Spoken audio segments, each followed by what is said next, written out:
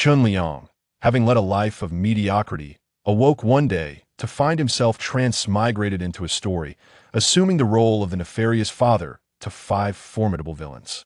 As they grow older, they will seek my demise. What shall I do? I await your counsel with great urgency. The eldest, Zhou Qingdong, is a martial arts prodigy who has established his own mercenary legion, commanding the lives of no fewer than 3,000.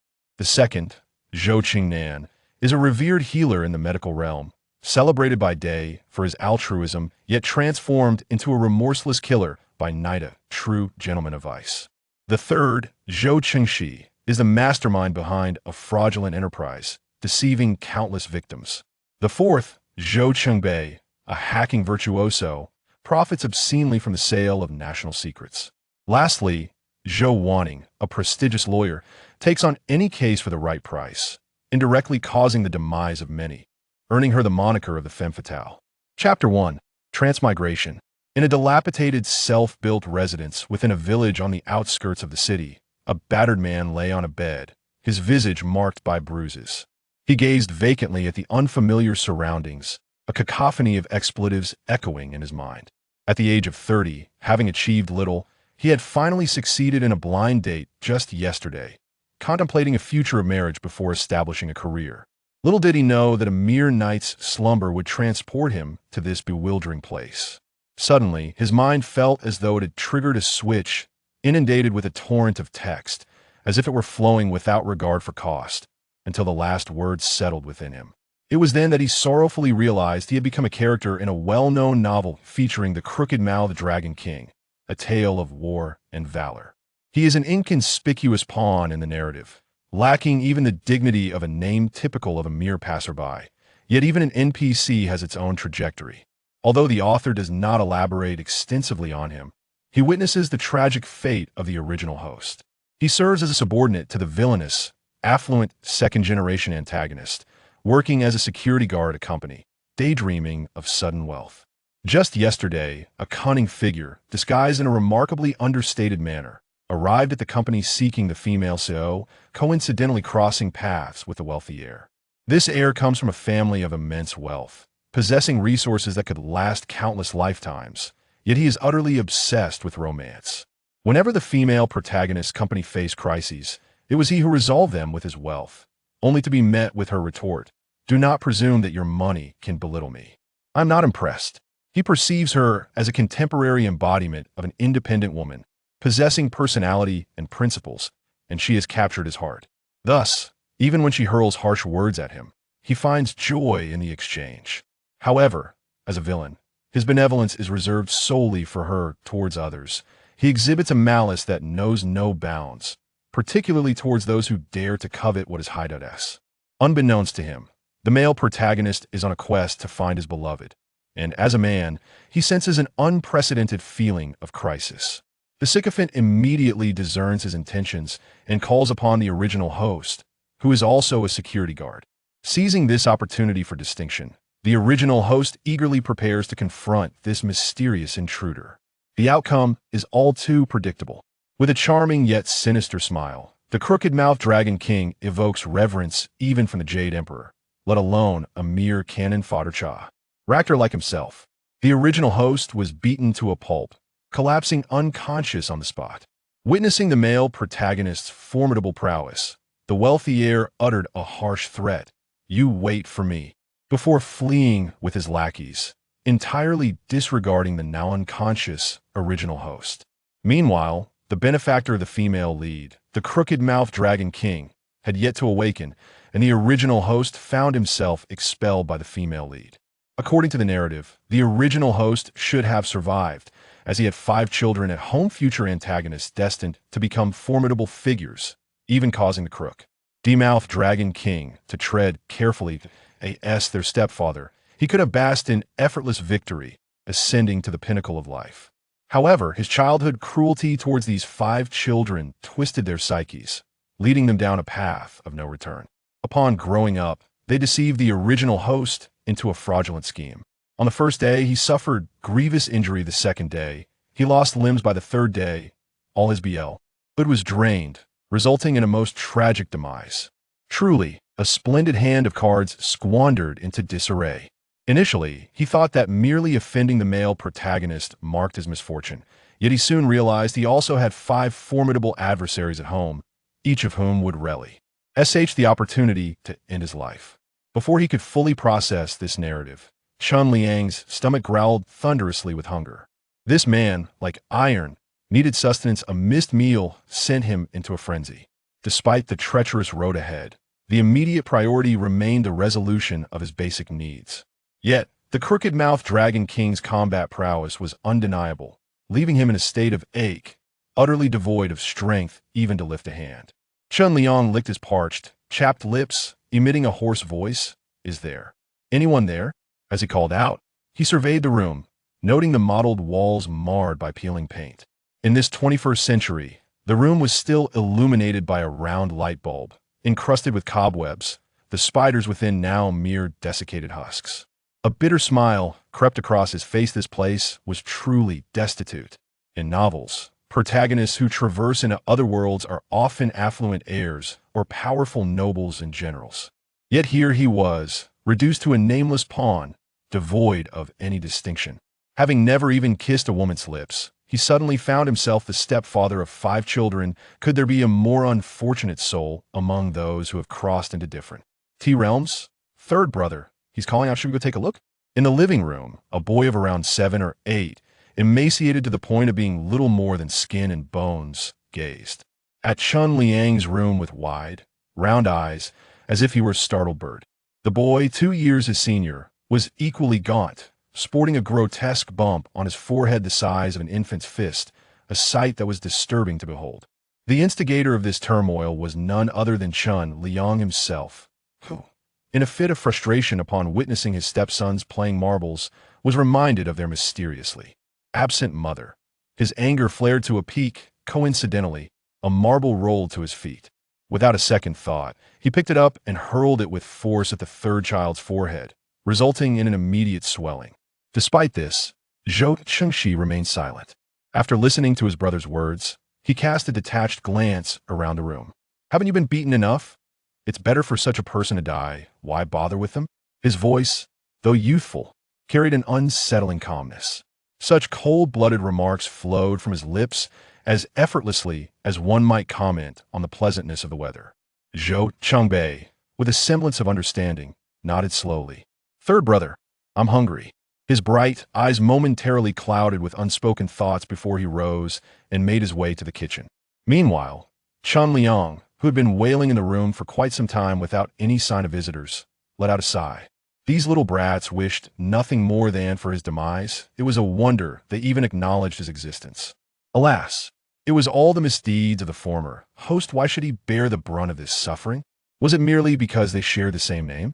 If that were the case, he could change it, couldn't he? Chapter 2. The third brother Zhou Qingxi. However, expressing such sentiments had become utterly pointless. Fortunately, if he possessed no other virtues, he was endowed with remarkable resilience. During his school years, he had been mocked by his classmates for his acne-ridden face and somewhat plump physique throughout high school. Despite this, his spirit remained unbroken. Had it been anyone else, they might have succumbed to severe psychological distress by now. Relying on others is often futile. Chen Liyang gritted his teeth against the pain coursing through his body and struggled to sit up. Only then did he notice the blanket draped over him, its original color obscured by grime. This former host was truly beyond description. How could one be so untidy? Suppressing the urge to retch, Chen Liyang stumbled out of bed. The room contained only a wardrobe, a table, and a single armchair, the latter piled high with a chaotic assortment of both clean and unwashed clothes. Despite its apparent emptiness, the room exuded an air of disorder and filth, as if it had not been cleaned in centuries. Indeed, one might argue that even a pigsty would be more sanitary were it not for the pain coursing through his body. He would have been compelled to tidy up at once.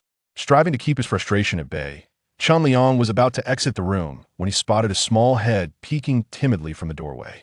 Their eyes met, and Chen Liyang had never encountered a child with such a pallid complexion. The boy's face was waxy, his lips devoid of color, yet his eyes retained a glimmer of Li Fei. Though he could not discern the child's exact relation through the words echoing in his mind, it was unmistakably his stepson. He attempted to present a congenial smile, hoping to establish a bond between father and son. However, before he could utter a word, the boy's expression shifted to one of sheer terror, as if he had seen a ghost, and he fled in fright. Chen Liyang tugged at the corner of his mouth. Was he truly that frightening? Yet, recalling the original owner's prior actions, it was hardly surprising that the child would react in such a manner, considering that every time he smiled, it had led to misfortune. Brother, something's wrong. He smiled. He must be about to hit someone again. Zhou Changbei dashed into the kitchen, anxiously glancing at the third brother, who was washing tomatoes. Overcome with fear, he realized to his dismay that his pants had become quite damp. Observing his younger brother, trembling and appearing utterly helpless, Zhou Cheng's eyes burned crimson with rage, wishing fervently to eliminate that man at once. Fear not, he is injured and cannot harm us. Zhou Chengxi gently reassured his brother, cradling him closely, while his gaze remained fixed like a coiled wolf at the kitchen indoor. Unaware of the minor turmoil in the kitchen, Chen Liyang poured himself a glass of water in the living room, gulping it down greedily until he felt somewhat alleviated. Yet, his stomach still grumbled with hunger. He had intended to find something to satisfy his appetite, but soon realized that there was nothing to eat in the living room. It dawned on him that the original owner had never stocked the house with provisions. Whatever delectable food existed had been scavenged by his parents for his brother's children. The original owner was indeed a flawed character, exhibiting foolish filial piety. He had become a son-in-law solely at the behest of his parents. Even though he was painfully aware of their blatant favoritism, he continued to dote on them willingly. Had it not been for his reading, Chen Liyang might have believed he was adopted. In truth, he was indeed their biological son, yet he could hardly fathom the existence of such bias that parents in this world. When the child's mother departed for abroad, over 300,000 was left, of which 2/3 had been squandered on his parents' and elder brother's family. Now, residing in a village within the city, they had shown no inclination to provide support, instead, resembling the avaricious Zhou, persistently draining the original owner's resources. However, he was not the original owner and would no longer indulge them. Instead, he resolved to devise a plan to reclaim every penny spent on them. At present, the only sustenance available in the household consisted of rice and vegetables. The original master set a daily meal allowance of no more than 20 yuan. Should it exceed this limit, he would deduct from the next day's provisions, forcing everyone to endure a day of hunger. Originally, they resided in a spacious apartment in the city center, but after the departure of the children's mother, he squandered the family fortune within 6 months and, misled into investing in dubious health products, suffered tremendous losses. Consequently, the family home was forfeited to settle debts, compelling them to relocate to the urban village. Under such circumstances, one would expect the original master to feel a sense of guilt. Yet, he harbored no remorse. Instead, he attributed blame to the children's mother for deceiving him into marriage, questioning why, after her departure abroad, she became utterly unreachable. He believed she had married him solely to relinquish the burden of the 5 children, allowing her to pursue a carefree life overseas. Thus, he redirected his resentment towards the 5 children. After moving to the urban village, their lives descended into a relentless cycle of despair.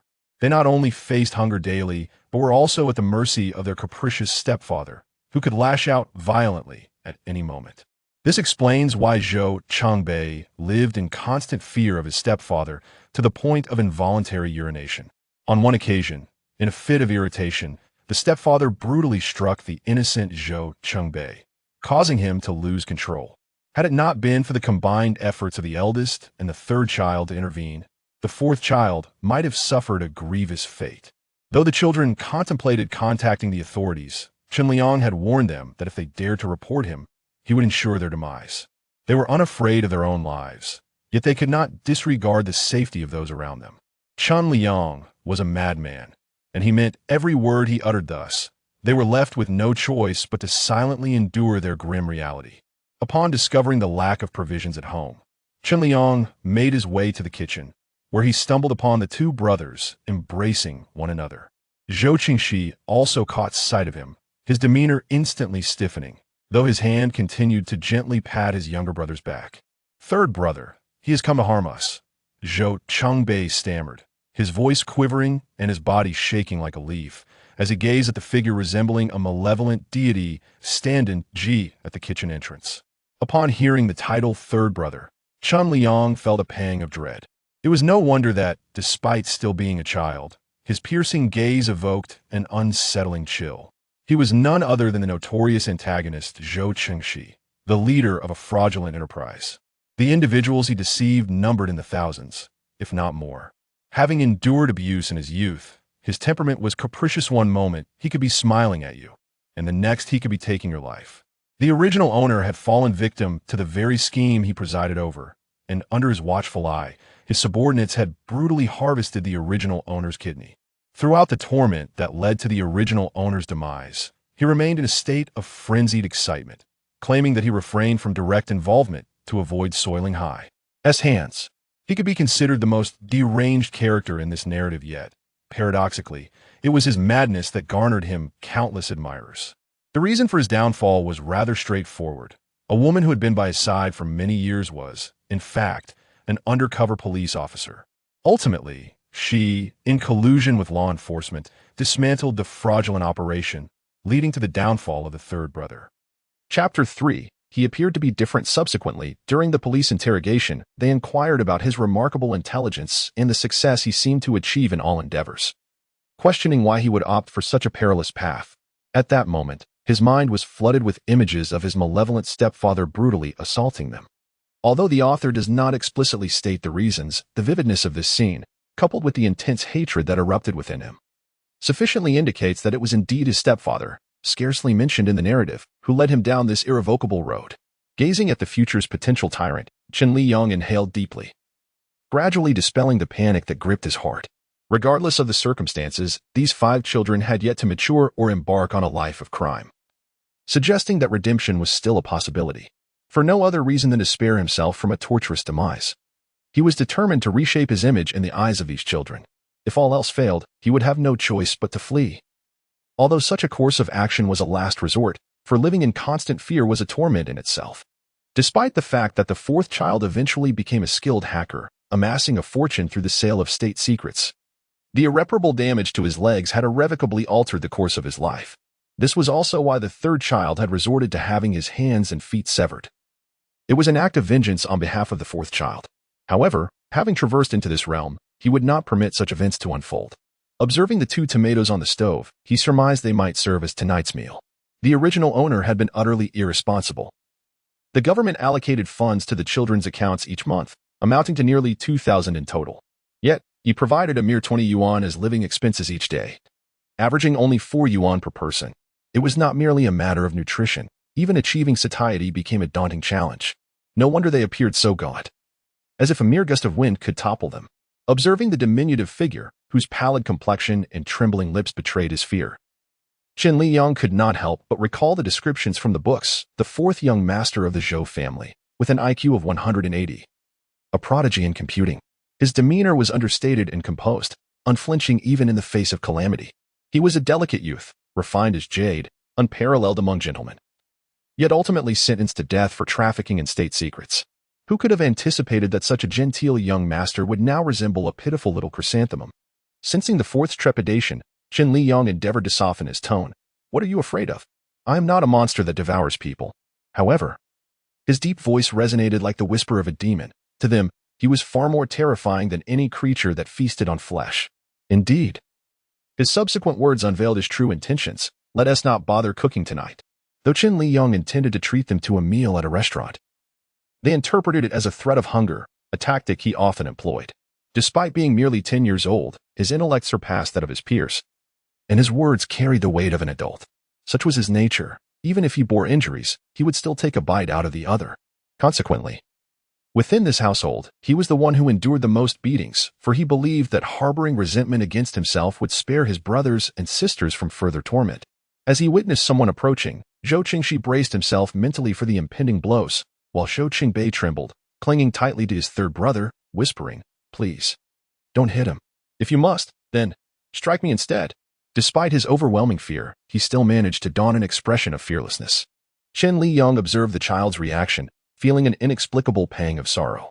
He found it impossible to empathize with 5 children who had endured long-term domestic violence through cold, unfeeling words. Lacking experience in parenting, he was by no means a violent individual.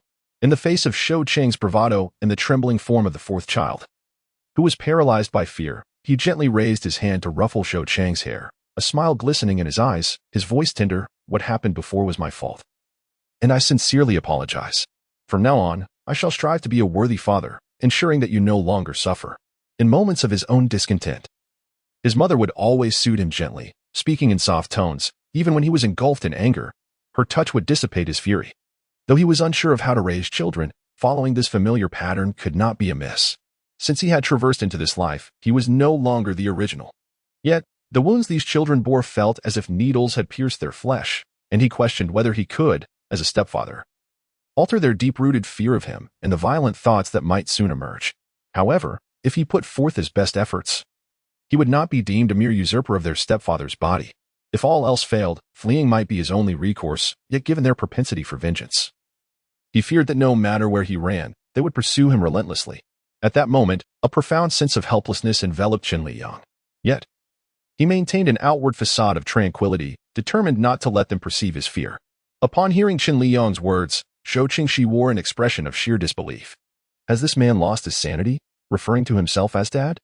It is worth noting that he had always detested this particular identity and had never attended a parent-teacher meeting as a guardian. Suppressing his confusion, Shou Chengshi forcefully swatted Chen Liyang's hand away, exclaiming, "You are not our father, and we do not have a father like you."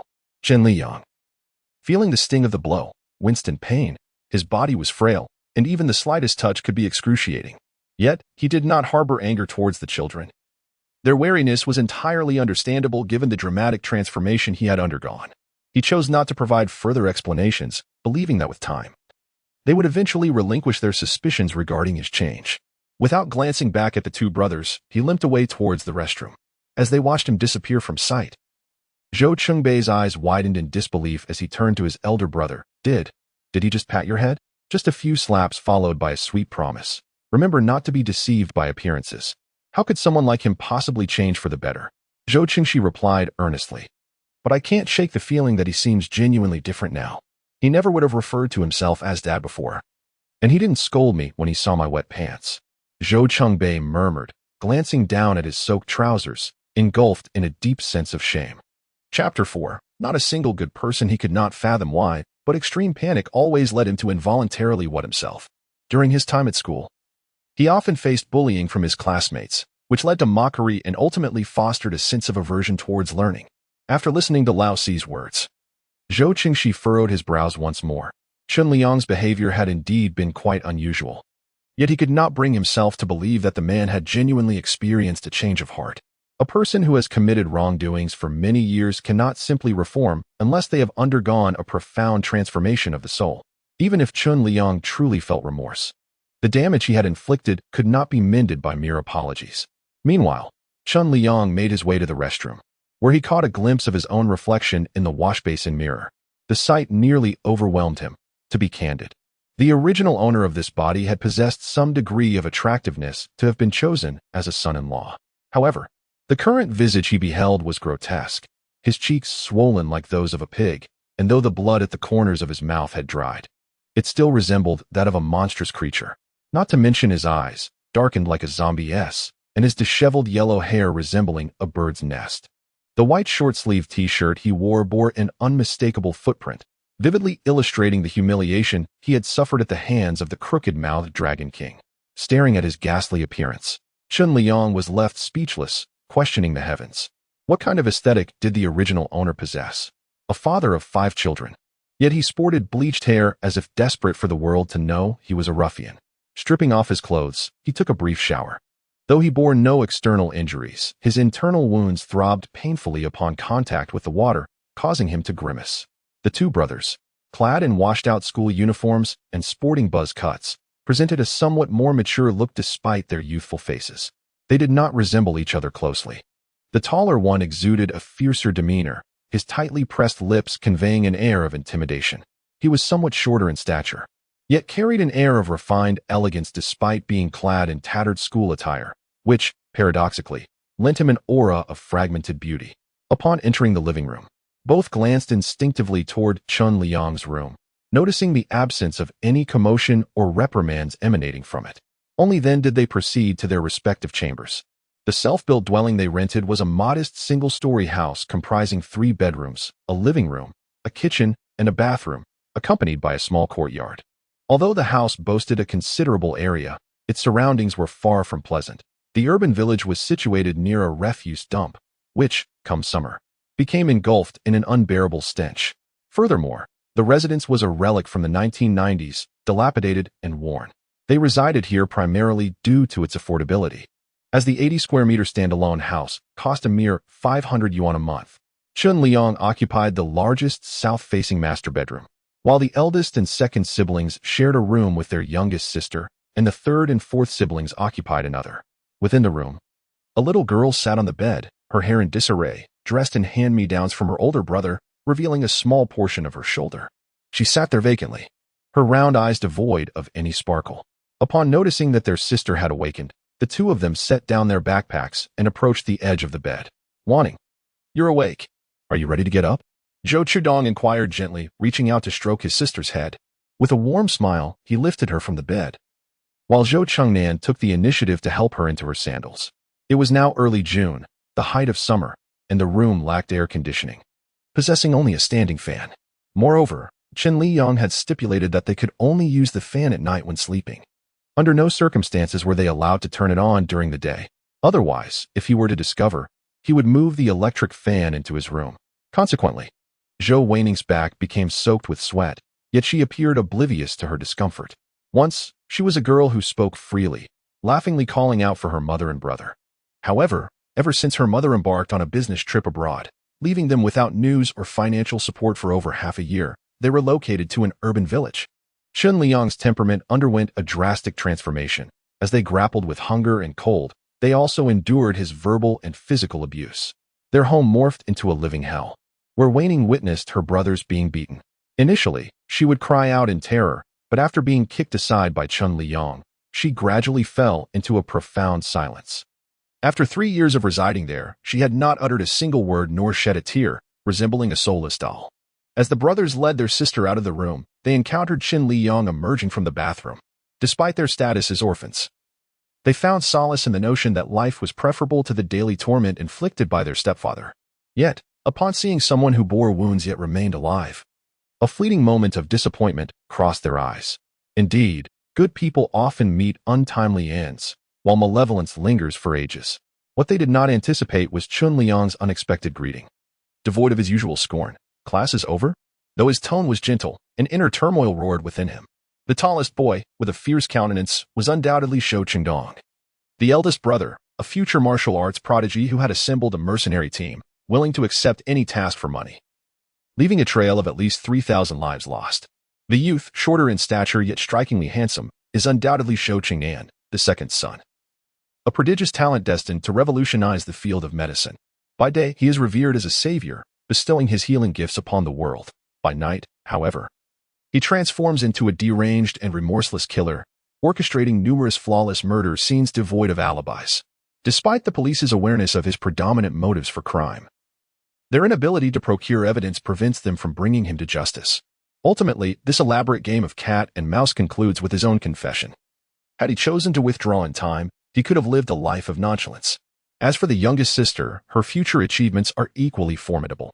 Though she does not engage in murder, she is a merciless, gold-standard lawyer, embodying the archetype of a femme fatale.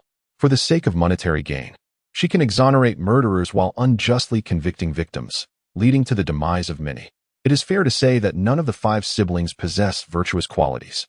However, it must be acknowledged that they are all remarkably intelligent.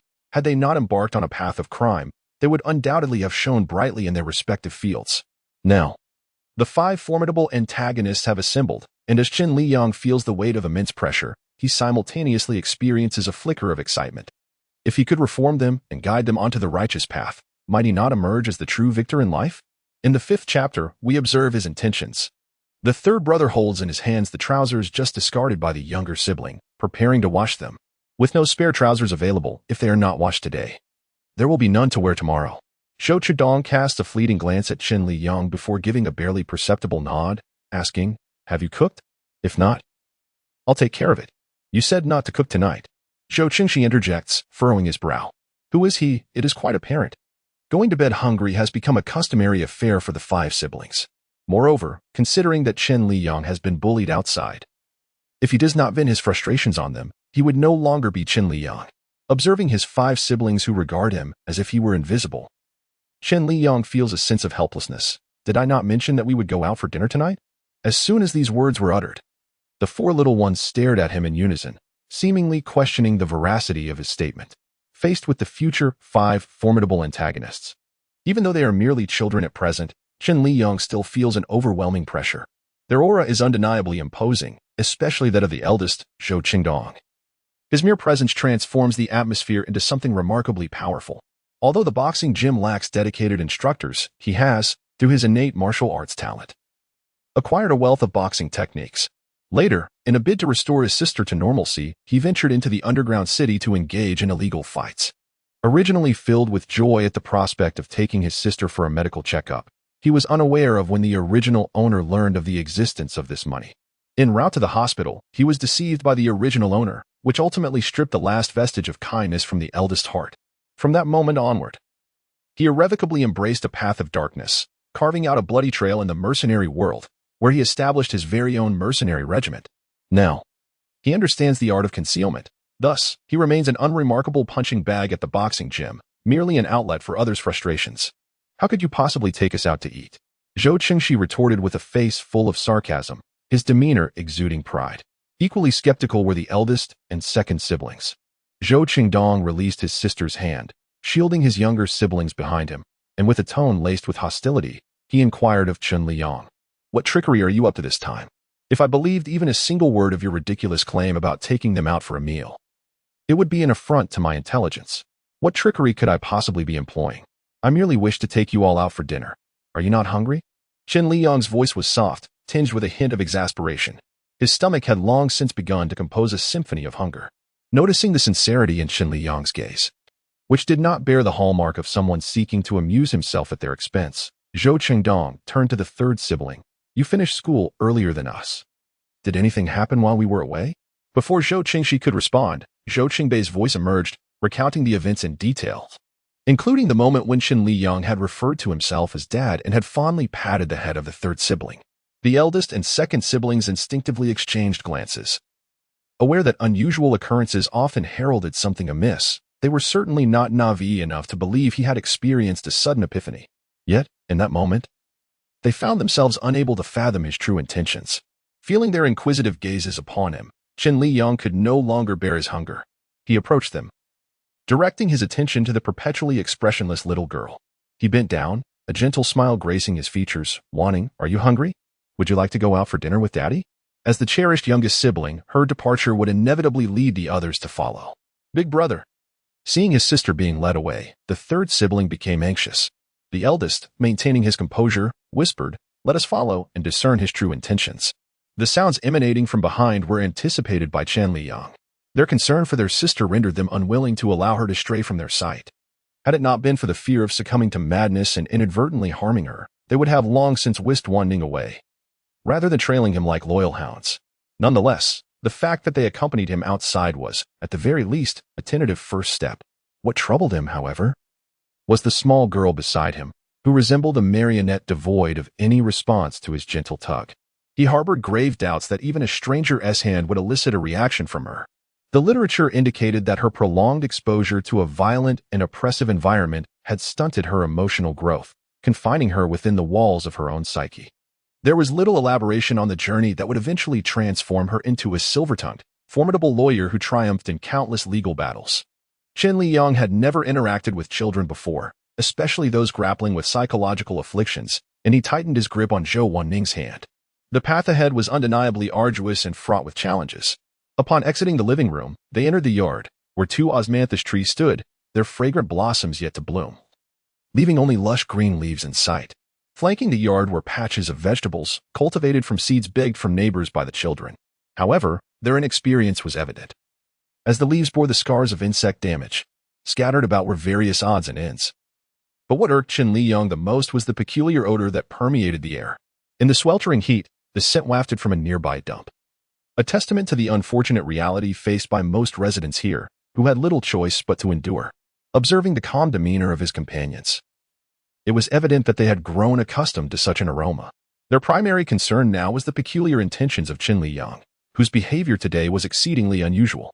The group exited the courtyard in silence. The neighbor's black dog, upon sighting Chen Liyang, erupted into a frenzied barking. In days gone by, Chen Liyang would have promptly retaliated by hurling stones at it.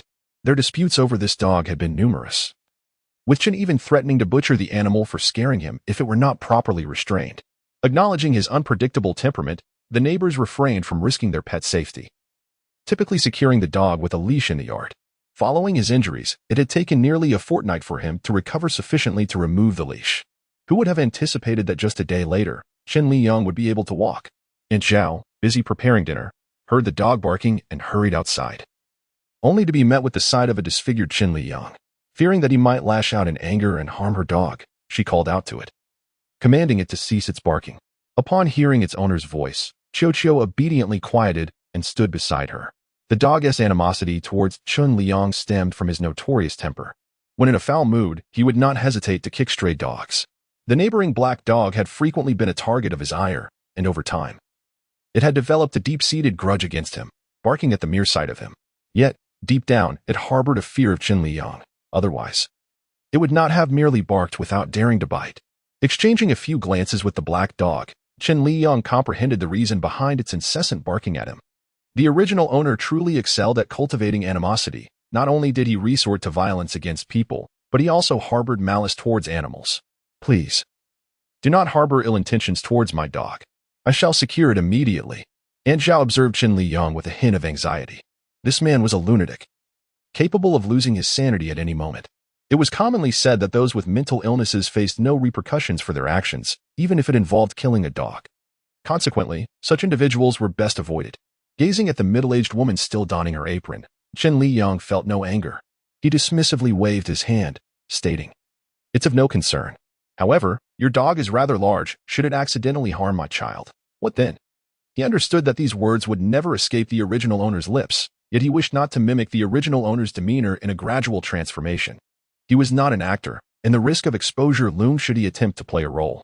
Upon hearing Chen Liyang's words, Aunt Zhao stood frozen in disbelief. Was this truly the Chen Liyang she had known? When had he become so protective of these children? Hadn't he previously referred to them as little bastards? It was only then that she noticed Chen Liyang holding the hand of the youngest girl.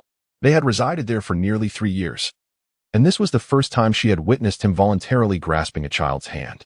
Were it not for the frightening bruises marring his face, he would almost exude the air of a doting father. Meanwhile, Zhou Qingdong and the others, upon hearing the phrase regarding the potential harm to his child, were convinced they had misheard. He had openly acknowledged in front of outsiders that they were indeed his children. What was his intention?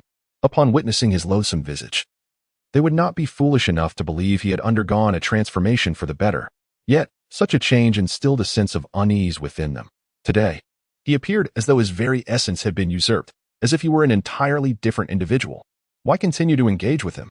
Could it be that he intended to extort money again?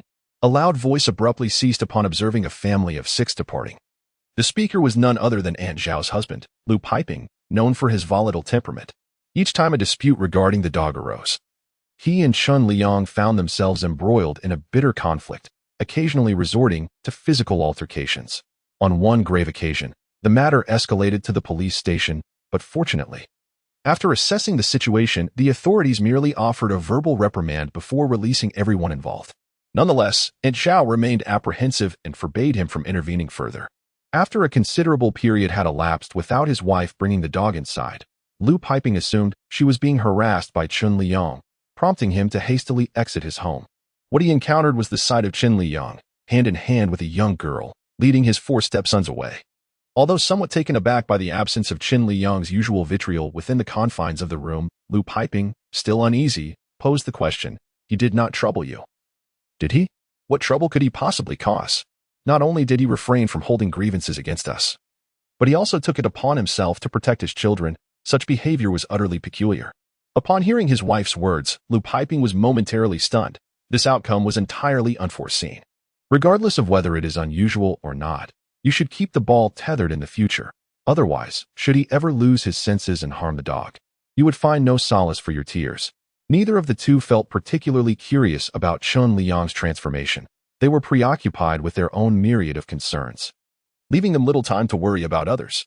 Meanwhile, Chen Liyang strolled hand in hand with Lao Wu along the main road of the urban village.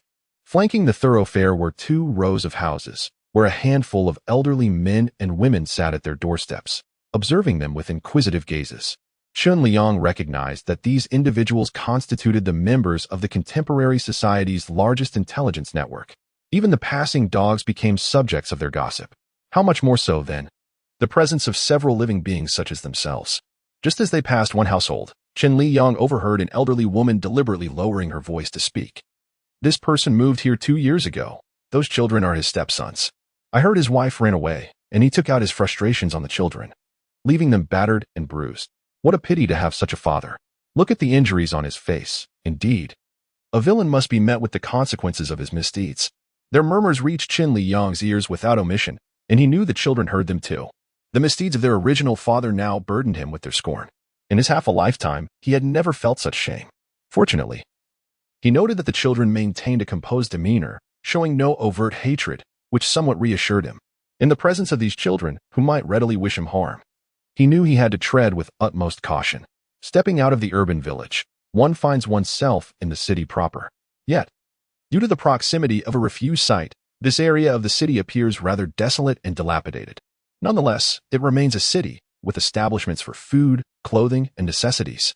Chen Liyang had initially intended to treat a few children to a sumptuous meal, but upon recalling the meager balance of his WeChat-linked bank card, he promptly abandoned this unrealistic notion. The original owner, now 28 years of age, possesses less than 1,000 yuan in total. Not only has he lost his job, but in 2 days, he is also required to pay rent. With 5 hungry little mouths to feed at home, it seems misfortune has compounded his woes. After being dismissed, the company had failed to issue his wages, leading him to seriously question whether he truly is the protagonist of his own story. However, for the moment, he must address the immediate predicament. Otherwise, in a few days, they might find themselves subsisting on nothing but the bitter winds of the Northwest. Thus, he led the group to a beef noodle restaurant. Standing outside the establishment, his expression was somewhat awkward. I'm a bit short on funds at the moment. Let us make do tonight, and once I strike it rich, I promise to treat you all to lavish feasts." He spoke these words with utmost sincerity. However, for the children, simply being able to enjoy beef noodles felt akin to celebrating the new year. In this day and age, one would expect that, if not affluent, at least there would be no concerns about food and drink. Yet, they seemed to be living in the 1970s or 80s, perpetually hungry and inadequately clothed, while enduring various hardships in a life devoid of light. Even as they sat at the table within the restaurant, they continued to feel as though they were in a surreal dream. The youngest, in particular, displayed signs of impatience, his small hands fidgeting restlessly. At 6 o'clock, the dinner hour had arrived, and the restaurant was neither too crowded nor too empty. Chen Liyang, with his disheveled yellow hair and a face so battered it was unrecognizable, successfully drew the attention of all patrons. A man whose features had been utterly distorted, accompanied by 5 malnourished children with pallid faces, appeared quite peculiar indeed. Some diners even speculated if he might be a trafficker, ready to alert the authorities at the slightest odd behavior. Yet, Chen Liyang seemed oblivious to their scrutiny. He cradled Zhou Weining in his arms, seating her upon his lap, and confidently handed the menu presented by the waiter to the eldest child. "Choose whatever you wish to eat." The ease with which he offered the menu belied the tumultuous thoughts swirling in the minds of his companions. Could this truly be the man who once derived pleasure from tormenting them? When had he shifted to prioritize their well-being? What ulterior motives lurked in his mind, compelling him to act in a manner so contrary to his established persona? "Why are you all staring at me? There is nothing written on my face. I don't know your preferred flavors, so I thought it best to let you choose. Hurry up, I'm hungry." Chen Liyang held Zhou Weining closely, his gaze involuntarily drifting toward the menu, contemplating whether to order something spicy, perhaps with chopped chili, or a tomato-based dish. He struggled with indecision, as every option seemed enticing. Yet, when he contemplated his own financial constraints, he resolved to select one flavor. The conflicted expression on Chen Liyang's face caught Shou Qingdong's attention, revealing that he was indeed hungry. However, in the past, even when he felt famished, He would never have brought them out to dine. He preferred to indulge alone. There were times during the night when he would awaken to use the restroom and glimpse Chen Liyang secretly enjoying a midnight snack in solitude. Today, however, he found it utterly perplexing. What had changed in him? Brother, I wish to have tomato beef noodles, if that's all right. Zhou Qingbei inquired cautiously. He could no longer resist the allure of the delectable food. It had been ages since he had savored a hearty meal. Even if this were a feast of treachery, he would accept it. He would rather perish as a glutton than starve. Inside the restaurant, the tantalizing aroma of beef noodles wafted through the air, relentlessly tempting their taste buds, causing even the youngest sibling to swallow hard. Upon hearing his brother's request, Zhou Qingdong hesitantly responded, his voice tinged with uncertainty, "Are you truly inviting us for noodles?" It was no wonder they remained so cautious, even after entering the establishment. Chen Liyang's behavior was extraordinarily unusual. He harbored doubts about whether Chen Liyang genuinely intended to treat them or if he might, in secret, plan to evade payment, leaving them humiliated and vulnerable. "You are my children. As your father, it is my duty to ensure you are well fed, is it not?" Chen Liyang stated, his gaze steady and expression earnest. "The fourth one enjoys tomato beef noodles, and conveniently, I do as well. Do you all like it?" Under Chen Liyang's unwavering gaze, the siblings instinctively nodded in agreement, grateful for the prospect of nourishment, regardless of the dish. At last, Chen Liyang cast a gentle glance at the girl seated on his lap and said with a tender smile, "Wan Ning, shall we indulge in some tomato beef noodles?"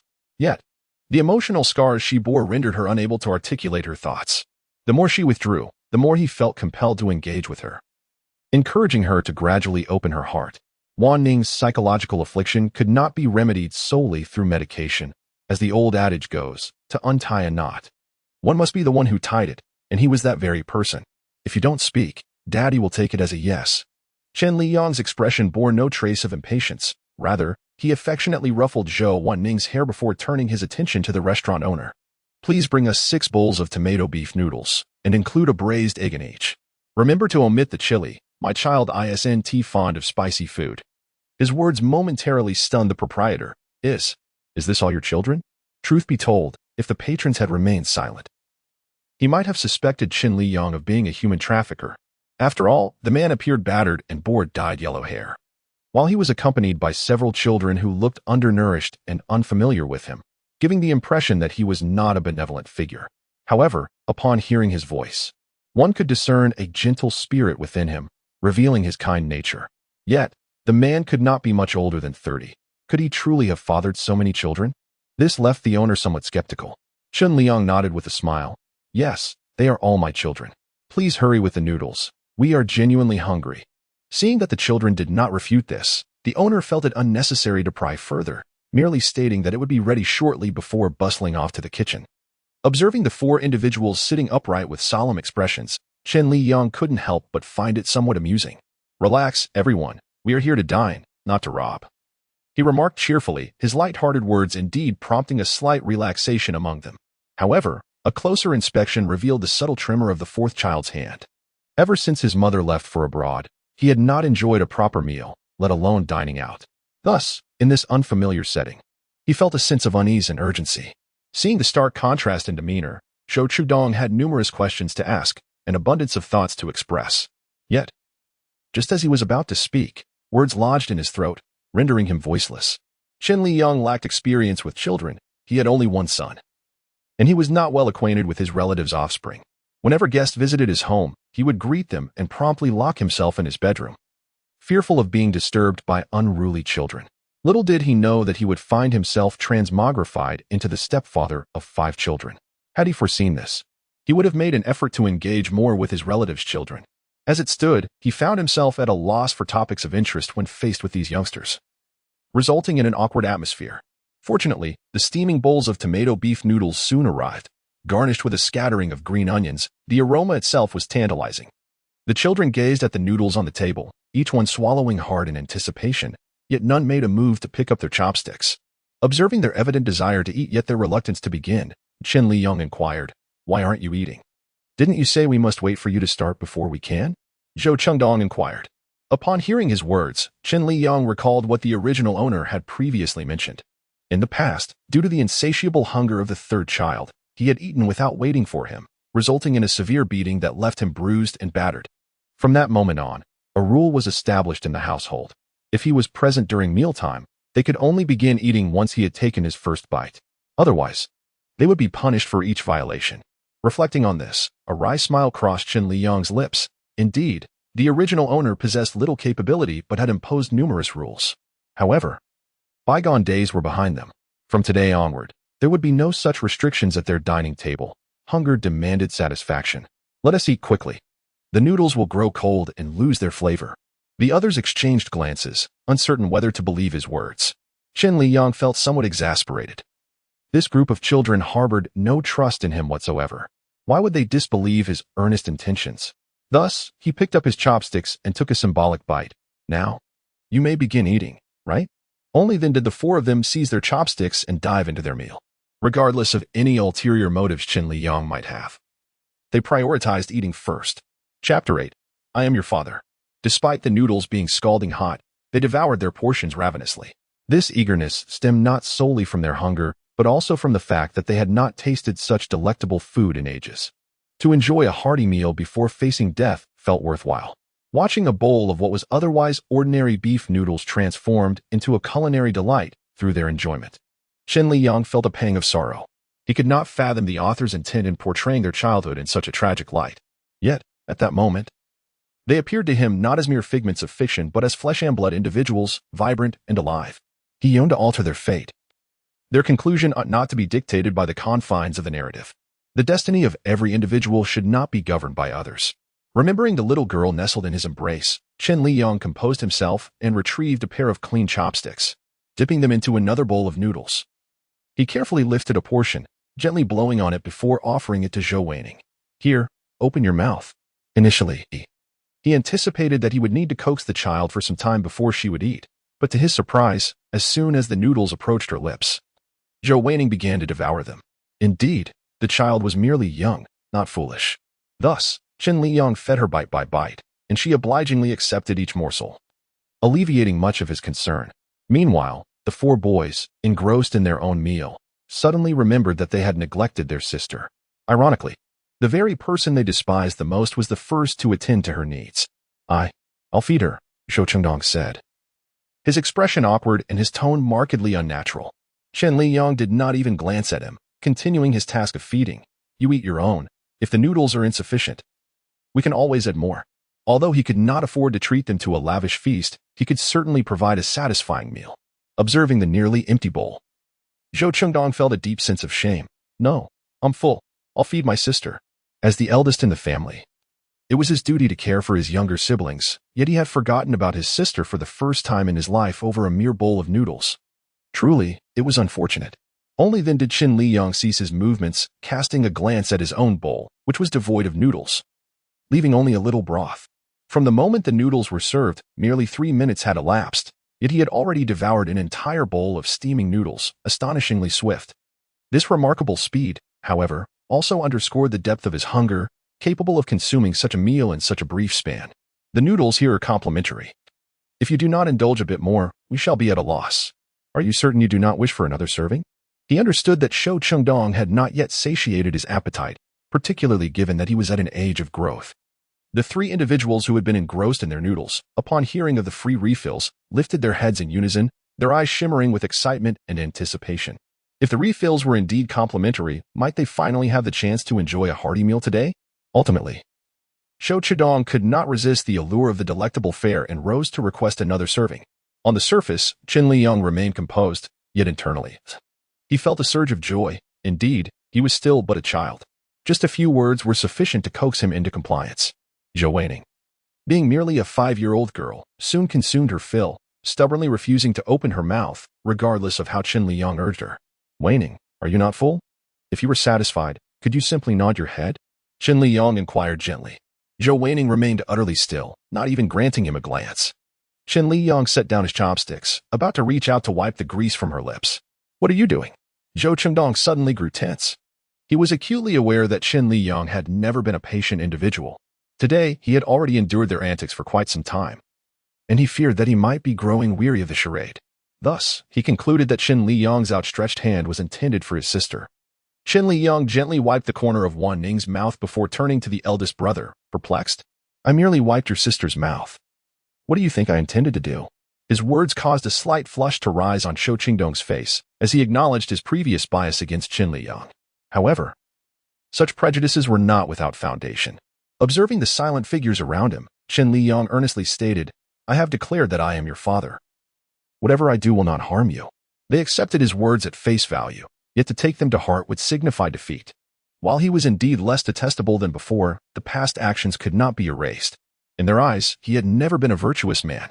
Understanding that dismantling their biases could not be achieved with mere words, Chen Liyang disregarded their inner thoughts and resumed his meal.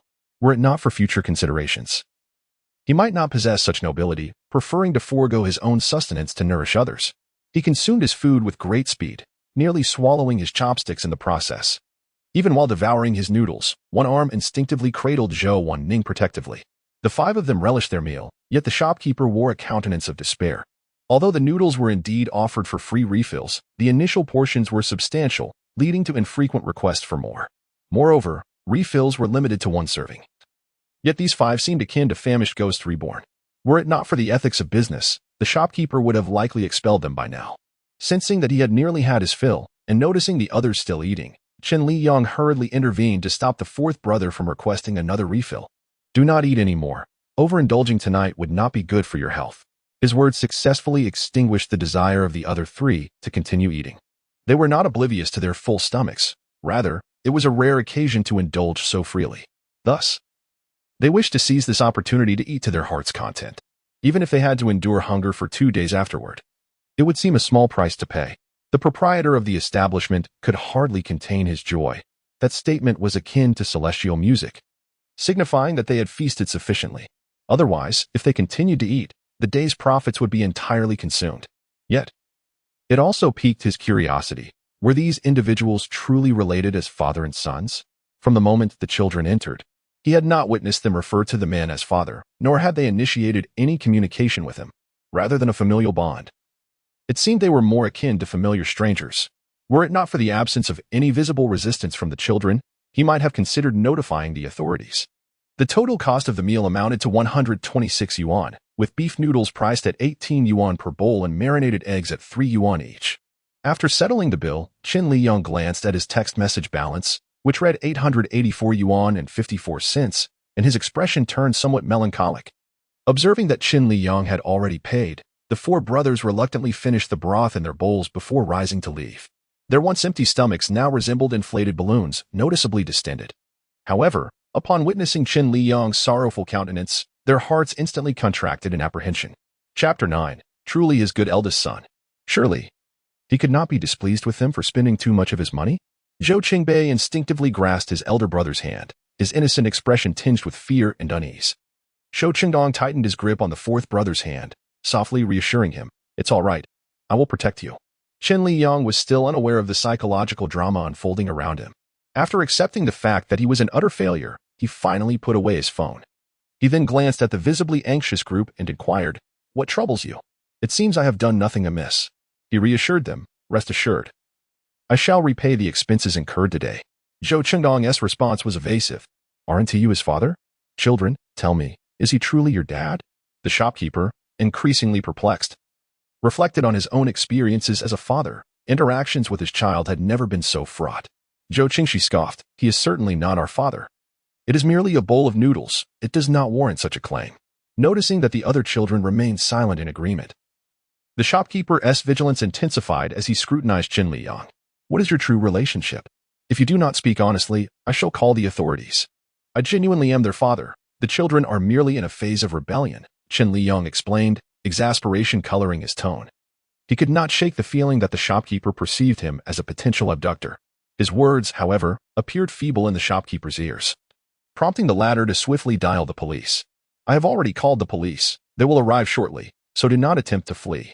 In his previous life, Chen Liyang had never had any dealings with law enforcement. Little did he expect that on his first day in this new existence, he would find himself entangled with the police.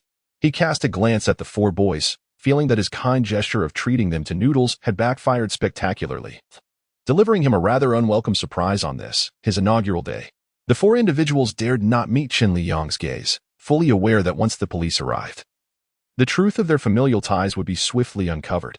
Their actions were a silent declaration. He was unworthy of being their father, and he could not be easily swayed with a mere bowl of noodles.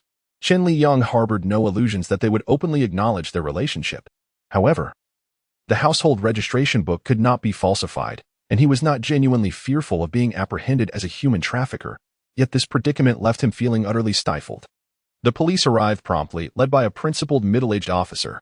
Although Chen Liyang's face bore the scars of a brutal altercation, he recognized the officer immediately. He had frequented the local police station countless times due to fights, having been taken there just last week following a dispute with a neighbor, where he had been admonished and compelled to write a self-reflection. Before Chen Liyang could speak, the shopkeeper interjected, "Officer, I called the police. I suspect he is a human trafficker, and these 5 children are likely victims of his abduction. I am innocent. They are truly my children. You can verify their household registration." Chen Liyang, feeling aggrieved, attempted to defend himself, but his battered visage rendered him almost comical. The officer glanced at the 5 children beside him. Being well acquainted with the local dynamics, he was fully aware that they were indeed Chen Liyang's stepchildren. Just as he was about to clarify their relationship to the shopkeeper, the latter's voice cut through once more. "Do not believe him. The children have just confessed that they are not his sons. Have you been abusing them again? Have I not made it clear that should you dare to strike a child again, my response will not be merely verbal?" He disregarded the shopkeeper's presence, turning his serious gaze toward Chen Liyang. In his view, had Chen Liyang not acted so excessively, the children would not have openly denied their relationship in front of others. His words left the shopkeeper momentarily taken aback, but he quickly regained his composure, breaking into a cold sweat. Had he indeed made a false report? Chen Liyang shook his head repeatedly. "Officer, I assure you, I did not harm the children. It is merely that these youngsters have held a grudge against me, which is why they refuse to acknowledge my identity." The police could not genuinely apprehend Chen Liyang over this matter, for the 5 children still required care. Noticing he did not appear to be lying, they merely offered him a few admonishments before explaining the situation to the shopkeeper, then departed with 2 other officers. Once the police had left, the shopkeeper awkwardly turned to Chen Liyang. "Sir, I sincerely apologize. I had no idea you were." He trailed off, unable to finish his sentence. Had the police not confirmed their relationship, it would have been difficult for him to believe that they were indeed father and son. In his lifetime, he had never witnessed such an estranged father-son dynamic. Understanding the shopkeeper's concern for the 5 children, Chen Liyang did not harbor any ill will. "Your actions were commendable. Had I truly been a trafficker, you would have become the hero who rescued these 5 children. However, in future occurrences, it would be prudent not to solely heed the children's accounts." With that, he cast a calm glance at the 4 boys, his tone unruffled. "Let us depart." After speaking, he once again took Zhou Waning's hand and walked out, while the other 3 followed quietly behind. They could distinctly sense Chen Liyang's displeasure, instilling in them a foreboding feeling as if a storm were imminent. To be candid, Chen Liyang was genuinely upset. He had sincerely invited them for noodles, not expecting their gratitude, yet he found himself unexpectedly accused, treated like a human trafficker by the shop owner, helplessly watching as the police questioned him. Upon hearing the possibility of a beating, Zhou Qingbei's complexion turned pale. Sensing his younger brother's panic, Zhou Qingdong gently grasped his hand, assuring him, "Elder brother will protect you." His voice was soft yet somehow conveyed a sense of unwavering reassurance. With such comfort from his elder brother, Zhou Qingbei's heart began to settle, no longer racing as swiftly. The 4 of them followed closely behind Chen Liyang, each lost in their own thoughts. Not uttering a word, they had mentally prepared for the impending storm. Having matured, they were now of an age where they could resist. If Chen Liyang dared to resort to violence, they would not remain passive this time. They believed that together, they could stand against him. By now, darkness had fully enveloped the surroundings. The faint lights along the roadside cast elongated shadows of the group, rendering the atmosphere particularly somber. Upon arriving home, Chen Liyang turned to face his 4 brothers, his expression grave. "I understand that due to past events, you hold significant prejudice against me, but regardless of the circumstances, I am your de facto father. Even if you refuse to acknowledge this weighty title, I shall forever remain your father until my last breath. I do not wish to hear any more declarations of you are not my father in the future." Chapter 10. The strong-willed wife. His words left the 4 brothers in a state of astonishment once more. Chen Liyang did not resort to violence against them. Rather, he was angered by their failure to acknowledge his paternal identity. When had he become so invested in this significant role? What hidden conspiracy lay beneath? This left them utterly perplexed. Observing their bewilderment, Chen Liyang's expression softened slightly. It's getting late. Go take a shower. Those who have homework should attend to it, while others should prepare for bed. With that, he retreated to his room. Dragging his battered body outside, he found himself quite fatigued. Is he secretly training and acting without us? Zhou Chengnan murmured, were it not for the repulsive visage etched in his memory. He might have been deceived by Chen Liyang's facade, although they remained uncertain of Chen Liyang's true intentions behind this charade. They were fortunate that they had not faced any punishment today. Instead, they had enjoyed an unprecedented hearty meal, treating it as an early celebration of the new year. While they took turns in the shower, Chen Liyang lay on his bed. The blanket that had once adorned his bed was now discarded on the floor. At last, he had the opportunity to calm his mind and contemplate the path that lay ahead. Regarding the wife he had yet to meet, Chen Liyang possessed some understanding. He was aware that her prolonged absence after going abroad was not due to the carefree life described by the original owner, but rather a result of amnesia following a car accident. She was a formidable woman, wholly dedicated to her career, and could be said to have achieved feats comparable to the heroine of a novel. Merely because she is not the protagonist, devoid of the accompanying halo, she remains an inconspicuous pawn in the eyes of readers, despite being mentioned briefly in the narrative. Yet, in truth, she is the genuine self-made woman of formidable strength. Whenever the heroine's company encounters crises, she initially relies on the antagonist's sycophancy and subsequently on the male lead, as she herself possesses no real capacity to resolve the issues at hand. To him, his own wife ought to be the leading lady. Zhou Xinru harbors reservations about the original character, leading her to conceal the truth of her circumstances, presenting herself instead as an ordinary executive earning 30,000 a month. She even took him to court, citing his mistreatment of their child, resulting in the original character being sentenced to 5 years in prison. Upon his release, he discovered through financial channels the immense stature of his wife as a business mogul, prompting a wave of regret as he shamelessly sought reconciliation, only to be expelled from the company by the heroine's security. Subsequently, Zhou Xinru, wearied by his incessant pursuit, had a notice affixed at the company entrance, declaring that Chen Liyang and his dog were not permitted entry, complete with a photograph of him, no matter how thick-skinned the original character was. He felt a sense of shame upon seeing the notice and ultimately left, embarrassed by the discussions of others. Each day thereafter was spent in regret, until he fell victim to deception in northern Myanmar. Of course, these events are but a prelude. With such an impressive wife, Chen Liyang had no desire for a divorce.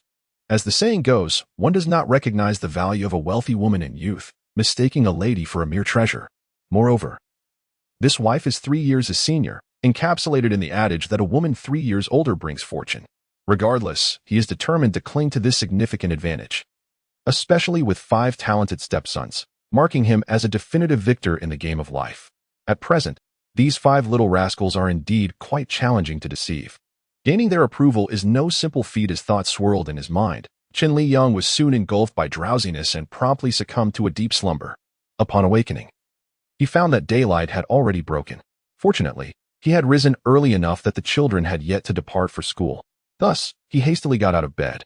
After a night of rest, the pain in his body had significantly lessened, though he still could not move with great agility. As he stepped out of his room, the eldest emerged from the bathroom, not donning his school uniform, and his clothing appeared somewhat snug. Upon seeing Chen Liyang, he paused momentarily but uttered no words, instead retreating to his own room. Shortly thereafter, the third child exited the bathroom, his hair still damp, evidently just washed. After a night's passage, the swelling on his forehead had noticeably diminished. Chen Liyang, too, received no greeting, as if everyone regarded him as mere air. Such a rude bunch of little wolves, he silently scorned. He then proceeded to the bathroom, glancing at the injuries on his face in the mirror, which remained somewhat alarming. Yet what he found most distasteful was his yellow hair. He resolved to dye it back to a more conventional black at the earliest opportunity, as this flamboyant style did not suit him. After freshening up, he checked the time. It was already 6:50. It was too late to prepare breakfast, so he grabbed his phone and ventured out to buy something to eat. Hearing Chen Liyang's departure, Zhou Chengdong and the others finally emerged from their rooms. With no ingredients for breakfast at home and insufficient funds for dining out, they were fortunate that they had eaten well the previous day and were not yet hungry. Brother, isn't he usually fond of sleeping in? Why is he out so early today? Zhou Chengxi inquired with curiosity. Who knows? Let's go. It's getting late. We have class. Big. Brother, can I skip studying? I don't want to attend class. Zhou Chengbei whispered hesitantly. Why not? At your age, what else can you do if not study? Zhou Chengdong frowned and asked. As expected, Zhou Qingdong decisively rejected the idea. No, education is your only way forward. When your sister turns 6, she will also have to go to school. Xiaobei, third brother, understands why you don't want to study, but the more others mock us, the more we must prove ourselves superior. Only then can we truly slap them in the face, Zhou Qingxi said, placing a reassuring hand on his younger brother's shoulder. His gaze resolute. Meeting the determined eyes of his third brother, Zhou Qingbei nodded earnestly. I understand. I will study diligently. He purchased soybean milk and fried dough sticks, along with 12 large meat buns. Noticing that they had all slung their backpacks and were preparing to head out, he realized they intended to go to school on an empty stomach and quickly urged, there's still time. Let's have breakfast before heading to school. The 4 of them looked at the breakfast he held, easily deducing his earlier errand. As they stepped into the living room, Chen Liyang noticed the 4 still lingering at the doorway and chuckled, prompting, what are you all standing around for? Hurry up and come eat breakfast, or you'll really be late. With that, he placed the breakfast on the dining table. Seated at the dining table were 4 individuals, savoring the succulent meat buns while sipping on soybean milk, feeling as though they were ensconced in a dream. Everything before them seemed utterly surreal. In Chapter 11, has he been rendered senseless? Brother, do you think he has been rendered senseless? Zhou Chenan, noticing Chen Liyang's absence, could no longer restrain his whispered inquiry. Ever since he had awakened from his injuries, his demeanor had become increasingly peculiar. If this behavior were merely a ruse to deceive their trust, it was entirely unwarranted, for they possessed nothing of value that would compel him to masquerade in such a manner. Zhou Qingdong shook his head. I do not know. Until we discern his intentions, let us observe the unfolding events. As they indulged in breakfast, Chen Liyang entered the quarters of the eldest and second brothers. Upon discovering that Zhou Weining had awakened, he lifted her from the bed and casually turned off the electric fan. Zhou Weining, in a robotic manner, allowed Chen Liyang to assist her in putting on her shoes and freshening up before taking her seat at the dining table. She reached out to accept the generous meat bun he offered, consuming it silently. At this moment, Chen Liyang felt hunger pangs as well. He first took a sip of the soybean milk before reaching for a youtiao. Observing that half of the meat bun remained, he proactively began to divide it among them. This meat bun was specially purchased for you. Each of you should eat 2. Only then will you have the energy for class. With that, he deftly distributed the buns to the 4, his genuine concern evident, devoid of any pretense. The mention of attending class elicited complex gazes from the quartet. Were it not for the government alleviating their financial burdens by waiving tuition fees due to their hardships, Chen Liyang would never have selflessly funded their education. In the present day, the mere mention of attending class from his lips evokes a sense of irony among them. Nevertheless, they refrained from voicing their thoughts, grateful that he abstained from violence and harsh words, and allowed them to have their fill. They were unwilling to engage in conflict with him at this moment, even if he were merely putting on an act. They hoped he could sustain this charade a while longer. In the living room, everyone quietly savored their breakfast. Zhou Qingdong, while partaking in his meal, took care to feed his younger sister soy milk, anxious that she might choke. All right, Wan Ning, I will take good care of you. You all should hurry to school and not be late. Chen Liyang glanced at the clock on the wall, which indicated it was already 7:15. If his memory served him correctly, the eldest was required to be at school by 7:30. The journey from here to the 6th middle school would take at least 10 minutes, even if they ran. In truth, punctuality was of little consequence to Zhou Qingdong. He was not particularly inclined towards academics, his grades consistently average. His heart and mind were wholly devoted to martial arts. His aspiration was to one day open a martial arts school, where he could impart his knowledge to others while simultaneously honing his own skills, safeguarding himself as well as his younger siblings. However, this ambition had never been shared with anyone. As for Chen Liyang, even if he were to voice it, he could hardly expect support for his dreams. It was likely he would dismiss such notions with disdain, perceiving them as fanciful daydreams. His younger siblings were too young to offer substantial advice or assistance. He would simply await the day when he had saved enough money to pursue that dream. Observing the rare instance of someone urging them to leave for school, Zhou Chengnan stood up and, with concern etched on his face, said, "We're heading to school now. Just don't hit Wan Ning." He feared that they might not be home, and Chen Liyang's true nature surfaced as he vented his frustrations on Wan Ning. Were it not for the school's prohibition on bringing children inside, he would insist on having Wan Ning by his side. Chen Liyang felt somewhat helpless. Why would I hit her? Rest assured, I will no longer resort to violence against you. Now hurry to school. Time will prove everything. As the clock ticked, the 4 of them hurriedly made their way to school without uttering a word. Watching them depart in haste, Chen Liyang couldn't help but sigh, recognizing their evident lack of self-belief. Wan Ning, your brother has gone to school. Do you wish to attend as well? He looked down at the little one beside him and gently stroked her hair. In Wan Ning's situation, perhaps increased interaction with peers could yield improvement. Yet, under his hopeful gaze, Wan Ning merely sat quietly on the bench, her eyes cast downward, seemingly lost in thought. Observing this, Chen Liyang sighed again, rising to place Wan Ning on the living room sofa. Stay here for a moment. Daddy will tidy up the table and then help you with your hair. All right? Although Shou Chengdong and his brothers doted on their sister, being boys, they were not adept at hairstyling. Consequently, Wan Ning's hair often resembled a bird's nest, yellowed, frayed, and tangled. Chen Liyang could no longer bear the sight, but as he attempted to comb Wan Ning's hair, he underestimated the extent of its tangles, finding it impossible to smooth out. Noticing her wince in discomfort, he had no choice but to abandon the effort. He recalled how his mother would always use conditioner while washing hair, claiming it prevented tangles. However, there was no conditioner at home, and he intended to purchase a bottle at the supermarket, as he also found that there was no laundry detergent left. He realized there were many essentials to replenish in the household, including not only shampoo and laundry supplies, but also various daily necessities such as tissues, shower gel, and cleaning supplies, all of which required restocking. Once he had acquired these items, he wondered how much his remaining balance would dwindle. Yet, these were indispensable items for daily life, and expenses were inevitable. Thus, Chen Liyang took Zhou Wanning to the supermarket, where they procured daily necessities along with ingredients for lunch. Now that he had been dismissed from his job, he could only dine at home, which meant that preparing lunch naturally fell upon him. Fortunately, he possessed the ability to whip up some simple home-cooked dishes. After their trip to the supermarket, Chen Liyang spent 200 yuan, leaving him with merely 100 yuan for living expenses. The scant balance in his account induced a sense of unease. While paying, he noticed Wanning's gaze lingering on a lollipop. Although she quickly averted her eyes, he managed to catch the moment. Consequently, he picked up a lychee-flavored lollipop and, after settling the bill, promptly unwrapped it and offered it to her, softly asking, "Wanning, would you like some candy?" However, Zhou Wanning merely fixated on the candy, neither speaking nor reaching out to take it, devoid of any childlike spontaneity. This left Chen Liyang with a profound sense of frustration, realizing that this child was indeed impervious to persuasion. Ultimately, he capitulated first, placing the candy into Wanning's mouth.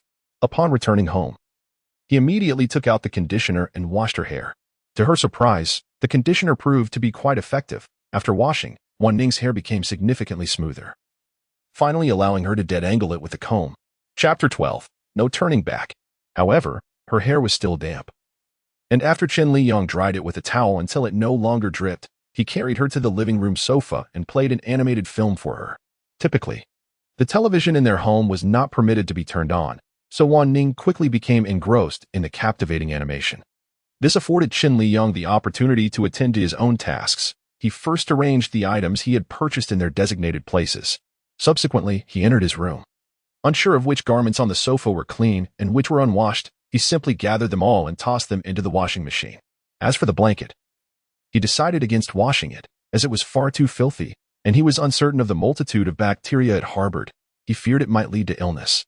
Throughout the morning, Chen Liyang tidied his room, and upon surveying his handiwork, he felt a profound sense of accomplishment. The room, once chaotic and disorderly, now appeared rejuvenated, both clean and bright. Gazing out the window at the osmanthus tree, an unexpected tranquility enveloped his heart. Upon exiting his room, he observed Wan Ning, deeply absorbed in the television, mistakenly believing she was witnessing an exciting plot twist, only to realize it was merely an advertisement. Not wishing to disturb her concentration, he quietly placed the vegetables he had bought on the table and proceeded into the kitchen. Given his limited budget, he had purchased only simple home-cooked ingredients, potatoes, asparagus, and 10 yuan's worth of lean meat, intending to prepare a soup with enoki mushrooms. In the courtyard, there was also some water spinach, perfectly complementing the 3 dishes and soup. As he stepped into the courtyard, he nearly mistook it for a different place. The yard was adorned with an array of drying clothes. He recognized these garments. Apart from those washed the previous night, the remainder belonged to Chen Liyang. Moreover, these clothes had not been present when they departed for school that morning. It was evident who had laundered them, and he recalled his words from the morning. Could it be that he had truly turned over a new leaf? But could a dog really abandon its habit of eating filth? He understood that domestic violence exists in 2 states, either none or countless instances. regardless of how eloquently he spoke. Zhou Chengdong could never fully believe that he would genuinely change. With this thought lingering, Zhou Chengdong did not linger but promptly entered the living room, as he still had to prepare lunch. However, upon entering, he spotted Wan Ning engrossed in watching television. If memory served him correctly, Chen Liyang forbade them from watching TV.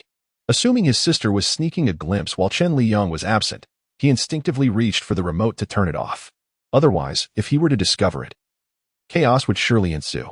Just then, he heard the sound of stir-frying emanating from the kitchen, causing his hand to pause mid-motion, his gaze shifting toward the source of the noise. Gradually, he made his way to the kitchen, where he beheld Chen Liyang, apron tied around his waist, busily stir-frying water spinach. On the stove, 2 plates of fried potato strips and asparagus lay ready. Observing that familiar and industrious figure, Zhou Chengdong was reminded of the time when his mother had just married him. This recollection softened his initial resistance to his presence. Just when he thought this way of life would persist indefinitely, his mother went abroad, and everything changed drastically. His temperament had become increasingly irritable. At first, he merely vented his frustrations upon them, but soon he resorted to physical aggression, leaving them perpetually marked with fresh and old wounds. Consequently, all household responsibilities fell upon the shoulders of his brothers. Chen Liyang transformed from a diligent and devoted husband into a slothful and capricious man prone to domestic violence. Never had he anticipated that one day he would once again wield a spatula to prepare a meal. After expressing this, he resumed his cooking. "Brother, let me assist you with lunch," exclaimed Shou Qingnan, who had just arrived and noticed the figure standing at the kitchen door. When he beheld Chen Liyang, who was actively cooking, he felt as though the sun had risen from the west. A man who hadn't set foot in the kitchen for 800 years was suddenly donning the chef's hat. Could it be that he had poisoned the food, intending to eliminate them? Upon learning that it was Chen Liyang who was cooking today, their thoughts mirrored those of the second brother, harboring suspicions of potential poison in the dishes. However, Zhou Qingbei quickly became engrossed in the animated series on the television, forgetting how long it had been since he last watched anything. "Brother, did you set this television up for Wan Ning?" he inquired as he watched. The identity of he remained unspoken among them, yet their curiosity about Chen Liyang's drastic transformation lingered, pondering what scheme could possibly warrant such a complete metamorphosis. Soon enough, Chen Liyang completed the meal. The kitchen was sweltering. Having prepared several dishes, his clothes were soaked through, clinging uncomfortably to his skin. Chen Liyang noticed that his 2 companions were still at the entrance, and he beckoned them over. "Come here and bring the dishes to the table. Serve the rice too. If you're hungry, feel free to eat first. I'll take a quick shower." Having said that, he exited the kitchen, grabbed a change of clothes, and entered the bathroom.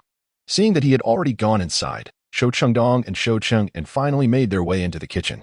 On the stove lay the dishes that Chen Liyang had just prepared.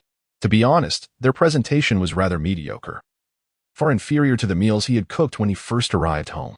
Perhaps it was due to the long absence from the kitchen that he had become somewhat out of practice. However, for them, who had not indulged in a proper meal of 3 dishes and a soup since moving to the urban village, this spread felt like a grand feast. The aesthetics of the meal paled in comparison to the need for sustenance. After placing the dishes on the dining table in the living room, they proceeded to serve 6 bowls of rice. Nevertheless, they did not touch their chopsticks, although Chen Liyang had told them to eat if they were hungry. Their previous experiences of reprimand made them hesitant to set a precedent. They simply sat at the table, patiently awaiting Chen Liyang to finish a shower before they could eat together. Chen Liyang was quick in his cleansing ritual, finishing in just 3 minutes. He emerged from the bathroom feeling refreshed, only to find the 5 of them seated at the table, not having touched their food.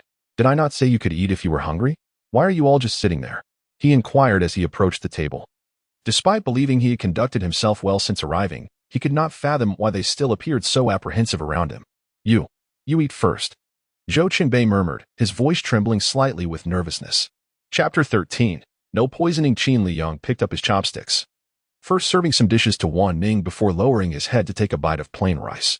Glancing at the few individuals present, he remarked, "It has been quite a while since I last entered the kitchen, and my culinary skills have become somewhat rusty. Please, do sample the dishes and let me know how they fare." The others exchanged glances, each one doubting the genuineness of Chen Liyang's demeanor, suspecting he might have surreptitiously added something undesirable to the food. Observing his sister, who was about to partake in the meal, Zhou Cheng and hurriedly interjected, "Sister, do not eat." Noticing the intense reaction from the second brother, Chen Liyang was no fool. He could readily discern their unspoken fears that they suspected he might have poisoned the food. With a hint of exasperation, he exclaimed, "Poisoning someone would land me in prison. How desperate do you think I am to taint your meals? If you refuse to eat, I shall consume it myself." With that, he picked up a pair of chopsticks and took a bite of the stir-fried potato shreds. However, after just a couple of chews, his face soured, and he instinctively spat the potato shreds into the nearby trash bin. Why on earth are these potatoes so excessively salty? It's as if I've committed a crime against the salt merchant. The others, witnessing his reaction, exchanged knowing looks, as if to say, "See, I told you so." They murmured among themselves, questioning how someone who could not even tolerate his own cooking would expect them to enjoy it. His intentions were indeed suspect. Chen Liyang rinsed his mouth with cool boiled water, awkwardly touching his nose, and spoke with a somewhat forced tone. It seems I oversalted the potatoes. It is not an act of poisoning." He then sampled a few other dishes, relieved to find their seasoning appropriate.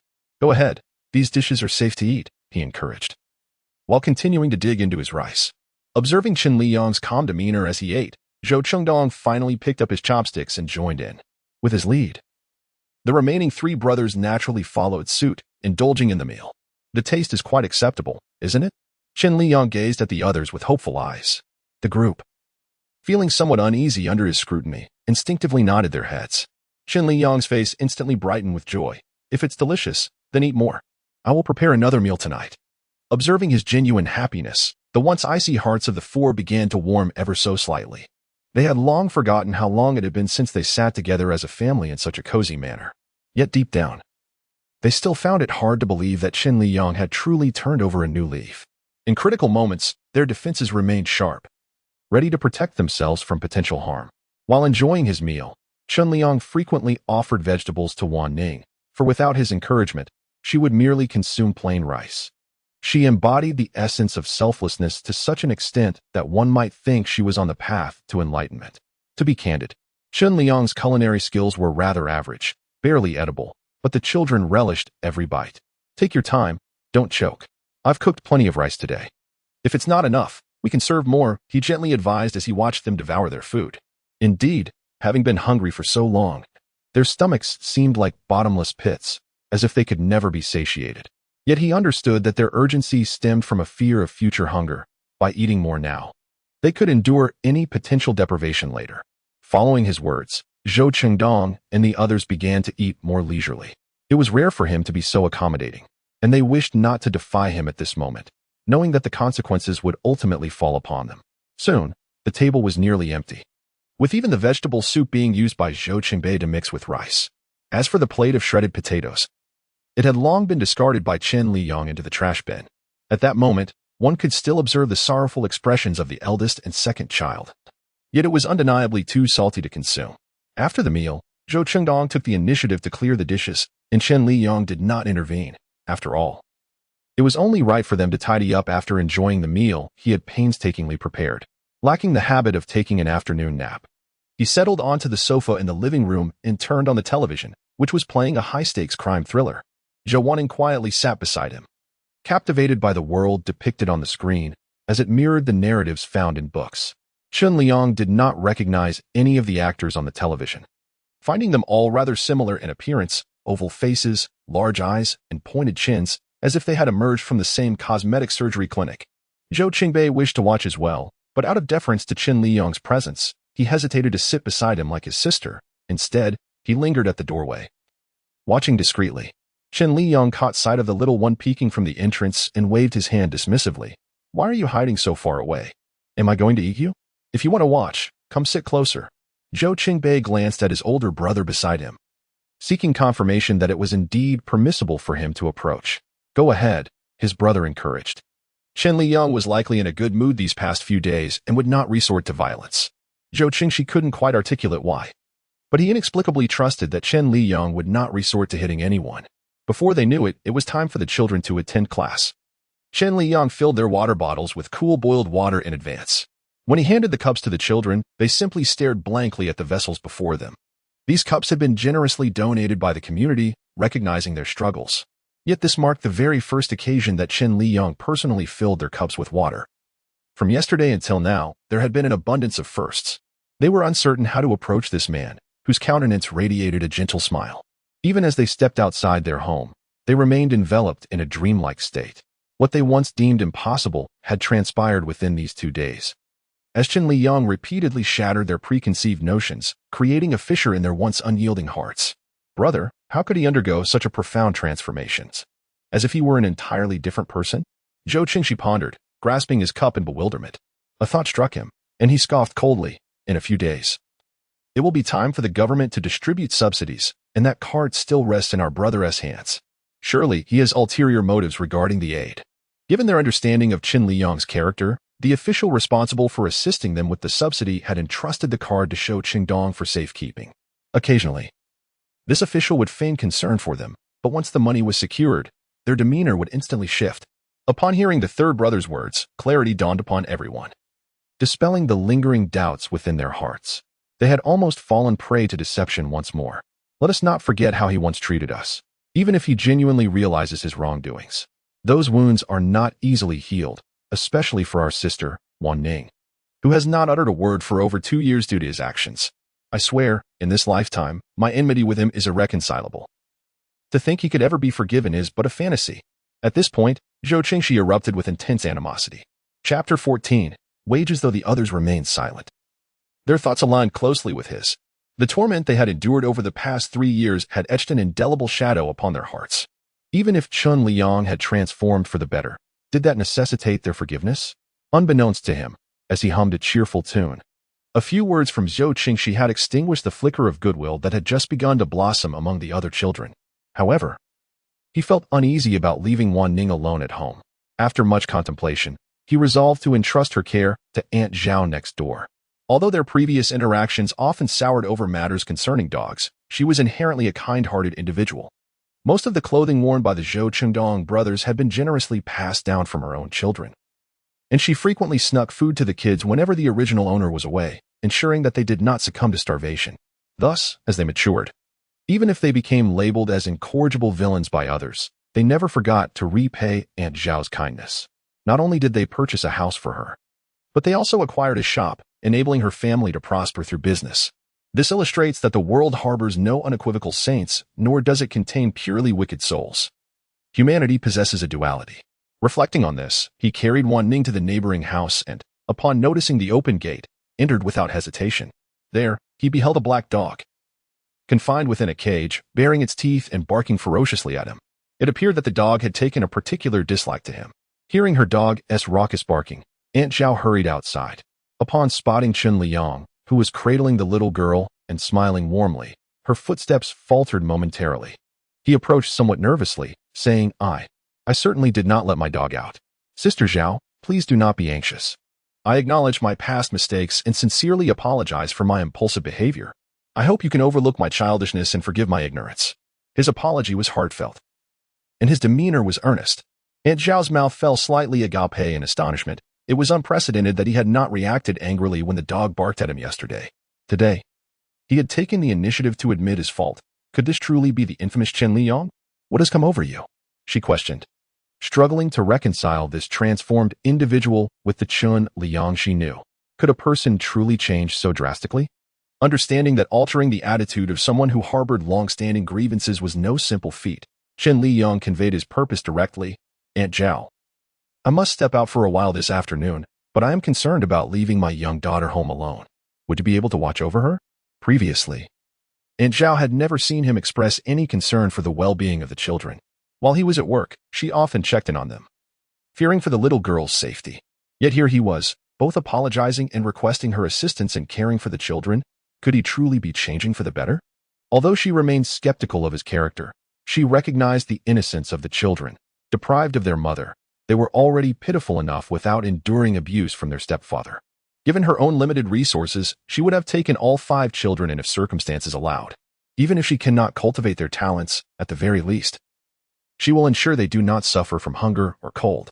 With this thought, she nodded and said, Waning, I will take care of you. You may attend to your own matters. Her tone was neither warm nor cold. She felt utterly indifferent towards Chen Liyang. After speaking, she turned her gaze back to the little one beside her. Waning, you must be obedient and listen to Aunt Zhao. Understand? Your father will come to fetch you once he is finished. He raised his hand to gently ruffle Waning's hair. Her hair had already been styled into 2 small braids, and her face was freshly washed, making her look exquisitely adorable. It is no wonder that she would grow up to be a femme fatale. The foundation was laid in her childhood. After exchanging a few words with Aunt Zhao, Chen Liyang finally departed. As he left, he cast a glance at the black dog in the kennel. Upon seeing its owner, the dog did not bark, but wore an expression that suggested it would eagerly devour him. He smiled broadly and called out, "Good dog," which, to his surprise, frightened the black dog into a low whimper, tucking its tail between its legs as if it had seen a ghost. Chen Liyang's smile abruptly faltered. Was he really that terrifying? This dog was far too timid. How could it dare to bark at him while trembling in fear? Paying no further heed to the black dog, Chen Liyang quickly exited Aunt Zhao's home. Aunt Zhao watched him leave, somewhat perplexed by Chen Liyang's sudden amiability. If it weren't for his unchanged voice, she might have suspected he was a different person. If she heard correctly just now, Chen Liyang had called her sister Zhao, a stark contrast to the past when he referred to her as old woman. Truth be told, the address Sister Zhao sounded rather pleasant when it came from him. Only when Chen Liyang's figure was no longer in sight did Aunt Zhao gently take Zhou Wanning's hand and lead her into the house. Feeling the tiny hand in her palm, Aunt Zhao was filled with sorrow. She had never encountered a child so emaciated, at 5 years old. The child appeared to weigh merely around 20 pounds. Chen Liyang truly perplexed her. If he could not accept that the woman had children, he should not have married her. Having chosen to wed, he ought to treat these children with kindness and care. With a sigh, Aunt Zhao retrieved a banana from the coffee table and began to feed the child bite by bite. This child, so beautiful even at such a tender age, would surely blossom even more as she grew. It was unfathomable to Aunt Zhao how Chen Liyang felt. All the children at home were exceptionally good-looking. Yet he seemed to harbor disdain for them. If these were his own children, possessing such beauty and charm, she would be eager to showcase them daily. But instead, he shunned them as if they were poison, fearing any association with the 5 kids. On the way, Chen Liyang sneezed several times in succession, wondering who might be cursing him. Before him stood a grand edifice covering over 5,000 square meters, which happened to be the woman's company. Known as Summer Group, a truly imposing sight. Just as Chen Liyang was about to enter, he was halted by a security guard. "What brings you here?" "Do not forget you have been dismissed. No one besides clients and employees is permitted entry." It was evident that the security guard recognized Chen Liyang. Lacking the original owner's memories, he could only glean a basic understanding of this world through the fragments of text in his mind. As for such NPCs, he did not even know their names. Chapter 15. The barefoot fear not the shod. However, he still politely articulated his purpose. "Indeed, I have been dismissed. Yet I have worked over 20 days this month, and the company ought to compensate me for my wages. Allow me to enter, and once my salary is settled, I shall depart immediately." Little did he know, as soon as he finished speaking, he was met with the scornful derision of 2 individuals. "You still expect to receive your salary? Do you have any idea whom you offended the day before yesterday? That is the fiancée of our company's female CEO. Consider yourself fortunate to have only been dismissed. I advise you to leave promptly. Otherwise, should Director Xia spot you, it will be far from a mere superficial injury." This remark instantly infuriated Chen Liyang. "You dare to refer to this as a superficial injury?" He gestured towards his own face. Had he not traversed into this body, the original owner might very well have perished. "I sustained this injury while on duty. Thus, the company must bear responsibility. Furthermore, when dismissing an employee, the company is obligated to not only pay the wages for the month but also provide adequate compensation. Should they refuse, I shall create a scene at the company's entrance. After all, those who have nothing to lose fear not those who are well shot." It is evident that, as they are the protagonists, the fates of inconspicuous characters are deemed inconsequential, and such treatment seems entirely justified in the eyes of the readers. Individuals of their caliber are expected to receive unwavering assistance from others, who should willingly serve as stepping stones for the protagonists, sacrificing everything for their career and romantic pursuits without a hint of complaint. However, now that he has arrived in this realm, he has assumed the role of the protagonist. Whether it be the crooked-mouthed god of war or the female CEO, they must all stand aside. Upon hearing his words, the young security guard gently advised, "We are quite busy and have no time for idle chatter. Mr. Xia has explicitly stated that you are not to set foot inside the company again. If we allow you entry, we risk losing our jobs as well. We are all just workers. Why must you make things difficult for us?" Chen Liyang had never been one to easily yield. If he did not challenge them, he and his 5 children would be left to fend for themselves on the meager winds of hardship. To show kindness to others would be, in fact, an act of cruelty towards oneself. Very well, if they refused him entry, Chen Liyang revealed a cryptic smile. The two young security guards felt a chill run down their spines at his grin, unaware of his intentions. Without hesitation, Chen Liyang raised his voice, "Ladies and gentlemen, may I have a moment of your time? I am an employee of the Xinxia Group. I was dismissed without cause and have yet to receive my wages. Please, do not consider interviewing with this company." The area outside the company was bustling with pedestrians. His voice successfully drew the attention of numerous passers-by, including those preparing for interviews. The security guards, alarmed at Chen Liyang's public denouncement of the company, quickly retorted, "What nonsense are you spouting? Clearly, it was your own arrogance that led to your dismissal. All for the sake of some wealthy heir. And to top it off, you were let go as the fiancé of the female president.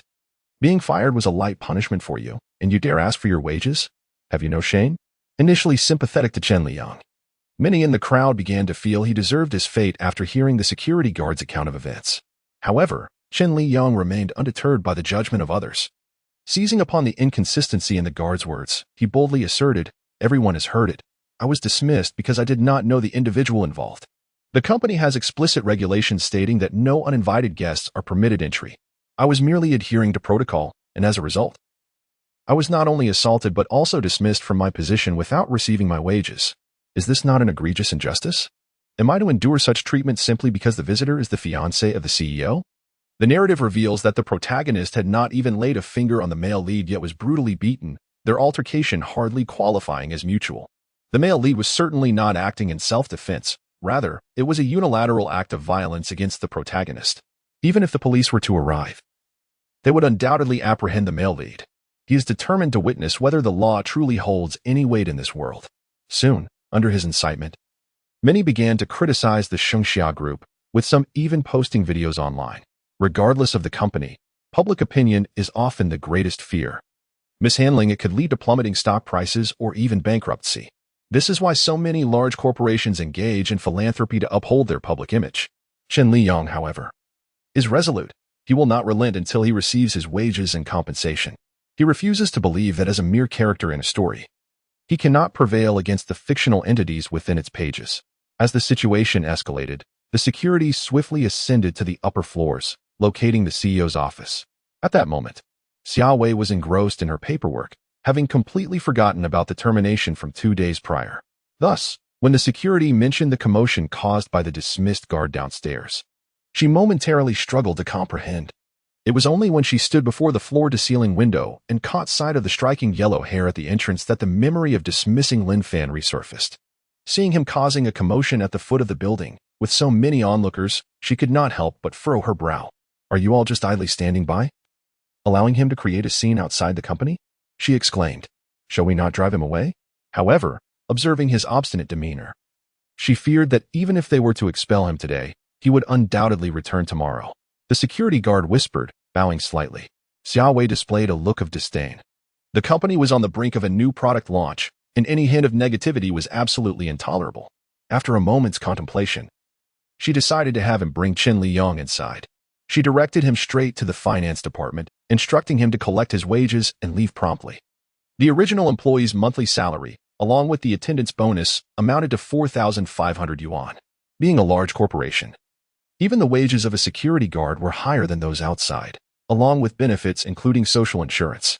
However, given that they had not completed a full month, his actual take-home pay was only 3,455 yuan after deductions, truly an egregious display of penny pinching, as his work-related injury was conveniently overlooked. The finance department grew increasingly impatient with the man who lingered after receiving his payment. "What are you still doing here?" they asked. "What about my compensation for the work injury and the severance pay?" Chen Liyang inquired. "The higher-ups have only instructed me to disburse your salary for this month. They said nothing about work injury compensation. One must learn to be content." "You know very well why you were dismissed," the finance manager replied coldly. "Were it not for the personal call from the president's secretary, such trivial matters would hardly have reached her desk." He realized that without explicit instructions from above, no amount of pleading would extract another penny from her. Thus, he resolved to seek out the female protagonist from the book, turning away from the finance office. As he stepped outside, he heard a woman's disdainful voice. "What a worthless fool, still hoping for compensation, dreaming in broad daylight." Chapter 16. The objective achieved. Chen Liyang paused momentarily. Had he followed the original owner's reckless character, he would have undoubtedly lashed out by now. However, He could not afford to act impulsively for the sake of his family. Striking someone would not only result in no compensation, but could also lead to incarceration. What would happen to the little ones at home then? The most effective way to retaliate would be to secure the approval of the higher-ups for compensation and work injury benefits, and to have her handle the matter personally. With this thought in mind, Chen Liyang made his way to the top floor, adhering to the description provided in the book. To avoid being obstructed, he endeavored to diminish his presence as much as possible. Although the remuneration at Xinxia Group was substantial, the pressure was equally intense, leaving everyone engrossed in their own tasks. Thus no one paid him any heed. However, upon reaching the top floor, he was intercepted. Those working on this level were the company's elite, and naturally, the scrutiny was much stricter. "How did you get up here?" inquired the secretary, who happened to be Xiao Wei's aide. She recognized Chen Liyang, not merely because he had previously served as a security guard, but primarily because he always trailed behind the young heir of the Lin family like a sycophant whenever he visited. Unfortunately, President Xia harbored a disdain for the affluent young man, which often led to unpleasant encounters, making it difficult for her to forget him. "I'm looking for Xiao Wei." Now that he had been dismissed, there was no need to address her with any title. Upon hearing Chen Liyang call her by her name directly, the secretary frowned slightly. President Xia is very busy. She cannot see just anyone. Having spoken, she prepared to call the security department. In such a vast corporation, are employees not permitted to defend their own rights? Is this truly the essence of the company's culture? Her words dripped with blatant sarcasm. As Xiao Wei emerged from her office, ready to step out, she overheard this discourse and, in her high heels, approached with purpose. In her eyes, Chen Liyang was nothing but refuse. Even a fleeting glance at such a person felt like a taint upon her vision. Witnessing him vociferously disparage the company, she, as the CEO, could not allow him to spew his vitriol unchallenged. "You claim to defend your rights. I have already instructed the finance department to settle your wages. What more could you possibly be dissatisfied with?" Her voice, cool yet remarkably melodious, resonated like notes played upon a piano. Observing the striking woman clad in a tailored suit that accentuated her flawless silhouette, Chen Liyang instantly recognized her as the protagonist, Xiao Wei. Her figure and beauty were precisely as described in literary depictions: large, double-lidded eyes, an oval face, a delicate nose, a swan-like neck, and a curvaceous figure, all radiating an aura of icy aloofness that invited admiration from afar while forbidding any approach. Whether it be the heroine or the hero, he had no desire for further engagement. "You have unjustly dismissed me, and during my employment, I suffered unprovoked assault. Should there not be appropriate compensation for that? Furthermore, wages are rightfully mine. Please refrain from presenting them as a charitable offering, for that only tarnishes your reputation as a president." He retorted without mercy. What does it matter if one is beautiful? He despises such haughty individuals. In his previous job, his supervisor would address him daily with an air of superiority, not only exploiting him but also placing the blame on him whenever a mishap occurred. This was the first instance someone dared to speak to him in such a manner, causing Xiao Wei's chest to rise and fall with anger. "Who do you think you are? Let me make myself clear. If you do not compensate me, unless you intend to kill me, I will be protesting daily at your company's entrance, and we shall see if anyone dares to collaborate with you again. You rogue." Devoid of reason, Xiao Wei finally understood what it meant to deal with a petty and troublesome person. It was evident he wished to lay hands on Lin Fan. Had Lin Fan not been capable of defending himself, he would have been taught a lesson. Now, however, he had turned the tables, using this incident to threaten her. Chen Liyang scoffed. Engaging in reason will only lead to being bullied by those who regard the lower ranks as less than human. Just give me a straightforward answer. Will you compensate or not? If not, I shall unfurl a banner at your company's entrance tomorrow. After all, I am but an unemployed drifter with ample time to engage in this battle. Xiao Wei clenched her fists, gritting her teeth as she glared at the secretary beside her. Call the finance department and ensure they provide him with the due compensation. That is more like it. After all, you are the owner of a publicly listed company. If you are unwilling to part with such a meager sum, who would want to work for you? Upon hearing Xiao Wei relent, Chen Liyang immediately broke into a smile. Although he was aware that her agreement was reluctant, it mattered little, for he had never intended to win her favor. Just as the secretary was about to make a phone call, a thought suddenly crossed his mind: to have the head of the finance department assist me personally. The secretary remained silent, directing his gaze towards General Manager Xia. Let it be as he says. After Xiao Wei spoke, she turned to Chen Liyang. This matter ends here. Should you bring it up again at the company, the consequences will be beyond your capacity to bear. Were it not for the company's product launch, which significantly impacted the sales for the latter half of the year, she would never have compromised. It was not that she was unwilling to part with that sum of money. Rather, she could not swallow her pride. Lin Fan was not only her savior but also her fiancé. The first time he visited her company, he was nearly harmed by someone from within, which filled her with guilt and intensified her disdain for Chen Liyang. Chen Liyang nodded. Rest assured, even if you seek my assistance in the future, I shall not set foot in your company again.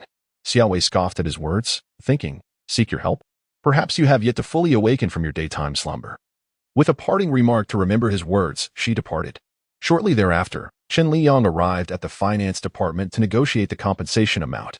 Throughout the entire process, the finance department head wore a countenance as dark as coal. Chen Liyang's smile struck her as nothing short of ironic, serving only to slap her own face. Who could have anticipated that he would indeed secure the compensation? Through his reasoned arguments, the finance department head ultimately awarded him 30,000 yuan. This sum included 3 months' wages as severance due to termination, with the remainder designated as work-related injury compensation. The money was directly deposited into his account. And with this substantial amount in hand, Chen Liyang left the Xinxia group with a sense of satisfaction. With this sum of money, I can finally alleviate the family's predicament, albeit temporarily. However, if I merely consume without earning, this fortune will dissipate swiftly. Once my injuries heal, I must devise a means to regain my livelihood. It is already 3:30 in the afternoon. Chen Liyang first visited a supermarket, intending to treat himself well and simultaneously enhance the meals for the little ones. Additionally, he purchased fruits, snacks, and pure milk, as children are in their growth phase and require ample milk to grow taller. Chapter 17. Misfortune strikes even when drinking cold water. Furthermore, he bought bananas and apples for Aunt Zhao as a token of gratitude for her watching over Wan Ning. In the future, he may often require her assistance, and it would be unjust to expect her help without compensation. Exiting the supermarket, Chen Liyang carried 3 large bags of provisions, spending a total of 450 yuan. Had he not been limited by his carrying capacity, he would have purchased even more. As he made his way home, a sudden exclamation pierced the air. Make way. Before Chen Liyang could react, he was struck by an electric bike. How infuriating it is to be hit while walking on the sidewalk. Indeed, one might as well choke on cold water. The force of the collision sent him crashing to the ground, scattering his belongings and leaving a gash on his calf that bled profusely, causing him to break into a cold sweat from the pain. Are you blind? How can you not see a fully grown person? Chen Liyang erupted in anger, bewildered by the absurdity of his situation. Look at you. Can you even stand now? I do not care why you hit me, but you have injured me, and you must take full responsibility for this. Chen Liyang had never resorted to extorting anyone. However, this incident was undeniably the fault of the other party. He is not a saint, and to sustain such injuries and still forgive the offender is beyond reason. The man nodded in agreement, stating, "This is only right. I will take you to the hospital for bleeding control and examination." With that, he assisted Chen Liyang to his feet. Chen Liyang, unable to exert pressure on his injured leg, found it somewhat arduous to stand. Observing the scattered items on the ground, he noted that the apples and other fruits were surely ruined and inedible. Thus, while the other man helped him gather his belongings, he promptly declared, "You must compensate me at the original price for the damaged items." This was only fair. However, our immediate priority is to visit the hospital. We can negotiate the rest later, shall we? Given the man's sincere acknowledgement of his mistake and his refusal to shirk responsibility, Chen Liyang refrained from further reprimanding him. Otherwise, in his previous temperament, he would have already cursed his entire lineage. After placing the items onto the electric bike, the man helped Chen Liyang onto it, heading straight for the nearest hospital. Soon they arrived at the 5th hospital. Although Chen Liyang's leg had ceased bleeding, the deep gash had torn through his jeans, leaving his calf drenched in blood, indicating the severity of the wound. In the emergency room, as the doctor treated his injury, Chen Liyang's cries of pain echoed intermittently. Due to the depth of the wound, stitches were required, and the doctor opted not to administer anesthesia. After a dozen stitches, Chen Liyang's clothes were soaked with sweat. Once the sutures were secured, the doctor also attended to the bruises on his face, applying a topical ointment to promote healing. Finally, he cautioned that the wound should not come into contact with water for the next few days to prevent infection. Upon returning, the dressings are to be changed every 3 days, which can be done at the clinic, thus eliminating the need for a special trip to the hospital. After expressing his gratitude, the man accompanied Chen Liyang for the X-ray. Waiting in line for the procedure, Chen Liyang lost track of time, realizing it was already 6 o'clock. The brothers, Shou Qingxi and Shou Qingbei, were still in elementary school and had been dismissed at 4:30. Provided they did not dawdle, they should have been home by now. Just compensate me a little. I won't ask for much. Just 1,000 will suffice. The man was somewhat taken aback. It was no surprise he was astonished, as Chen Liyang's appearance hardly suggested he was a father. To be candid, upon encountering someone with dyed yellow hair and a face marred by injuries, resembling a ruffian, the man felt quite uneasy. Such individuals are certainly not known for their amiability, and one cannot predict how they might attempt to extort money. However, to his relief, after an initial unkind remark, the encounter proceeded in a rather businesslike manner without further intimidation. This alleviated his anxious heart. Though he harbored a selfish thought, once the X-ray was taken, Chen Liyang would no longer be able to use this incident to extort him. This arrangement served as a safeguard for both parties. Yes, I have children, and quite a few at that. 5, to be precise, Chen Liyang proclaimed with pride, seemingly unfazed by the notion that having 5 children might be alarming. Indeed, his declaration drew the attention of those nearby. In an era characterized by soaring prices and stagnant wages, having children had become a formidable challenge. Unlike in the past, when merely providing a meal sufficed. Today's philosophy emphasizes that children must not be disadvantaged from the outset. Consequently, most families opt to have only 1 or, at most, 2 children. The trio was already a rarity, let alone a quintet. Merely the thought of it sent shivers down their spines. They speculated whether this lad with the yellow hair had spawned so many offspring in hopes of securing a son. Did his household harbor a throne awaiting an heir? The man, startled by Chen Liyang's mention of 5 children, was 30 years of age, having wed just the previous year.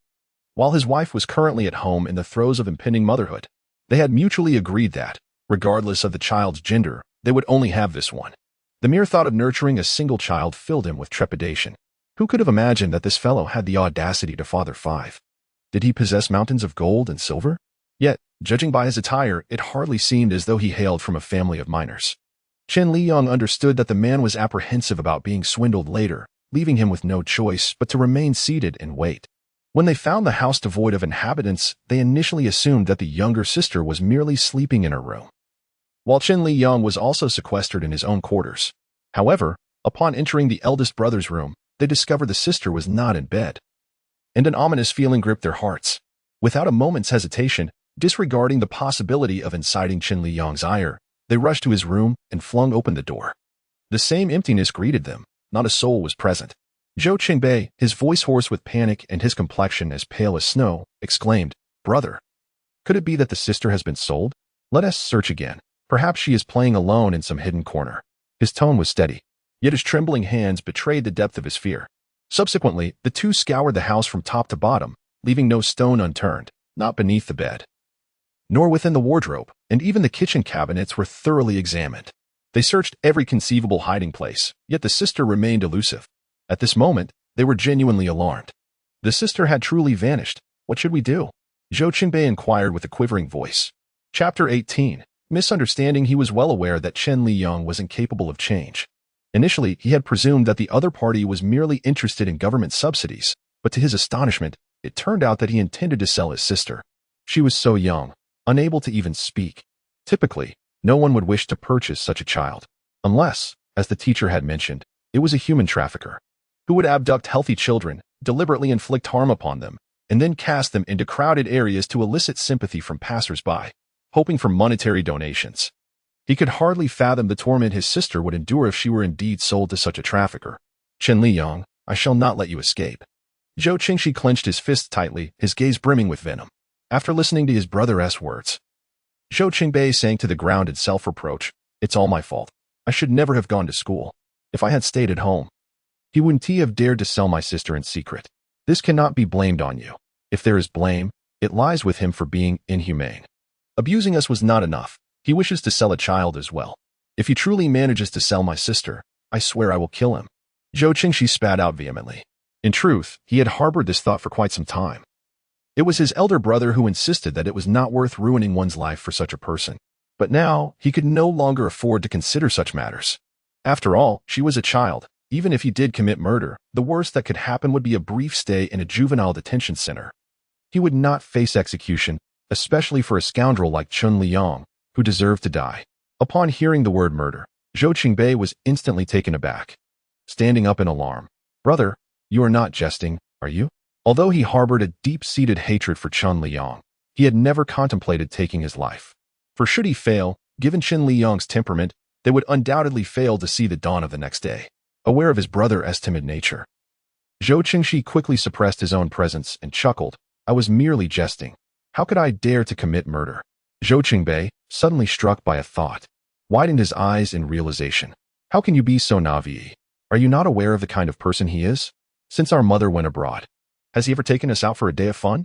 In his memories, their mother, though often busy, would seize any opportunity to take them out. Always with a gentle smile, affectionately declaring him to be the most well-behaved among the four brothers, her favorite.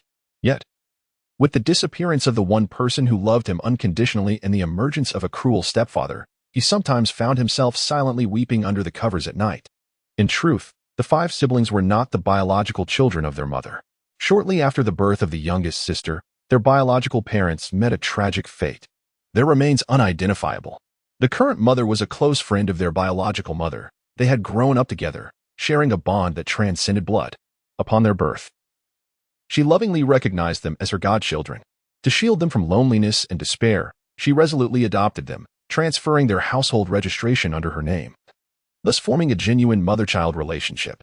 For this decision, countless whispers condemned her as an ungrateful wretch behind her back. For the sake of a few children with no blood ties, she even disregarded her own parents. Under immense psychological pressure, she never considered sending them to an orphanage. Instead, she tirelessly worked each day to provide them with a better living environment, often attending social gatherings until the early hours, drunk to the point of oblivion. How could such a wonderful woman possibly abandon them without a word? The only mistake she made was in choosing Chen Liyang, a hypocritical charlatan, to be their stepfather. Yet, this was not her fault. It was Chen Liyang's exceptional ability to disguise his true nature that deceived them all. As the two of them observed a figure leaning against the door and another crouched on the ground, they felt puzzled. Why do you both look so distressed? What has happened? Brother, our sister is missing. We have searched everywhere, but to no avail. We suspect he has sold her, Zhou Qingbei cried out immediately. What? Shou Chendong nearly fainted upon hearing this. Zhou Qingnan, in a fit of urgency, shouted, Then what are you standing around for? Hurry and go look for her. It's so vast outside. Where are we supposed to search? Zhou Qingxi asked. Do you have his contact information, brother? When they filled out the family forms at school, the father's section was always left blank. Shou Chudong shook his head. He constantly changes his phone number. I have no idea what it is now. Let us go out and search. Even if we can't find her, we must at least try. What is the point of searching? Just call the police. That scoundrel is beyond redemption. I genuinely thought he had a change of heart, but it turns out he is even more wicked than we imagined. Zhou Chengyan said with a grim expression. At this moment, the four brothers had concluded that their sister had been taken away to be sold. Previously, they had often scolded her as a burden, someone who only consumed without contributing, and had predicted that one day she would be sold off. They never expected him to actually go through with it. Did he truly have no fear of the law? Indeed, they decided to call the police immediately. They would head next door to Aunt Zhao's house to use her phone. Zhou Chengdong also believed that alerting the authorities was the most prudent course of action. With the police involved, they would surely be able to get in touch with Chen Liyang. Just as the four brothers hurried out of the living room, ready to go to Aunt Zhao's, they were struck dumb by the scene before them, standing frozen in place, unable to utter a word. Why are you all standing there like fools? Hurry and bring your sister into the room, Aunt Zhao exclaimed as she led Wan Ning into the courtyard. Seeing their sister, whom they thought lost, they rushed over and began to check on her. Realizing that Aunt Zhao had misunderstood, Zhou Chengdong quickly clarified, Aunt Zhao, we know you are a good person. We were just afraid that our sister had been harmed, and this is not directed at you. By the way, we haven't yet thanked you for helping us find her. In their subconscious minds, they assumed that Aunt Zhao must have witnessed Chen Liyang attempting to sell children and had rescued their sister from his grasp. Chapter 19. A mix-up. Aunt Zhao looked bewildered. Your sister has been at my house all afternoon. Why would I need to look for her? As she began to express her confusion, Shou Qingdong's demeanor changed. His expression and gaze shifted. Brother, it seems we may have misunderstood him, Zhou Chenan whispered. Shou Chengdong did not respond but instead turned to Aunt Zhao and asked, So, he left her in your care this afternoon, did he? Despite Aunt Zhao's accusations against Chen Liyang, her words undoubtedly stirred tumultuous waves within the hearts of the four brothers. Their sister was missing, and they had envisioned numerous possibilities. Perhaps Chen Liyang had sold her, abandoned her, or given her away.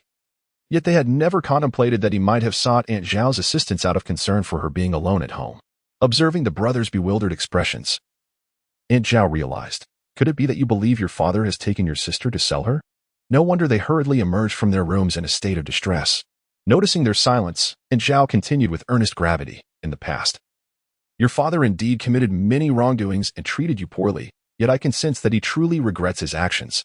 It is human to err, however. Acknowledging one's mistakes and striving for redemption is commendable.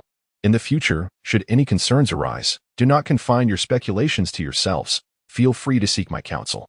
They say one cannot comprehend pain until it strikes personally, and Aunt Zhao felt ill-equipped to advise the children to distance themselves from their stepfather. Nonetheless, if Chen Liyang could genuinely reform, perhaps they could lead a better life. Otherwise, if he were truly driven away, what would become of their sustenance and clothing? In the courtyard, the four stood in silence, gazing at their quiet sister, momentarily at a loss for words. The most awkward among them was Zhou Qingxi, who had firmly asserted that their sister had been sold by Chen Liyang and had even declared intentions to kill him. Who would have imagined that Chen Liyang would entrust their sister to Aunt Zhao? When did he become so thoughtful? Indeed, this incident had revealed our misunderstanding of him. However, had he not remained silent at noon, would we have misconstrued his intentions? At last, Zhou Qingxi, with a stubborn demeanor, was the first to speak. All right. As long as my sister is fine, let us consider this incident as though it never occurred. You all should focus on your homework. I shall prepare the meal. After such a considerable misunderstanding, Zhou Chengdong merely sought to engage in some tasks to alleviate his inner embarrassment. Didn't he say he would cook dinner tonight? Zhou Chengnan inquired. The identity of he was evidently clear. With a scarcity of ingredients at home, Zhou Qingdong planned to concoct a simple tomato and egg soup, accompanied by a stir-fry of water spinach. In the yard, the eldest was busy cleaning the water spinach, as they refrained from using pesticides. Many leaves bore the marks of insect bites. Nevertheless, this remained one of the few food sources available to fill their stomachs. The second brother assisted nearby, tacitly agreeing not to mention the earlier incident. Zhou Qingxi gathered the clothes from the yard, preparing for a shower shortly. As for Chen Liyang's clothes, he chose to ignore them. He had come to a realization. If he was to be scolded for working at home, then why should he continue to assist? Just then, a familiar voice echoed at the gate. Yes, this is my home. You can stop right at the entrance. Even if reduced to ashes, they would still recognize that voice. All turned to see Chen Liyang perched upon an electric scooter. They had never seen anyone ride an electric scooter before. Just as they assumed he was accompanied by dubious friends, the rider spoke. Hey, can you get down by yourself? Of course, it's just a few stitches. Not a fracture, Chen Liyang replied, placing his left foot on the ground before gingerly dismounting the scooter. It was then that Zhou Chengdong and the others noticed the injury on Chen Liyang's right calf. Despite being bandaged, traces of blood were still visible. This is your belonging. And I sincerely apologize for today's unfortunate circumstances. Upon witnessing the challenging living conditions of Chen Liyang, along with several emaciated children resembling slender bamboo poles, the man's feelings of guilt deepened significantly. It's all right. You did not intentionally collide with me, and besides, you have incurred a loss as well. After speaking, he glanced towards the few little ones in the yard, who stood there with vacant expressions, and beckoned, come here and help carry these items. Zhou Chengdong hurriedly approached and took the shopping bag from the man's hands. He was surprised by its weight and nearly struggled to lift it, but fortunately, his younger brother assisted by carrying another bag. I always thought you were jesting. I never imagined you truly had so many children, and they are all so grown. The man regarded the two brothers with a hint of nostalgia. During his examination at the hospital, he had learned that Zhou Liyang was 28 years old. He initially assumed that the eldest child was around 7 or 8, which seemed reasonable given the annual births. To his astonishment, the older children were nearly as tall as he, appearing to be at least 14 or 15 years old. Did this mean that Chen Liyang had become a father at the tender age of 13? The brothers were momentarily taken aback. Had he just voluntarily mentioned their family situation to a stranger? While they were lost in thought, the man redirected the conversation towards them. Children, you are truly fortunate to have such a wonderful father. Zhou Qingxi, who had been approaching, suddenly halted. He glanced at Chen Liyang's calf, which was exposed due to the injury, as his pant leg had been rolled up to his knee. The injury was on the back, rendering it invisible.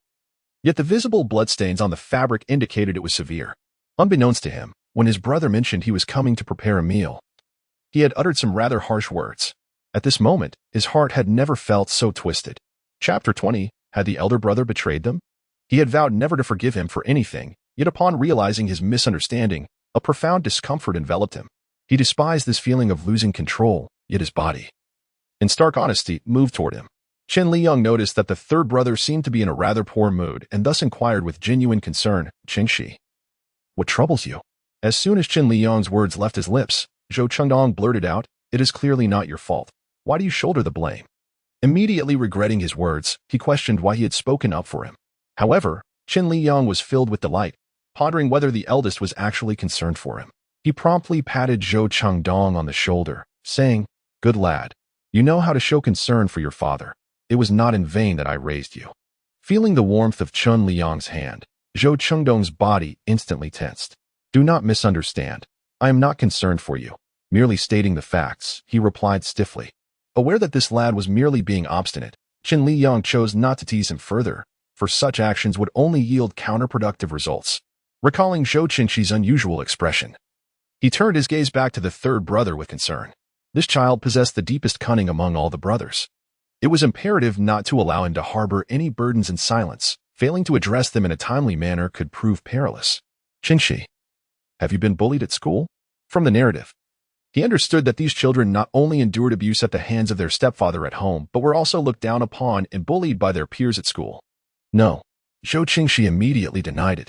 Confronted by Chen Liyang's concerned gaze, he felt exceedingly uncomfortable. Despite his own injuries, he was still preoccupied with worrying about him. Chen Liyang understood that this child was profoundly introspective, and coaxing him to speak the truth was akin to an insurmountable challenge. He said earnestly, "I am your father. You must confide in me about anything. I will stand by your side. If you have nothing to say, then there is nothing to discuss." "Why are you being so verbose?" Zhou Qingxi exclaimed, his face a portrait of exasperation, yet it merely concealed his inner turmoil. "Fine, if there is nothing. Then there is nothing. Eldest and second, please carry the items inside. I have purchased fruits and snacks for you. Help yourselves." Chen Liyang deftly diverted the conversation. From a distance, Zhou Qingbei's eyes sparkled at the mention of snacks. "You bought us treats?" It had been ages since he had indulged in such delights. The last time he had enjoyed a snack was when Aunt Zhao secretly gifted each of the 5 siblings a banana and a packet of biscuits. As their nominal father, Chen Liyang had never once provided them with any treats. Instead, he exploited the government subsidies meant for them to purchase items for his own nieces and nephews. "The money I possess is sufficient to sustain our family for several months, so feel free to eat to your heart's content." Upon hearing this, Zhou Qingxi began to piece together the situation. However, he remained unaware of the actual truth and had unjustly labeled him as one who sells his daughter. In the living room, Chen Liyang placed all the food on the coffee table, inviting them to take whatever they desired. He then carried a carton of pure milk and a bunch of bananas to Aunt Zhao's house next door. "This is a gift I bought for Aunt Zhao. I am aware that over the years, she has secretly brought food to you and has often taken care of Wan Ning. It is both reasonable and heartfelt to express our gratitude towards her. I plan to prepare a sumptuous feast at home this Saturday when there are no classes, inviting her entire family to join us. What do you think? Or would it be better to dine out?" With items in hand, Chen Liyang's gaze lingered on the 4 children. Certain matters only evoke a sense of home when the family engages in interaction, allowing them to feel their presence. This marked the first time Chen Liyang sought their opinions, particularly regarding inviting Aunt Zhao's family for a meal, something they had scarcely dared to imagine. In just 2 days, his transformation was remarkably profound. Were it not for the absence of ghosts in this world, they might genuinely suspect that Chen Liyang had been possessed. Under Chen Liyang's warm gaze, Zhou Chengdong was the first to speak. "Dining out is expensive and unhealthy. It is far better to eat at home. Cooking ourselves ensures peace of mind and a more relaxed atmosphere." He echoed my thoughts. "It is not that I am unwilling to host outside. Rather, given Aunt Zhao's character, I fear she would decline an invitation to dine out. However, at home, it is a different story. If I prepare an abundance of dishes, even if she is hesitant to come, the sight of so much food would make it wasteful not to partake. She would undoubtedly join us." Chen Liyang smiled in agreement. Once they reached a consensus, Chen Liyang limped towards Aunt Zhao's home. Although his leg was not broken, it had been injured by the male lead, rendering him unable to exert much force while walking. Now, with stitches, the situation had only worsened. Carrying items while walking made him acutely aware of the strain, as it felt as if his wound might reopen, making each step a true challenge. Observing Chen Liyang's injury, which rendered him unable to walk comfortably, Zhou Chengdong swiftly approached and took the pure milk and banana from his hands. "Allow me to handle that. We wouldn't want to waste anything by dropping it, he said, his tone lacking in inflection, even tinged with a hint of indifference. Yet, Chen Liyang recognized this act of assistance as a genuine concern for his well-being, albeit masked by a stubborn refusal to admit it. After all, he was at an age marked by rebellion and a touch of pride. With a smile, he expressed his gratitude before continuing on his way. Had he glanced back at that moment, he would have noticed the dark hue of Zhou Chengdong's face illuminated by a faint blush. Brother, has the eldest betrayed us? Zhou Qingxi inquired, observing the departing duo. Zhou Qingnan, aware of his younger brother's contemplative nature and sensitivity, wished to maintain the fragile normalcy they had recently achieved, and replied, Did you not hear the eldest? He is merely concerned that the other might drop the items. Chapter 21. Let us eat first. Why is he so distrustful? Zhou Qingxi's enigmatic eyes brimmed with confusion. Elder brother, can I have some of these snacks? In contrast to the elder brother's introspection, Zhou Qingbei was far more preoccupied with the prospect of food. Since their relocation to the urban village, Chen Liyang had yet to treat them to any delicacies. Gazing at the assortment of snacks on the table, Zhou Qingbei had lost count of how many times he had swallowed in anticipation. He yearned for potato chips, teddy bear biscuits, candies, fruits. He craved them all. Chen Liyang, lacking children of his own, had never engaged in the customary exchanges of snacks, as those were always procured by his parents. Thus, he remained oblivious to the fact that, rather than indulging in his own preferences, he predominantly purchased items that children favored. Upon hearing his younger brother mention food, both Zhou Qing'an and Zhou Qingxi instinctively directed their gazes toward the array of fruit snacks that Chen Liyang had procured. Those treats shamelessly beckoned them, as if whispering, Come, savor me. Come, indulge in me. Zhou Qingxi's body betrayed him more than his words. He was fully aware that this was Chen Liyang's gentle trap. Yet he thought to himself that it was rare for him to bring home snacks, and why should he abstain when he could relish them? Consequently, he retrieved a bag of tomato-flavored chips from the shopping bag, tore it open, and popped a piece into his mouth. Why not enjoy? After all, abstaining would merely benefit his niece and nephew. The chips crunched audibly in his mouth, and the delight on his face was unmistakable. Zhou Qinan and Zhou Qingbei, unable to resist the temptation any longer, joined in the feast. Remembering that his sister had yet to partake, Zhou Qing'an promptly retrieved a lollipop for her. While they reveled in their snacks, Chen Liyang and Zhou Chengdong had already ventured into Aunt Zhao's courtyard. There, Aunt Zhao's child sat on a small stool diligently working on homework, while the family dog lounged contentedly at its young master's feet, eyes half closed in bliss. However, upon spotting Chen Liyang, the dog immediately sprang to its feet, arching its back and baring its teeth. Aunt Zhao's son, a third-year junior high student, shared a class with Zhou Chengdong. Their relationship had once been amicable, but due to the continual disputes instigated by Chen Liyang regarding the family dog, he gradually distanced himself from Zhou Chengdong, wishing to sever any ties with his family. Yet, deep down, he harbored the same fear of Chen Liyang. It could be said that among the neighbors in the vicinity, very few were unafraid of him.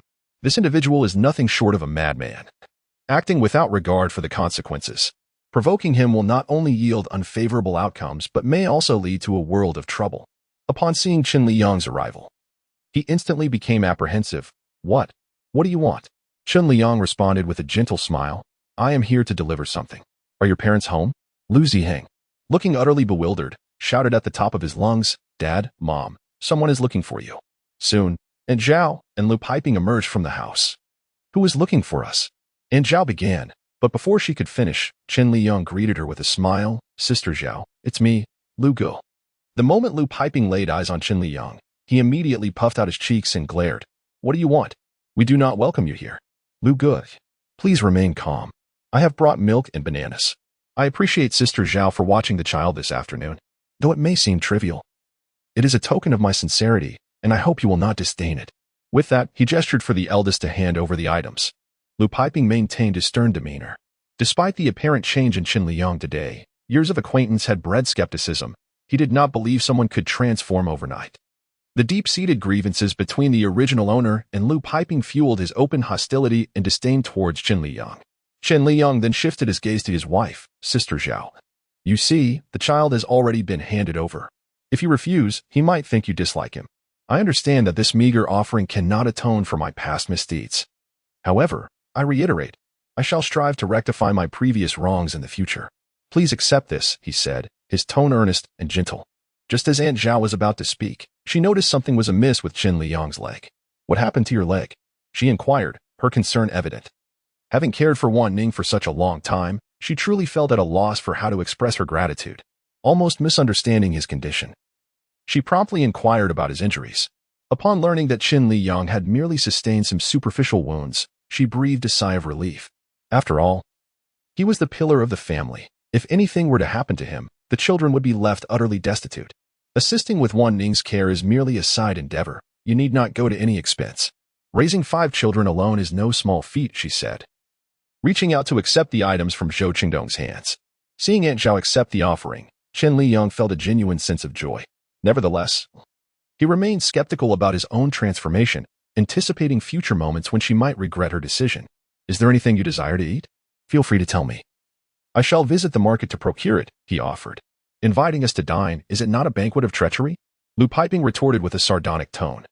He feared that partaking in Chen Liyang's hospitality might shorten his own lifespan. Do not be so abrasive, Piping. Liyang is merely extending a friendly invitation. And Zhao interjected before turning her gaze back to Chen Liyang. Liyang, we appreciate your kindness, but a meal is unnecessary. We are neighbors, and it is only natural to assist one another. She continued, permit me to say something you may not wish to hear. Please treat the children with more kindness. Their plight of being motherless is already tragic enough.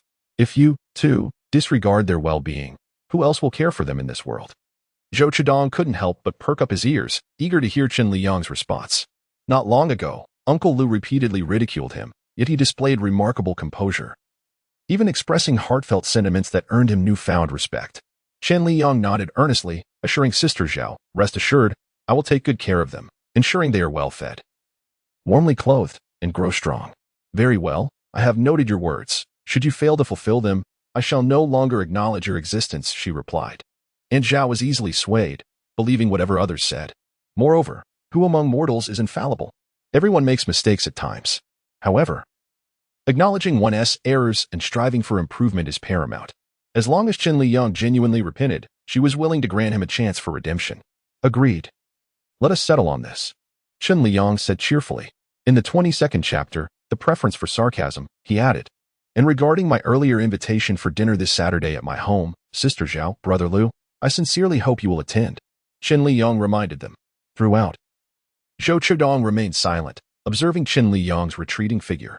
As the sun dipped below the horizon, its fading rays cast a warm glow upon Chen Liyang, bathing his somewhat narrow back in the radiance of paternal affection. This man had undergone a complete transformation, both inside and out. Such change was not gradual. It had swiftly rendered him an entirely different individual. As the third brother remarked, even if he had changed, the wounds inflicted remained. He could not forgive the devilish manner in which Chen Liyang had once struck at their sibling bond. These minor acts of kindness were insufficient to erode the deep-seated resentment that lingered within him. At this moment, Chen Liyang felt quite content. After the events of the past 2 days, he was convinced that the children's animosity towards him had significantly diminished. He believed that with sincere care, he would eventually win their hearts. Upon returning home, he found Shou Qingxi and Shou Qingbei had already devoured a bag of potato chips and were now gnawing on duck necks. Chen Liyang was amused by their antics and couldn't help but tease them. Having eaten, now you think to hide? Is it not too late? Yet he thought, if it comes to punishment, let it be me, for I am the one who encouraged my younger brother to indulge. Though Shou Qingbei was young, he understood that his third brother was shielding him. However, it was he who had first desired to eat, leading to Chen Liyang catching him in the act.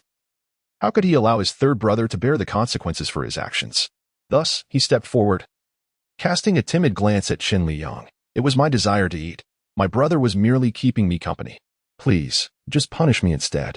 Seeing the two brothers' incessant chatter about punishment, one could only wonder how many beatings they had endured for such words to become their mantra. Chen Liyang approached and gently pinched Zhou Qingbei's face, which lacked any substantial flesh. Zhou Qingbei anticipated a forceful pinch but was surprised by the lightness of the touch. Akin to a playful scratch, which astonishingly marked the first time he did not lose control in Chen Liyang's presence. His bewildered expression was somewhat endearing, prompting Chen Liyang to affectionately ruffle his hair, only to find it rather prickly. His gaze then shifted to the second and third brothers, clearly noting that among them, the second brother had resisted temptation and abstained from eating.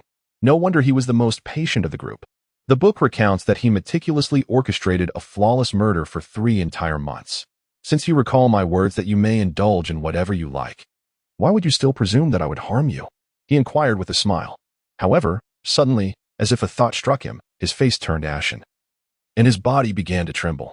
It seemed he would truly face retribution for speaking ill of him in his presence. Nevertheless, Chen Liyang maintained his smile, showing no signs of impending anger. Zhou Qingbei, you speak truthfully, yet you also mentioned that this was in the past.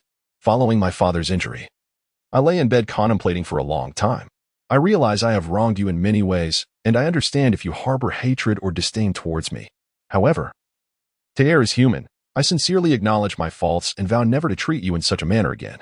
Therefore, I hope you can place a bit more faith in me. One day you will see that I am no longer the Chen Liyang of old. His tone was gentle, yet imbued with an unprecedented sincerity. Zhou Qingbei, still a child at heart, seemed to have forgotten the words he had spoken that morning. The warning, though not painful, was palpable, prompting him to turn away, adopting an air of indifference towards Chen Liyang. The others shared no inclination to respond either, and Chen Liyang reluctantly withdrew his hand from Zhou Qingbei's head. This group of children was impervious to persuasion, proving to be more challenging to conquer than the world itself. Thus, he promptly shifted the topic. You all enjoy your snacks. I shall prepare dinner. Once it's ready, I will call for you. Let me handle it. One of them interjected. You are not in a position to move easily, and if we wait for you to finish cooking, we might very well starve. Despite the chilling tone, Chen Liyang felt a sense of concern emanating from the boss. This child was simply obstinate and enjoyed speaking in contradictions. Nevertheless, having promised the children that he would prepare dinner that evening, he could not go back on his word. After all, the fourth child had just remarked that he was once a person of broken promises, so he resolved to be a man of his word. No need for that. I have merely injured my leg, but my hands are still functional. You all can sit on the sofa, watch television, and snack while you wait. However, do not indulge too much, or you may find yourselves unable to eat dinner later, he concluded before retreating to the kitchen. That evening, he intended to prepare a sumptuous feast, having purchased pork bones, beef, duck, fish, tofu, and celery. He planned to make stir-fried beef with celery, beer duck, bear paw tofu, braised fish fillets, and ultimately a rich bone soup.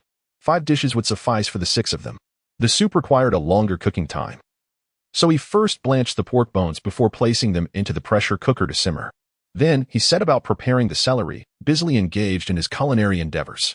In the living room, hearing the commotion from the kitchen, Zhou Qingdong recalled Chen Liyang's culinary skills and, concerned he might mishandle the ingredients, decided to venture in. Since Chen Liyang had suggested they could watch television and snack, there was no need for them to remain overly cautious. At that hour, Phoenix Channel was airing an animated series about racing, except for Zhou Weining. The other 3 boys were naturally drawn to the exhilarating world of racing and immediately immersed themselves in the show. While watching television, they also indulged in snacks. Such moments were previously confined to their dreams. In the present day, reality has taken shape, leaving them with a lingering sense of unreality. Chapter 23, Conquering the Third.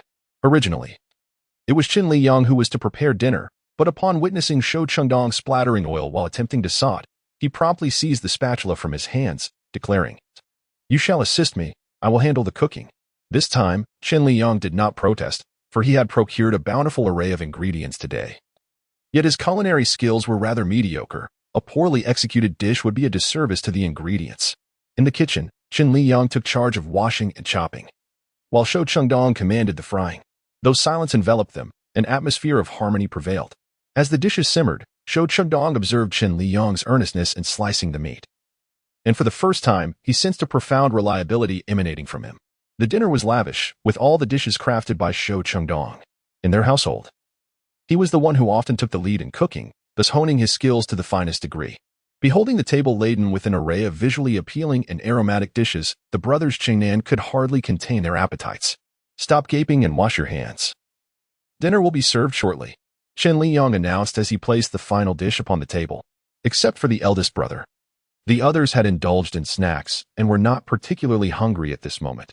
However, the sight of the delectable feast before them was simply irresistible.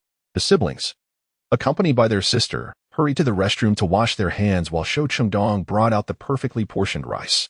Chen Liyang sampled a piece of beer duck and found it far superior to his own culinary attempts. He was never one to withhold praise if it was delicious. It deserved commendation. He gave Zhou Qingdong a thumbs up, exclaiming, "Qingdong, your culinary skills are impressive, far surpassing those of your father. However, The subsequent words of Shou Qingxi rendered the warm atmosphere awkwardly subtle. If it weren't for your incessant demands upon us, we would have to fend for ourselves. My brother would not have honed such remarkable culinary skills. The sarcasm in his statement was unmistakable, causing Chen Liyang's smile to falter slightly. This child certainly understood the art of conversation.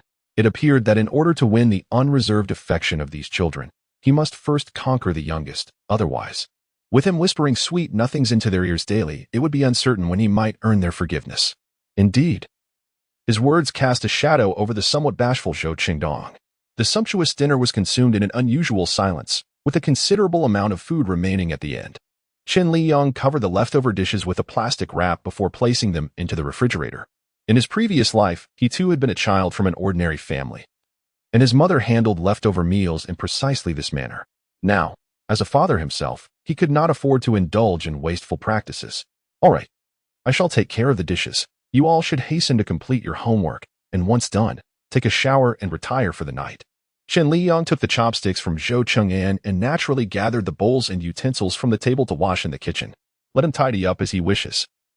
The second brother is on the brink of final examinations, and you are the brightest among us. Do not let household chores hinder your studies. Upon Shou Qingxi's remark, Zhou Qingdong chimed in. What the third brother says is correct. You are our family's sole hope for entering a prestigious high school. From henceforth, we shall handle the household tasks. Your only focus should be on your studies. Zhou Qingnan wore a self-mocking smile, pondering the futility of education. What use is studying hard? The children of the wealthy and powerful are born into privilege, whereas we, the orphans, find ourselves perpetually sidelined by connections in the job market. I cannot allow you to harbor such a pessimistic outlook, Zhou Chengdong replied solemnly. When faced with absolute strength, connections become inconsequential. In that moment, he exuded the aura of a true elder brother.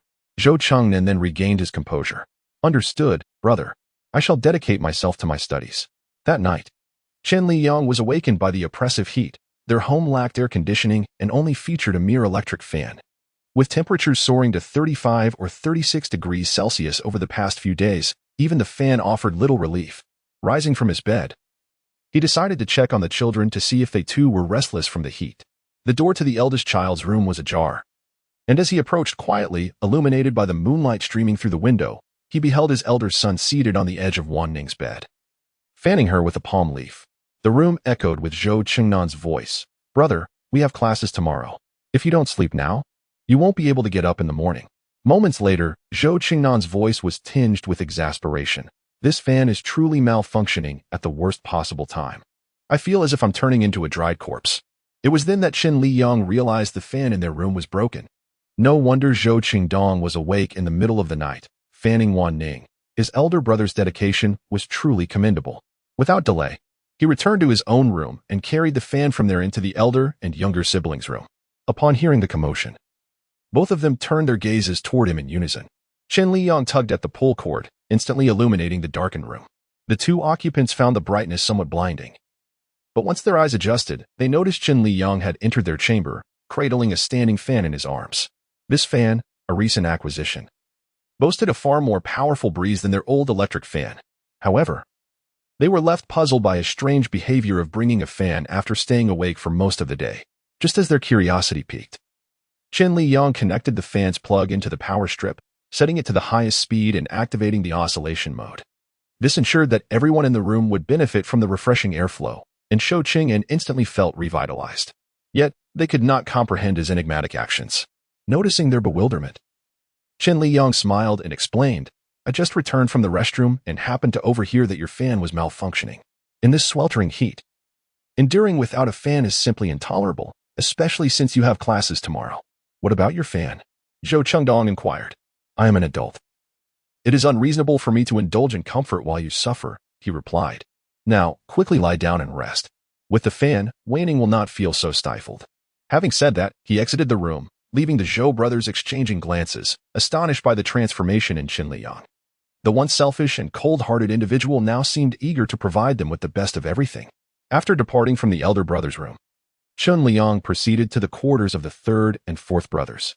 The fan in their room whirred loudly, yet they remained sound asleep, evidently accustomed to the noise.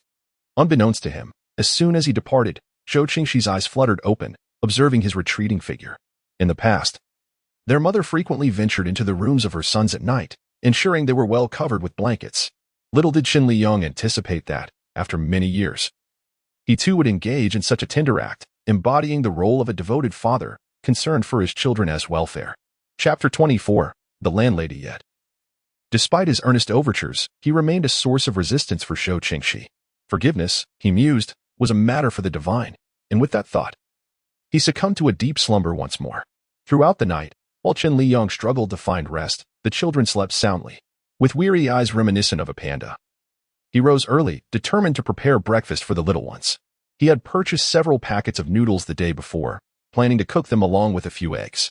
As he gazed at the flowing eggs for the first time, Chen Liyang felt the weight of responsibility that accompanied raising 5 children. He pondered the depth of affection that Zhou Xinru must share with her close friend, allowing her to adopt 5 children under her name. If a friend of his were to encounter a similar plight, he admitted he would not possess such nobility, at best. He would occasionally bring food to check on the children. After all, human nature leans towards selfishness, without a marriage. It would be improbable for any woman to consider marrying him while he undertook the care of so many children. One could only say that this woman was truly remarkable. As the children awoke, they were greeted by the sight of steaming noodles adorning the dining table. Their astonishment and confusion regarding Chen Liyang's transformation had dissipated. If he could change, their lives would undoubtedly improve. Yet, the uncertainty lingered. How long would this transformation endure? After finishing breakfast, they shouldered their backpacks and made their way to school. With merely a week left until the final examinations, the atmosphere of academic pressure weighed heavily upon them. Each day, the teachers incessantly lectured on test papers and revisions, creating an environment that could easily be mistaken for preparation for college entrance examinations. Alas, the relentless pursuit of academic excellence leaves students feeling as though they are already lagging behind at the starting line, with the urgency to strive harder to avoid being left further behind. Once the children departed, Chen Liyang first tended to Wan Ning's hair before venturing into the kitchen to clean up the remnants of breakfast. Today, he resolved to thoroughly tidy the entire house, both inside and out. With the landlord expected to arrive, he intended to negotiate the installation of several air conditioners. The sweltering heat would only escalate, and the absence of air conditioning would be untenable. In the living room, Zhou Wanning sat quietly watching television.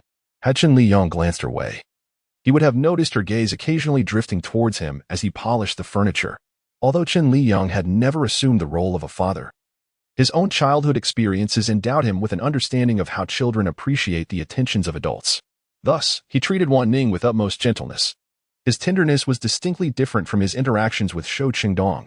He believed that a more nuanced approach was warranted when engaging with a girl. Moreover, given Wan Ning's emotional barriers towards the original owner of this body, her silence was understandable. His mission was to treat her kindly and gradually untangle the knots within her heart. Wan Ning was acutely aware of his intentions, yet she remained reticent, perhaps fearful that all of this might merely be a figment of her imagination. Nevertheless, for the past 2 nights, she had been free from nightmares. Instead, her dreams were filled with visions of Chen Liyang carrying her off to an amusement park, his shoulders broad and warm, a comforting presence amidst her uncertainties. If only she could wish for this dream to last forever. Just as Chen Liyang was diligently cleaning, a woman's voice called from outside. "Is Chen Liyang home?" Chen Liyang paused, realizing it was likely the landlord come to collect the rent. Typically, he paid her in cash, claiming he was not adept at bank transfers. In truth, he was perfectly capable. He simply relished the mischievous game of making the landlord make a trip. With this thought, he hastily put down the cloth and rushed outside, exclaiming, "Yes, I'm here." Upon seeing Chen Liyang emerge, drenched in sweat, the landlord did not hide her disdain. The female landlord, a woman of around 40 with a certain charm, cradled a cat in her arms. Today, she wore a high-slit chi-pao, her hair elegantly styled. Though her features were rather ordinary, her fair complexion was striking. With a slightly plump figure, she possessed a unique allure. Initially, when Chen Liyang moved in, she had harbored some interest in him. After all, she had been widowed for over 3 years and was yearning for male companionship. Learning about Chen Liyang's situation, his wife having left him, and his struggle to care for 5 children, she had hinted several times that if he were to be with her, she would waive his rent. To her surprise, Chen Liyang had outright rejected her, even going so far as to mock her for aspiring beyond her means. This infuriated her, and from that point on, she refused to allow him to delay his rent, threatening eviction if he failed to pay.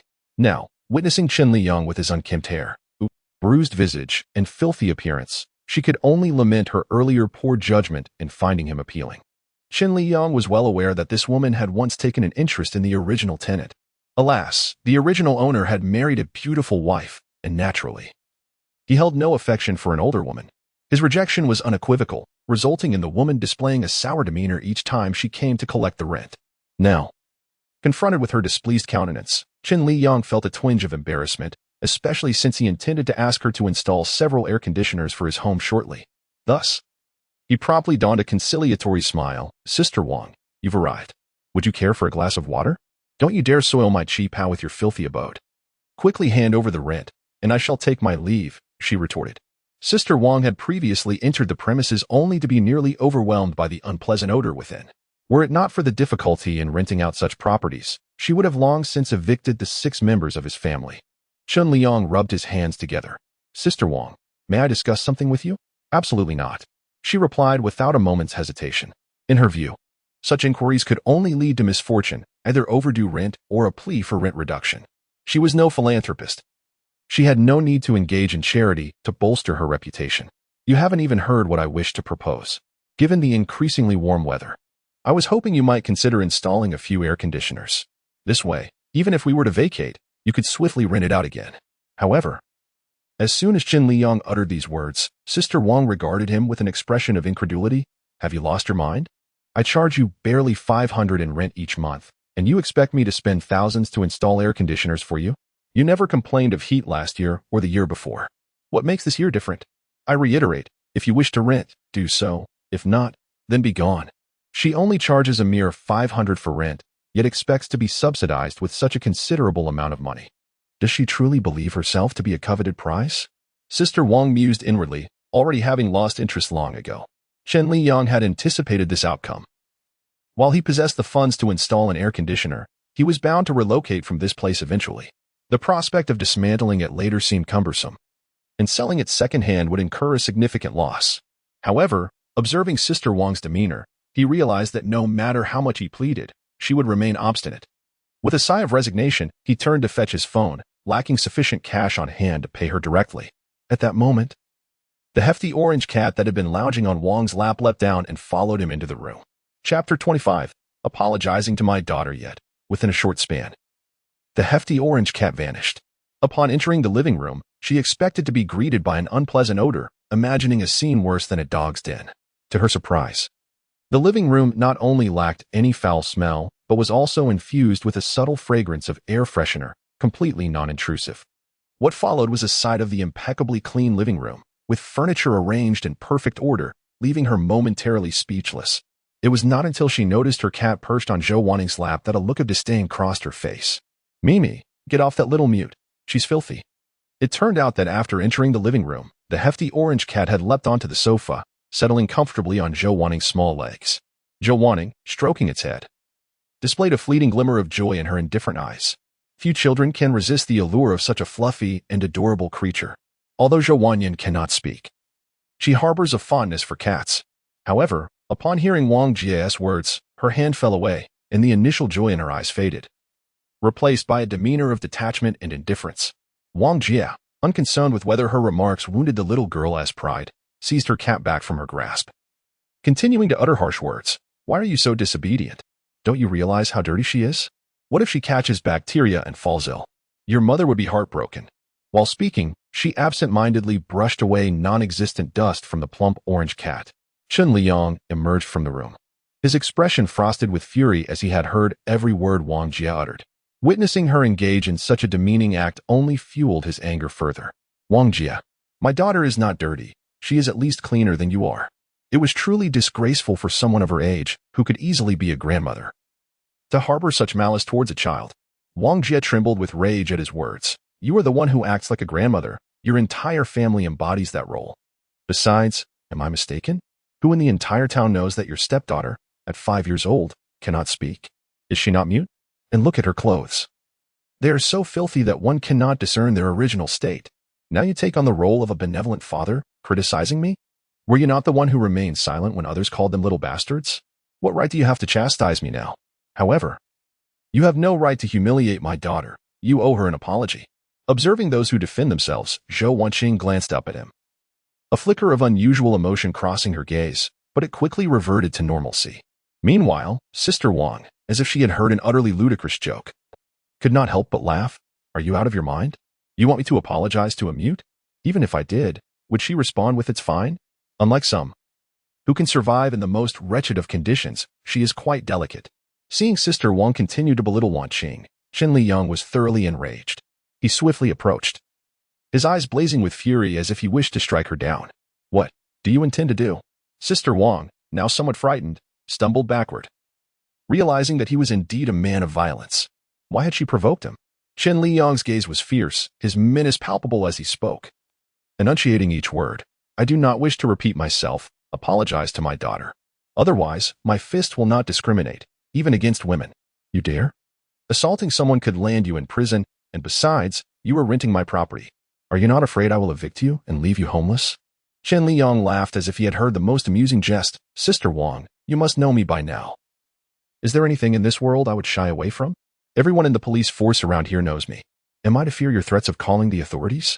As for your intention to evict me, after I declined your advances, you still chose to rent to me, did you not?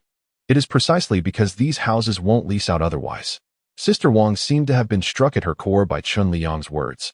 Instantly consumed by a mix of anger and humiliation, she had long perceived Chen Liyang as a ruffian, and today she had witnessed his true colors. Apologize. Or else you know my temperament. I sometimes struggle to rein in my anger, and one cannot predict what violent actions I might resort to. The threat in her tone was unmistakable. It is well known that reasoning with a madman, particularly one prone to violence, is futile. Sister Wang feared being entangled with such a person, which would rob her of any semblance of tranquility in the future. Reluctantly, she turned to Wang Weining and uttered a soft apology. However, Chen Liyang found her voice insufficiently loud and her attitude lacking sincerity, insisting she repeat her apology. Chen Liyang gently settled beside Weining, softly reassuring her, My dear Weining is neither dirty nor mute. Father understands that you simply prefer not to speak. When the day comes that you do, you will undoubtedly be the most loquacious among us. For now, let me take the lead. Will you forgive this Aunt Wang? I am only 40. Do you understand the concept of politeness? Despite the quarrel, no woman is indifferent to her age. And such a term was undoubtedly a painful jab at her heart. Yet, Chen Liyang gazed at her innocently. I call you Sister Wang, by generational standards. I ought to refer to you as Aunt. Would you rather I call you Auntie, or perhaps Grandma instead? Upon hearing his words, Sister Wang nearly suffered a heart attack. Yet, engaging in a verbal spar with Chen Liyang yielded her no advantages. She could only scowl and demand he promptly pay the rent. Chen Liyang, wishing to shield his child from the disturbance, swiftly transferred the money to her. Observing the adept Chen Liyang conducting the money transfer, Sister Wang realized the deception she had endured. Ah, you, Chen Liyang, clearly capable of mobile transfers, yet you tricked me into believing I could not, causing me to make fruitless trips each month. I have just learned how to do it myself. Henceforth, I shall no longer burden you with these errands. And I will ensure that the funds are transferred punctually, he replied, casually dismissing her, as he preferred to avoid the company of such unsophisticated individuals. Sister Wang tossed a parting remark, warning that should he fall behind on the rent, she would leave without hesitation, before proudly cradling her cat like a victorious peacock. Once she departed, Chen Liyang gently grasped Wan Ning's hand, concerned that she might feel disheartened. He offered her comforting words before resuming his cleaning duties. Wan Ning gazed down at her petite hands, still warm from Chen Liyang's lingering touch. She had no recollection of her mother. Yet this marked the first instance where someone stood up for her in front of others, providing solace that made her feel cherished rather than neglected. Chapter 26. The boss strikes. Throughout the morning, Chen Liyang toiled away at the cleaning, finally grasping the arduousness of his mother's spring cleaning. The wound on his hind leg, wrapped in bandages, felt as though it had reopened, perhaps due to the dampness of his perspiration, causing both pain and itchiness. With an abundance of leftover food from the previous night, he opted against grocery shopping, intending to reheat the remnants and sought some vegetables to suffice for the time being. He planned to cook anew in the evening. In the past, when the house was in disarray, they would actively engage in cleaning. However, after each effort, Chen Liyang would invariably create a mess again, leading them to abandon the task altogether. Unbeknownst to them, there came a day when they would once again behold such a pristine living room, even more immaculate than their previous efforts. Upon entering their own rooms, they discovered that Chen Liyang had not only tidied the living area but had also cleaned their personal spaces. Wan Ning, do tell your brother. Was the cleanliness of the house truly his doing? Zhou Cheng gently inquired of his sister. How could it possibly be him? He must have hired someone to do the cleaning, Zhou Chengnan declared, dismissing Chen Liyang's toil with a mere statement. Zhou Wanning recalled the scene earlier that day when Chen Liyang had stood up for her. She longed to assert that it was indeed his handiwork. Yet, her lips parted in silence, unable to articulate her thoughts. In Zhou Qingxi's eyes, her silence seemed to align with her brother's assertion, further reinforcing his belief. I must be right. A person as indolent as he would never deign to clean himself. His words effectively stifled any shift in the perspectives of the other three, quashing their evolving opinions before they could take root. Meanwhile, Chen Liyang was diligently laboring in the kitchen, oblivious to the unfolding drama in the living room. When he finally emerged with the prepared meal, he was met with Zhou Chengnan's disdainful expression, leaving him utterly bewildered, as he had done nothing to provoke such a reaction. As they sat down to a lunch of leftover dishes from the previous night, the children bore no complaints. After all, they had been fortunate enough to have enough to eat in recent days, and what more could they desire? Chen Liyang's attention shifted to the children, noting that their clothing was either ill-fitting or quite worn. The original owner's clothing was predominantly flamboyant, unmistakably the attire of a ruffian, and he needed to hastily dye his yellow hair black. Upon hearing his intention to take them shopping for clothes, the group, engrossed in their meal, paused momentarily, gazing at him in disbelief. Are you truly going to buy us clothes? Did you not previously claim that purchasing new garments would be a waste of money? Zhou Qingbei inquired bluntly. However, I have come to realize my error. I should not have vented my grievances regarding your mother onto you. I have promised to amend my mistakes. Regardless of whether you choose to forgive me, I shall no longer treat you as I once did. This marked his first admission of the reasons behind his mistreatment of them. Yet, such insincerity could not deceive them. What sort of hatred could drive him to inflict such cruelty upon 5 innocent children? Clearly, a demon resided within him, and he continued to seek excuses for his actions, displaying a remarkable lack of shame. Chen Liyang observed the 5 siblings, unmoved, and his expression dimmed slightly. He had believed that his recent efforts had been sufficient. Yet he was disheartened to find that none of it had softened their hearts, leading to a profound sense of defeat. No one paid heed to Chen Liyang's feelings. After finishing their meal, the eldest sibling proactively began washing the dishes. Chen Liyang turned on the television in the living room, allowing the children ample space before retreating to his own room. He had scarcely slept the previous night and now yearned for a restorative slumber.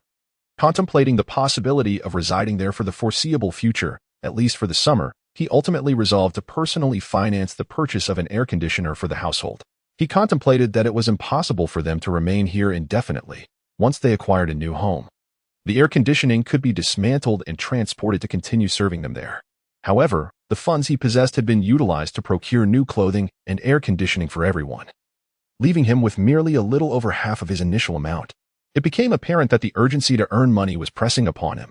Yet, in his previous life, he had been an inconspicuous individual, a mere office worker at the age of 30, lacking any specialized skills. Consequently, he resolved to embark on an entrepreneurial journey, though he needed to thoroughly investigate what kind of business to pursue. This was his nature. When harboring concerns, he found himself easily succumbed to sleep. In the living room, the children quietly watched television, and when the eldest emerged from the kitchen, Zhou Chengnan finally voiced his lingering question. Elder brother, how much truth do you perceive in his words? Zhou Chidong seated himself beside him, responding, the truthfulness of his claims is irrelevant. What matters is that the malevolent deeds he has committed are unforgivable. The elder brother was correct. Such a person was inherently wicked, and a fleeting change could not distort the harm he had inflicted upon us. He audaciously claimed that his resentment towards us stemmed from our mother's departure. Yet he failed to consider whether he was deserving of such feelings. When he married our mother, was it not her financial prowess that attracted him? Now, after so long without news of her, he did not seek her out but instead insisted that she was reveling abroad. How could someone as virtuous as our mother possibly abandon us? Zhou Qingxi said with indignation. His words further fueled the resentment that Zhou Chengdong and the others felt towards Chen Liyang. His actions might cause harm, but they must not allow him to slander his mother. Chen Liyang, still in a deep slumber, remained unaware of the situation. He had intended to sincerely apologize for the previous misdeeds of the original owner of his body, but his few utterances not only failed to elicit any sympathy from them, but instead had a counterproductive effect. Upon awakening, he discovered that the 4 had already departed for school, perhaps out of concern that his sister might sneak out alone after their departure. He had shut the living room door and even secured the outer door, though fortunately, it was merely closed and not locked. Otherwise, Chen Liyang would have found it impossible to exit. However, before he could step outside, Aunt Zhao's voice rang out with an urgent tone. "Xiao Chun, something's wrong. Your eldest is involved in a fight at school, and the other child's parents have already caused a commotion at the school." Chapter 27. Not an excuse for violence. Aunt Zhao, what has happened? How could my eldest resort to violence? Chen Liyang inquired hastily, knowing well his eldest's character, who was not one to provoke trouble and instead acted with composure. It was inconceivable that he would strike someone without just cause.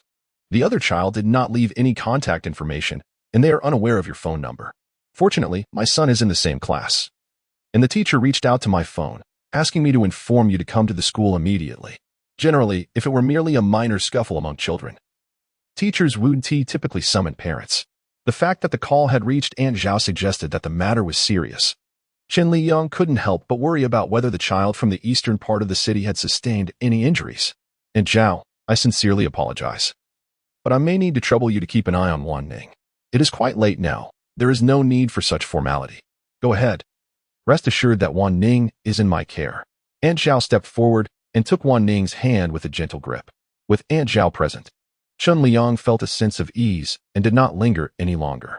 He hastily exited the urban village, swiftly commandeering a shared bicycle from the roadside, propelling himself forward with great speed. The journey that would typically take over 20 minutes was reduced to a mere 7 or 8 minutes under his vigorous pedaling. Upon dismounting, he noticed a conspicuous Maserati parked at the school entrance.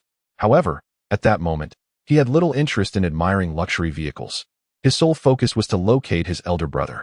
The security guard, upon recognizing him as a parent, granted him immediate access. It was not uncommon for 4 or 5 parents to arrive in a single day, much like the Maserati, which belonged to a parent who had been summoned, though it remained uncertain whether their child had erred or faced bullying. Should it be the latter, the offending parent would likely find themselves in dire straits. The school was expansive, encompassing both elementary and middle schools, with the former situated in the front buildings and the latter in the rear. A vast playground lay in between, where students typically gathered for morning exercises. According to the writings, the original owner had never set foot in the school, always allowing the child to report for duty independently, even at the start of the school year. Thus, this was his inaugural visit, and he was unaware of which class his elder brother was in for the 3rd year of middle school. Fortunately, there was no need to seek out the classroom. He could directly inquire about the location of the 3rd-year office.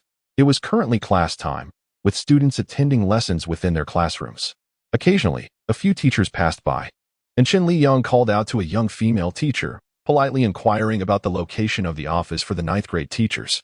The female teacher was taken aback upon noticing the bruises on Chen Liyang's face and his dyed blonde hair, momentarily mistaking him for a delinquent infiltrating the school.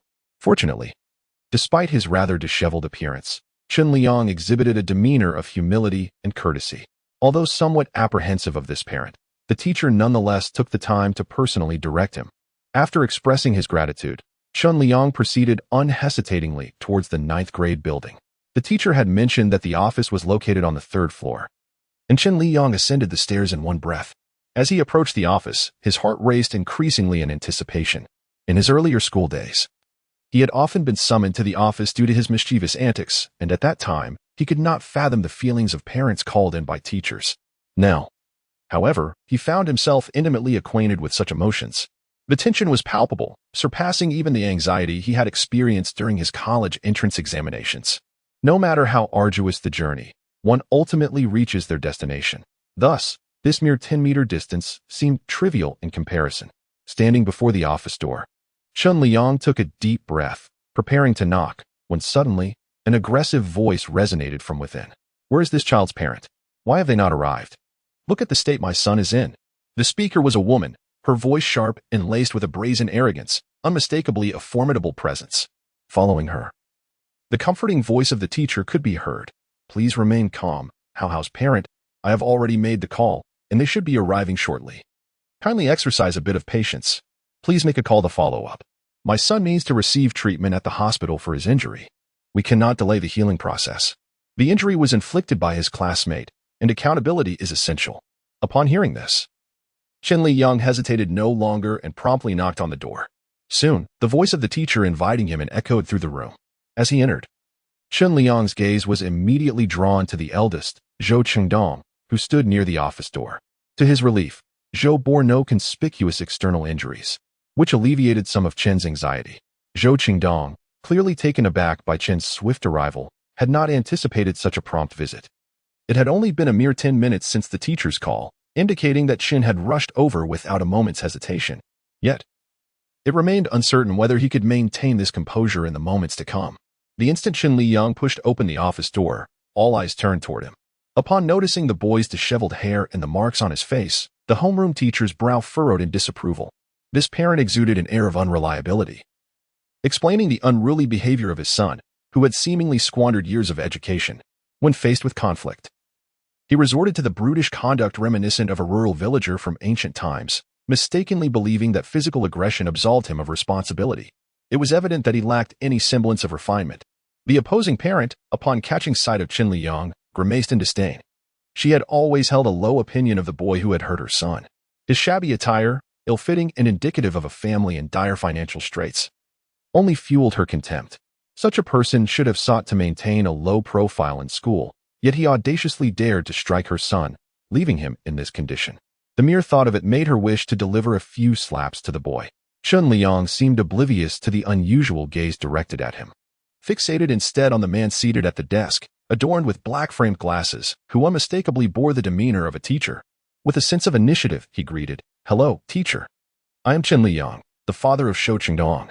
Although I am unaware of the specific circumstances, I know my son well. He has never been one to instigate trouble. Thus, I wish to inquire if there might be some misunderstanding." Upon hearing Chen Liyang's immediate defense of his son, without seeking clarification, the woman erupted in anger. "Have you lost your sight? Can't you see my son, covered in blood, as a result of your son's actions? You must take full responsibility for this matter." At that moment, Chen Liyang glanced at the other boy standing nearby. He had anticipated that the situation might involve merely a black eye or a bruised face.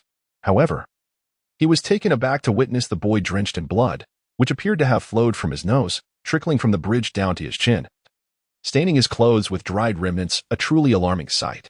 As he pondered how to address this predicament, the teacher's voice rang out once more, "Mr. Chen, regardless of the circumstances, there is no justification for Zhou Qingdong's actions. Is this how you typically educate your child? This is where your error lies." The homeroom teacher's tone was somewhat frigid. Although his expression bore no overt disdain, it was evident that he did not regard Chen Liyang with any considerable concern. Chapter 28. Seeking justice on your behalf. After listening to the teacher's remarks, Chen Liyang cast a glance at Zhou Qingdong. The boy exhibited no particular expression, appearing indifferent, as if such incidents were no novelty to him. However, Chen Liyang was able to empathize with his current emotions. During his own academic years, he was burdened by a modest family background, an unappealing appearance, and unsatisfactory grades. Consequently, he was perpetually cast as the wrongdoer, with grievances that could have brought down the Great Wall. Had he, in that moment, acted like the teacher, unquestioningly reproaching him and demanding an apology, the resulting trauma would have been indelible, akin to the heartfelt aversion he felt towards the teacher. Even after having traversed into a literary world, what he did not anticipate was that such occurrences were not confined to the realm of reality. They also permeated the world within books. Reflecting on this, Chen Liyang smiled and inquired, "If I understand correctly, according to your perspective, the party that strikes is always in the wrong. Does that imply that if someone were to defecate upon your head, you would be obliged to express gratitude for their gift? How can you be so vulgar? Such a comparison is utterly unfitting. Moreover, classmate Chi Haohua did not defecate upon your son's head. Your son initiated the violence, and rather than offering an apology, you seek to evade responsibility. It is no wonder your son exhibits such a lack of upbringing. It appears that a father's character is reflected in his son," the homeroom teacher retorted vehemently. "I am not suggesting that I refuse to apologize, but as a parent, I possess the right to be informed of the circumstances. Should it truly be my son's fault, I would naturally accept responsibility and apologize. However, if he is not at fault, I cannot allow my son to suffer such unjust indignation. Furthermore, as a teacher entrusted with the education and nurturing of children, how can you publicly declare in front of the students that he lacks proper upbringing? Is it not more a reflection of your own failure to embody an equitable and inclusive spirit?" Chen Liyang's voice, though not raised, resonated with formidable conviction. Originally expressionless, Zhou Qingdong's gaze turned to one of surprise after hearing his words. Such a confrontation was entirely unforeseen. He had anticipated that even if Chen Liyang arrived, given his character of bullying the weak and fearing the strong, he would undoubtedly demand an apology from Zhou without question, and might even resort to violence to appease his own parents. However, before Zhou could even question himself, Chen Liyang steadfastly sided with him, even daring to confront the teacher. This unreserved trust was akin to a ray of sunlight in winter, gradually melting the ice around his heart. The homeroom teacher's face instantly turned a shade akin to liver, ready to erupt when suddenly Chi's mother's voice rang out. Just look at yourself. What kind of character do you possess that could possibly raise a good child? Here you are, attacking the teacher, truly a disgraceful pauper. I have never laid a hand on my son, yet he has been beaten to such a state by yours. If you cannot provide me with a satisfactory response, I believe your son should no longer remain in this school. The woman regarded Chen Liyang with an air of arrogance, embodying a sense of lawlessness as if to declare that she alone held sway. Have you been spewing filth from your mouth? What is wrong with being poor? Am I eating your family's rice? In this day and age, to speak of indulgence so refreshingly is quite the audacity. It risks ruining a child's entire future. Never before had Chi's mother been so humiliated. Infuriated, she slammed her hand on the desk, her eyes seemingly ablaze. Do you dare to repeat that to me? Speak the truth. If it is not your fault, my father will take your side. The phrase "my father will take your side" struck Shou Qingdong's heart with profound resonance. Is this what it feels like to be sheltered by one's parents? Long before Chen Liyang arrived, he had already prepared for the worst. There was no way he would apologize for this incident. If necessary, he would face expulsion from school, as he was not particularly inclined towards academics. However, witnessing Chen Liyang passionately defending him, he suddenly felt a strong desire not to let him fight this battle alone, and so he recounted the entire sequence of events. Consequently, he had struck out in self-defense, landing a punch on the other's nose, which resulted in a flow of blood. He had anticipated that after sharing his account, Chen Liyang would surely admonish him for being too aggressive and creating such a significant dilemma. Yet, Chen Liyang's subsequent words enveloped him in an unprecedented warmth. You weren't hurt, were you? Zhou Qingdong shook his head. I'm fine. I just caused you trouble. Don't you blame me? What a naive child. It is not your fault. Why would your father blame you? On the contrary, you acted rightly. We do not bully others, yet we cannot allow ourselves to be bullied either. Chen Liyang bestowed upon him an encouraging glance. He then approached Chi Haohai with a calm demeanor, though Chi Haohai felt a shiver at the sight. What? What do you want? Stay away from my son. If you dare to harm him, I will not let this go. The woman immediately shielded her son, her expression filled with vigilance. I believe what my son has said. So you must apologize to him, Chen Liyang stated emphatically. Chi Haohai's expression turned defiant in an instant. He is the one who hurt me, dreaming of an apology from me. Although he spoke with unwavering confidence, his heart was filled with confusion. Was it not said that Zhou Qingdong's father was a stepfather, known for his harsh treatment? How could he possibly come to school to defend him? Yet, he could not deny the flicker of fear that arose within him when the man directed his ire towards himself. A person capable of inflicting severe harm upon his own son would certainly not hesitate to unleash his wrath upon an outsider. Have you not yet awakened? You dare to demand an apology from my son? I shall deliver a wake-up slap to you, Chi's mother declared, raising her hand, poised to strike Chen Liyang's face. However, Chen Liyang anticipated her move, swiftly sidestepping her attempt. You ought to be grateful that I never strike women, otherwise. He left his words hanging in the air. Glancing back at Shou Qingdong, tell me honestly, does your father often bully you? As someone who had endured similar experiences, he suspected this was not the first instance of such cruelty. The narrative had previously mentioned that 4 children frequently faced bullying at school. Aware that the original owner of this identity would not stand up for them, they had never confided in him. Zhou Qingdong, reluctant to reveal the bullying he often endured at school, was about to shake his head in denial. How is it that the school operates as if it were your family's domain? Though uncertain of the source of Chen Liyang's confidence in confronting Chi Haohai as parents, Zhou Qingdong found himself inexplicably inspired by Chen's fervor, and he nodded, almost against his will. It was common knowledge that Chi Haohai's father was an official, while his mother had secured contracts for numerous quarries, rendering their family exceedingly wealthy. Thus, even as he brazenly bullied his classmates, none dared to retaliate. It can be said that as long as Chi Haohai does not commit arson or murder at school, the teachers turn a blind eye to his actions. Consequently, complaints cease to exist. He is notoriously the poorest student in the class, his clothing always ill-fitting, and his parents have never attended a parent-teacher meeting. He has also never participated in any outdoor activities organized by the school due to the financial burden. Thus, Chi Haohua often takes pleasure in bullying him, knowing that his parents would not advocate for him.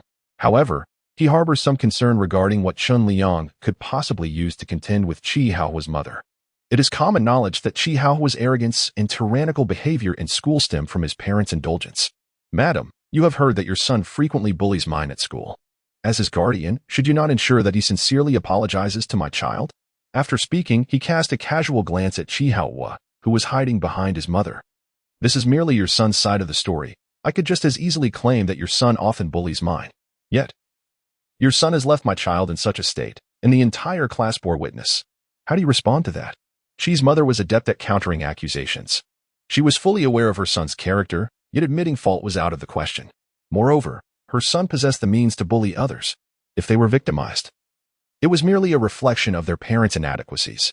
This group of parents, failing to introspect on their own lack of achievement in middle age, had the audacity to blame others. Classmate, are you certain you will not apologize? Chen Liyang wore a smile, yet it exuded an unsettling chill. He is often labeled a thug, reckless in his actions. Yet he chooses to harness this fierce intensity, determined to make them understand that he, Chen Liyang's son, is not easily intimidated. In Chen Liyang's eyes, Chi Haohua sensed a palpable threat, a chilling promise of violence that left him visibly pale. Throughout his life, he had always been met with deference. This was the first instance where someone had dared to confront him with such an expression. If it were anyone else, it might be bearable. But he was acutely aware of the notorious reputation of Shou Qingdong's father, a man capable of unspeakable acts when provoked. There is a saying, the foolish fear the dazed, and the dazed fear those who are reckless. Despite his family's wealth, if Chen Liyang was resolute in teaching him a lesson, it was inevitable that he would find an opportunity unless Chi Haohua chose to remain indoors indefinitely.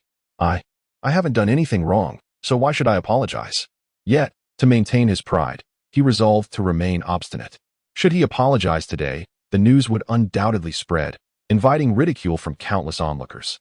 I offered you a chance, and you squandered it. Chen Liyang's words were laden with meaning. Judging by Chen Liyang's demeanor, it was clear that he was no upstanding individual. Chi's mother, fearful for her child's safety, immediately turned to the homeroom teacher. Teacher, how do you propose we resolve this situation? The homeroom teacher had long harbored discontent towards Chen Liyang. Mr. Chen, if you continue to exhibit such an attitude, I believe your son no longer has a place in this school. For the safety of the other students, I must regrettably expel him. How can this school be run as if it were your own property, where you can expel students at will? Chen Liyang was not intimidated by the threat.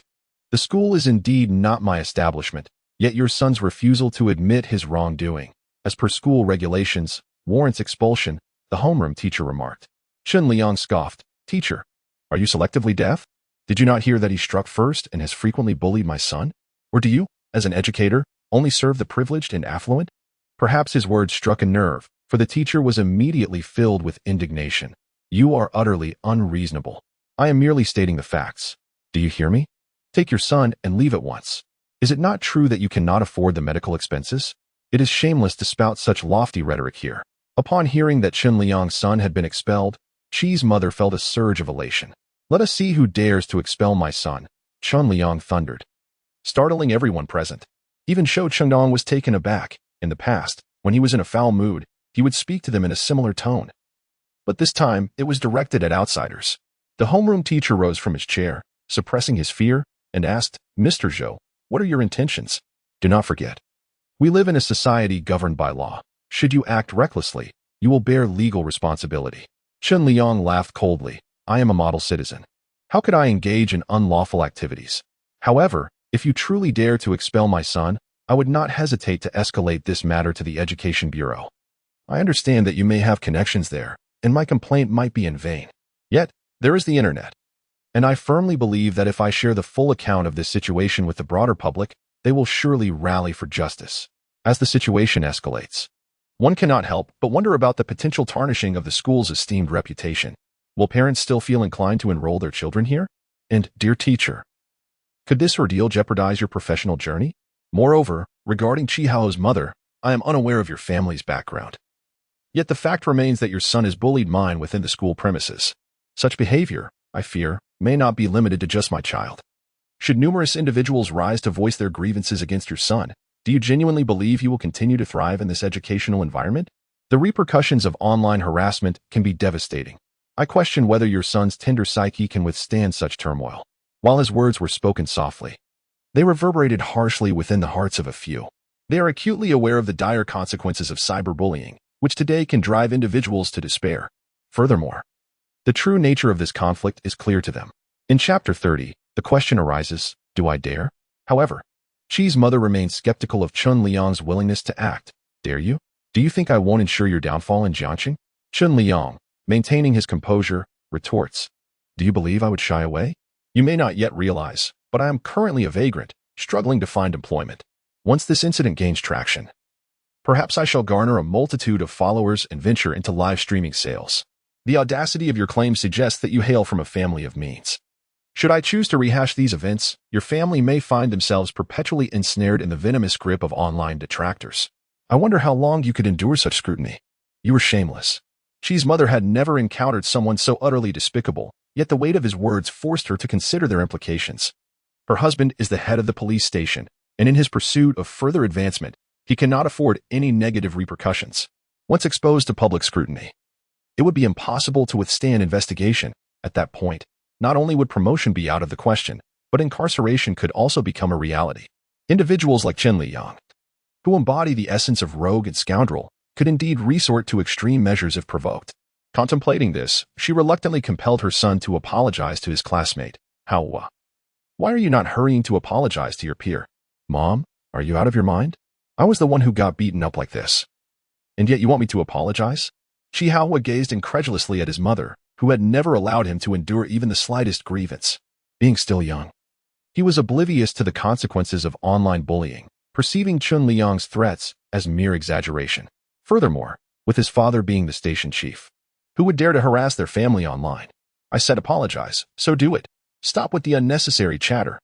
This was the first instance of Chi Mama losing her temper with her son. Reluctantly, Chi Hao muttered an insincere sorry, which evidently did not satisfy Chen Liyang. If it is an apology, sincerity must be demonstrated. Merely looking at me while saying sorry is of no consequence. You should stand before my son and express your remorse, providing assurance that he will not be bullied again. Chi Hao, feeling quite indignant, cast a glance at his mother. Enough, my son has already apologized. Do not assume I am genuinely intimidated by you. Chi Mama harbored discontent towards Chen Liyang's aggressive demeanor. If you are displeased, I shall not force the issue. However, I wonder what would happen if the contents of our conversation were to inadvertently leak out. Chen Liyang remarked with a smile. Upon hearing his words, Chi's mother was utterly astonished. You recorded it? She exclaimed. With no power or influence to rely on, she felt compelled to prepare thoroughly to ensure fairness for herself and her son. Chen Liyang, fearing their disbelief, promptly produced his phone, which indeed displayed an ongoing recording, the time indicator shifting steadily. This foresight stemmed from the hardships he had endured in his previous life. Having borne too much blame, he gradually learned the art of self-preservation. Thus, Chi Hao not only offered an apology in front of Shou Chengdong, but also pledged never to bully him again. This was a moment Shou Chengdong had never envisaged, one in which Chi Hao would express remorse towards him. After enduring years of unfair treatment, he finally found an outlet for his grievances. With reddened eyes, he gazed at the person who had stood steadfastly by his side, his lips quivering, yet ultimately, he could not articulate a single word. Following the apology, Chi's mother, fuming with indignation, took her son and departed, determined to seek medical attention for him. However, she vowed that today's events would not go unaddressed. Once Chi Hao was dealt with, Chen Liyang turned his attention to the homeroom teacher. Teacher, he inquired, is it now your turn to apologize? You are fully aware that my son is not at fault in this matter. Yet you chose to subject him to injustice due to Chi Hao's family background. Does your conscience not ache? The homeroom teacher, apprehensive that Chen Liyang might escalate the situation and jeopardize his career, was left with no choice but to apologize to Shou Chengdong. Through this incident, he came to understand that Shou Chengdong's father was not someone to be trifled with. Exiting the teacher's office, Shou Chengdong was still in a daze. He could scarcely believe that the teacher had indeed apologized to him, regardless of right or wrong. The teacher who consistently lays blame upon others will one day bow his noble head in humility. He understands that all of this is the result of Chen Liyang's efforts. Without him, he would not have received such equitable treatment. Chengdong, I am aware that these past few years have not been kind to you four brothers at school. I was not a worthy father, having failed to protect you. Thus, when you suffered injustices at school, you chose not to confide in me. However, I wish to convey to you now that from this moment forth, I shall no longer allow you to endure unwarranted grievances. Had he said such words before, Zhou Chengdong would have scoffed. Yet now, inexplicably, he finds himself believing in his words. Just as he prepared to nod in agreement, Chen Liyang's voice resonated once more. I am aware of the injustices you have suffered at school over the years, and to some extent, they are linked to me. They have taken advantage of our family's poverty, knowing that your father neglects you, which emboldened them to bully you. I vow that within 3 months, I will ensure you enjoy a better life. It turns out he knows everything. Zhou Chengdong had always thought his father was oblivious to their experiences at school. Yet, for reasons unknown, hearing these words from him filled his heart with an inexplicable ache. It seems that the feeling of being cared for is truly like this. Unbeknownst to him, tears began to well in his eyes. It is often said that a man sheds tears only in times of profound sorrow. As the eldest son, he has swallowed his bitterness, bearing the weight of his family's struggles silently. Thus, to outsiders, he appears strong, capable of caring for his younger siblings. And so he cannot reveal any signs of fragility. Yet he completely overlooked the fact that he had only just turned 15, still a mere child. Chen Liyang raised his hand to wipe away the tears from the corners of his eyes. Silly child, why do you cry? Do you not believe in your father? Zhou Chengdong felt a twinge of embarrassment at his gesture, realizing he had shed tears in front of him. He hastily rubbed his eyes, attempting to alleviate his discomfort, and spoke in a detached tone. We do not aspire for a lavish life. It is sufficient that you refrain from resorting to violence. To be honest, he truly did not believe that within 3 months, they could attain a better life. In this day and age, money is not easily earned, especially since Chen Liyang lacked any specialized skills. Typically, he worked in menial jobs such as security guard or courier, roles devoid of technical expertise. Chen Liyang understood that many matters cannot simply be resolved through words. Action is required to substantiate claims. Now that he had made this promise, he was determined to fulfill it at all costs. Just then, the bell signaling the end of class rang, and students began to stream out of the classroom. Chapter 31. A transformation upon seeing Chen Liyang. Many cast him peculiar glances, some even speculating that Zhou Chengdong had befriended a delinquent. Given his current appearance, it was inevitable that he would become fodder for gossip and ridicule. Consequently, he hurriedly left, feeling an urgent need to alter his outward appearance. Little did he realize that this very action, in Zhou Chengdong's eyes, signified his desire to conceal his true identity from his classmates, causing the warmth in his heart to gradually dissipate. Brother, I heard you were called to the office. Are you all right? Zhou Chengnan approached him. Chen Liyang exited the teaching building a step ahead, thus the two did not encounter one another. Zhou Chengnan unintentionally overheard classmates mention that his elder brother had struck a wealthy young man, prompting the latter's mother to intervene.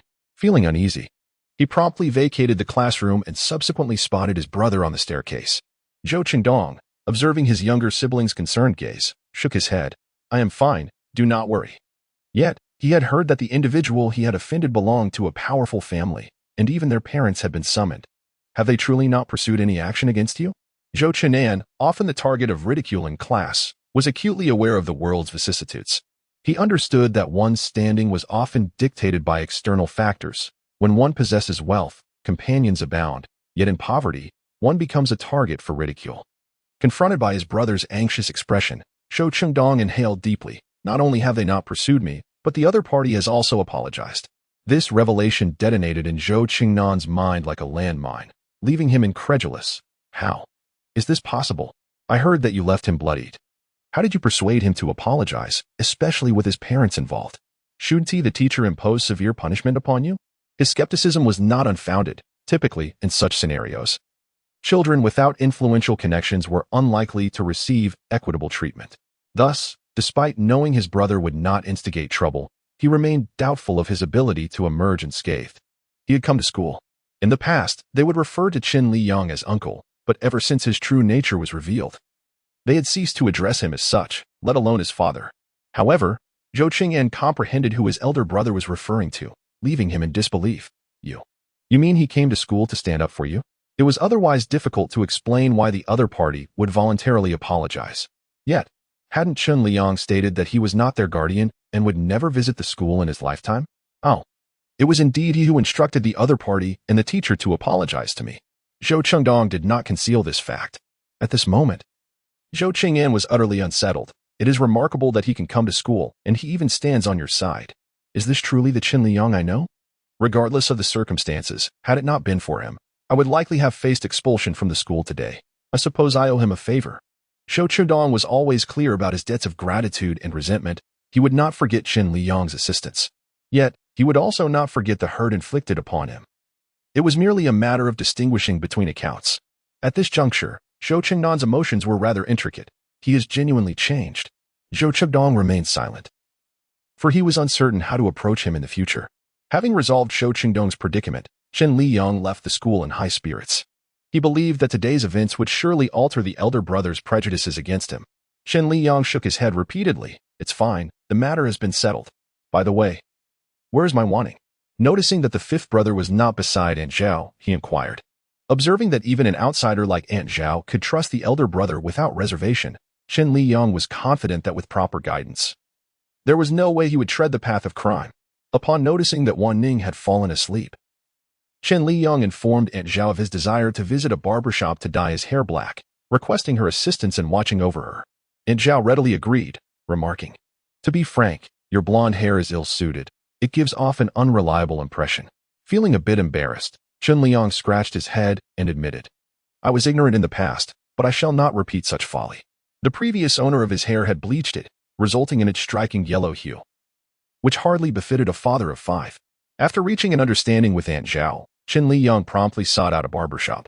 He spent the entire afternoon there, and after nearly 2 hours of meticulous work by the hairstylist, he finally restored his hair to its original black shade, with a slight trim as well.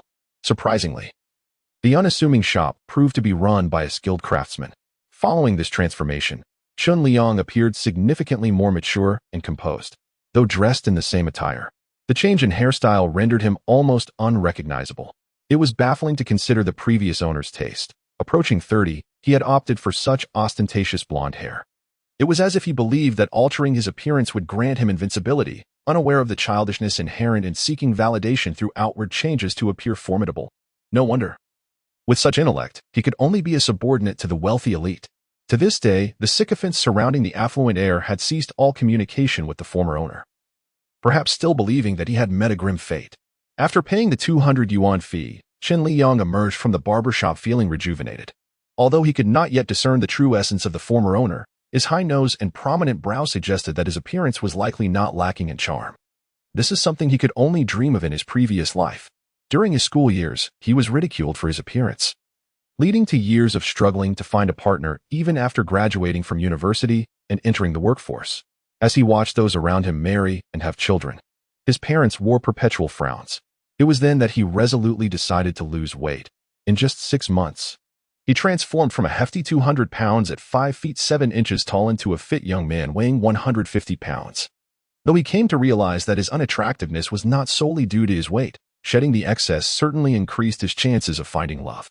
Regrettably, he had not yet fully embraced the essence of being a proper man when he found himself in this new narrative.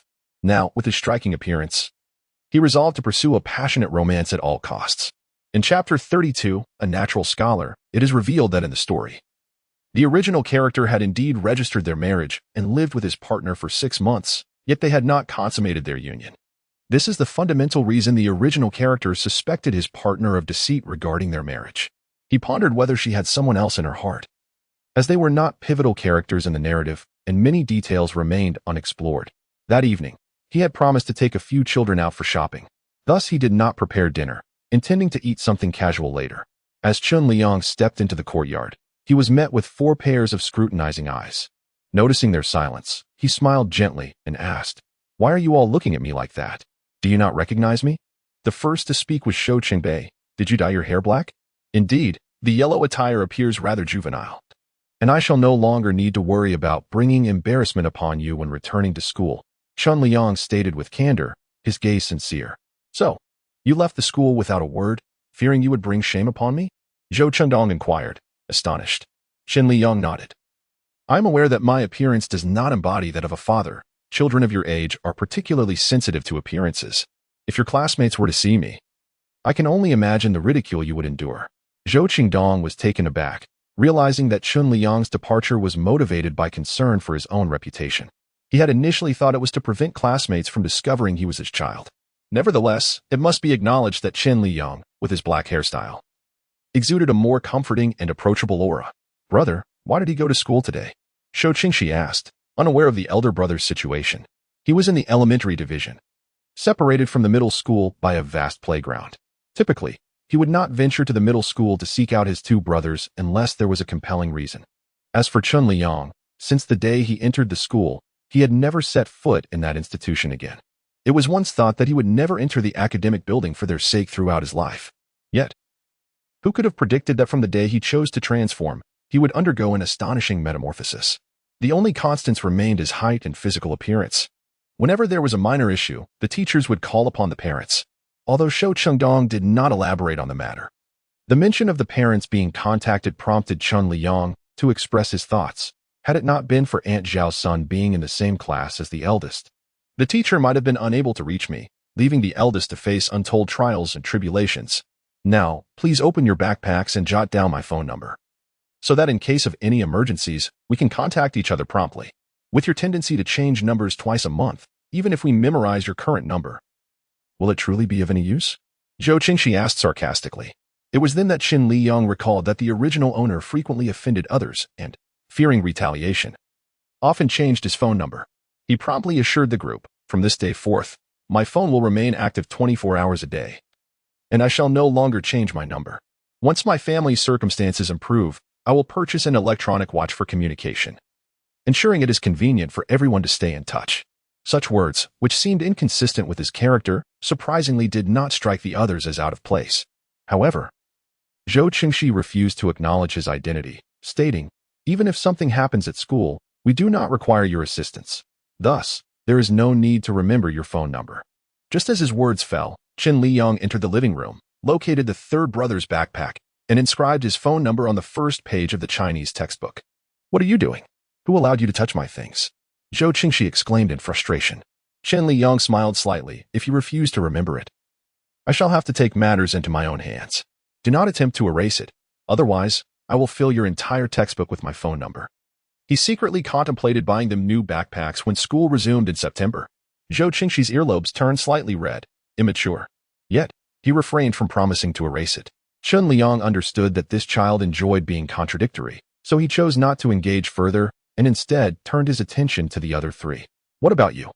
Do you want me to help you remember, or will you do it yourselves?"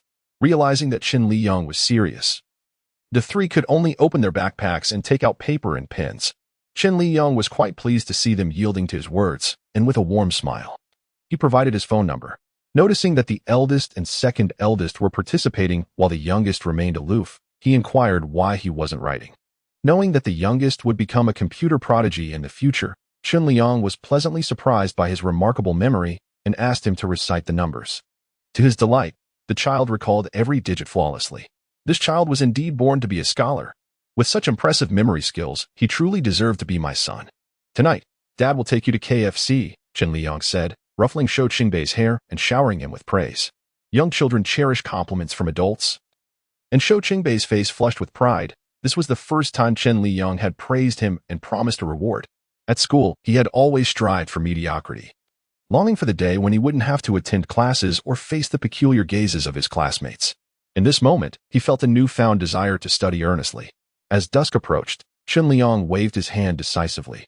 "Come on, Dad will take you to buy new clothes and have KFC."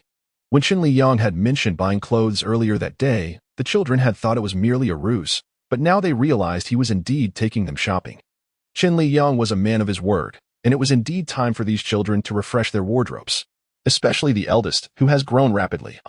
His 9-point trousers have become 7-point trousers, and his shirt is on the verge of becoming a crop top, creating a rather discordant appearance. Should he attend school dressed in such a manner, he would likely be too embarrassed to lift his head. Chen Liyang's leg injury has yet to fully heal, but walking has become significantly less painful than yesterday. He directly embraced Wan Ning and left the house, with the 4 boys trailing behind him like devoted guardians. If they were to grow a bit more, the sense of security would undoubtedly be overwhelming. In recent days, Chen Liyang has frequently taken his several stepsons out, becoming a subject of curiosity among many. They wonder what has come over him. However, Chen Liyang has no intention of clarifying their speculations, life inevitably invites idle gossip. So why concern oneself with it? To ensure they do not go hungry, Chen Liyang decided to take them to KFC first, followed by a shopping trip for clothes. Given their number, he promptly ordered 2 family buckets, intending for them to indulge. The eldest and the second, who had not savored KFC in many years, eagerly devoured their hamburgers, relishing the familiar taste from their memories. For Zhou Qingbei and Zhou Wanning, this was their first experience, and they too enjoyed their meal with great enthusiasm. Over the past few days, they have not gone hungry, and Chen Liyang could noticeably see the improvement in their complexion, with a hint of flesh beginning to show on their frames. Concerned they might choke from eating too quickly, he occasionally reminded them to take their time and to drink juice if they did. Although he himself is not particularly fond of KFC, few children can resist it, which is why he chose to bring them there. Thus, he indulged in a hamburger and a cup of cola, leaving the bulk of the meal to be devoured by the 5 children. Once the last French fry had vanished into Zhou Qingbei's belly, Chen Liyang inquired whether they were full, offering to order another bucket of chicken if they were not. Zhou Qingdong nodded, affirming that he was satisfied, but pointed out that Chen Liyang had scarcely eaten, questioning whether he disliked the food. Surprised by the child's perceptiveness, he realized that the events of the afternoon had not gone unnoticed by him. With a smile, he replied, "I'm not hungry. I'm glad you all are. Since everyone is full, let us go shopping for clothes. If you see anything you like, let us try it on without hesitation about spending money." With that, he rose to his feet, intending to embrace Wan Ning, only to be intercepted by the eldest, who declared, "Let me carry him." One might assume it stemmed from a lack of trust in Chen Liyang's ability to hold the child. Yet he understood that the boy's concern was rooted in wanting to spare him from fatigue. This young one had already begun to exhibit silent care for him. However, it was Zhou Qingxi who remained cautious, always keeping a wary eye on him, a steadfast fortress of emotional reserve. Noticing Chen Liyang's gaze, Zhou Qingxi shot him a glare, demanding, "What are you staring at? What mischief are you plotting?" Chen Liyang responded with a puzzled expression. Under Chen Liyang's guidance, they first arrived at a children's clothing store. While the eldest and second eldest would need to shop for their garments at a youth clothing store, the remaining 3 could procure their outfits from the children's section.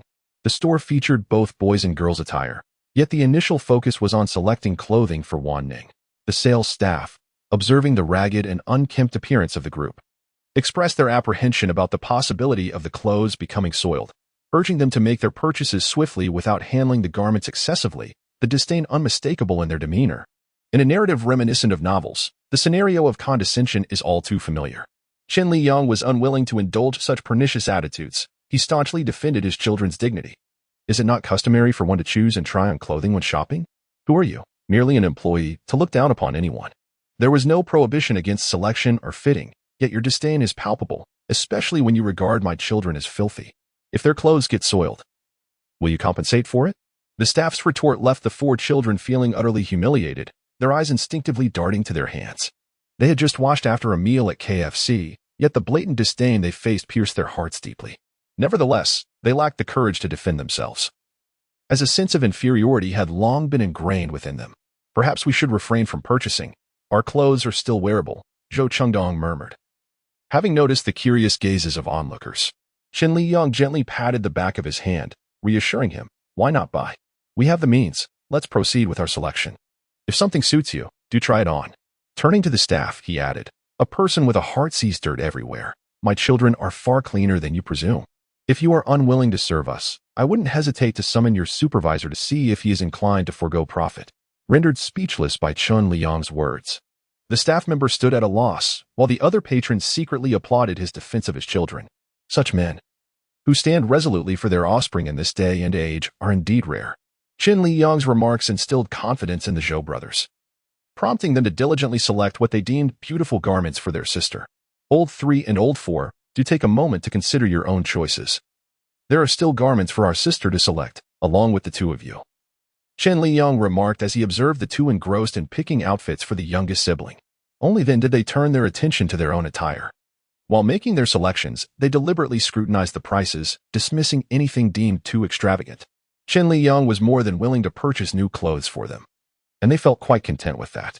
He was concerned that if they chose overly expensive items, they might later resent the expenditure and refrain from buying for their elder brothers. As someone who had experienced such situations before, Chen Liyang quickly discerned their thoughts. Consequently, he took the initiative to select garments for them, disregarding the prices and focusing solely on suitability. Before long, he had chosen 2 outfits for each of them and directed them to the fitting rooms to try them on. For one Ning, the eldest and second eldest also picked a set each. The eldest was drawn to a princess dress, while the second favored a casual ensemble. Once the 3 had donned their new garments, it was evident that attire truly enhances one's appearance. Clad in their fresh outfits, they resembled characters from a fairy tale. Particularly one Ning, who, in her princess dress, appeared even more enchanting than a Barbie doll. Her cherubic face and rosy lips were irresistibly kissable. Seeing how well the clothes fit them, Chen Liyang decided to purchase them immediately. We shall acquire just one set. Otherwise, by next year, they may no longer fit. As he glanced at the price tags while they were still in the fitting room, Zhou Qingxi noted that a simple round-neck short-sleeve shirt cost over 80. And the total for 2 outfits approached 300. This price was indeed steep. If they don't fit next year, we shall simply buy a new. Ah. But do select a pair of sandals as well. I see that yours are coming apart. Thus, the 3 of them each acquired 2 outfits and a pair of sandals, culminating in an expenditure of nearly 1,000 yuan. When it came time to pay, Chen Liyang did not even blink, while the staff, feeling somewhat ashamed of their earlier demeanor, personally offered an apology. Fortunately, after her apology, the children appeared significantly more cheerful. After all, who among them did not arrive in a state of utter vulnerability and depart in the same manner? Who among them could claim superiority? Chen Liyang found it hard to fathom how such well-behaved children could be perceived as villains. Respect is reserved for those who merit it. Some individuals simply do not deserve such regard. I understand. Zhou Qingbei nodded, as if grasping the concept. Chapter 34. Shopping. Subsequently, they ascended to the 2nd floor, seeking a clothing store suitable for teenagers. Dad does not know what styles you all prefer, so I shall refrain from selecting for you. Choose for yourselves. As I always say, if you like it, try it on, and if it looks good, we shall purchase it, Chen Liyang declared as he stood in the store, observing his eldest and second eldest. He held Zhou Weining's new outfit, while Zhou Qingxi and Zhou Qingbei clutched their own selections. The casual utterance of Dad made the elder two feel somewhat uneasy, yet they said nothing and diligently began to choose their clothes. They favored simple styles, white t-shirts and gray casual pants, which, upon wearing, radiated the unique vitality of youth. It must be said that although the two were slender, they appeared to be natural models. The simplicity of their attire fit them as if tailored specifically for their forms. Seeing them look so good, Chen Liyang encouraged them to select an additional outfit, as one set of clothing would scarcely suffice for changes. The original owner's attitude towards them remains unchanged.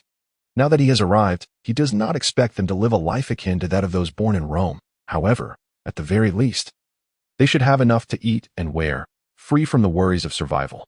Initially, he had hoped to buy them sandals. But since neither of them cared for such footwear, they opted instead for summer shoes available in the store, purchasing a pair of skate shoes each. Concerned about soiling their new garments, they adamantly refused to wear them immediately, thus retaining their original attire after their shopping spree. The summer clothes, though light and airy, felt heavy in their hands. For the children, this purchase symbolized not merely new attire, but a restored dignity, a departure from the days of scavenging discarded clothing like beggars. Seeing that the children had procured their outfits, Chen Liyang resolved to acquire a few outfits for himself as well. Although the original owner possessed a plethora of clothing, much of it was garishly colorful and, frankly, rather unsightly. He would rather remain home for eternity than don such garments in public. Thus, he ventured into the adjacent men's clothing store and selected 2 outfits. When buying clothes, he never opted for the expensive, only for the comfortable. Consequently, his selections turned out to be the most economical, embodying a sense of paternal love that prioritized his children's needs over his own. Chen Liyang, however, did not dwell on such thoughts. Comfort was his sole criterion. Yet, when Shou Chidong observed the clothing Chen Liyang had chosen for himself, he noted that it barely totaled 180. The cheapest item was a short-sleeved shirt, with 2 pieces costing only 50. In the past, Chen Liyang would not have even glanced at such attire, as it was commonly believed that a man's appearance was paramount. How could someone of his stature appear so meagerly dressed? Despite the financial constraints at home, he would always purchase clothing for himself that cost hundreds or even thousands. Today, however, his demeanor was markedly different.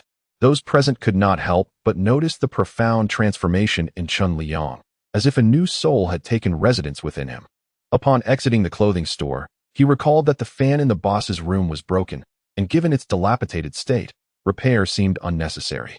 Thus, he led his companions to the basement level, where a large supermarket offered an array of appliances. Upon learning that Chen Liyang intended to buy a fan for their room, Zhou Chengdong was no longer astonished. In just a few days, Chen Liyang's kindness had become a most natural occurrence. The previous night had been stiflingly hot. Yet without a moment's hesitation, he had moved the fan from his own room into theirs, signifying that they had secured a significant place in his heart. Now, as he ventured out to procure a fan for them, his genuine concern was evident. It seemed to suggest that he truly regarded them as sons. Feeling slightly uncomfortable under the boss's gaze, Chen Liyang quickly clarified, "I am aware that the weather is becoming increasingly warm, and while a fan may not suffice, it is better than nothing. Please, let us not waste money on an air conditioner." Zhou Qingdong's tone softened considerably. To maintain such a life felt like an immense blessing to him, and he dared not desire more. Guided by the staff, Chen Liyang selected the most cost-effective standing fan, priced at 128 yuan, which offered a powerful breeze. As they departed from the shopping mall, the clock had already struck 8:30 in the evening, and the outside world was awash in a kaleidoscope of lights, bustling with the incessant flow of traffic. The 6 members of the family ambled along, seemingly inconspicuous, yet exuding a heartwarming aura of paternal affection and filial piety. Life, after all, need not be grandiose. Simple happiness suffices. Although it is often said that daughters should distance themselves from their fathers, Wan Ning would not bathe alone. Her 4 brothers typically took turns assisting her. However, this evening, with homework yet to be completed, Chen Liyang urged them to focus on their studies, for it is knowledge that holds the power to transform one's destiny. Thus, the responsibility of bathing naturally fell upon him. Chen Liyang, being an ordinary man, harbored no inappropriate thoughts towards a mere 5-year-old girl. Yet, upon noticing Wan Ning's delicate frame, he felt a pang of concern for her well-being. Tomorrow, he resolved to buy a hen to simmer into a nourishing soup for the children, ensuring they would bolster their health. During her bath, Wan Ning was remarkably well-behaved. She neither cried nor fussed. Were it not for her occasionally darting eyes, one might easily mistake her for a mere doll. Chen Liyang had never bathed such a young child before. His technique was somewhat clumsy, yet his touch was gentle, as if he feared that any slight pressure might fracture her fragile bones. "Wan Ning, are you still upset with Daddy, thus choosing to remain silent?" he murmured. "But it was I who erred. You must not punish yourself for my mistakes. If you choose to remain voiceless for life, your 4 brothers will forever worry about you. Is that what you want?" As he continued to wash her, he spoke softly, his words a gentle stream of encouragement. The anxious elder stood at the gap of the door, attentively listening to every word spoken by Chen Liyang. "You still harbor doubts about him. Hasn't he done anything to my sister, has he?" Zhou Qing'an inquired, his focus divided between his homework and his curiosity. "No, just concentrate on your studies. There's a lot of work today." Zhou Chidong offered little in response, seizing his ballpoint pen to tackle the mathematics assignment. In Chapter 35, entitled Bedtime Stories, the words of Chen Liyang stirred a ripple of unease within him. It was unexpected that he would share such thoughts with Wan Ning. Yet, time is the true test of one's character. A momentary shift does not signify a lifelong change. If he could maintain his regard for them unwaveringly over the years, that would indeed lend some credence to his intentions.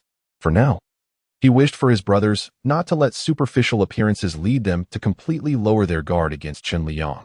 When the time came that he had passed his own assessments, it would not be too late for them to alter their perceptions. Meanwhile, after bathing Wan Ning, Chen Liyang, concerned that her presence might distract the older brothers from their studies, carried her to his own room. He intended for her to sleep with him that night. His bed was more than adequate for a little girl. "Wan Ning, your brothers are busy with their homework. Is it all right if you sleep with Daddy tonight?" Zhou Wan Ning remained silent, as if she had not heard him. Chen Liyang smiled gently. "If you don't respond, Daddy will take it as your agreement." With that, he placed Wan Ning on the bed and turned on the electric fan, setting it to the maximum speed. Perhaps it was an ingrained belief, but even in the heat, one's belly must remain covered. Chen Liyang found a clean garment and draped it gently over Zhou Weining's belly. "Weining, be a good girl and lie down. Daddy is going to take a shower, and I will tell you a bedtime story soon." His voice was soft and soothing as he brushed her forehead with tenderness. Weining gazed at him, her eyes focused and earnest, as if she comprehended yet remained oblivious. Shortly thereafter, Chen Liyang turned and exited the room. His shower was swift. Within a mere 5 minutes, he emerged, discarding both Weining's soiled clothes and his own into the trash bin. These garments held no further necessity. Had it not been for the encroaching night, he would have cast them into the outdoor refuse. Upon returning to the room, he anticipated finding Weining asleep. Yet to his surprise, her eyes were wide open, fixated on the light bulb hanging from the ceiling. Nearby, a mosquito flitted about. Chen Liyang towel-dried his hair, ensuring no droplets lingered before joining her on the bed. He sensed a fleeting stiffness in Zhou Weining's form, which quickly returned to its usual state. Why had she not yet drifted into slumber? Was she awaiting her father's bedtime tale? His voice, imbued with gentleness, resonated in the quiet. Noting her silence, Chen Liyang recalled some fairy tales he had heard and began to narrate in a slow, melodic tone. Once upon a time, there was a beautiful queen who bore a lovely princess, as white as snow. After all, this was a realm of literature. Although penned in the context of modern society, it lacked completeness, for such fairy tales had never existed in this world. At the moment when Chen Liyang was narrating earnestly, Zhou Qingbei, who had emerged from the restroom, inadvertently overheard him telling a story to his younger sister. The tale was entirely unfamiliar to him, instantly captivating his attention to the extent that he forgot his initial purpose and quietly approached the door, eavesdropping. The fairy tale, though brief, concluded after a mere 10 minutes, leaving Zhou Qingbei yearning for more. The novelty of such stories enchanted him. Previously, his mother had recounted bedtime tales, yet none were as vivid and engaging as Chen Liyang's narration. "Wan Ning, are you not feeling sleepy yet?" Chen Liyang remarked, feeling parched from his storytelling, only to find Wan Ning's wide, round eyes still wide open. With no other option, he resorted to recounting the story of the three little pigs. Upon exiting the room, he spotted the youngest brother, standing at the threshold of Chen Liyang's room, pressing his ear against the crack of the door, engrossed in the tale. It seemed he was oblivious to Zhou Qingbei's presence, who, intrigued, tiptoed closer, peering through the gap. He beheld Chen Liyang gently patting his sister's belly while narrating an unfamiliar story. It was a display of utmost patience, devoid of any sign of irritation. Noticing someone behind him, Zhou Qingbei turned to see the third brother, immediately signaling for silence, anxious not to disrupt the storytelling. Although Zhou Qingxi found the tale intriguing, he had long surpassed the age of enjoying such narratives. Through Chen Liyang's relentless efforts, Zhou Wanning was finally lulled to sleep. At this moment, Chen Liyang's lips were parched and chapped. Caring for a child was indeed no simple task. Zhou Qingbei appeared oblivious to the underlying meaning of the conversation. His eyes sparkled with enthusiasm as he exclaimed, "Third brother, the stories he tells are so captivating. I wonder where he heard them. I've never come across them before." Zhou Qingxi, however, remained unfazed. "They're merely a few anecdotes. Given his greater exposure to the world, it's quite normal for him to share tales we haven't heard." Yet, Zhou Qingbei immediately shook his head in denial. "No, mother is also an adult. Why hasn't she ever shared these stories with me?" This remark left Zhou Qingxi momentarily speechless, prompting him to diligently resume his homework. Zhou Qingbei possessed an excellent memory. He recorded every tale told by Chen Liyang verbatim. Was he disinterested in his homework? His mind was entirely consumed by the enchanting stories. Unconsciously, he began inscribing the narratives in his assignment book, substituting any unfamiliar characters with their phonetic equivalents. By the time Zhou Qingxi completed his homework and showered, all the stories had been meticulously transcribed. In the dead of night, Chen Liyang was in a drowsy state when he sensed a presence watching him. Upon opening his eyes, he was startled to find a figure sitting on his bed, facing him, causing his scalp to prickle with fear. He hastily turned on the light, and, upon recognizing the familiar face of Wan Ning, he exhaled in relief. "Wan Ning, why are you sitting on the bed instead of sleeping?" There was no reprimand in his tone, only an undercurrent of concern. Wan Ning remained silent, casting a glance at her own pants. Following her gaze, Chen Liyang noticed they were wet, leading him to deduce that she had had an accident. Thankfully, they were sleeping on a cool mat in the sweltering heat. Otherwise, he would have had to change the entire bedding. Chen Liyang's slumber was interrupted, prompting him to visit the rooms of the elder brothers, where he procured a clean outfit for Wan Ning. Despite his gentle movements and the subtle illumination of his mobile phone's flashlight, he inadvertently roused Zhou Qingdong from his dreams. "What are you doing?"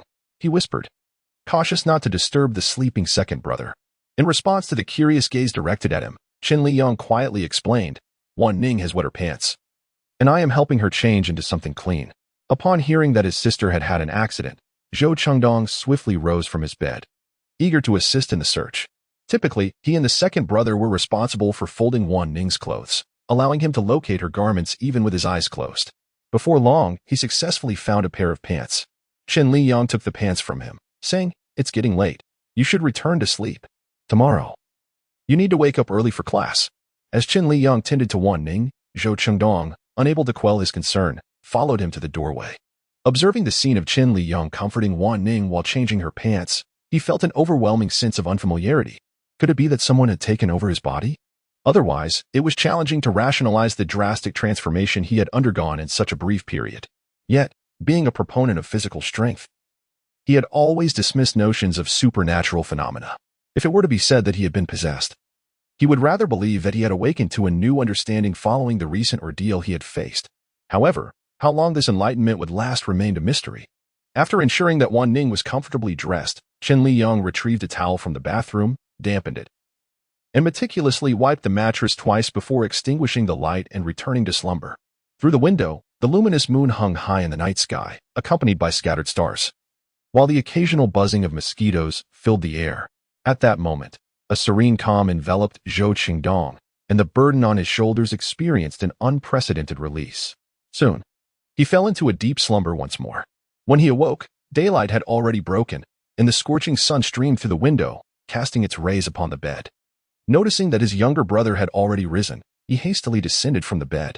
It had been several days since he last arose early to prepare breakfast, as he had been indulging in the luxury of sleeping until he naturally woke. Perhaps Chen Liyang's leniency over the past few days had freed him from the anxiety of rising early, his mind preoccupied with thoughts of preparing breakfast for his younger siblings.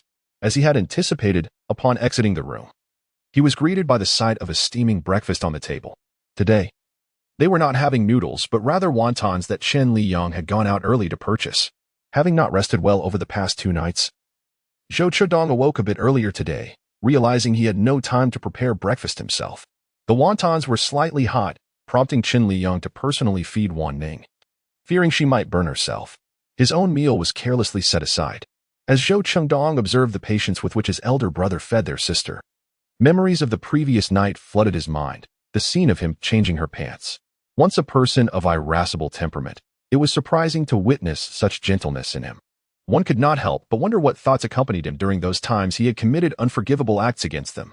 Sensing the gaze of his elder brother, Chen Liyang turned to glance at him, quickly averting his eyes, yet Zhou Chengdong managed to catch the fleeting moment. Today, father rose a bit late, and it was simply too tardy for him to prepare breakfast for you all. You shall have to make do with a light meal. He mistakenly assumed that the eldest did not enjoy wontons and immediately began to explain. Chen Liyang thought he was expressing concern for him, and a smile crept onto his lips. It's all right. The morning sets the tone for the day. Only when you have had a proper meal will you possess the energy for your classes. In the future, father will strive to prepare breakfast for you, and you need not concern yourselves with household chores. Your sole focus should be on your studies. Chen Liyang spoke with utmost sincerity. As for studying, Zhou Chengdong pondered that, given his academic performance, he would surely not qualify for a prestigious high school, and even gaining admission to an ordinary high school would likely be a struggle. He remarked, after the exams, I plan to work at a martial arts school. The earnings will help support the family, and I hope you can take good care of our younger siblings. To his surprise, Chen Liyang promptly dismissed this notion, exclaiming, no. Zhou Chengdong assumed that his refusal stemmed from a fear of him distancing himself from the family after taking a job, and quickly reassured him, rest assured, I will not neglect our younger siblings. I will give you every penny I earn after covering essential living expenses. However, if I start working, I cannot tend to the household, so I would need you to assist in caring for them. Chen Liyang furrowed his brows, causing Zhou Chengdong's heart to clench. Was this not acceptable? Must he truly surrender all his earnings? If that were the case, he would have to seek employment where room and board were provided. Eldest brother, we do not require his care. You should save your earnings while working outside, for you will need funds for your future bride. Zhou Qingxi had no intention of indulging Chen Liyang. However, merely having played the role of a good person for a few days, one cannot truly believe they possess the power to govern the lives of others. Chen Liyang seemed oblivious to Zhou Qingxi's words. His gaze fixed with intensity upon the elder. You are but 15, an age meant for study, not labor. I am your father, and the responsibility of providing for our family shall not fall upon your shoulders. As these words echoed, all eyes turned towards him. Zhou Chengdong could scarcely fathom that the reason for his refusal stemmed from this. Yet, he vividly recalled that at the beginning of the 3rd year of junior high, he had often lamented that studying was a waste of money, suggesting instead that it would be better to seek employment early to alleviate the family's burdens. Now, to hear him advocate for diligent study, claiming that familial support need not be a concern for himself, left Zhou Chengdong in a profound state of confusion. Faced with the varied expressions of those around him, Chen Liyang recognized the deeply ingrained beliefs they held about the original persona. Thus, his current transformation appeared to them as untrustworthy. Nevertheless, he was reluctant to grant them time to adapt. He was himself, not merely a reflection of the so-called original. One day, he would ensure they accepted the person he had become. With this thought in mind, Chen Liyang continued, I am the head of this household, and my word is law. Education is imperative. Should you not gain admission to high school, we shall repeat the year. You are all intelligent children, and I believe that with diligence, you shall undoubtedly achieve success in your studies. Under the undeniable authority in Chen Liyang's tone, Zhou Chengdong ultimately refrained from reiterating his desire to work. Meanwhile, as he observed the others quietly consuming their wontons, Chen Liyang's heart was filled with unease. The reason why the elder brother embarked on the path of a mercenary is largely attributed to his decision to drop out of school. Had I intervened to prevent his departure from academia and treated Wan Ning with greater care, perhaps I could have altered the trajectory of his life as depicted in his story. Furthermore, during the summer vacation, I must find a way to dissuade Zhou Chengdong from engaging in underground boxing. This reckless youth, in his desperation to take his sister to the hospital for a speech evaluation, is willing to risk his life in these illicit fights, leaving himself battered and bruised. Such occurrences must be averted at all costs. Chapter 37. Heart to heart after breakfast, the four boys set off for school with their backpacks. In the morning, Chen Liyang took Wan Ning to the local market, intending to purchase a live chicken to simmer for soup, hoping to nourish the children. Seeing little Lao Si so elated was a rare delight, prompting Chen Liyang to inquire whether he had received praise from his teacher at school. Zhou Qingbei was genuinely overjoyed. Nodding vigorously, I remembered the fairy tale you told my sister yesterday. Today, the teacher saw it and remarked that it was wonderful. My classmates enjoyed it immensely. Knowing it was written by my father only intensified their envy. As he spoke, Zhou Qingbei's eyebrows nearly soared with delight, his pride unmistakable. Completely oblivious to how he had just addressed Chen Liyang. Though he remained unaware, Chen Liyang took note, gazing at Zhou Qingbei in disbelief. After a moment, as if coming to a realization, he excitedly embraced Zhou Qingbei. What did you just call me? Only then did Zhou Qingbei become self-aware. His face flushing crimson as he wriggled free from the embrace, stubbornly retorting, I didn't call you anything. You misheard. Father is still young, not yet hard of hearing. The fact that you can call me dad brings me immense joy. I shall reward you with a delectable chicken leg shortly. Chen Liyang chuckled as he affectionately ruffled his hair. Zhou Qingbei wished to explain further, yet Chen Liyang was lost in his own elation, his smile stretching almost to his ears. This was the first time Zhou Qingbei had witnessed such unrestrained happiness from Chen Liyang.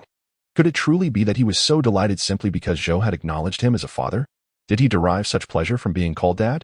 Observing Chen Liyang's exuberance, Zhou felt reluctant to see disappointment cross his face. Yet, he hesitated to admit that he had so effortlessly uttered the word dad. Ultimately, he sought to justify himself. After all, he was their sole guardian now. A true man must possess both humility and strength to stand tall. For today, let him relish his joy in the future. When he is capable of protecting his younger siblings, he would not be so concerned with Chen Liyang's feelings. The more he pondered, the more he reassured himself, subconsciously believing that his sacrifices were for his brothers and sister to have sufficient meals each day. As long as Chen Liyang remained happy, they would never face hunger again. What harm was there in calling him dad for the sake of their blissful existence? Unbeknownst to Chen Liyang, Zhou Qingbei was already moved by his own noble sacrifice due to Chen's happiness. Nevertheless, in that moment, he was genuinely elated. If Zhou Qingbei could call him dad, how far could the others be? It seemed that winning their affection was not as formidable a challenge as he had imagined. Yet, reality would soon prove that he was indeed too naive. Initially, it was believed that every endeavor begins with difficulty, and with the conquest of the fourth child. It seemed that winning over others would take but a few days.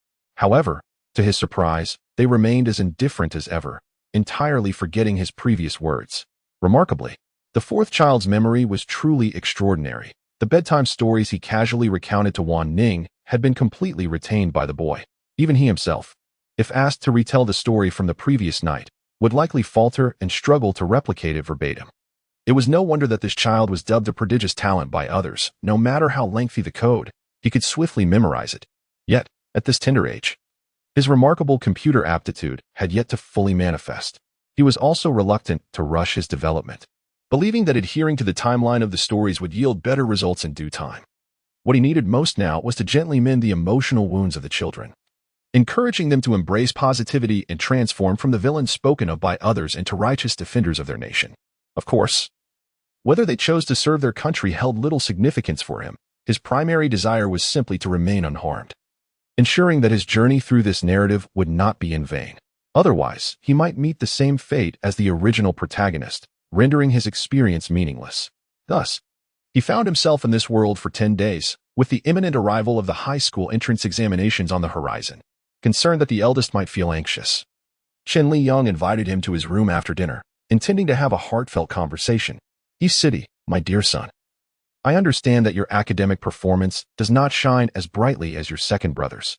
Even if your aspirations lie elsewhere, I still hope you will exert your utmost effort in the upcoming examination, striving to secure a place at the prestigious number 1 high school. Otherwise, if you do not achieve satisfactory results, your father will compel you to repeat the year until you gain admission to the second high school." His voice was not loud. Yet upon hearing this, Zhou Qingxi was somewhat agitated. "By what right do you interfere with and dictate my life? It is my journey, and I shall traverse it as I see fit." Anyone could discern his palpable impatience and displeasure. However, Zhou Bing and Zhou Chengdong seemed oblivious to his sentiments, their expressions still brimming with fury. "You misunderstand. How could your father possibly control your lives? It is simply that at your age, education is indeed the only avenue available to us, the impoverished.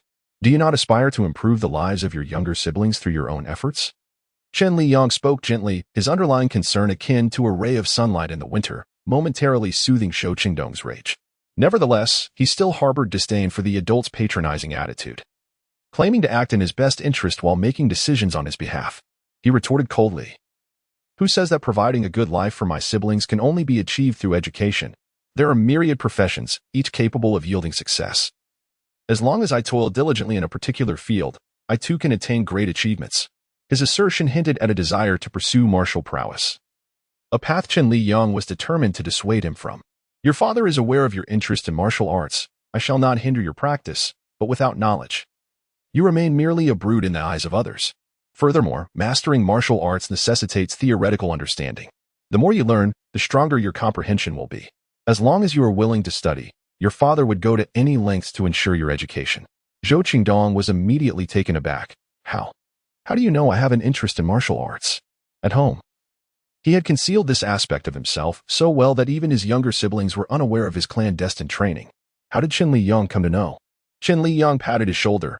"How I know is of little consequence. What truly matters is that father supports your choice. However, it is imperative that we do not neglect our studies. To be both scholarly and martial is the epitome of greatness. Can you promise father that you will focus on your exams? He understands that your disinterest in academics stems from your desire to shoulder the family's responsibilities sooner. But rest assured, I am here for you. I will not allow the 5 of you to suffer any longer. Trust me, will you?" Chapter 38. Summer Vacation. His gaze was sincere and earnest. Zhou Qingdong was acutely aware of the significance of knowledge in this era. Yet, given their family's circumstances, no matter how diligent he was in his studies, Chen Liyang could not afford to fund their education out of pocket. The government's provision of 9 years of free education was already an immense blessing for them. Even if high school tuition were waived, living expenses and miscellaneous fees would still need to be covered by themselves. He had never harbored the expectation that Chen Liyang would cover such costs, nor had he contemplated the possibility of continuing his education. Consequently, he had never devoted himself to his studies. Now, with Chen Liyang's promise to support them wholeheartedly should they choose to pursue their education, Zhou Chengdong felt a flicker of hope in his heart. When Zhou Chengdong finally agreed, Chen Liyang was overjoyed. "Good child, go to bed now. Rest well to prepare for tomorrow's entrance examination."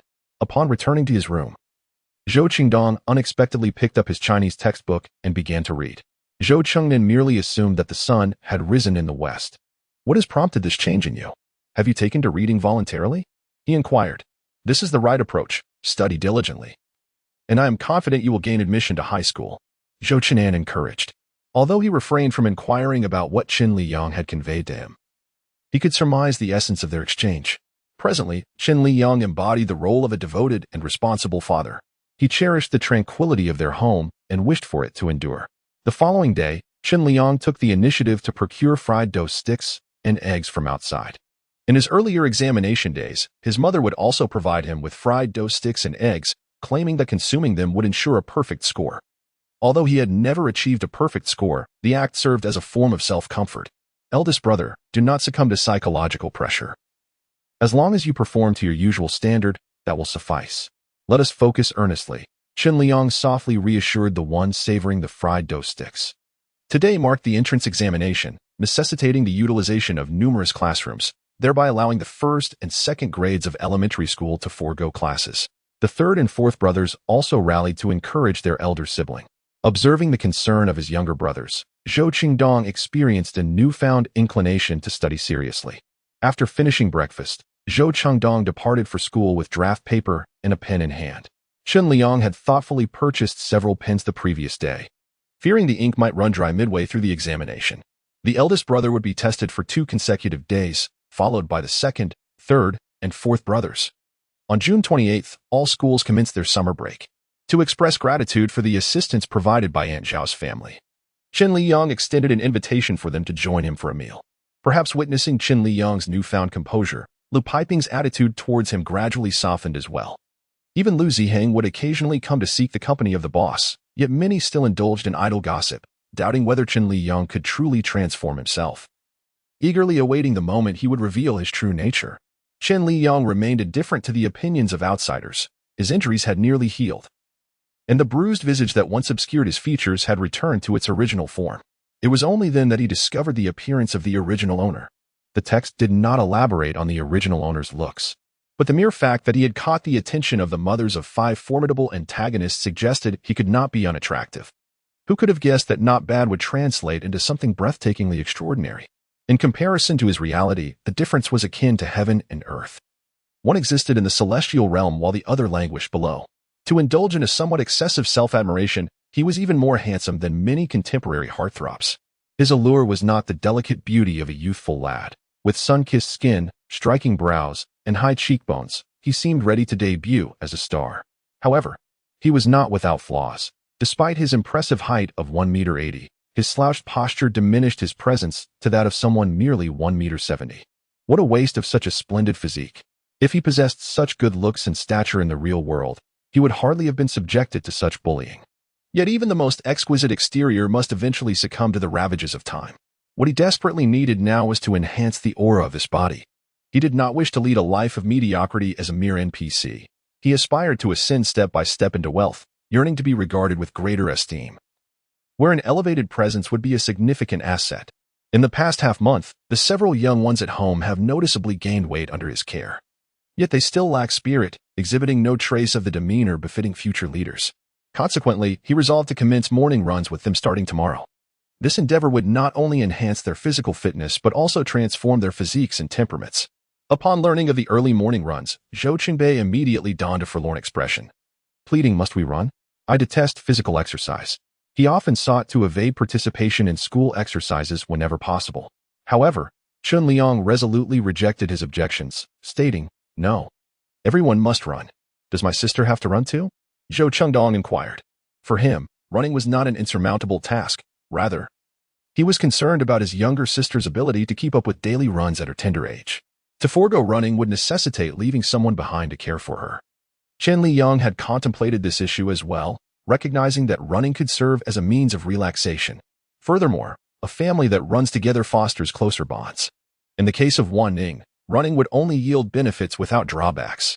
"You're pushing us to run at such a young age. It seems you wish to exhaust us," Zhou Qingxi's discontented voice chimed in. Chen Liyang, unfazed by the boy's deliberate provocation, understood that he often twisted meanings. Perhaps out of lingering resentment. He had not anticipated that acceptance would come so swiftly, nor that they would relinquish their past grievances.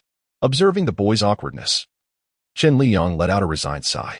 Regardless of Zhou Qingxi's stubbornness, he was awakened by Chen Liyang the following morning. Chapter 39, Morning Run. In a bid to encourage physical activity among the children, Chen Liyang thoughtfully purchased matching athletic outfits for everyone. Their attire, uniform in style yet varied in size, transformed them into a vibrant tableau as they set out. While tending to the chickens in the yard, Aunt Zhao observed Chen Liyang leading a lively procession of children, all clad in coordinating outfits, and inquired with curiosity about their destination. Chen Liyang beamed and explained that they were heading out for a morning jog. Upon hearing of their intention to exercise, Zhao recalled her son, still languishing in the comfort of his bed, and requested Chen Liyang to wait a moment. She hurriedly roused her son, Lu Ziheng, who, still in a state of drowsiness, stumbled out of bed. Before he had fully awakened, his mother whisked him outside like a chick under her wing, and he groggily began to jog along.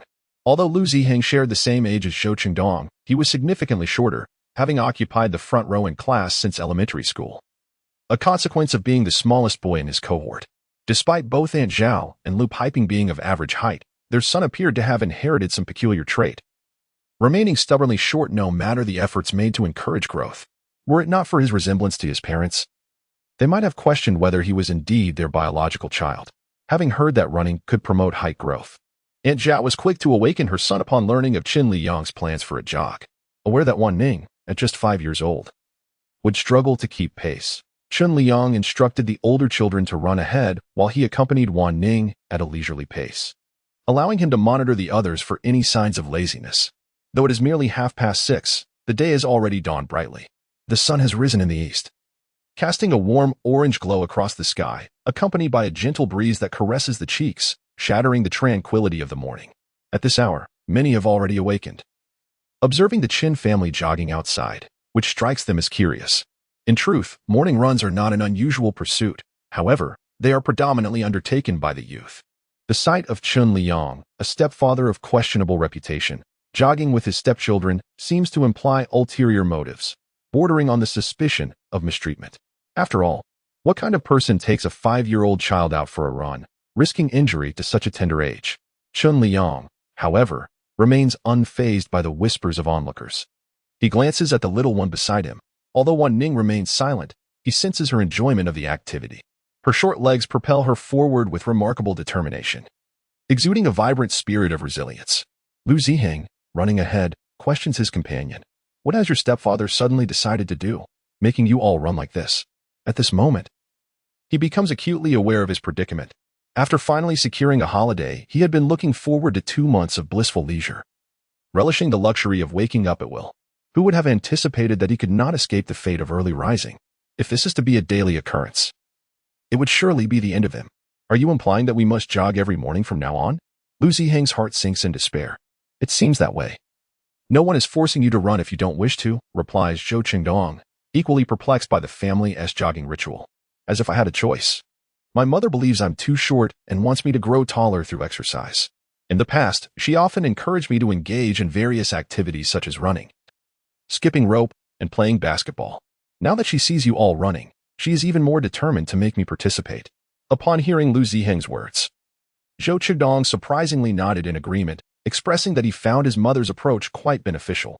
Rising early and engaging in morning runs could indeed contribute to one's growth.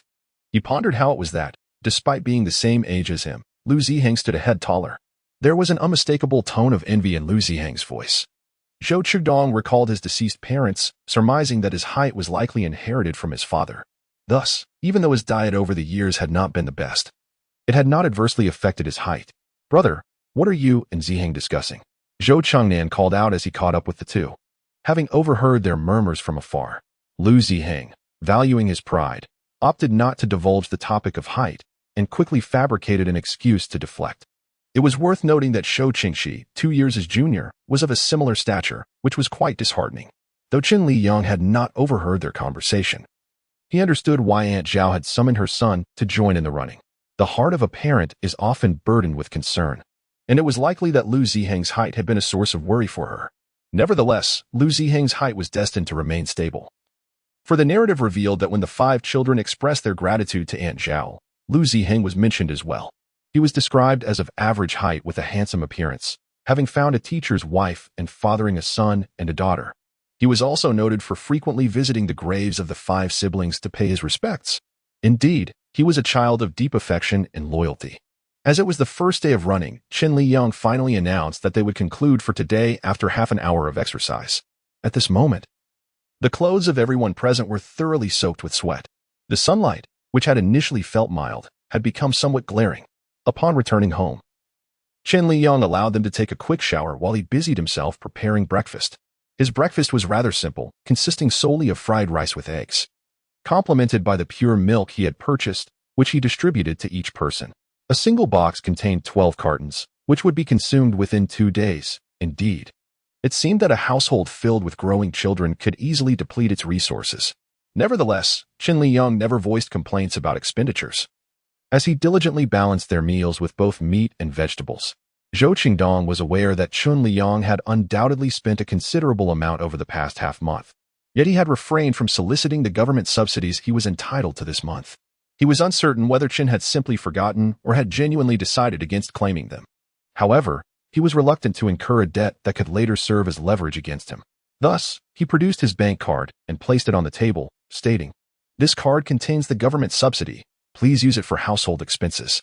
As Chen Liyang was engrossed in his meal, he noticed the bank card resting before him. It then struck him that the original owner had consistently devised various excuses to extract money from the eldest. This month, however, due to his arrival, he had not sought any funds, and unexpectedly, the elder had offered them willingly. "When we grow up, we will earn. You should keep this money for now, as we are 5 mouths to feed, and our daily sustenance will undoubtedly require a significant sum."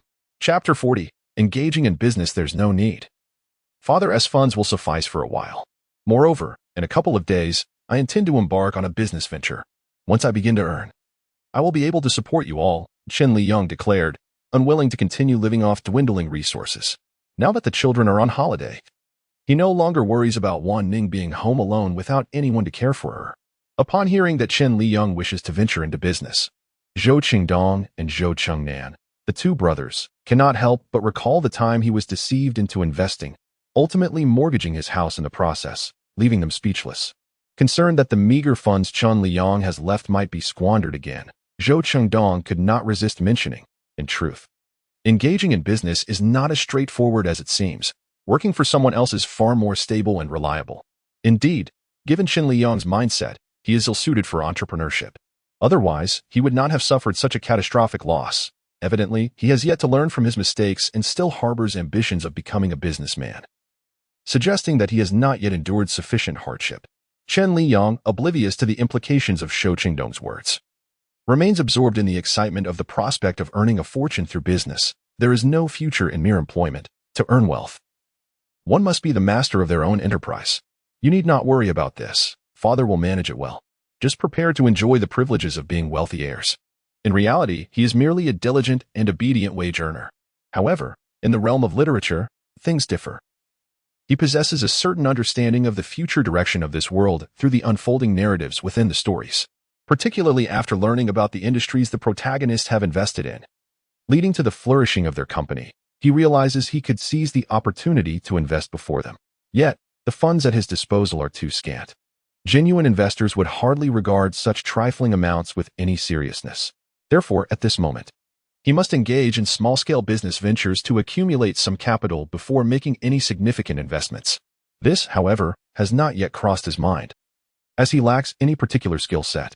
If he possessed exceptional culinary skills, perhaps he could venture into street vending. However, his cooking abilities were notably inferior to those of the children at home, making such an endeavor a certain path to failure. Alternatively, he contemplated wholesale purchasing of trinkets online to sell in the park. This thought sparked a glimmer of hope within him. Whether in the realm of literature or the tangible world, adults tend to indulge children, a rarity for someone like the original owner. Thus, any toy that captured a child's fancy, provided it fell within an adult's financial reach, would likely be procured. Moreover, should the toys fail to sell, there were plenty of children at home who could enjoy them. At that point, he could explore other avenues. After all, one cannot allow despair to take root. He firmly believed that with sincere effort, rewards would surely follow. Resolute, he finished his breakfast, swiftly retrieved his phone, and accessed the local online shopping app, none cheaper than the well-known platform.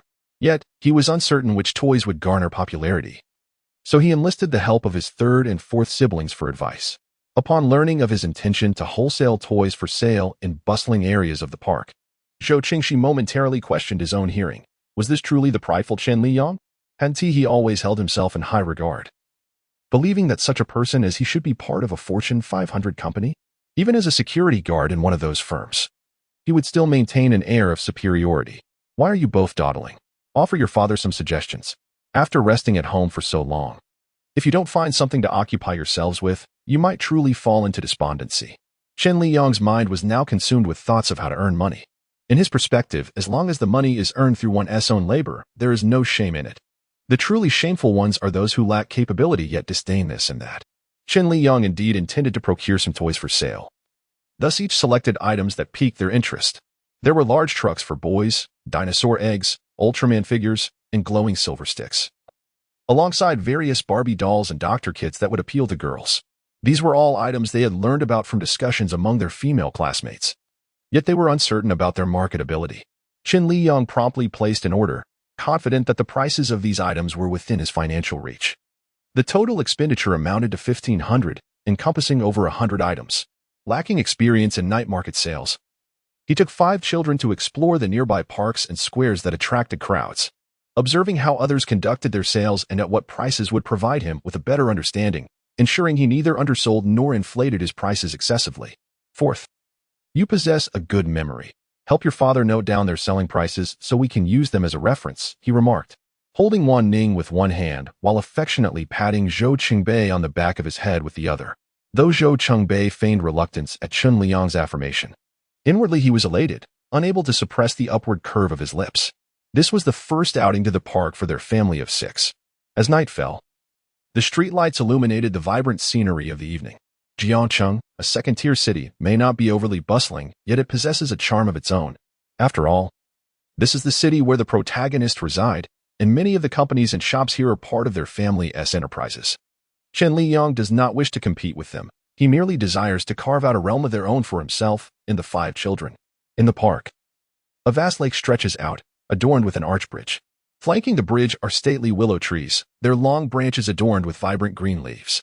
When the gentle breeze blows, the willows sway gracefully, occasionally brushing against the passers-by. The sounds of vendors calling out their wares can be heard on the bridge, infusing the air with a lively atmosphere. At this hour, many adults stroll through the park with their children, the melodious laughter of the little ones resounding like chimes. Chen Liyang, sensing the quietude of the small child beside him, feels an intense yearning for her to speak. Wan Ning, look up at the sky. There's an airplane. Would you like to ride in one? He lifts Wan Ning into his arms, pointing towards the heavens, his smile broadening in her eyes. Zhou Wan Ning follows his gesture. Spotting an illuminated airplane swiftly gliding beneath the clouds, its body obscured. Zhou Chudong and his brothers also gaze upward, having never experienced a flight. They can only imagine the feeling of soaring alongside the clouds, gazing down upon the world below, and an unquenchable longing stirs within them. Chapter 41. A return to hope in the past. Chen Liyang seldom mentioned their mother in their presence, and when he did, it was with clenched teeth and palpable bitterness, which he would ultimately release through violent outbursts directed at them. This had extinguished any flicker of hope within the group, yet now, a glimmer of hope reignites within them. Moreover, due to the peculiar circumstance of being immersed in a narrative, he was uncertain whether he had inadvertently triggered a butterfly effect that might alter the fate of Zhou Yuru. Reflecting on this, he smiled and said, one day, unexpectedly, she will appear in your lives, and then our family of 6 will finally be reunited. At that moment, we must cherish her. Do you understand? Would the little ones like some toys? Grandma has plenty of delightful toys here. Hurry and ask Dad to buy some for you. At that moment, an elderly lady noticed Chen Liyang surrounded by numerous children and immediately contemplated the prospect of acquiring a few toys for each child, envisioning a lucrative gain. It was then that Zhou Qingbei recalled the task his father had entrusted him with, and he exhibited an expression of utter bewilderment. Grandma, how much does this Ultraman cost? What about the toy cars and the Barbie dolls? The elderly woman, momentarily caught off guard, eagerly divulged the prices of each item to Zhou Qingbei. As she neared the end of her pricing revelations, she suddenly realized the implications, her demeanor shifting to one of impatience. I say, young lad, are you jesting with me? If you're not buying, please refrain from causing a ruckus. Zhou Qingbei, having achieved his objective, swiftly adopted a pitiful expression. I'm sorry, Grandma, but my family is quite poor. My father single-handedly supports us 5 siblings and truly has no spare money for purchases. In truth, the elderly lady had already observed Chen Liyang managing 5 children on his own, as it was common in these times for women to typically take the lead in child-rearing, or for couples to share the responsibility. It is indeed a rarity to witness a man like Chen Liyang, a single father, caring for not just one, but multiple children. Hearing the children mention their lack of a mother and the sole presence of their father evokes a profound sense of compassion. Raising a single child in an ordinary family is already a formidable challenge, let alone nurturing 5 on one's own. Instantly, she adorned her face with a warm, benevolent smile. Good children, Grandma will gift you a toy. Please choose one. However, to her surprise, Zhou Qingbei shook his head and replied, Grandma, you purchased it with your own money. I cannot accept your toy for free. The innocence and longing in Zhou Qingbei's demeanor, coupled with his polite refusal, tugged at the old lady's heartstrings. Without hesitation, she handed him a toy set containing several large trucks. What a good child you are. Take this toy to play with your brothers, and here is a doll for your sister. Zhou Qingbei did not accept it immediately. Instead, he instinctively glanced at Chen Liyang. Chen Liyang, disapproving of taking advantage of others' kindness, believed that their benevolence should not be taken for granted. He gestured for Zhou Qingbei to accept the gift, then took out his phone to scan the QR code at the stall, smiling as he inquired, Thank you, ma'am, but we cannot impose on your generosity. It is not easy for anyone to run a business. How much do I owe you? I shall pay. As the saying goes, though one may be financially constrained, their aspirations need not dwindle. He was not seeking wealth from this small sum. With the children present, he felt it imperative to instill in them the right values. Should they rely on pity to garner sympathy from this kind lady today and accept toys without cost, they might continue to emulate such behavior, developing a penchant for taking advantage of others in the future. Seeing that Chen Liyang insisted on giving, the elderly lady did not press further and allowed him to pay only 25, claiming it was at cost price. Chen Liyang, without hesitation, handed over the 25 yuan. Thank you, Grandma. Zhou Qingbei added his gratitude. Witnessing the child's display of politeness, the old woman couldn't help but commend Chen Liyang for his excellent upbringing. This made Chen Liyang feel undeserving of such praise. After all, he had only recently arrived, and the child's manners could merely be attributed to their inherent character remaining untainted. After the 5 departed from the elderly lady's stall, Zhou Qingbei hurriedly handed the bunny-shaped doll in his hand to Wan Ning, saying, Sister, this is for you. The doll, shaped like a rabbit and adorned in a pink princess dress, was about the size of a small puppy and appeared utterly adorable. Girls naturally possess an irresistible fondness for dolls, and Wan Ning accepted the bunny doll with both hands, clutching it tightly to her chest. Wan Ning, do you like the bunny doll? Chen Liyang inquired with a smile. Encouraging Wan Ning to speak was a gradual endeavor. Subsequently, Zhou Qingbei inquired about the prices of various dolls at several stalls, which gave Chen Liyang a general idea of the costs. Before long, they arrived at a stall featuring a variety of nested dolls neatly arranged, with the dolls growing larger and more challenging to nest as one moved further back. Chen Liyang noticed the spark in Wan Ning's eyes as she gazed at the dolls. In an effort to bring her joy and to encourage her to open up, he spent 20 yuan to purchase 10 rings. Initially, he attempted to nestle to himself but overestimated his abilities and failed to succeed. Observing Zhou Qingbei and Zhu Qingxi eager to join in, Chen Liyang generously provided each of them with 2 rings as well. Regrettably, they did not succeed, leaving only 4 remaining. Zhou Qingdong spoke up, Allow me to give it a try. While his words seemed casual, Chen Liyang perceived the confidence radiating from him. Consequently, he handed over the last 4 rings to the eldest. At this moment, everyone's attention was fixated on the rings in the elder's hands. Chen Liyang was aware that Zhou Qingdong was a formidable adversary, yet he remained uncertain whether this prowess extended to the art of ring tossing. Zhou Qingdong did not rush into the task. Instead, he turned to his younger sister and bent down to inquire, Wanting, which doll do you wish for? Brother will help you get it. His tone suggested an unwavering belief that he could secure any doll desired. This confidence seemed unfounded to onlookers, including Zhou Qinxi and Zhou Qingbei, who were skeptical. After all, they had just attempted the feat and understood the considerable difficulty involved.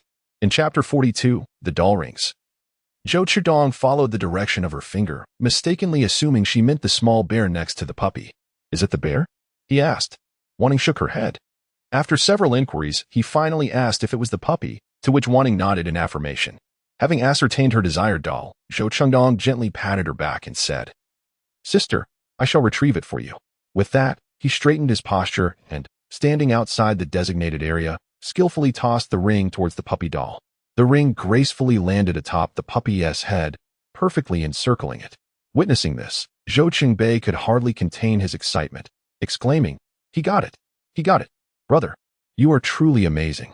Zhou Qingdong displayed little emotion, wearing an expression of anticipated nonchalance as he inquired what else Wan Ning liked. Subsequently, he successfully encircled all 3 remaining targets. Brother, how are you so incredible? You hit the mark every time. Zhou Qingbei exclaimed, his toy in one hand and his thumb raised in approval with the other. Even Chen Liyang couldn't help but praise. Qingdong, your accuracy in winning prizes is remarkable. If you were in the military, you'd surely become a sharpshooter. He had anticipated that their leader would be able to win a doll. But he was astonished by the precision displayed.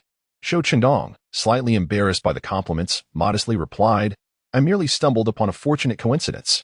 The vendor who had brought over the dolls disagreed with his self-deprecating remark, stating, this is no mere stroke of luck. I have been operating this stall for quite some time, and individuals who can achieve 4 consecutive wins like you are exceedingly rare. If they were all like you, I would face substantial losses. Wan Ning already held a doll in her hands, while the older brothers assisted in carrying the rest. One of the dolls, standing half a meter tall, was an adorable giant panda, perfectly suited to serve as a pillow on Wan Ning's small bed. Your brother has won so many dolls for you. Shouldn't you express your gratitude? Chen Liyang patiently encouraged. Yet, Wan Ning merely glanced at her brother, remaining silent. Zhou Qingdong, unfazed, gently ruffled Wan Ning's hair, saying, as long as Wan Ning is happy, I am willing to do anything for you. Upon exiting the park, it was already 8 o'clock, and the streets remained bustling with people, as the night's festivities were just beginning. Subsequently, Chen Liyang led them to the square, where the lights shone brighter, and a considerable number of people were outside purchasing toys, alongside vendors selling hydrogen balloons. The square boasted a large shopping mall, filled with a diverse array of merchandise and a bustling street of snacks. After inquiring about the prices of the toys, Chen Liyang guided the children to the snack area. Having spent quite some time in this world, he had yet to indulge in late-night barbecues, and today was the perfect opportunity to share this experience with the children. I shall treat you to barbecue. Feel free to order whatever you desire, he announced as they settled at a bustling establishment. Although he had never sampled the late-night fare here, the throngs of patrons assured him of its quality. As he perused the menu, which displayed an enticing variety of barbecued delights, it was disingenuous to claim that they were not tempted. However, the prices were daunting. 5 skewers of pork belly cost 20, and a skewer of chicken feet was 5. Was there truly no difference from highway robbery? After glancing at the prices, Zhou Qingdong quickly declared that he had just eaten dinner and was not hungry. Upon hearing the eldest's words, the other 3 promptly echoed his sentiment, asserting that they were not hungry either. Yet, their eyes betrayed a yearning desire. Chen Liyang felt a pang of compassion for their maturity. This was not a matter of hunger, rather, it was a fear of spending. However, even if finances were tight, this meal was not a significant expense. Life should be enjoyed in the moment, for one never knows whether unexpected events or tomorrow will arrive first.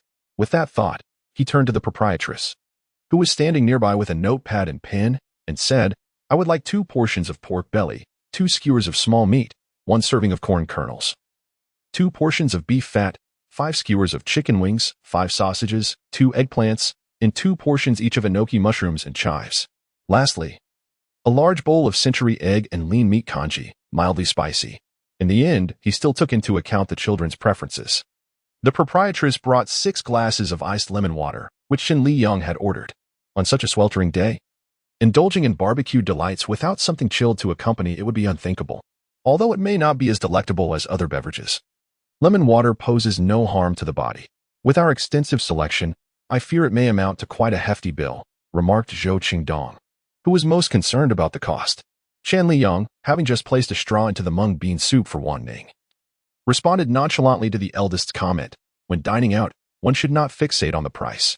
While I may lack the means to treat you to lavish delicacies, enjoying some barbecued fare is certainly within reach. I worry that this might not suffice for your appetites. If you find yourselves still hungry later, we shall order more. You are truly kind to us now. Will you continue to be this way? Zhou Qingbei gazed earnestly at Chen Liyang, fearing that one day he might revert to his former self. Should that day come, he would prefer that no change had ever occurred. Chen Liyang chuckled as he patted the back of his head. Silly child, how many times must I reassure you before you believe that I genuinely recognize my past mistakes? Before Zhou Qingbei could respond, Zhou Qingxi scoffed. Your words are sweeter than song. Who knows what ill intentions lurk within your heart? What ill intentions could I possibly harbor? Is it not human to err? If I am wrong, why should I not be allowed to amend my ways? Chen Liyang felt a twinge of helplessness. This child harbored far too much animosity towards him. The barbecue arrived promptly, and soon the array of grilled delicacies that Chen Liyang had ordered filled the table to near capacity.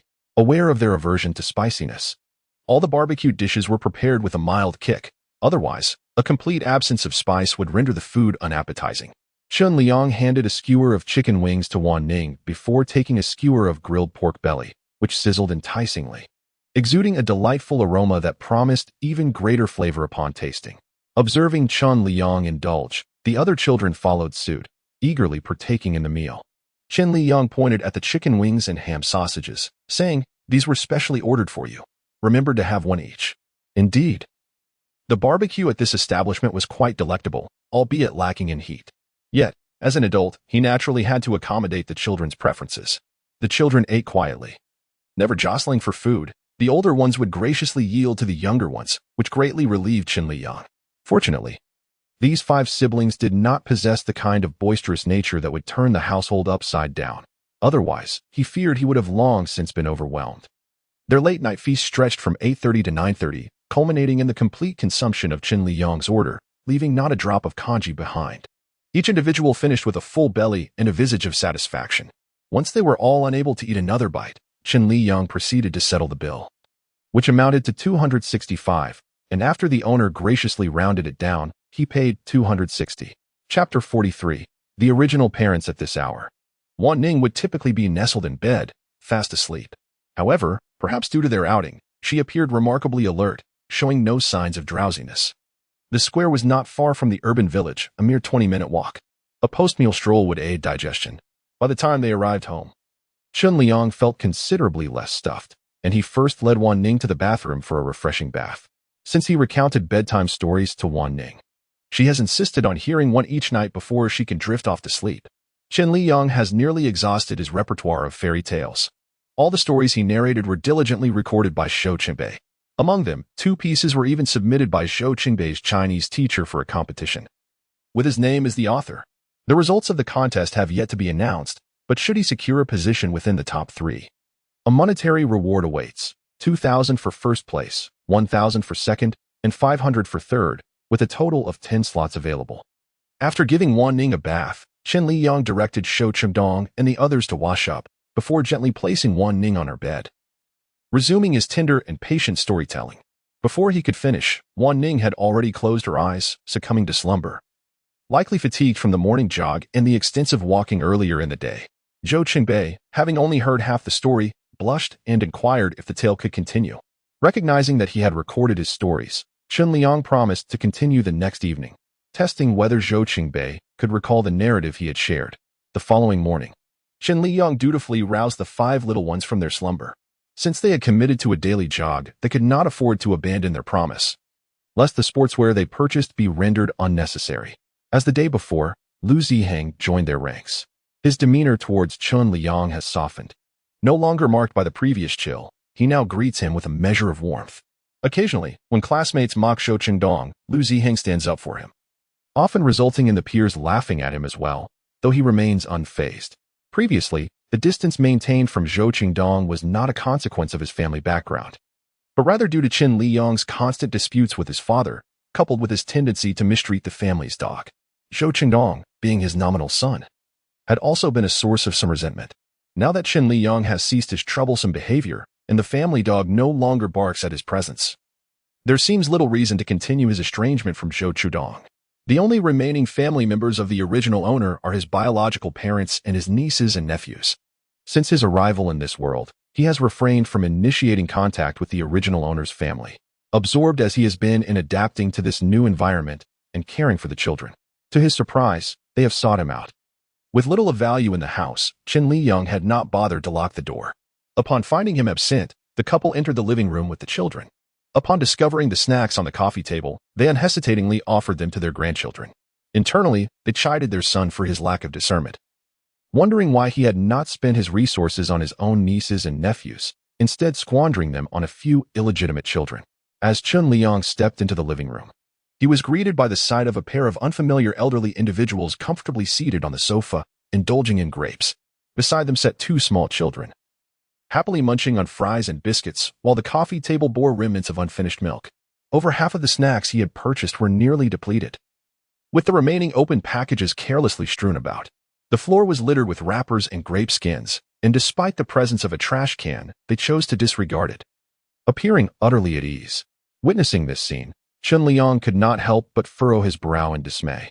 Even though he lacked the original owner's memories, it was not difficult to surmise that the elderly couple, now graced with strands of white hair, were indeed the biological parents of the original owner, exhibiting an extreme favoritism. As for the boy and girl, there was no doubt they were the original owner's nephew and niece. It appeared that this elderly couple had come to seek favors during the autumn harvest, likely intending to take something away upon their departure. "Where have you been this early in the morning?" inquired the original owner's mother, Sun Guifang. At 52, she bore the appearance of someone in their 60s. Her skin was rough and dry, marred by numerous wrinkles. Her hands were calloused, indicative of a lifetime of hard labor, with fingers slightly deformed from years of toil.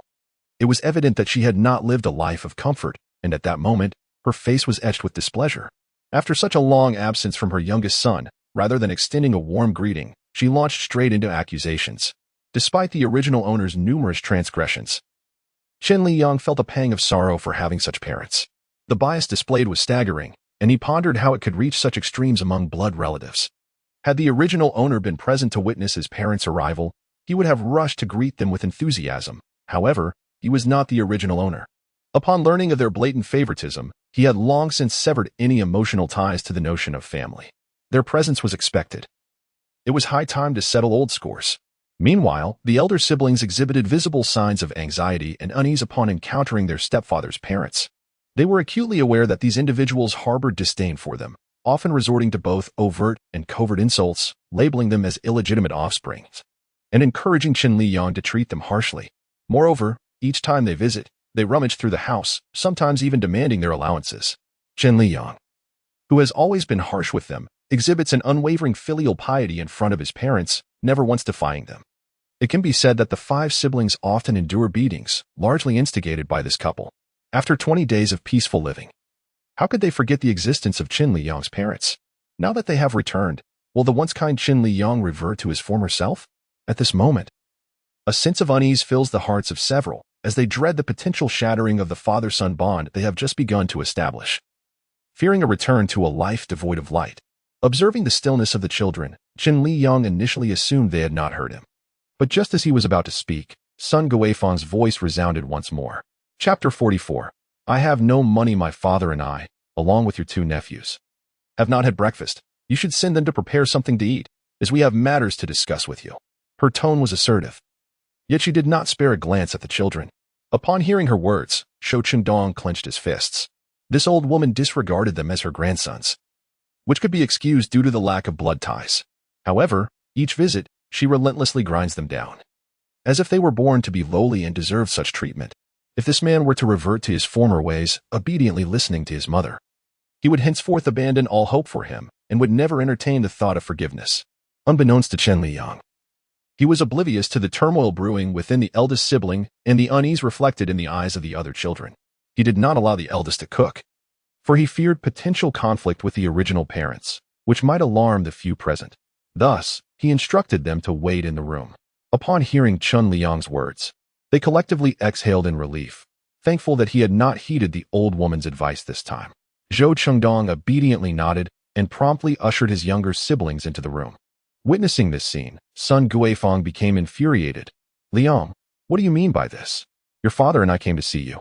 And while it is one thing to wear a sullen expression, how can you disregard my words as well? However, the elderly couple's faces flushed with embarrassment. Realizing they were unaware of their youngest son's injury, yet they still chastised him. After a moment of self-reproach, discontent lingered. How could you have been beaten up like this? Did you stir up trouble again? Did I not tell you to maintain a peaceful demeanor outside? Fortunately, you are the one who was hurt. Had you been the aggressor, who would clean up the mess? Aren't you, and the eldest around? If something truly happened to me, would you really turn a blind eye? Chen Liyang feigned seriousness as he inquired. He was already under considerable pressure. It would be wise for her to behave accordingly. His words were laced with concern for how she might implicate the eldest. Even though he was not their biological son, the sentiment left him feeling disheartened. Noticing her youngest son remain silent and recalling her purpose for coming, Sun Guifang hastily attempted to comfort him. Liyang, you and your elder brother are both my sons. My affection for you is identical. Hearing of your injury brings me great sorrow. Thank goodness you are all right. Otherwise, how could I bear to live? As she spoke, tears began to flow from her eyes. Had it not been for her evident favoritism towards the eldest family, Chen Liyang might have been deceived by her acting prowess. Not wishing to endure their hypocritical visages, he promptly broached the topic. Is there something that brings you here so early? Upon the mention of serious matters, Sun Guifeng immediately straightened her posture and cast a glance at the old man, signaling him to initiate the discussion. Chen Guifeng coughed lightly a couple of times before stating, with the summer vacation upon us, your brother wishes to enroll the two children in a tutoring class to help improve their grades. However, as you are aware, their combined salaries are modest. And with the burden of a mortgage, your mother and I, during our idle time, can only collect scrap to supplement our household expenses. We truly have no surplus savings. As their beloved uncle, having watched them grow, could you lend a hand and cover the tutoring fees? Chen Liyang realized their visit was not without ulterior motives, and he was taken aback that their request was for him to support their children financially. The irony was not lost on him. They had just claimed to treat the eldest and himself equally, yet mere moments into the conversation, they were already seeking financial assistance, and of the kind that was merely a gift. Had the original owner of this body heard this, he would have likely acquiesced immediately, even if it meant borrowing funds. Such individuals, he pondered, had no right to expect him to dip into his own pockets for their support. With this thought in mind, Chen Liyang swiftly declined. I have no money. Your parents understand that you have your own expenses, she replied, feigning generosity. We're not asking for much. Just 5,000 will suffice. The remaining amount will be enough to see you through until next month's salary. Her expression was one of magnanimity, yet it showed a complete disregard for Chen Liyang and the well-being of his 5 children. The original owner earns a monthly salary of 4,500. And with the government subsidy for the children, the total amounts to merely 6,500. His mother demands a lump sum of 5,000, leaving him with a meager 1,500 to cover not only his own expenses for the month but also the rent and utility bills. Chen Liyang is utterly perplexed as to how this woman could utter such a demand. Noticing Chen Liyang's silence and his unwavering gaze upon her, Sun Guifeng feels a twinge of guilt and hastily explains. Mother has calculated that your salary and subsidy total 6,500, leaving you with 1,500, which is sufficient for your monthly sustenance.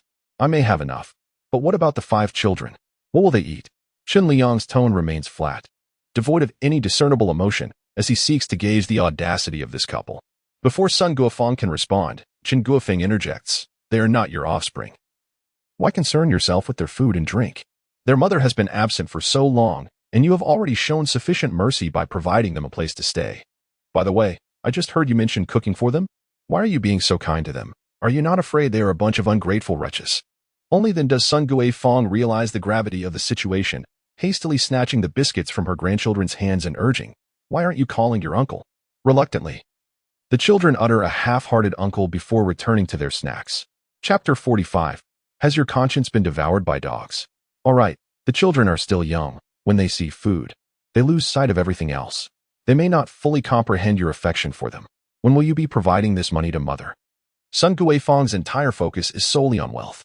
It is often said that one can discern a child's future character by the age of 3 and their lifelong tendencies by the age of 7. Now, her 2 children have grown, the elder being 10 and the younger 8. Chen Liyang, despite his financial abundance, is unlikely to provide further support. I truly lack the means. If you wish to supplement their education, consult your elder brother. What purpose is there in having so many children if he cannot afford to raise them? Chen Liyang's words were devoid of any semblance of tact. He regarded himself as a mere scapegoat. Why should he extend any courtesy, especially when his statements ring true? How can you speak of your elder brother in such a manner? Surely, you must possess some wealth. It seems you simply refuse to share. Given Chen Liyang's demeanor today, Chen Guifeng has discerned the underlying intention. This is deliberate. Upon hearing this, Chen Liyang candidly acknowledged, indeed, I do not wish to provide. Parents, you claim to be impartial.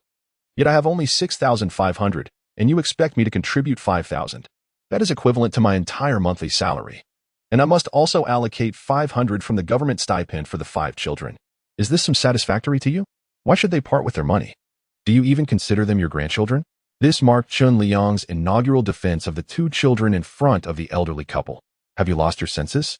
They do not share the blood of the Zhou family. Why should we regard them as grandchildren? Chen Liyang's expression was tinged with irony. But father, when I was reluctant to become a son-in-law, you persistently urged me to reconsider, even advising me to raise them as if they were my own flesh and blood after marriage. It has barely been a moment since then, and your stance has already shifted. Chen Guofeng felt somewhat uncomfortable under this scrutiny. Is it truly the same? Initially, we were drawn to the admirable qualities of your partner, which prompted us to accept your role as a son-in-law. Who would have anticipated that merely 6 months into the marriage, she would vanish? Evidently seeking to offload these burdens onto you? Whom can we hold accountable for this? I had voiced my reluctance to assume the position of a son-in-law, yet you, swayed by the allure of a 30,000 yuan betrothal gift, consented without hesitation. It is often said that parental consent and matchmaking are paramount. I refrained from blaming you for taking charge of my marriage. However, you took the betrothal gift and promptly allocated it towards your elder brother's down payment. I have only heard of selling daughters to secure sons-in-law. This is my first encounter with the notion of selling a younger son to purchase a home for an elder brother. Chen Liyang's words dripped with sarcasm, effectively tearing away the facade maintained by the elderly couple, inciting Sun Guifang to abandon her maternal guise. Has your conscience been devoured by dogs? After all the care we've invested in your upbringing, is this how you choose to address your parents? Our intention in allowing you to become a son-in-law was to ensure your well-being. Furthermore, your elder brother has treated you well since childhood, now that he faces financial difficulties. What is wrong with you offering him assistance as his younger brother? When did you become so acerbic and devoid of humanity? Is money truly of such paramount importance? I must concede, this old woman possesses a remarkable talent for deflection. Alas, Chen Liyang is not easily swayed by her mere words. If, in his childhood, he had frequently snatched my food, broken my toys, and shifted all blame onto me, would that qualify him as a benevolent brother? Sun Guifang blushed deeply, stating, back then, you were all just children. The quarrels between the brothers were nothing more than trivial squabbles. What kind of brothers hold grudges overnight? You cannot possibly harbor resentment for a lifetime over such insignificant matters.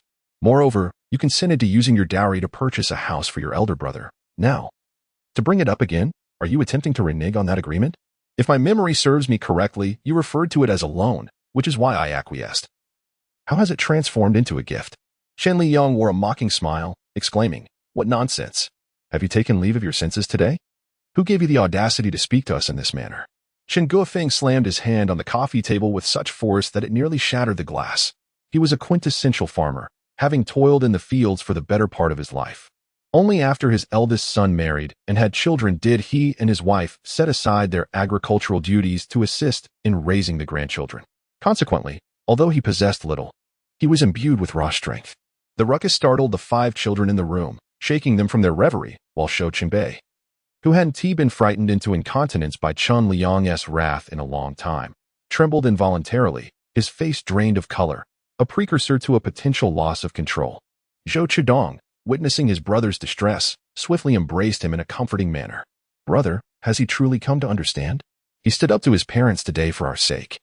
It had been nearly 4 years since Shou Cheng'an last witnessed Chen Liyang's parents in a fit of anger. In the past, whenever the elderly couple felt discontent, Chen Liyang would go to great lengths to amuse them, readily acquiescing to even the most unreasonable demands. Even though they could clearly see that the elderly couple favored his elder brother's family, relentlessly exploiting him, Chen Liyang accepted it with a bittersweet disposition, evoking both pity and contempt. Let us first observe the situation. Zhou Qingdong had no intention of intervening at this moment. Their involvement would only exacerbate matters. Zhou Qingxi, however, peered through the crack of the door, attentively monitoring the commotion in the living room. Chen Liyang's words naturally reached his ears, and he was equally astonished to learn that Chen Liyang had become a son-in-law at the behest of his parents. Having previously believed that it was merely a means for him to rely on their support, the argument in the living room persisted. Yet Chen Liyang remained undeterred by his father's fury. Mom, Dad, it was my deep filial piety that led me to tolerate your favoritism towards the eldest brother's family. And I have harbored no grievances. However, as you can see, my wife is missing, and I have 5 children to care for. Can you not comprehend the difficulties I face? By uttering these words, he extended what he deemed a final opportunity to the elderly couple. Should they continue to favor the elder brother's family, he would assert his authority on behalf of the original owner, resolutely severing ties with them. Even if they persisted, he would not be obligated to provide for them. Should matters escalate to court, he would respect the judicial verdict. What troubles do you face that compare to those of your elder brother? I merely request that you contribute a small sum for your niece and nephew's tutoring. Yet you resist at every turn. Do you truly value your parents more than money? To put it in perspective, you are investing in your own nephew. When they achieve success in the future, can they truly forget the immense kindness of their uncle? However, The 5 children are different. They share no blood relation with you. Given that you have treated them with nothing but harshness and reprimand, do you truly expect them to care for you in your old age? Sun Guifang, appealing to both emotion and reason, is still attempting to persuade her younger son. Were it not for the 2 children, Chen Liyang would not have dared to show her such disdain. She would have scolded him long ago. Chapter 46. The dispute. Chen Liyang scoffed. I cannot place my hopes on them, but those 5 children are different. They are on the same household registration as I am. I am their nominal father. Regardless of whether they will care for me in the future, I have an obligation to raise them. His words were sincere, not merely intended for the 5 children present in the room. Since he has assumed the body of the original character, he must accept the responsibilities that come with it. Are you even speaking sensibly? You show no affection for your own nephew, yet you coddle these unrelated children. Do you wish to drive me to despair? Chen Guofeng was incensed by Chen Liyang's remarks, his face flushed with anger. Dad, no one simply appears out of thin air, as an elder. Do you think it appropriate to wound these 5 children with such cruel and harsh words? Chen Liyang frowned. I am your father, and it is not your place to lecture me. Your mother and I have come to see you today, and this is not up for discussion. You will give this money, whether you like it or not. Chen Guofeng's demeanor had grown resolute. Elder brother and sister-in-law reside in a new house and drive a modest car, yet they are unable to produce any funds. What grounds do you have to assume that I, a single man residing in a rental property while caring for 5 children, can afford such an amount? Both my elder brother and I are your offspring. When I faced the repercussions of a failed investment and was compelled to relocate here, did you or my brother extend any assistance? Do you recall my existence as your son during the times when I was on the brink of poverty? It seems that I am merely a financial resource to you, surfacing only when you are in need of money. Is this how one ought to parent? Observing those who lack even the pretense of care, Chen Liyang rose and articulated each word deliberately. Sun Guifang attempted to interject, but Chen Liyang's voice resonated once more. Given the circumstances of your bringing me into this world, I can forego the money you have extracted from me. Yet from this moment forth, I shall no longer provide you with a single penny. He wished to cease this futile exchange and liberate himself from his parasitic parents. What are you saying? Do you intend to sever our father-son bond? Sun Guifang gazed incredulously at her youngest son. The unfolding of events had surpassed her wildest expectations. She had anticipated an effortless acquisition of funds on this visit. Chen Liyang raised an eyebrow. Shouldn't one sever ties with parents who have consistently favored the elder brother and relentlessly exploited their own child? However, Sun Guifang would not accept his reasoning. You and Lixing are both children born of my 10-month pregnancy. Your father and I hold equal love for you both. I admit that I may have fallen short in financial matters, but you cannot use this as a basis to deny the love your father and I have for you. Have you forgotten the time when you fell ill as a child? And your parents carried you for more than 10 miles to the town hospital in the dead of night? Witnessing the emotional manipulation once again, Chen Liyang remained unmoved. What of it? Is it not a natural duty for parents to seek medical attention for their ailing child? Since entering the workforce, I have never forgotten your nurturing kindness. 2/3 of my salary has been devoted to you. I even contributed significantly to my elder brother's wedding, and after the births of his 2 children, I frequently provided assistance. Yet, what was the return? You sold me for 300,000, merely to help him establish his life in the city.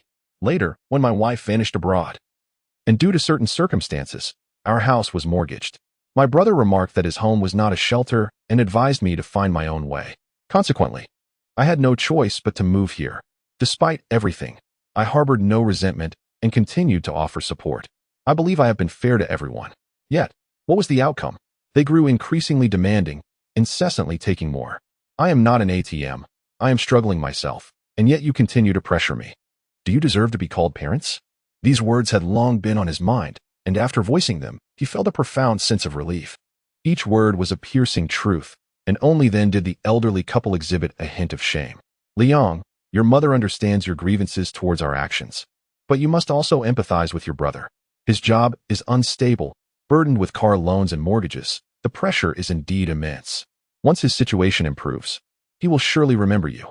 Observing those who still wished to extract money from him, Chen Liyang realized that their bias had long been ingrained in their very bones, rendering them irredeemable.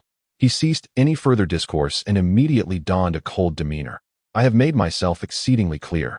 You may leave and refrain from seeking me out in the future. I shall not dispense another penny to you. If you believe me to be heartless, feel free to take me to court. I shall abide by whatever verdict is rendered. He continued, for the sake of those 5 orphan children. You treat your own parents, who gave you life and nurtured you, this way, and you were untroubled by the prospect of such disgrace becoming public knowledge. Chen Guofeng's eyes blazed with fury. Had he not feared frightening his grandchildren, he would have struck out long ago. I indeed have parents. Yet I sometimes wish I did not, Chen Liyang remarked with a bitter smile. This statement incited Chen Guofeng's wrath further, erasing any restraint he had. He surged to his feet, approached Chen Liyang, and delivered a resounding slap that echoed sharply, evidently infused with considerable force. Chen Liyang had not anticipated such an assault. Yet he did not flinch. Feeling the sharp sting radiating from his cheek, he dismissed it, thinking, let this slap be a token of gratitude for the gift of life you bestowed upon me. This home does not welcome you. I kindly ask you to depart. In the room, Zhou Qingbei witnessed Chen Liyang being struck and ultimately succumbed to fear, resulting in an embarrassing accident. Meanwhile, Zhou Qingdong, after entrusting his younger brother to the care of the second sibling, exited the room. Observing Chen Liyang's face, which had just begun to recover and now appeared swollen once more, he instinctively placed himself in front of him as a shield. At that moment, he resembled a little wolf cub fiercely protecting its aging mother, glaring at Chen Guofeng and reproaching, "How dare you strike someone? I may discipline my son, but it is not your place to teach me. Now, kindly step aside." Chen Guofeng's voice boomed, his eyes ablaze with fury. Fearing further harm might come to his elder brother, Chen Liyang gently pulled Zhou Qingdong aside, stating, "This matter does not concern you. My father can handle it." His tone, no longer laced with ridicule, had softened considerably. Chapter 47. Severing ties. Sun Guifang gazed at him, hurt. "Liyang, are you truly willing to forsake your own parents for these individuals with no blood ties to you? This is the path you have chosen for me.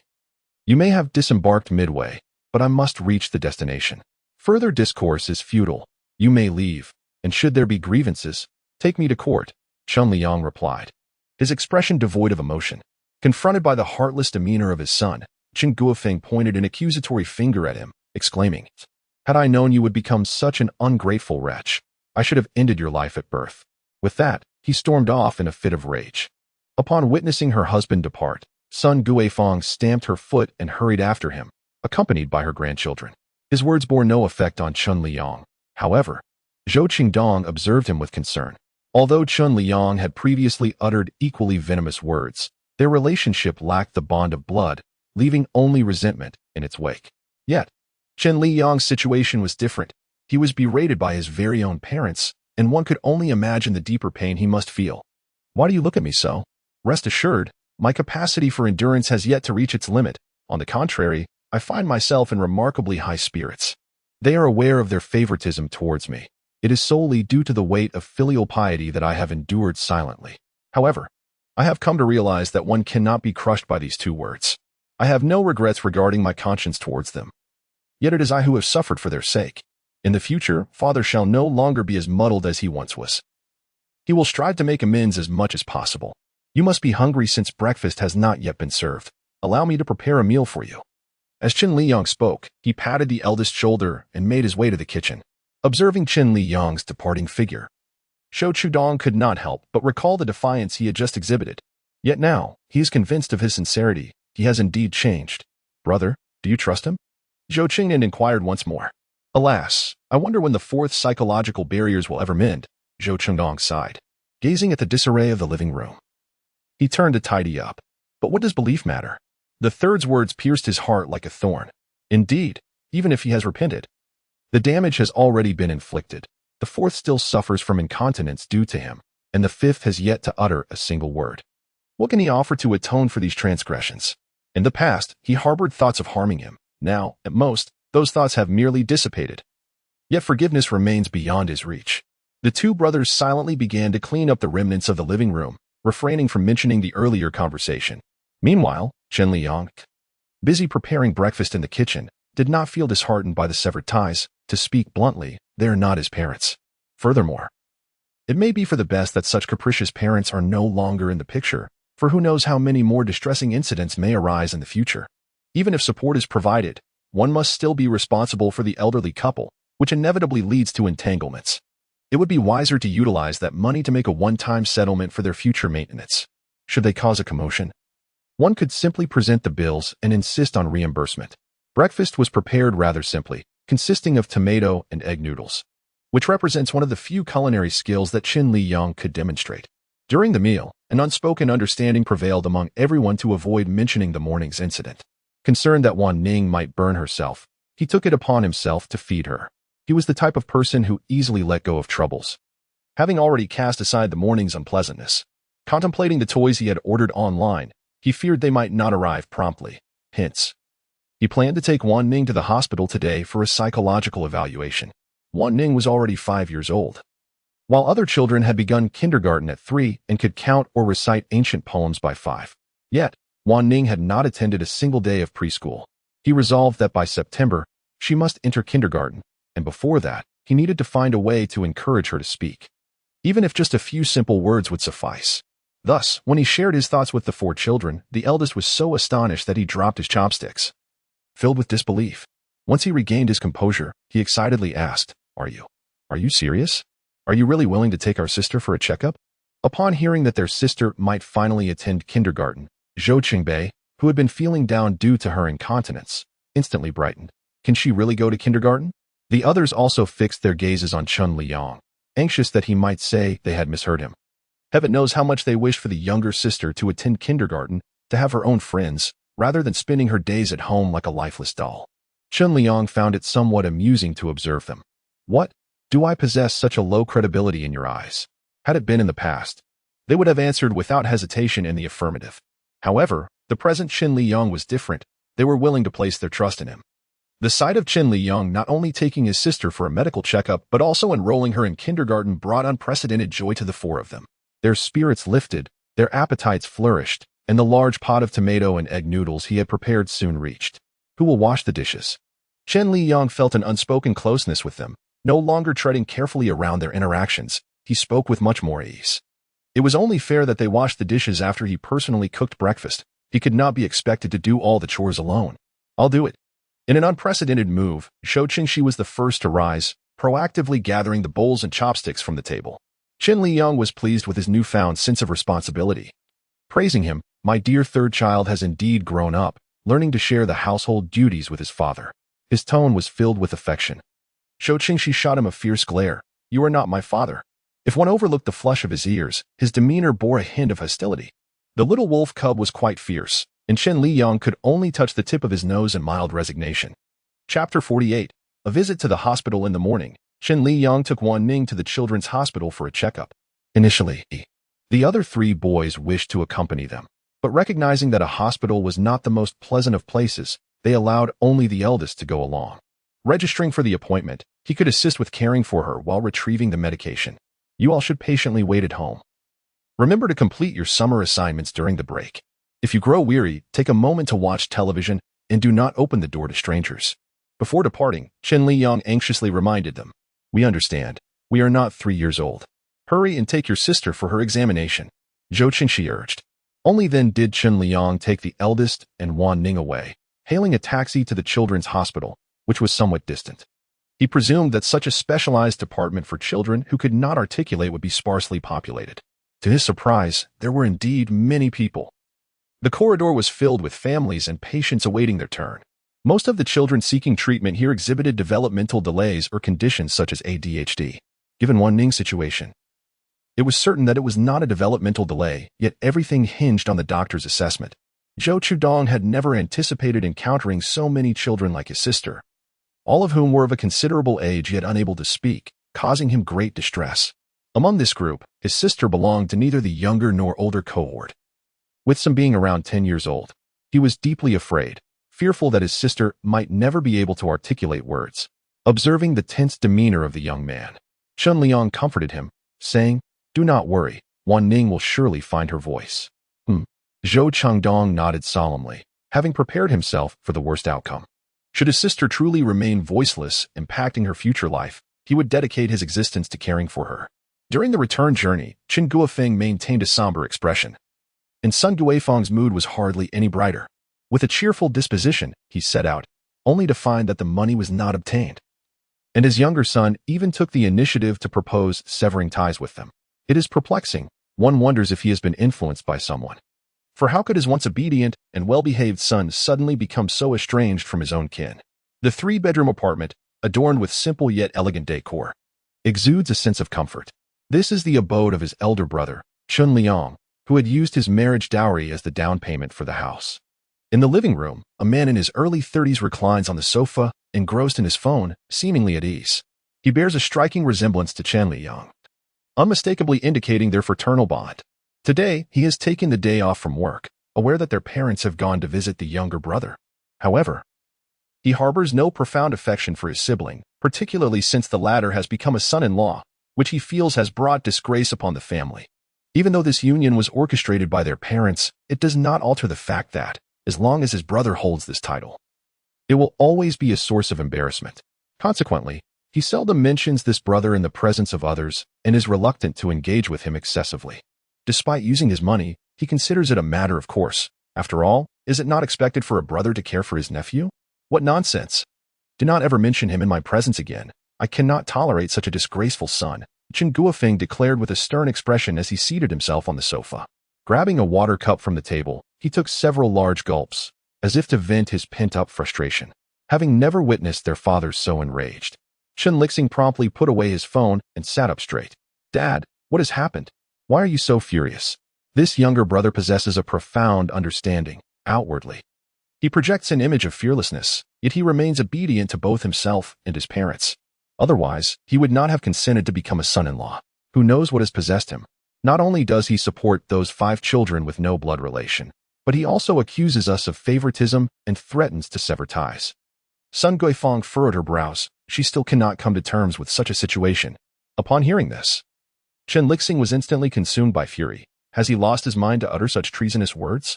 Even if he harbors grievances against me, he should not utter such heartless declarations. I believe he has been misled by those 5 illegitimate children. Otherwise, given his character, he would never act in this manner. Very well, I shall confront him. It is futile. He has resolutely chosen not to acknowledge us. Sun Guofeng wore a pained expression. He claims not to recognize us. Yet you raised him. He bears the obligation and responsibility to support you. Chen Liyang hesitated momentarily. I wonder if his obstinacy will prevail, or if my fists will prove stronger. Chen Liyang resolved to discipline this brother properly for his audacious actions. But what about the tutoring fees for your daughter and son? This remains Sun Guifeng's greatest concern. Chen Liyang, feeling reluctant, replied, What can we do? We shall postpone it for now. As they expressed their dissatisfaction towards Chen Liyang, he finally reached the consultation room of Wanning. Upon entering, a woman emerged, cradling a small girl. The results of the examination were unknown, but the woman's eyes were swollen from crying. The little girl, however, exhibited no reaction whatsoever, sending a chill down Qing Qingdong's spine. The doctor, whose hair had turned entirely white, exuded an air of experience. He was engrossed in writing a medical report when he noticed a visitor and immediately inquired about the situation. In order for Wanning to recover, Chen Liyang felt compelled to disclose everything without reservation, including the domestic violence perpetrated by the original owner. Upon hearing this, the elderly doctor raised his head sharply, furrowing his brow as he gazed intently at Chen Liyang. How could a father lay hands on his child? Are you not aware that this is a criminal offense? If not for Chen Liyang's seemingly innocent visage and his persistent expressions of remorse, pleading for the doctor to assist his daughter regardless of the cost, the doctor might have said more. Chapter 49. Diagnosis results. Seeing the genuine regret in Chen Liyang's demeanor, the doctor refrained from further admonishment and turned his compassion towards Wanning, who was seated on the stool. He then utilized a stethoscope for a thorough examination, followed by producing sounds near her ear to assess any potential hearing impairments. Wanning was able to accurately turn her head towards the direction of the sound, effectively ruling out any auditory issues. However, a suspicion arose regarding the possibility of severe autism, prompting the doctor to prescribe a series of tests. After ensuring that Chen Liyang settled the payment, he instructed him to proceed to the designated floors for the examinations, requesting that they return with the results. After expressing his gratitude, Chen Liyang guided his eldest child to lead Wanning out while he busied himself with the payment on his mobile device.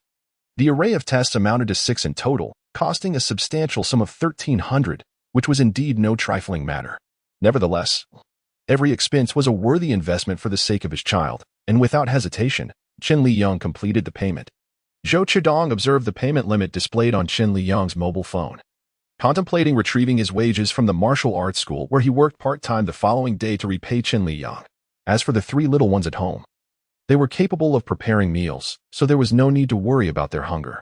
After completing all the examinations, it was already 3 in the afternoon. Chen Liyang found the examination report incomprehensible and could only hope for favorable results. Upon reviewing all the medical reports, the doctor reached a conclusion. This child has no issues aside from her inability to speak. In fact, her intelligence surpasses that of her peers. The reason for her silence, I believe, is related to her past experiences. When one undergoes significant upheaval, their state of mind can alter profoundly. She has lived in a violent environment for an extended period, which has led to severe psychological issues, rendering her unable to articulate her thoughts. I will prescribe 2 medications that may alleviate the child's anxiety. However, your child is not incapable of speech, but rather reluctant to engage in conversation. These medications will not cure her condition. To encourage her to speak, it is essential to foster an environment where she feels safe to open up, especially to you. Once she no longer fears you and can let go of her past, she will indeed find her voice. After hearing the doctor's words, Chen Liyang nodded repeatedly, saying, "Doctor, rest assured, I will cooperate fully. Please assist me with the prescriptions." The doctor reassured the concerned parent, "Do not worry excessively. Your child was once capable of speaking, so the possibility of her regaining that ability is quite high. However, the journey to recovery is a lengthy one, and you must possess ample patience. It is crucial not to abandon the process midway, as it significantly impacts the child's future." "Thank you, doctor. I understand what I need to do now. Rest assured, I will make more time to accompany my child. Besides you, your family must not overlook her. It is essential to communicate with her whenever possible, for one never knows when she might begin to speak." Upon leaving the doctor's office, Chen Liyang engaged in continuous interaction with Wan Ning, his voice gentle and filled with patience. They then proceeded to the first floor to collect their medication, where they encountered a queue. By the time they exited the hospital, it was already 4 in the afternoon, and they had spent a total of 1,500 yuan, indicating that the medicine was quite affordable. Throughout the visit, the doctor provided no definitive answer regarding whether Wan Ning would ever speak. After all, such matters are unpredictable. Perhaps she might suddenly utter her first words tomorrow, or perhaps she may never do so in her lifetime. Nevertheless, Chen Liyang believed that Wan Ning would eventually speak and would become a renowned female lawyer. The challenge lay in encouraging her to open up and overcome her psychological barriers, a formidable task indeed. On the way home, Chen Liyang made a detour to the supermarket, as he needed to prepare dinner. The afternoon's vegetables were not particularly fresh, prompting him to take the child along to the store. Although the produce at the supermarket was still not very fresh, there were numerous options available. Chen Liyang purchased several vegetables, as well as pork and ribs. He planned to prepare a dish of salt and pepper ribs, a delicacy he had not enjoyed in quite some time. In addition to the ingredients, he also bought a variety of snacks, as the household supplies had been nearly depleted by his parents and nephew that morning, necessitating a replenishment. By the time they arrived home, the sun had already begun its descent, epitomizing the essence of early rising and late returning. The revelation that their younger sister was not afflicted with autism and that, with proper therapeutic cooperation, she might one day find her voice brought them a sense of relief. Thus, upon hearing the doctor's advice to engage in constant conversation with her to stimulate her brain development, they incessantly conversed with Wan Ning. Chen Liyang, although somewhat overwhelmed by their incessant chatter, refrained from stifling their enthusiasm, understanding that their intentions were purely to encourage Wan Ning's speech, merely requesting them to lower their voices. During meal preparation, the eldest took the initiative to accompany him, which left Chen Liyang pleasantly surprised. Zhou Qingdong, wary of revealing his purpose in assisting, conjured a casual excuse to linger in the kitchen. Chen Liyang, perceptive to this, chose not to expose him. Consequently, he transitioned from the primary cook to a supportive role. With the two of them laboring in the kitchen, dinner was swiftly prepared. The salt and pepper ribs on the table appeared particularly delectable, the aroma alone tantalizing enough to induce salivation. This dish was unfamiliar to Zhou Qingdong, who followed the steps Chen Liyang had taught him. Fortunately, the outcome was commendable, sparing the 3 pounds of ribs from waste. At the dinner table, Chen Liyang simultaneously fed the youngest while coaxing her to speak, tirelessly repeating his encouragement.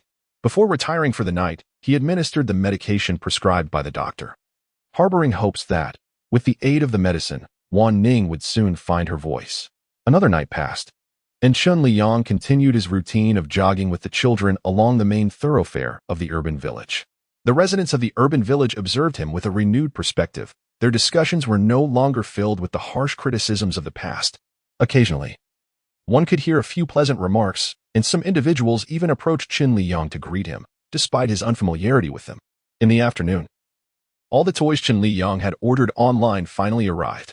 He took his children to the yard to unpack the deliveries, and once they were opened, he encouraged each child to select a toy they fancied to play with. Although the eldest and second child had outgrown the age for toys, it was unexpected that the third and fourth children also declined, expressing their intention to save them for selling later in the evening to contribute to the household expenses. Chen Liyang was keenly aware of their maturity, yet he was deeply moved and gratified to hear such sentiments from them at an age when playfulness should prevail.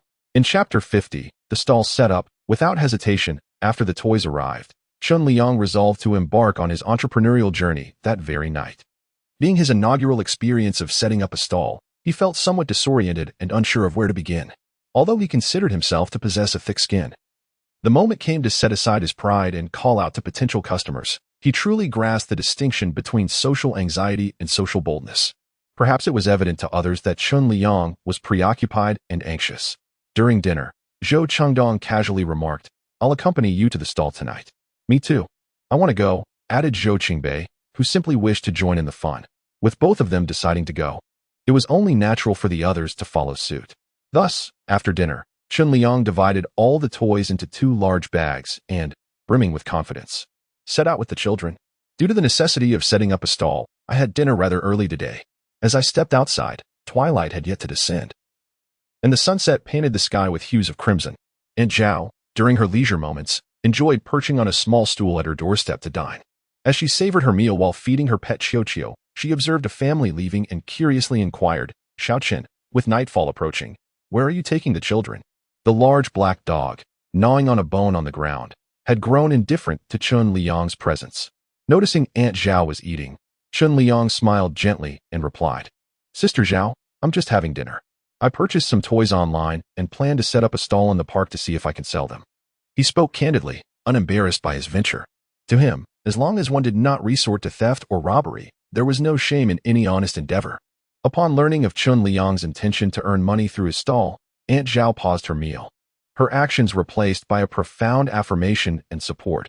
"It is commendable that you are striving to live earnestly. We are all ordinary people, and life is indeed a journey taken step by step. Work diligently, and I believe you will achieve great things." Though her final words carried a tone of consolation, Chen Liyang gratefully accepted her kindness, nodding earnestly, "Thank you, Sister Zhao. Once I earn some money, I will treat you and Brother Lu to a late-night snack." "There's no need for that. The last time I dined at your home, you prepared such a feast. It was quite extravagant. Moreover, caring for 5 children alone is no easy task. As long as you all are well, we will be content," Aunt Zhao replied, her face adorned with a smile, her eyes radiating approval and satisfaction towards Chen Liyang. Such a transformation in Chen Liyang is commendable. He finally embodies the essence of a man. Just as he was about to set up his stall, Aunt Zhao recalled something. "Ah, I heard from your second child that you took Wan Ning to the hospital for an examination today. What was the outcome? This child, after all, has been nurtured under her watchful eye, and she genuinely cherishes her, hoping more than anyone for her to engage with others like a typical child." Chen Liyang did not conceal anything. He shared the doctor's diagnosis with Aunt Zhao. Upon hearing his words, she felt a mixture of melancholy and relief, regardless of the situation. "There remains a chance for Wan Ning to speak. Do not give up easily. I believe that one day, she will find her voice." Chen Liyang tightened his grip on Wan Ning's hand, his gaze resolute. After exchanging a few more words with Aunt Zhao, he led the children to the park. Upon their arrival at the park, it was precisely 6:30. In July, even as the sun dipped below the horizon, the heat remained oppressive, stirring a sense of restlessness within. Chen Liyang sought out a spacious area and instructed his eldest to spread a cloth on the cement ground. He then arranged the toys from the burlap sack neatly on the ground.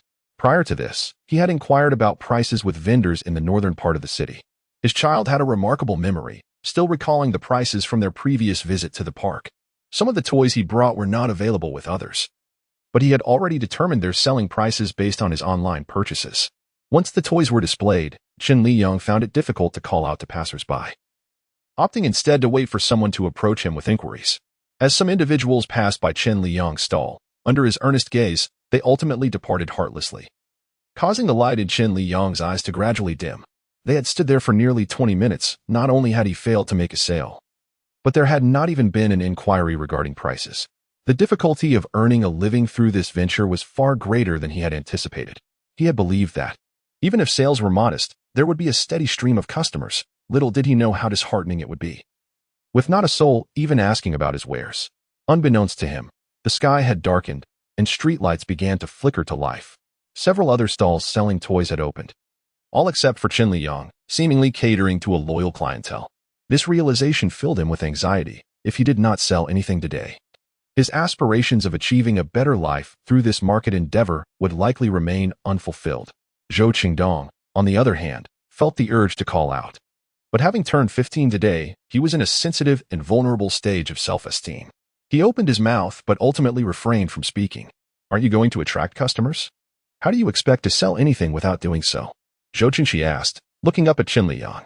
The expression in his eyes was anything but typical for a child observing an adult, which left Chen Liyang feeling somewhat embarrassed. There are so many people. I feel too shy. His words elicited Zhou Qingxi's disdain.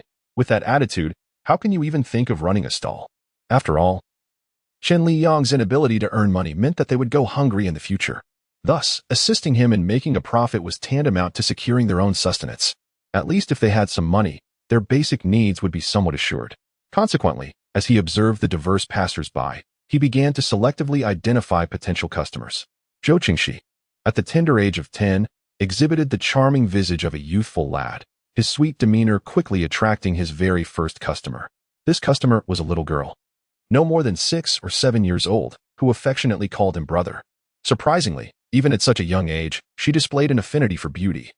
Swiftly lured in by Zhou Qingxi's allure, naturally, her family followed closely behind, observing the multitude of toys scattered on the ground as the little girl meticulously selected her treasure. Akin to a connoisseur seeking rare gems, the discerning eye of a young girl is often astonishingly similar, and ultimately, she chose a beautiful Barbie doll, which Chen Liyang had purchased online for a mere 20 yuan per set. In Chapter 51, Chen Liyang observed that the street vendors typically earned at least a 50% profit, with some even garnering more. However, Chen Liyang was not of a merciless disposition. He felt a pang of conscience at the thought of exorbitant prices and feared that demanding too much might deter potential buyers. In the end, he settled on a price of 39 yuan. Though it was only 1 yuan less than 40, it conveyed a significant difference to the ear. The girl's mother was initially reluctant to make the purchase, patiently attempting to dissuade her daughter. Yet, in the end, she could not resist her child's enthusiasm and pulled out her phone to pay the 39 yuan. Indeed, the plight of parents is such that they find it difficult to refuse their little ones. As Chen Liyang watched the little girl skip away, clutching her Barbie doll, he excitedly embraced Zhou Qingxi, exclaiming, "Qingxi, you are truly remarkable. I shall buy you some candy shortly." Hearing Chen Liyang's playful tone, Zhou Qingxi's ears flushed with embarrassment, and he feigned disdain as he pushed him away, retorting, "I am not doing this for you. It is simply a waste if we do not sell these toys. Regardless of the circumstances, father, I must express my gratitude to you. We no longer find ourselves staring blankly at one another like fools." Chen Liyang affectionately pinched Zhou Qingxi's cheek, his expression brimming with fondness. He understood that the boy's most formidable attribute was his sharp tongue, despite his desire to assist. He persisted in his stubborn arguments, with Zhou Qingxi leading the charge. Zhou Qingdong felt that persisting and standing idly for the sake of his so-called pride would negate the very purpose of their presence here. After some mental fortitude, he ultimately mustered the courage to take the first step into the crowd. In a public setting, where people were paired off and engaged in conversation, there was no need to worry about disturbing others, allowing for unfettered dialogue. Due to the distance, Chen Liyang could not discern the exact words being spoken. Yet he could surmise their meaning. Even the usually taciturn leader had taken this step. The others were unwilling to lag behind and soon began to draw in customers. The children, possessing considerable charm, were not at all apprehensive about attracting patrons. Before long, customers began arriving with their children. Thus, transactions unfolded one after another. Chen Liyang found himself counting money until his fingers grew weary. Indeed, bringing the children along proved to be a sagacious decision. In merely an hour, a third of the toys had been sold, raking in over 800. This figure far exceeded Chen Liyang's expectations. He had anticipated a mere 400 to 500 at most.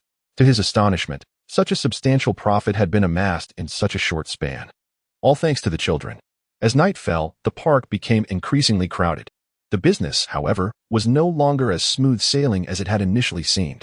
Even with Chen Liyang joining the ranks of those calling out to potential customers, the turnout remained dismal. Consequently, with a decisive wave of his hand, Chen Liyang shifted their base of operations. Thus, they marched in a grand procession to the square, where the illumination surpassed that of the park, akin to daylight. The crowd was far more numerous than in the park, with several individuals reverting to their former trades, initiating a fresh round of customer solicitation. Yet, most of the mall-goers were young couples, and with such an array of toys, it was hardly realistic to expect them to make purchases. Observing the industrious figures of the children amidst the throng, Chen Liyang felt an unprecedented sense of fulfillment. The children had not given up, so how could he, as an adult, concede defeat? Except for Wan Ning, everyone was exerting their utmost efforts to promote their toys, albeit with minimal success. Despite this, they did not return entirely empty-handed. Within an hour, 3 toys had been sold, totaling less than 100 yuan. Yet, one must learn to find contentment in their endeavors. Chen Liyang mused, for even a meager profit was far preferable to being hounded by the urban management before even making a sale. Being in the square, surrounded by numerous nearby shops, made it impossible to operate with the same freedom as in the park. Vigilance against the urban management was paramount. Yet, human nature is such that what one fears often comes to pass. Not far away, a young man clutching a handful of helium balloons shouted, "Oh no! The urban management is coming! Everyone run!" With his well-meaning warning, some began to flee in a panic, abandoning their goods along the way, creating a scene of utter chaos. It was evident that within the world of the narrative, the urban management remained a character eliciting both affection and disdain. This was the first time Chen Liyang encountered such a situation, and he was about to pack up the toys and flee. At that moment, several of his companions arrived to assist, and soon the toys were neatly stowed away. Suddenly, the unwelcome voice of the urban management officials echoed in the air, "Don't run. Put down your belongings." Upon hearing this, everyone dashed away even faster. To remain stationary would be sheer folly. Thus, Chen Liyang, cradling Wan Ning, and Shou Chengdong and Shou Qingxi, clutching the toys, sped away as if propelled by the very wheels of the wind and fire. This chase ultimately culminated in triumph. Once they were certain that the officials would not pursue them any further, the group took a moment to catch their breath, panting heavily. Who would have thought that setting up a stall could lead to such a frantic escape? If we had been caught, would our toys have been lost? Zhou Chenin inquired between breaths. It seems likely, but fortunately, we were swift enough, Zhou Chengdong concurred. Observing his companions, drenched in sweat, Chen Liyang smiled and remarked, "Life should be like this, filled with adventure and challenges. Tomorrow, will you still dare to join me in setting up a stall?" Zhou Qingdong noticed the shift, but refrained from correcting him. Although this man was not significantly older than himself, he was indeed his father in name, a fact that could not be altered regardless of acknowledgement. Chen Liyang felt a surge of joy as they finally ceased to insist that he was not their father. To reward their efforts from the day, he declared with grand enthusiasm, "Come, I shall take you to buy ice pops in bulk. You can enjoy one whenever it's hot at home. What about all these toys? Are we selling them?" Zhou Chengdong asked, still holding the toys. "Let us sell tomorrow. We'll wrap up for today," Chen Liyang exclaimed, feeling fatigued. He then glanced at Wan Ning in his arms and asked, "Wan Ning, would you like to have an ice pop?"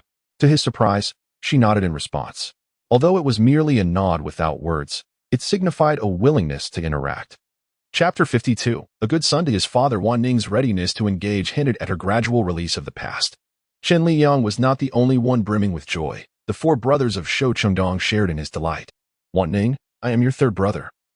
"Your most beloved brother, am I not?" Zhou Qingxi inquired with excitement. Though tinged with a hint of narcissism, his ultimate aim was to encourage interaction with his sister. Do refrain from being so self-absorbed. It is undoubtedly I whom she adores the most, Zhou Changnan retorted promptly. Observing their playful banter, Chen Liyang quickly interjected, "Keep your voices down, you might startle Wan Ning." He then led them to a wholesale ice pop shop, which boasted a myriad of flavors, with prices ranging from 50 cents to several dozen yuan. "Help yourselves, take whichever flavor you desire." Despite having been just a humble employee before his transition, Chen Liyang had never been one to be stingy. Upon hearing his words, the children joyfully selected their ice pops. On such a sweltering day, indulging in ice pops had always been a cherished dream for them. Who could have imagined that one day Chen Liyang would treat them so generously, and with such genuine kindness?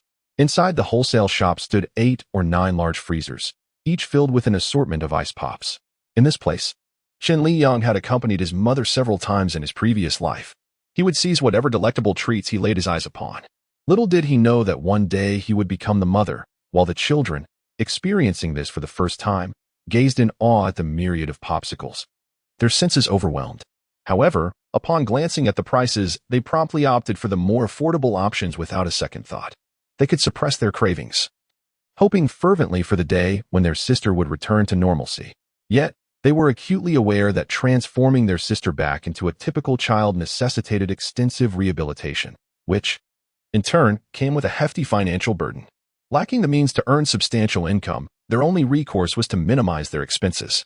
Such minor tricks did not escape Chen Liyang's keen eye, as he carefully selected a variety of reasonably priced popsicles.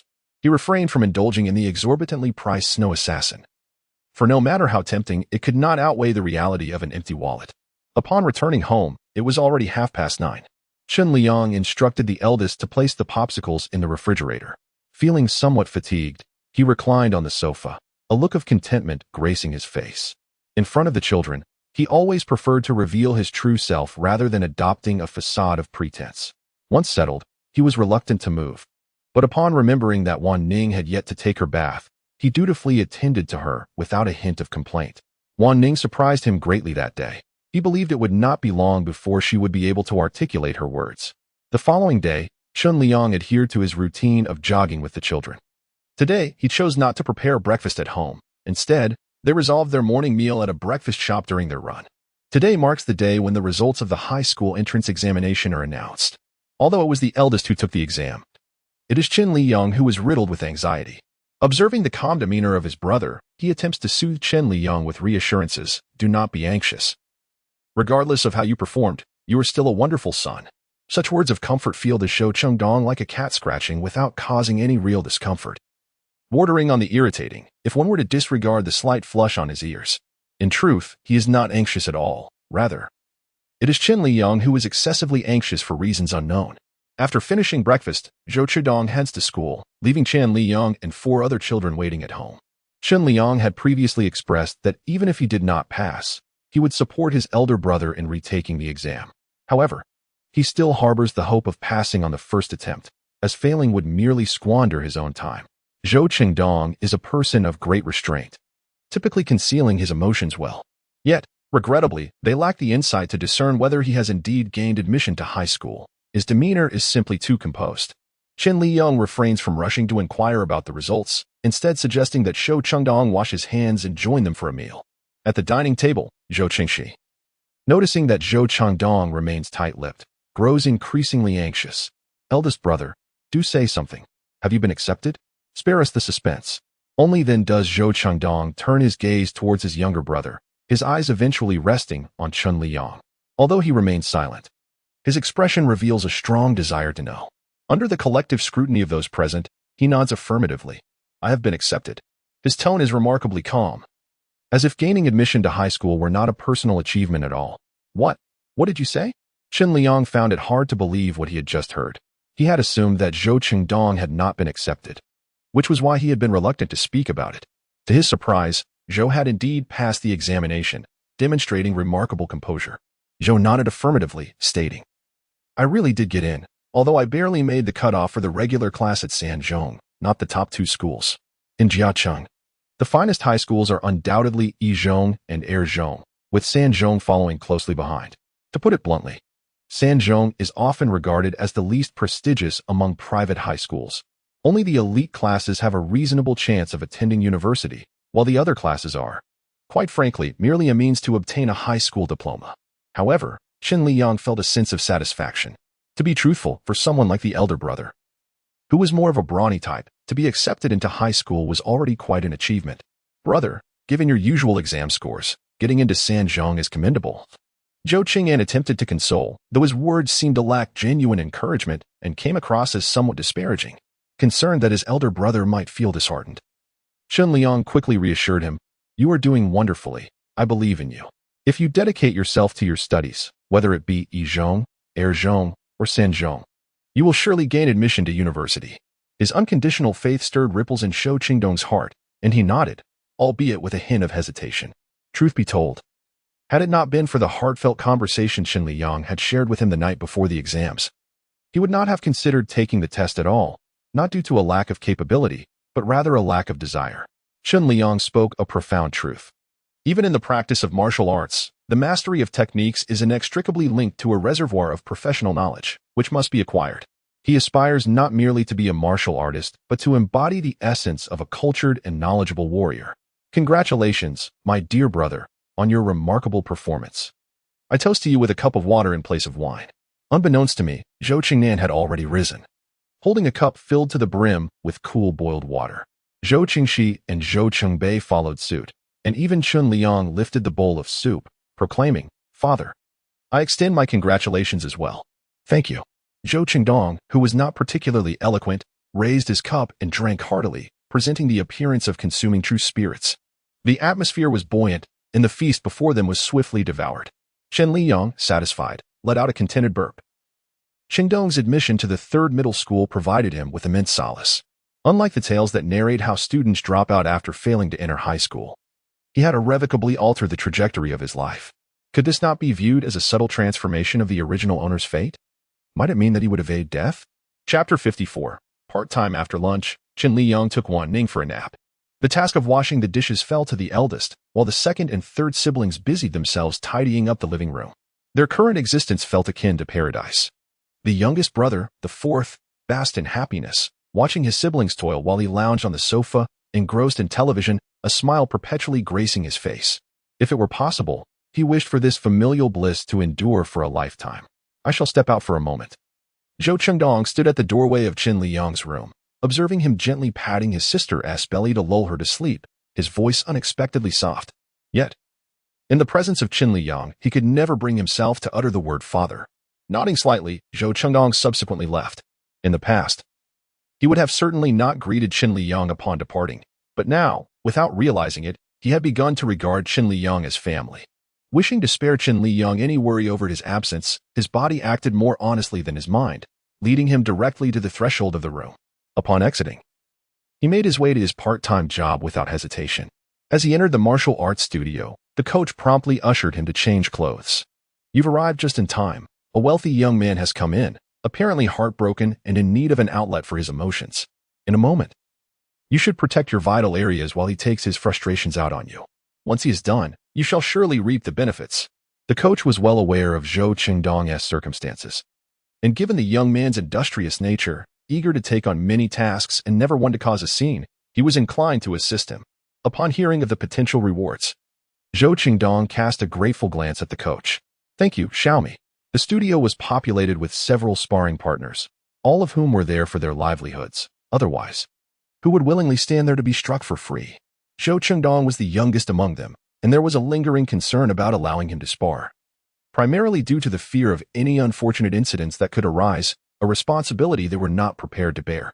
Yet, he desperately needed this job, and at that moment, he was nearly on his knees, prompting Coach Xiaomi to advocate on his behalf to the studio owner. With his plea, the curator was willing to grant him this favor, allowing him to remain. However, many customers, seeking to vent their frustrations, hesitated to lay hands on him due to his slender build, resulting in his scarce opportunities for sparring. Yet, whenever the occasion arose, Coach Xiaomi would assist him, proactively helping him attract customers, a kindness he has always cherished. Regrettably, at present, he finds himself unable to reciprocate, let alone repay Coach Xiaomi's immense kindness. Nevertheless, should he achieve success in the future, he is determined to express his gratitude for Coach Xiaomi's profound generosity. "There's no need for thanks, just stay out of trouble," Coach Xiaomi replied. "But after a month apart, I can't shake the feeling that you've bulked up quite a bit, and you've grown taller as well. Has life at home improved?" Coach Xiaomi observed the individual who had just shed his shirt in favor of work attire, somewhat surprised. Previously, he had witnessed Zhou Qingdong change clothes, but back then, he was exceedingly thin, almost emaciated. Consequently, he had selected female customers for Zhou Qingdong, which made the blows he received somewhat lighter, sparing him from serious injuries. Now, however, it was evident that he had gained weight, with a subtle layer of muscle hinting at latent power. If he maintained this physique, he might indeed carve a path for himself in the martial arts realm.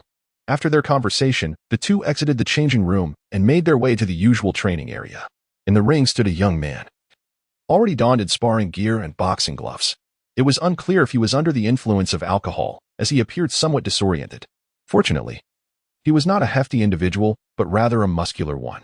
Otherwise, Zhou Qingdong might have found it challenging to endure his strikes. Upon taking the stage, Zhou Qingdong introduced himself, yet the man seemed indifferent to his name and bluntly declared, "I shall begin." With that, a flurry of punches rained down upon him. For those in this profession, euphemistically referred to as sparring coaches, are essentially mere human targets, serving to entertain others. This may sound devoid of dignity. Yet for the sake of financial gain, what value does dignity hold? Perhaps this young master was deeply wounded, for without uttering a single word, he unleashed his fists upon Zhou Qingdong with relentless fervor, showing no mercy whatsoever. It was inevitable that the blows would leave marks, and soon enough, the corner of Zhou Qingdong's mouth turned bruised. He thought of his sister and the hope of a better future for their family. Such superficial injuries were utterly trivial to him. Thus, the onslaught continued for half an hour, until the young master grew weary, nearly devoid of strength, and finally sank to the ground, gasping for breath, exclaiming, "This is utterly pointless." It remained unclear whether he referred to women or his own actions as lacking meaning. After venting his frustrations, he felt considerably clearer and soon rose to his feet, gazing at Zhou Qingdong, saying, "You truly are a tight-lipped fellow, despite the beating. You haven't uttered a sound." The young master had no genuine intent to engage in conversation with Zhou Qingdong. He descended from the ring to change his attire. Moments later, he emerged from the VIP changing room, adorned in designer labels that underscored his distinguished status. Indeed, he was quite generous, promptly retrieving a thick wad of cash from his wallet, visibly amounting to several thousand. Coach Xiaomi accepted the money with heartfelt gratitude. Xiaomi, the coach, is not merely a trainer but also one of the stakeholders of the martial arts school. Upon hearing Zhou Qingdong's words, he readily agreed without hesitation. "Wait a moment. Let me check your payroll. Once I finalize it, I shall provide you with your payment." Zhou Qingdong sincerely expressed his gratitude and waited patiently nearby.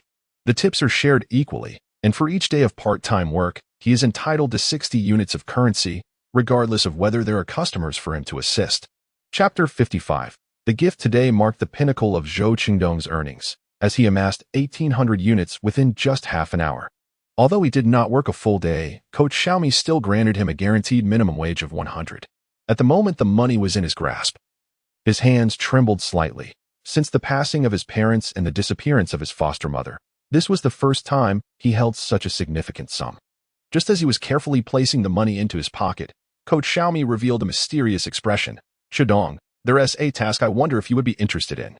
If performed well, earning 10,000 in a single day is not merely a fantasy." Upon hearing the prospect of such lucrative earnings, Zhou Qingdong nodded without hesitation. "Coach Xiaomi, I am interested. What is the task?" "Hold on, don't rush to agree. Let me finish speaking. Such money is not easily earned, especially at such a high rate. I only mentioned it because I noticed your family's difficult circumstances."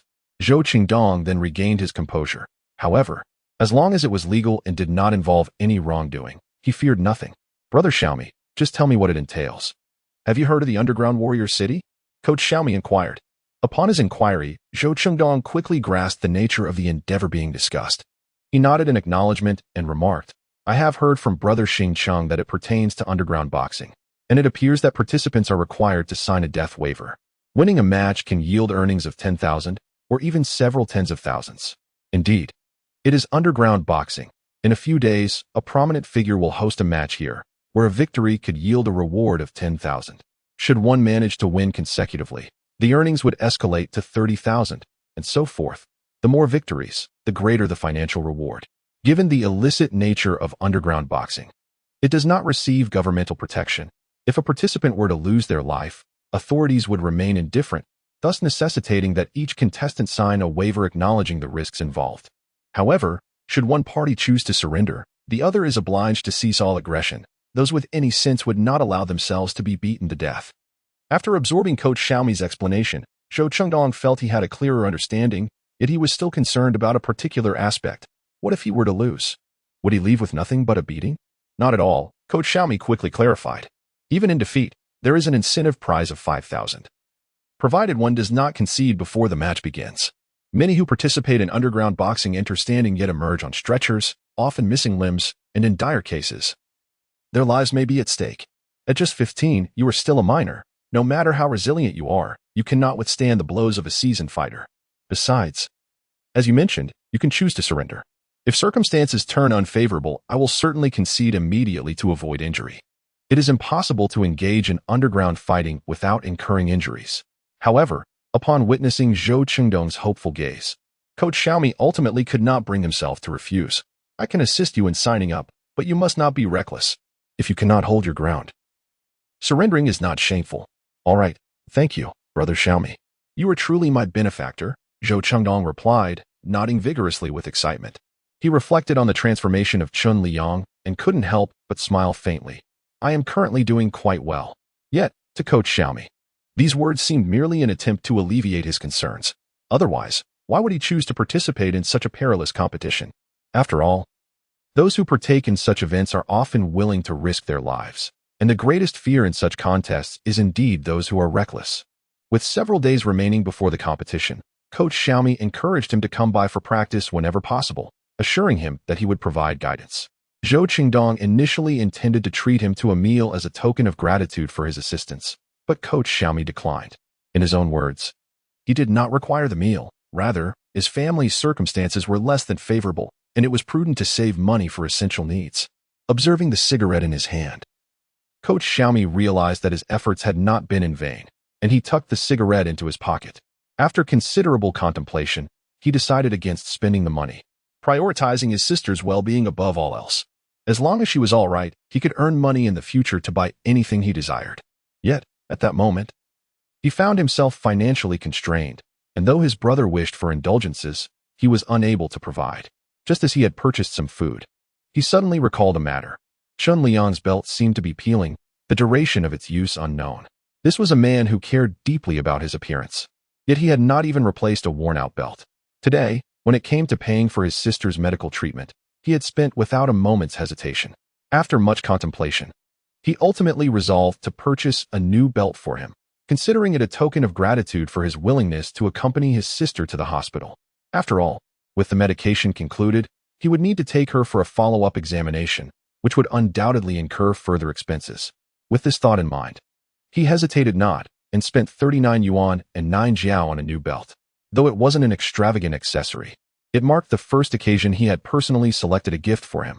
As he gazed at the neatly wrapped belt in his hands, Zhou Qingdong felt an eager anticipation to witness Chen Liyang's expression upon receiving the gift. Out of respect for his privacy, he refrained from inquiring about his destination. He regretted not asking, as it would have provided him with some clarity. Zhou Qingdong closed the door behind him and stepped into the living room. Brother, what do you have in your hands? Zhou Chengbei inquired, his curiosity piqued by the item held by his elder brother, oblivious to the bruise at the corner of his mouth. Chapter 56. Who made you speak ill of father? Upon seeing it was food, Zhou Chengbei's eyes sparkled with delight, and he eagerly extended his hands to receive the box, intending to share it with his older brother and sister. In contrast to his younger brother's obliviousness, Zhou Chengnan immediately noticed the injury on his elder brother's face. He promptly set aside the bowl he was holding and expressed his concern. What happened to your mouth? And where did you get the money for this? The family remained unaware of his part-time job, as he feared their worry if they found out. Oh, it's nothing. Just helping someone out, Zhou Qingdong deflected. However, Zhou Chengnan was not easily convinced. That bruise certainly isn't from an accident. Were you attacked? Although he was 2 years younger than his elder brother, he was no fool. In fact, he often grasped matters more astutely than Zhou Qingdong himself. He deftly shifted the topic, dismissing his own minor injury as trivial and not warranting such alarm. Brother, come and eat. It's truly delicious. In just a moment, Zhou Qingbei had devoured 2, while third brother and the sister each enjoyed 1. I won't eat. You all should. Zhou Qingnan's tone softened considerably, yet his eyes still betrayed an unshakable concern. Zhou Qingdong, wishing to steer away from the matter at hand, cleverly redirected the conversation. Where is he? I haven't seen him. He held a belt intended for Chen Liyang, intending to hand it over along with his part-time earnings and the card for receiving benefits. It was only then that Zhou Qingdong noticed the bathroom door was closed. Just as he was about to speak, the door swung open, revealing Chen Liyang, who raised an eyebrow at the second brother. Who told you to make up stories about Dad? I certainly do not suffer from constipation. My intestinal motility is quite healthy. Hearing Chen Liyang refer to himself as Dad made Zhou Qingdong's heart race uncontrollably. A terrifying thought began to fester within him. Satisfied with his reaction, Chen Liyang refrained from further teasing and turned his attention to the eldest brother. The family's home was dilapidated, with poor sound insulation, allowing him to overhear their conversations in the living room. Following their discourse, he noticed a sizable bruise at the corner of Shou Qingdong's mouth, indicating that the assailant had shown no mercy. If he were not mistaken, this injury was likely the result of his part-time job. The sight of Shou Qingdong's injury undoubtedly shocked him. This child elicited profound sympathy. Shou Qingdong was well aware that he would inevitably face an interrogation. He resorted to the same excuse as before. "It's nothing. I just bumped into something accidentally." Seemingly apprehensive that Chen Liyang might delve deeper, Shou Qingdong hastily shifted the conversation. He stepped closer to Chen Liyang and presented him with a shopping bag. Taken aback by the gesture, Chen Liyang exclaimed, "What is this?" He had not anticipated receiving a gift, especially given the previously strained nature of their relationship, and considering he had only been here for a little over a month. He could hardly be so self-absorbed as to believe that Shou Qingdong would buy him a present. Yet, as fate would have it, the most improbable occurrences often materialize. Chapter 57. Just an afterthought. However, do not misunderstand, it was not a deliberate choice, merely an afterthought. Little did he realize that this explanation sounded rather like a clumsy attempt to conceal something. Chen Liyang's eyes glistened with unshed tears, overwhelmed by an indescribable emotion. "Thank you," he exclaimed as he accepted the gift bag from Shou Qingdong and, right in front of him, revealed its contents. Inside lay a black leather belt, a design that was quite commonplace yet undeniably timeless. Without hesitation, Chen Liyang removed his old belt and replaced it with the one Shou Qingdong had gifted him. "What do you think? Does it look good?" he queried, gazing at the belt with uncontainable delight. Noticing Chen Liyang's genuine appreciation, Shou Qingdong felt a smile tugging at the corners of his mouth, though his words betrayed a different sentiment. "It's all right. Belts all look pretty much the same." "Brother, you actually bought him a gift and not us." "Traitor," Zhou Qingxi interjected, wearing an expression of mock jealousy. Shou Qingdong remained unmoved. Can what you eat really silence your mouth? Thus, it seemed that whatever he purchased was merely superfluous. "Third brother, this indicates that in your elder brother's eyes, our father holds the utmost significance." Chen Liyang spoke with a countenance full of pride, akin to a peacock displaying its feathers. Yet he did not evoke any sense of annoyance. "Humph, it's merely a belt. What's there to be proud of? Your elder brother's true affection does not lie with you," Zhou Qingxi retorted, visibly irked. Shou Qingdong had never anticipated that Chen Liyang would exhibit such a childlike demeanor, which, rather than being off-putting, inadvertently drew them closer together. "It's just a belt. What is so commendable about your expression of pride?" Observing Chen Liyang's exuberant delight, Zhou Qingxi felt quite displeased. Clearly, their elder brother valued them the most. Why had he suddenly chosen to bestow a gift upon Chen Liyang? In a buoyant mood, Chen Liyang chose not to dwell on Zhou Qingxi's impolite behavior. Moreover, the more one contested with him, the more fervently he engaged. Nevertheless, in the midst of his joy, he did not overlook their elder brother's affliction. As he was about to enter his elder brother's room to offer genuine concern, unexpectedly, the elder brother emerged. "Ah, I almost forgot to give you this. It's my earnings from part-time work, along with a government-issued subsidy card. You can use this for Wan Ning's medical expenses." Gazing at the stack of cash and the bank card in Shou Qingdong's hand, Chen Liyang understood that entrusting him with his entire fortune signified a profound recognition of his identity and a heartfelt trust in him. "Rest assured, father will not abandon Wan Ning's illness. However, as the head of the family, it is not necessary for the father to use your money for the children's medical expenses. Take it. Otherwise, what if I lose this money?" With that, Zhou Qingdong directly pressed the cash into Chen Liyang's hands, seemingly anxious that he might change his mind, and retreated into the house.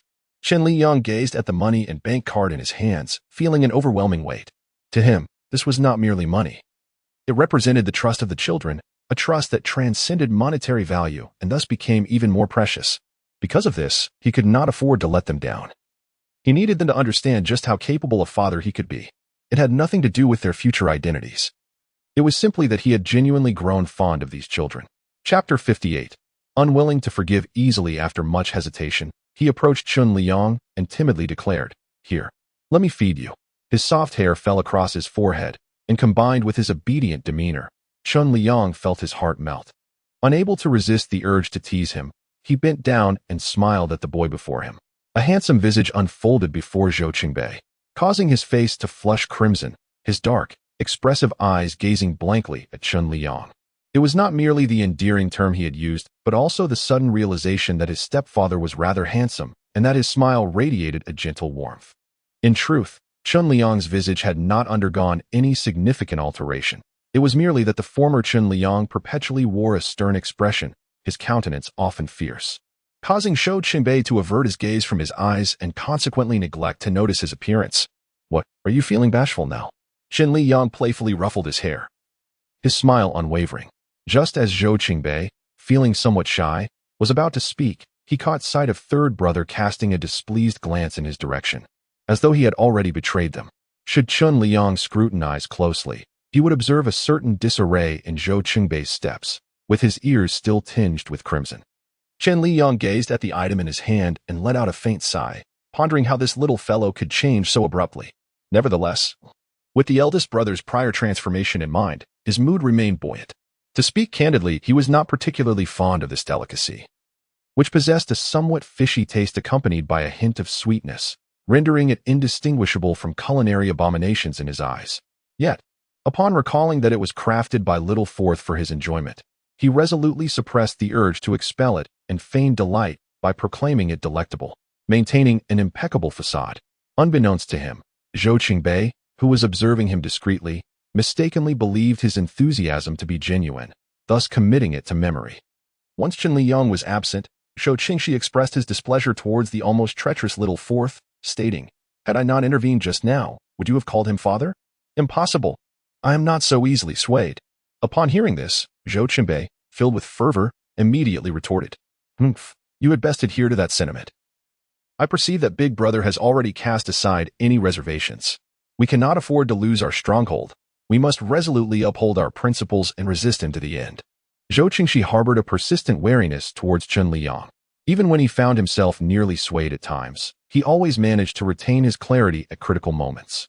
Observing his second brother, who was once again engrossed in his homework, Zhou Qingxi couldn't help but express his concern. "Second brother, you haven't been deceived by him, have you?" Zhou Qingyan lifted his gaze to meet his younger brother's, responding, "What are you thinking? I may choose not to harbor hatred towards him, but I certainly won't forgive him so easily." Forgiveness was beyond his reach, nor did he possess the desire to grant it. As the three brothers engaged in their conversation, Zhou Weining had quietly entered the kitchen at some point, standing silently at the doorway, gazing at Chen Liyang. Sensing a gaze upon him, he turned around to find Weining standing barefoot at the entrance, her small feet touching the cool floor. Though it was summer, he recalled the saying that coldness began from the feet up, prompting him to rush over and lift her into his arms. "Weining, what brings you here? Do you wish for an egg?" Overcome with joy, he couldn't resist planting a kiss on her delicate, fair cheek. "Weining, how can you be so well-behaved? Father adores you immensely." He refrained from using the word love, as his time in this world had been short, making such a declaration feel somewhat insincere. Whereas his affection was genuine. He then carried Weining to the stove, declaring, "To reward my clever Weining, Father has decided to grant you an egg." With that, he retrieved an egg, rinsed it under the tap, and placed it in the pot. Gazing at the boiling water, I promptly covered the pot. The eggs would require a while longer to cook. The kitchen was stifling, and my father, cradling me in his arms, remarked on my neglect to wear shoes, cautioning me against the potential chill. Though his words carried a tone of reproach, they were imbued with genuine concern. Chen Liyang observed the situation with bewilderment, as he felt he had done nothing to provoke such a response. Indeed, he seemed to be the focal point of the narrative's discord. Was it possible that this young man harbored thoughts of harming him? The notion sent a shiver down Chen Liyang's spine. Gently placing Wan Ning on the sofa, he carefully helped her into her sandals, murmuring, "Next time you get off the sofa, remember to put on your shoes, all right?" Alas, here he was, a strapping young man, utterly oblivious to the nuances of femininity, now transformed into the stepfather of 5 children. There was no prologue to this peculiar narrative. He had simply been thrust into it. If he must be ensnared in this tale, why could it not unfold like those in novels, complete with a guiding system or some extraordinary boon?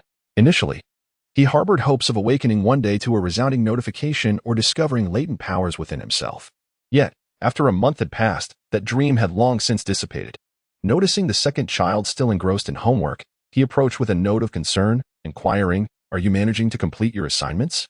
Upon glancing at the desk, he saw it was a first-year English workbook, encompassing the most fundamental of English concepts. If you can't do it, why not let me teach you? Zhou Chengnan had not genuinely expected a lesson, so he threw out the retort lightly. To his surprise, Chen Liyang immediately responded with a smile, sure. Which question are you struggling with?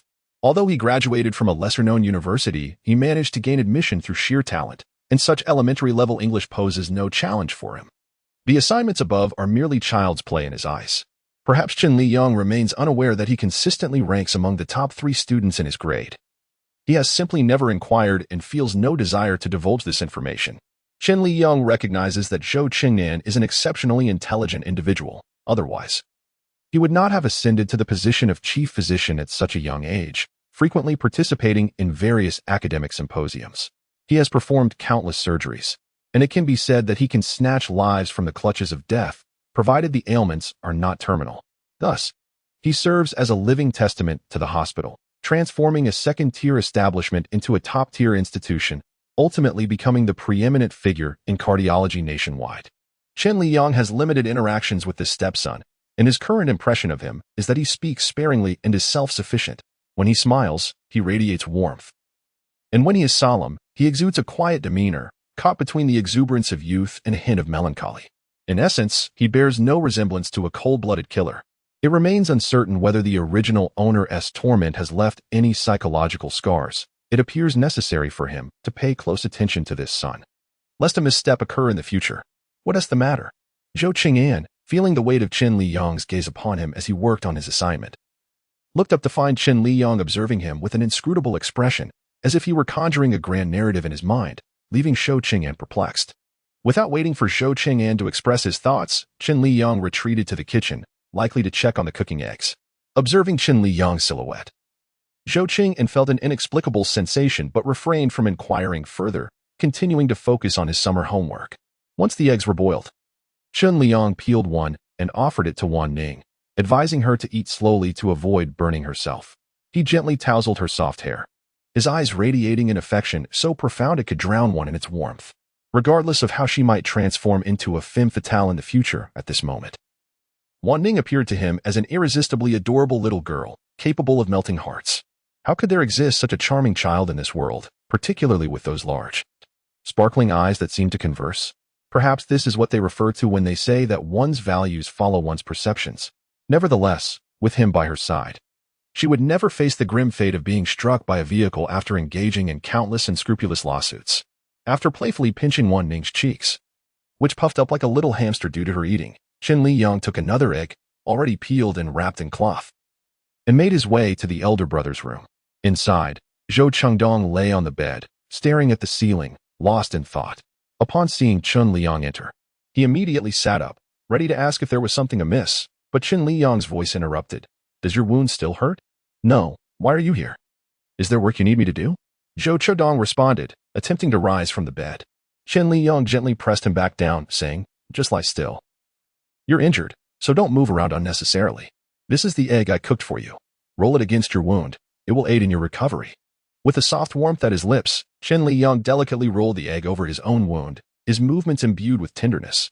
This marks the first occasion on which Chen Liyang has actively tended to his own well-being, while Zhou Chengdong's body appears somewhat rigid. Is it painful for you? Chen Liyang inquired with genuine concern. Unaccustomed to such attentiveness from Chen Liyang, Zhou Chengdong shook his head. No, it's fine. I'll manage. With that, he reached out to take the cloth wrapped around the eggs, rolling it himself. To be honest, Chen Liyang felt a tinge of awkwardness. Caring for the younger siblings posed no psychological burden, given their tender age. However, Zhou Chengdong was different, a 15-year-old young man, nearing the height of adulthood. Faced with such a semi-grown youth, Chen Liyang found himself at a loss for how to interact, and their mutual silence created an uncomfortable atmosphere. Thus, when Zhou Chengdong asserted his independence, Chen Liyang felt a sense of relief. Are you hurt? Understanding the circumstances that led to the eldest's injury, Chen Liyang believed it essential, as a father, to address certain matters openly. Otherwise, the chasm between them would only widen. Although Zhou Chengdong was the eldest son, he remained a minor, and Chen Liyang wished for him to rely on him, to perceive him as a pillar of support. Perhaps he could not provide the opulent life they desired, yet he would not subject them to a life of relentless toil and suffering, leading them down a path of no return. I merely grazed my lip. How could I possibly be injured? Clearly, Zhou Qingdong was unaware that Chen Liyang had already discovered the nature of his part-time job and had no intention of divulging it. Chen Liyang did not expect him to reveal everything simply because he posed a question, so he seized the opportunity to lift his shirt when Zhou Qingdong was momentarily distracted. As Zhou Qingdong sought to prevent the inevitable, it was too late. The scars on his chest and abdomen lay bare before Chen Liyang. Chen Liyang's eyes immediately welled with emotion. Is this what you call being unhurt? Just look at how red it is. Zhou Qingdong's body bore several extensive bruises. Though devoid of purple, they were nonetheless alarming to behold. He could hardly fathom how the boy managed to suppress his cries of pain, moving without a hint of discomfort. If it were he would have long sought refuge in his mother's embrace, whining and rolling about in agony. Zhou Qingdong nonchalantly lowered his clothing, dismissing it.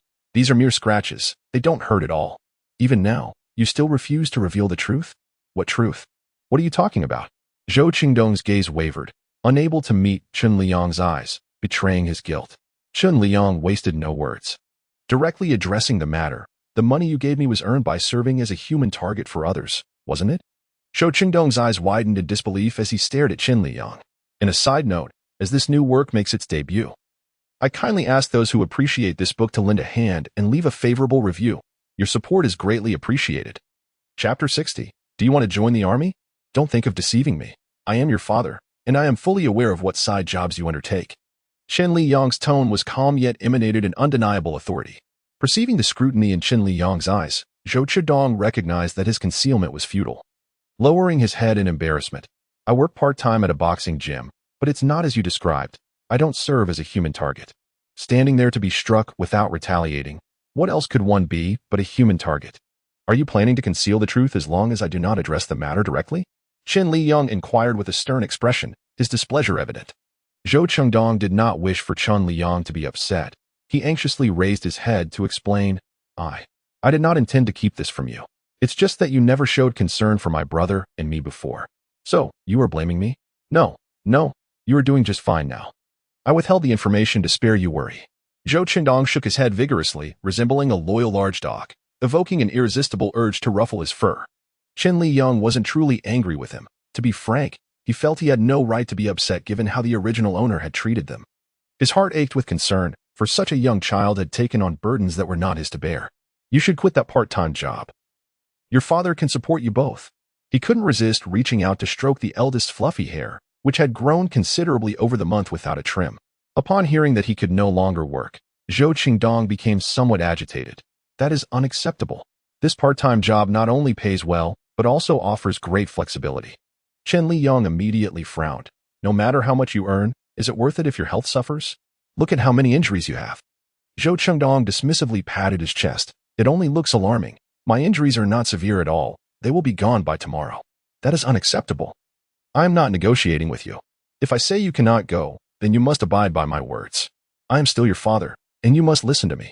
Although such words may seem domineering, Zhou Qingdong understood that he was expressing concern for him. In the past, Chen Liyang would have been indifferent to the nature of his part-time job, caring only about its financial rewards. However, Zhou Qingdong was not merely pursuing income through this job. He was also chasing a dream he had nurtured since childhood. He had a profound passion for martial arts, a love that had persisted since his youth. He even harbored a dream akin to that of a chivalrous hero, wishing to wield his skills to vanquish evil and uphold justice in the world. Yet, this is not an ancient era. He could not become a great hero, but he hoped to use his genuine abilities to protect those he cherished. This aspiration, however, seemed impractical to many, especially for someone from a humble background like his. He feared that if he voiced this dream, Chen Liyang would dissuade him, urging him to focus on his studies. Observing the hesitation in his demeanor, Chen Liyang likely surmised his concerns. Are you truly passionate about martial arts? Although Zhou Qingdong was uncertain how Chen Liyang had uncovered so many of his secrets, he nodded earnestly in response. Yes, I have a deep fondness for martial arts. This part-time job allows me to learn formidable boxing techniques. Please let me pursue it. I assure you I will not injure myself nor compromise my academic pursuits. He gazed at Chen Liyang with a pitiful yet sincere expression, revealing his genuine passion. Chen Liyang, being a soft-hearted individual, found it difficult to refuse. Though he harbored reservations about Zhou Qingdong learning martial arts through what he perceived as self-destructive means. Upon reaching this juncture, he revealed the thoughts he had long harbored within his heart. Have you ever contemplated joining the military? The armed forces would impart upon you a myriad of martial arts techniques, allowing you to enhance your own capabilities while simultaneously safeguarding your homeland and becoming a hero revered by others. In his previous life, Shou Chudong had traversed the path of a mercenary. Perhaps in this lifetime, he could ascend to the stature of a soldier king. While the two paths bore similarities, their essences were worlds apart, one righteous, the other malevolent. He aimed to guide Shou Chengdong toward a path that starkly contrasted his past, a path of justice. Moreover, among the plethora of professions available, his choice of mercenary indicated an inherent affinity for wielding firearms. Of course, this was merely a suggestion. How he chose to proceed was ultimately his own decision. This query indeed left Shou Chengdong momentarily speechless. To speak candidly, he had never contemplated a military career. In his eyes, serving in the army was an exceedingly noble endeavor. Living in squalor, with his stepfather frequently entangled with the police and younger siblings relying on him for sustenance, the sanctity of such a profession seemed forever beyond his reach. However, the circumstances had shifted. Chen Liyang's transformation had pulled this family, mired in despair, toward a brighter future, alleviating their worries about daily survival and whether they would see another day. If he truly could enlist, he believed he could entrust his younger siblings to his care without hesitation. You find this appealing, do you not? Noticing Shou Chengdong's silence, Chen Liyang's eyes sparkled with excitement.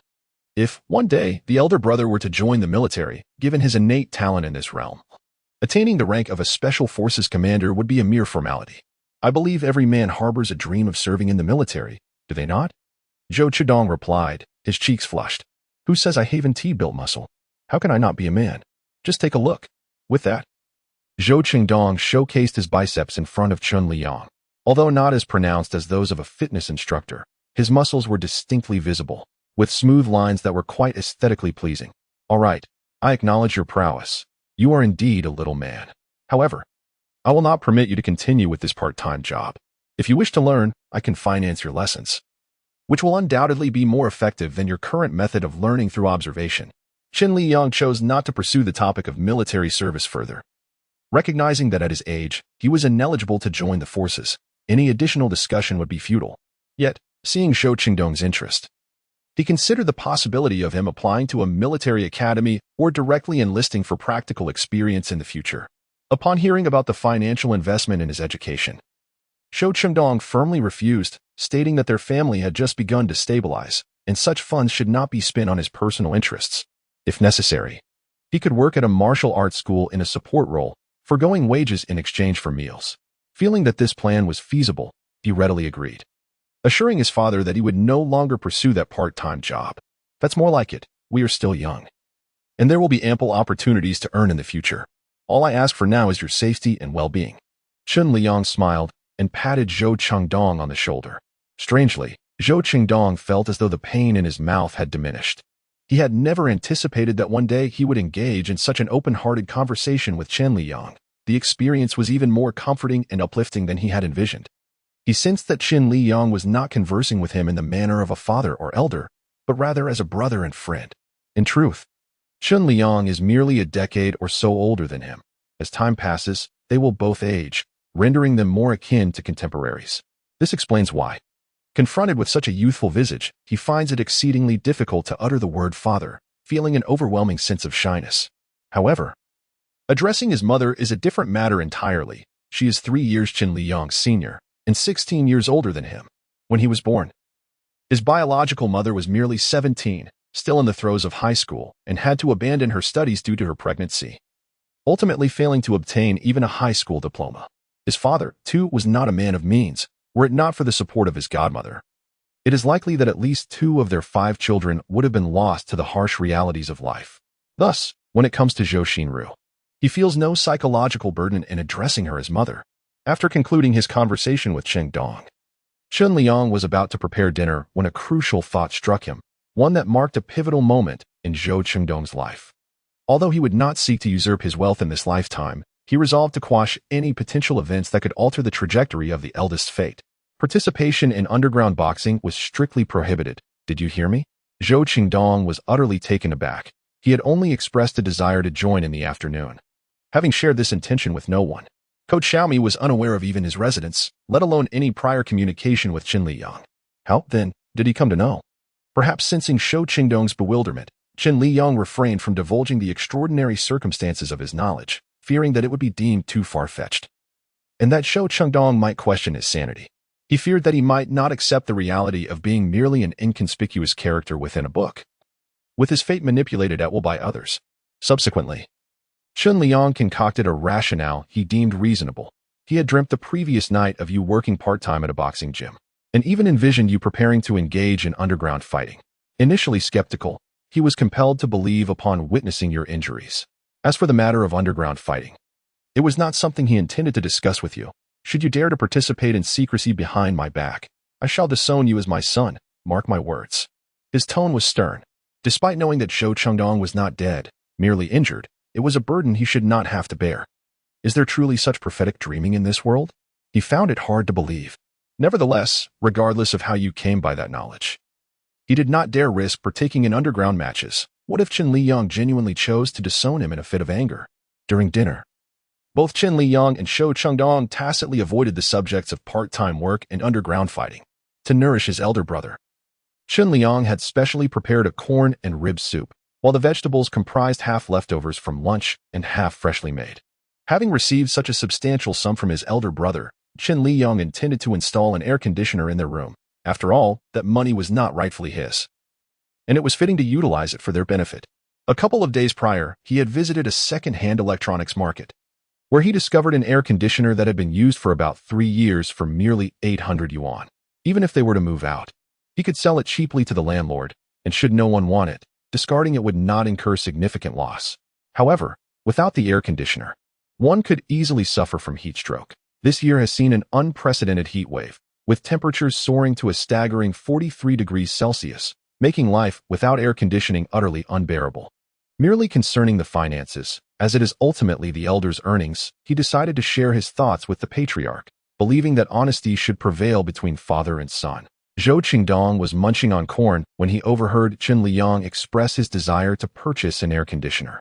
Without hesitation, he acquiesced. Since I have provided you with the funds, you possess the authority to decide how to utilize them. However, I shall forego an installation in my room. You may have one in the rooms of the third and fourth brothers. When the heat becomes unbearable, we can simply sleep on the floor in their rooms. There is no need to squander resources by installing one in every room. His reasoning was indeed sound. Were it not for the inevitability of their eventual relocation, he would insist on having an air conditioner in each room. Alas, one wonders when they might afford a home of their own. After dinner, Chen Liyang resumed his stall with the children. Drawing from the previous day's experiences, he found the business operations to be even more seamless today. However, while setting up in the plaza, they remained vigilant against the potential arrival of city officials. To enhance their selling efficiency, the elder and second brothers scouted for a suitable spot, while Chen Liyang accompanied the third, fourth, and fifth brothers. They maintained a reasonable distance, neither too far nor too close. Fortunately, luck was on their side today, as no officials came to disperse them. They managed to sell more than half of their toys, leaving only a third remaining. Upon returning home, Chen Liyang felt parched. He opened the refrigerator and retrieved a bottle of chilled boiled water, gulping down nearly half in an effort to quench his thirst. After taking a shower and lying on his bed, he purchased an additional 2,000 yuan worth of toys, as well as some children's books. He intended to take the opportunity to teach Wan Ning literacy and arithmetic during their leisure time, ensuring that she would not be at a loss when she started kindergarten. On the following morning, Chen Liyang handed 200 yuan in cash to Zhou Chengdong, entrusting him with the task of procuring lunch. Initially, he had intended to bring Wan Ning along, but the scorching sun outside rendered that impossible. Consequently, he assigned the responsibility of looking after Wan Ning to Lao Si, encouraging him to engage in conversation with his sister. It was only 9:30. Yet stepping out of the courtyard felt akin to walking through a furnace, reminiscent of a desert landscape. Chen Liyang glanced up at the sun, which hung high in the sky, grateful that Hui had shot down 9 suns. Otherwise, the earth would likely have been incinerated by now. Despite the heat, he refused to venture out like a timid girl wielding a parasol. The second-hand appliance market was not far. After exiting the urban village, a mere 15-minute walk would suffice. He had little expertise in this domain, but he believed that the shorter the duration of use, the lesser the likelihood of malfunction. Thus he focused on items that were roughly 70 to 80% new. Items that were 90% new were disregarded, as their prices were not significantly lower than brand new ones. After considerable deliberation, He ultimately selected an air conditioner that had been used for 3 years and another that had been in use for 2.5 years, with delivery and installation included, totaling 2,000 yuan. In this high-cost city, that price was relatively reasonable. Had he opted for brand new units, the cost would have soared to 7 or 8,000 yuan.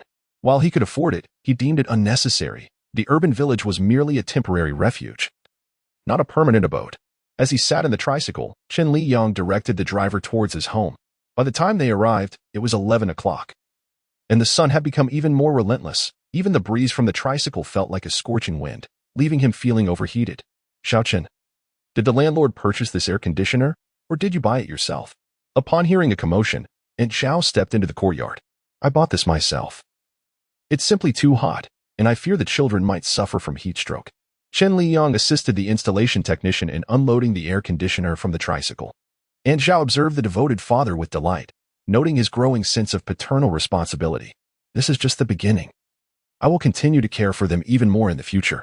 Chen Liyang smiled gently, his eyes radiating warmth, enveloped in a halo of paternal love that shone brilliantly, dazzling all who beheld him. As he finished speaking, Zhou Qingbei shyly handed him a towel, saying, "Wipe your sweat." His voice was soft, his cheeks flushed, seemingly embarrassed for reasons unknown. Chapter 62. Installing the air conditioner. Chen Liyang looked down at the bashful little one, ruffled his hair affectionately, and then took the towel to wipe the sweat from his brow. Once he had dried off, the little fellow took the towel and scampered away, displaying remarkable obedience. Witnessing such a tender interaction between father and son, Aunt Zhao felt a genuine joy for the children. They had truly endured hardship to find happiness. With a sigh, she reflected on the challenges these 5 children faced in their quest for complete parental love. At times, they had a mother-esque affection but lacked a father-esque presence. At other times, when they had a father, their mother was abroad. Unbeknownst to Chen Liyang, Aunt Zhao's thoughts were heavy as he busied himself directing the technician in the air conditioner installation. He had given the technician 200 yuan for groceries, leaving him with 157. Noticing Chen Liyang was occupied, Zhou Chengdong took the initiative to head to the kitchen and prepare a meal. Cooking was a trivial task for him. "Brother, let me help you with the vegetables." Zhou Qingyan also entered the kitchen, urging, "You go ahead and cook. Once the meal is ready, you can go out to play. It's quite warm in here, and I can manage alone." Zhou Qingdong did not glance at his younger brother as he busily unpacked the groceries from the shopping bag. The dishes were sufficient for him alone. There was no need for his brother to endure the heat. The bruises on his body had faded significantly, and he was not hindered in his tasks. In the afternoon, he planned to visit the boxing gym again to inform Coach Xiaomi that he would not be participating in the underground boxing competition.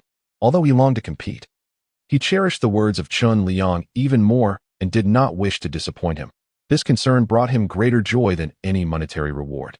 Beneath the osmanthus tree, 3 pairs of eyes were fixated on the technician installing the air conditioning unit, their excitement and anticipation radiating, continuously infecting Chen Liyang.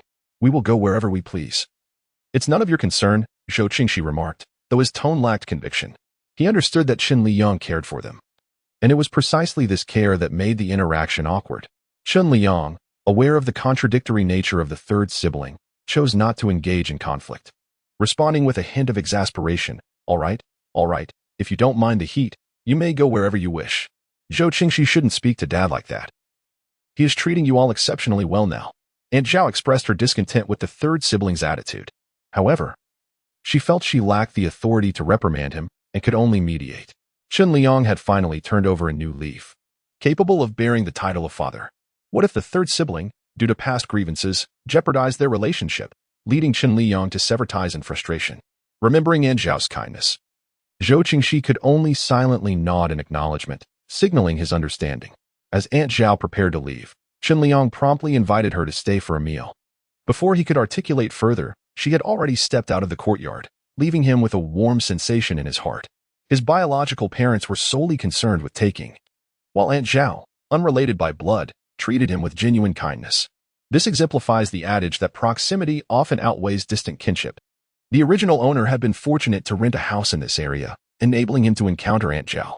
Since their relationship had improved, she had generously brought over countless gifts. Previously, she had only been able to discreetly provide for her children, but now she openly shared, claiming her household had plenty to spare. Yet, he understood that this was merely a pretext. The true reason lay in her inherently benevolent nature. It was no wonder that the 5 future antagonists, amidst their moral decay and pursuit of wealth, would still remember and repay the warmth Aunt Zhao had once offered them. Suddenly, a thought struck him. He had not prepared any food. How could he have overlooked such an essential task? With that, he hurried to the kitchen, only to find his elder brother frying vegetables while the younger was chopping ingredients. The 2 brothers were diligently immersed in their respective tasks. Why are you both cooking? You should take a break. Let me handle it. Chen Liyang proposed, intending to take over. No need. We've got it covered. You should go and keep an eye outside. Zhou Qingdong insisted, not passing the spatula to Chen Liyang and continuing to stir the contents of the pan. Chen Liyang then reached for Zhou Qingdong's hand, but both were adamant in ushering him out of the kitchen. This gesture deeply touched Chen Liyang. The sincerity shared over the past month had not been in vain. After observing them for a moment, he finally turned and exited the living room. Had he known the true reason behind their reluctance to let him take charge, namely, his abysmal culinary skills, he might not have felt so touched. After laboring tirelessly until past midnight, the installation of the 2 air conditioning units was finally completed. The technician, drenched in sweat, looked as if he could wring water from his clothes. His face flushed a vibrant red, akin to a boiled shrimp, a testament to his tireless effort. He tested the units in both rooms with the remote controls, confirming that both cooling and heating functions were operational before declaring, "It's all set. Thank you for your hard work. Please enjoy this ice pop to cool down." Chen Liyang offered, presenting the technician with a refreshing treat. Gratefully, the technician accepted without hesitation, unwrapping the ice pop and indulging in it as he rode away on his electric tricycle. Once the technician had departed, Chen Liyang eagerly entered his room, instantly enveloped in a delightful chill. How refreshing. No more worries about sleepless nights due to the heat, he thought. After reclining on the bed for a moment, he noticed his children lingering by the door, hesitant to enter. He quickly sat up and beckoned them, saying, "Why are you all standing outside? Come in. It's much cooler in here." The 3rd and 4th children exchanged glances before taking their sister's hand and stepping inside. Although the air conditioning had only just begun to operate, a palpable coolness permeated the space, seeping through their pores and enveloping them in a blissful embrace, as if they were floating among the clouds. "How does it feel? Isn't it wonderful?" Chen Liyang inquired with a beaming smile. "Yes, it's truly delightful," Zhou Qingbei replied, arms outstretched, his eyes sparkling with joy as he gazed at the air conditioner releasing a gentle breeze. Chapter 63. Wan Ning speaks. Although Shou Qingxi remained silent, his expression conveyed a sense of enjoyment. For the first time in 3 years, he was relishing the comfort of air conditioning. In the past, during sweltering days, he could only seek refuge in shopping malls to bask in the cool air. He had never imagined that one day he would experience such comfort at home. Wan Ning, unable to articulate her thoughts, simply nodded in response to Chen Liyang's inquiries about her enjoyment of the air-conditioned room. Unable to resist, Chen Liyang affectionately kissed her cheek, reminding her, "While it's lovely to enjoy the cool air, we cannot remain indoors for too long, lest you catch a cold or suffer from facial paralysis." He had previously read news reports about individuals experiencing facial paralysis after prolonged exposure to air conditioning, thus he felt it prudent to exercise caution. "The meal is ready. We can eat now." Zhou Qingdong's voice resonated from the living room. Without hesitation, Chen Liyang placed Wan Ning down and ushered the older siblings into the room. "Allow me to serve the dishes. You both are drenched in sweat. Hurry to your rooms and cool off." Before they could fully comprehend the situation, they found themselves in the room, while Chen Liyang cheerfully made his way to the kitchen. "Eldest brother, second brother, we can enjoy air conditioning from now on. It truly is delightful. You cannot fathom how often I wake up at night from the heat." In Chen Liyang's absence, Zhou Qingbei felt liberated to speak his mind. "Yes, we should treat him better moving forward, especially the 3rd brother. Your attitude needs to change. While the eldest brother does not expect you to greet him with smiles, we must at least coexist peacefully. Otherwise, what joy is there in a household filled with chaos?" Zhou Qingdong's greatest concern remained the 3rd brother, whose contemplative nature often led him to overthink matters. "In the past, how he brutally beat us is something you cannot possibly forget. Yet now that he has changed for the better, you seem to have erased those memories? You expect me to treat him kindly? Dream on." Zhou Qingxi remains resolute. Observing his younger brother's obstinacy, Zhou Qingdong feels quite exasperated. As the eldest son of the family, he yearns for a harmonious coexistence among them, even if life is somewhat mundane. "Eldest brother, please do not pressure the 3rd one any further." He witnessed firsthand how he reduced Qingbei to a state of utter humiliation. Such psychological scars cannot be healed overnight, Zhou Qingyan interjects. He wishes to avoid any discord among the brothers due to a mere Chen Liyang. Upon hearing his second brother's words directed at him, Zhou Chengbei lowers his head. He, too, despises his inability to control his reactions. The atmosphere in the room swiftly shifts from its initial cheerfulness to a rather oppressive gloom. It is only when Chen Liyang brings the dishes to the table and calls them to dinner that they gradually exit the room. Just as Zhou Qingdong prepares to turn off the air conditioning, Chen Liyang stops him, saying, "Leave the air conditioning on. After we finish eating, let's take a nap. Switching it on and off is more wasteful." Following Chen Liyang's advice, Zhou Qingdong refrains from turning it off, placing the remote on the bedside table before stepping out. The midday meal, all prepared by Zhou Qingdong, wafts a delightful aroma. Were it not for his lack of interest in the culinary arts, he could have pursued a career as a chef. To be honest, Chen Liyang feels somewhat ashamed, as a man nearing 30. It is rather embarrassing to be outdone in cooking by a child. "Qingdong, Chengyan, be sure to eat well," Chen Liyang encourages, serving each of them a piece of braised pork. "In our household, we cultivate a variety of vegetables, allowing us to purchase only meat when grocery shopping. Occasionally, when we grow weary of our homegrown produce, we seek a change in flavor by acquiring different vegetables. Thank you, and please enjoy your meal as well." Zhou Qingdong is not entirely comfortable with Chen Liyang's kindness towards him. In the past, he regarded all of Chen Liyang's efforts as a matter of course. However, he has now learned to appreciate the contributions of others, and the contrast between his former self and his current demeanor is striking. Zhou Chengnan expressed his gratitude. Yet without hesitation, he transferred the meat from his bowl to that of the fourth sibling, executing the action with natural grace. Although Chen Liyang outwardly remained silent, inwardly he felt a pang of sorrow. He yearned for the day when these children would embrace him, offering their most innocent smiles and seeking affection in his embrace. Sensing Chen Liyang's despondency, Zhou Weining picked a piece of meat from the platter and placed it into his bowl, though she uttered no words. Her gesture was sufficient to elevate Chen Liyang's spirits. "Weining, are you showing concern for your father?" The fact that this child could express care for others indicated that her emotional wounds were gradually healing, effectively alleviating his inner disappointment. However, the source of his joy was yet to come. Zhou Weining suddenly mumbled a single word: "Eat." Although her voice was soft, the word left everyone momentarily speechless. "Sister, what did you say? Please repeat that," Zhou Chengdong stammered, struggling to believe his ears. The second brother set down his chopsticks and rushed to his sister's side, grasping her left hand with both of his, urging her to call him brother with palpable excitement. Since she is able to utter the word "eat," does it not imply that she could also call out for her brother? The third and fourth brothers were also engaging with Wan Ning, each hoping to be the first to elicit the endearing title from their sister. Yet, despite their coaxing, Wan Ning remained silent, quietly consuming her meal. With a hint of emotion in his eyes, he embraced her, murmuring, Wan Ning, thank you."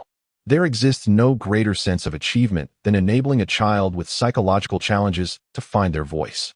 Although the utterance came unexpectedly, he understood it was directed at him. He had faith that sincerity could foster sincerity, and Wan Ning's transformation reignited his confidence. Regardless of the prejudices held by the second and third brothers, he was determined to one day dissolve those biases and earn their heartfelt acceptance as their father. "Do not frighten Wan Ning. She has spoken a word. And soon she will articulate 2, then 3. Yet, one cannot become plump in a single bite. We shall take our time," Chen Liyang urged, suppressing his excitement as he addressed the eager boys. Truth be told, he had not anticipated Wan Ning would begin speaking so soon. What puzzled them was that, despite Chen Liyang being the cause of her previous silence, it was for him that she chose to speak first. It seemed that Wan Ning, being so young, was easily swayed. Otherwise, it was difficult to fathom why she would choose to converse with Chen Liyang. Yet, Chen Liyang cared little for the reasons. He simply knew that his affection for Wan Ning had not been in vain. With this thought, he tightened his embrace around the little one. The warmth of the future little cotton-padded jacket depended on how he would continue to cherish her.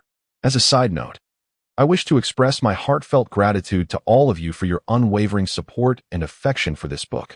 I shall endeavor to update it regularly around 11:30 each night, and should time permit, I will increase the frequency of updates.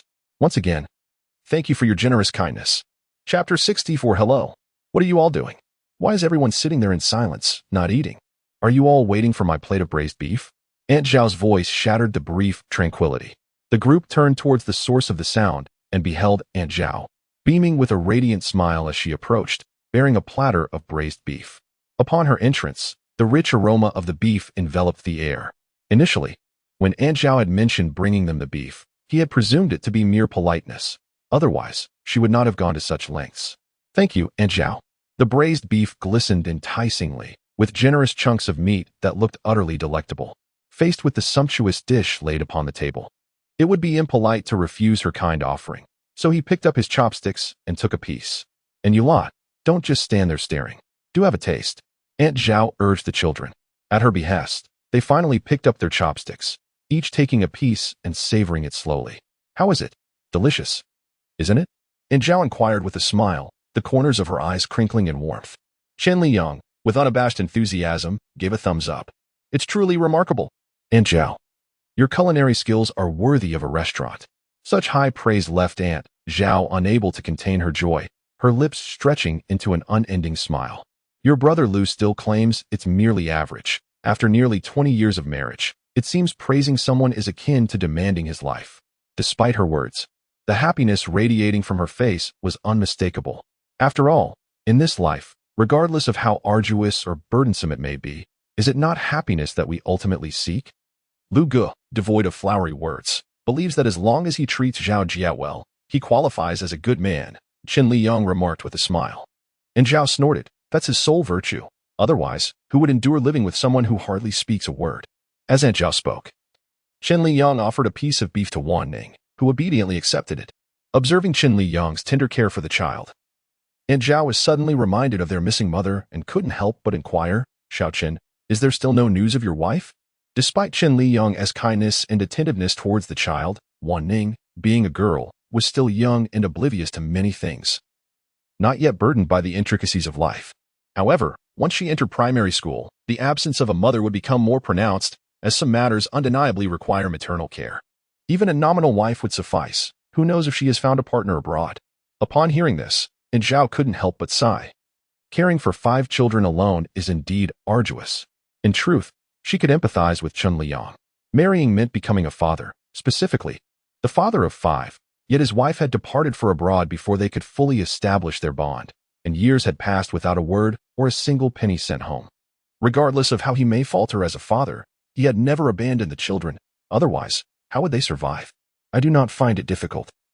The children are remarkably understanding." Chen Liyang's voice was gentle, his gaze a mesmerizing whirlpool. Wan Ning looked up, staring blankly at the tender figure, lost in her thoughts. "Why do you look at Dad like that? Are you embarrassed by his compliments? Yet, what he says is the truth.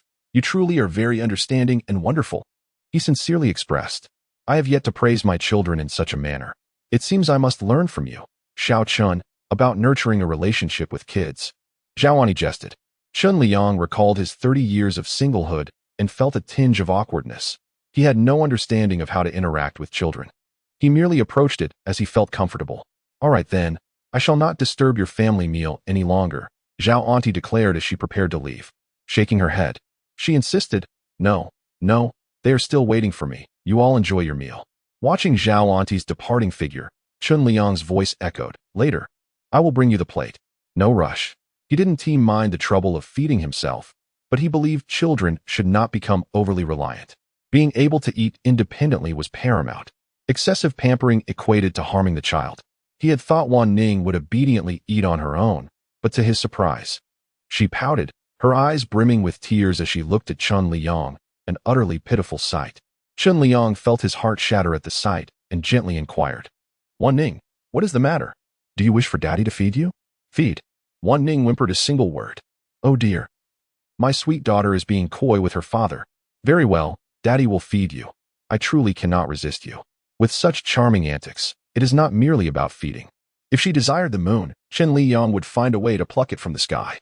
It is no wonder they say one need not fear a daughter's tears, but rather the combination of her pouting and crying, for that truly takes a toll on one's life. As Chen Liyang fed his younger sister while playfully teasing her, the eyes of the Zhou Qingdong brothers turned a shade of envy. They longed for their sweet little sister to shower them with affection, yearning for her to seek their embraces. Unfortunately, it seemed that she only recognized Chen Liyang, not even casting a glance at her brothers.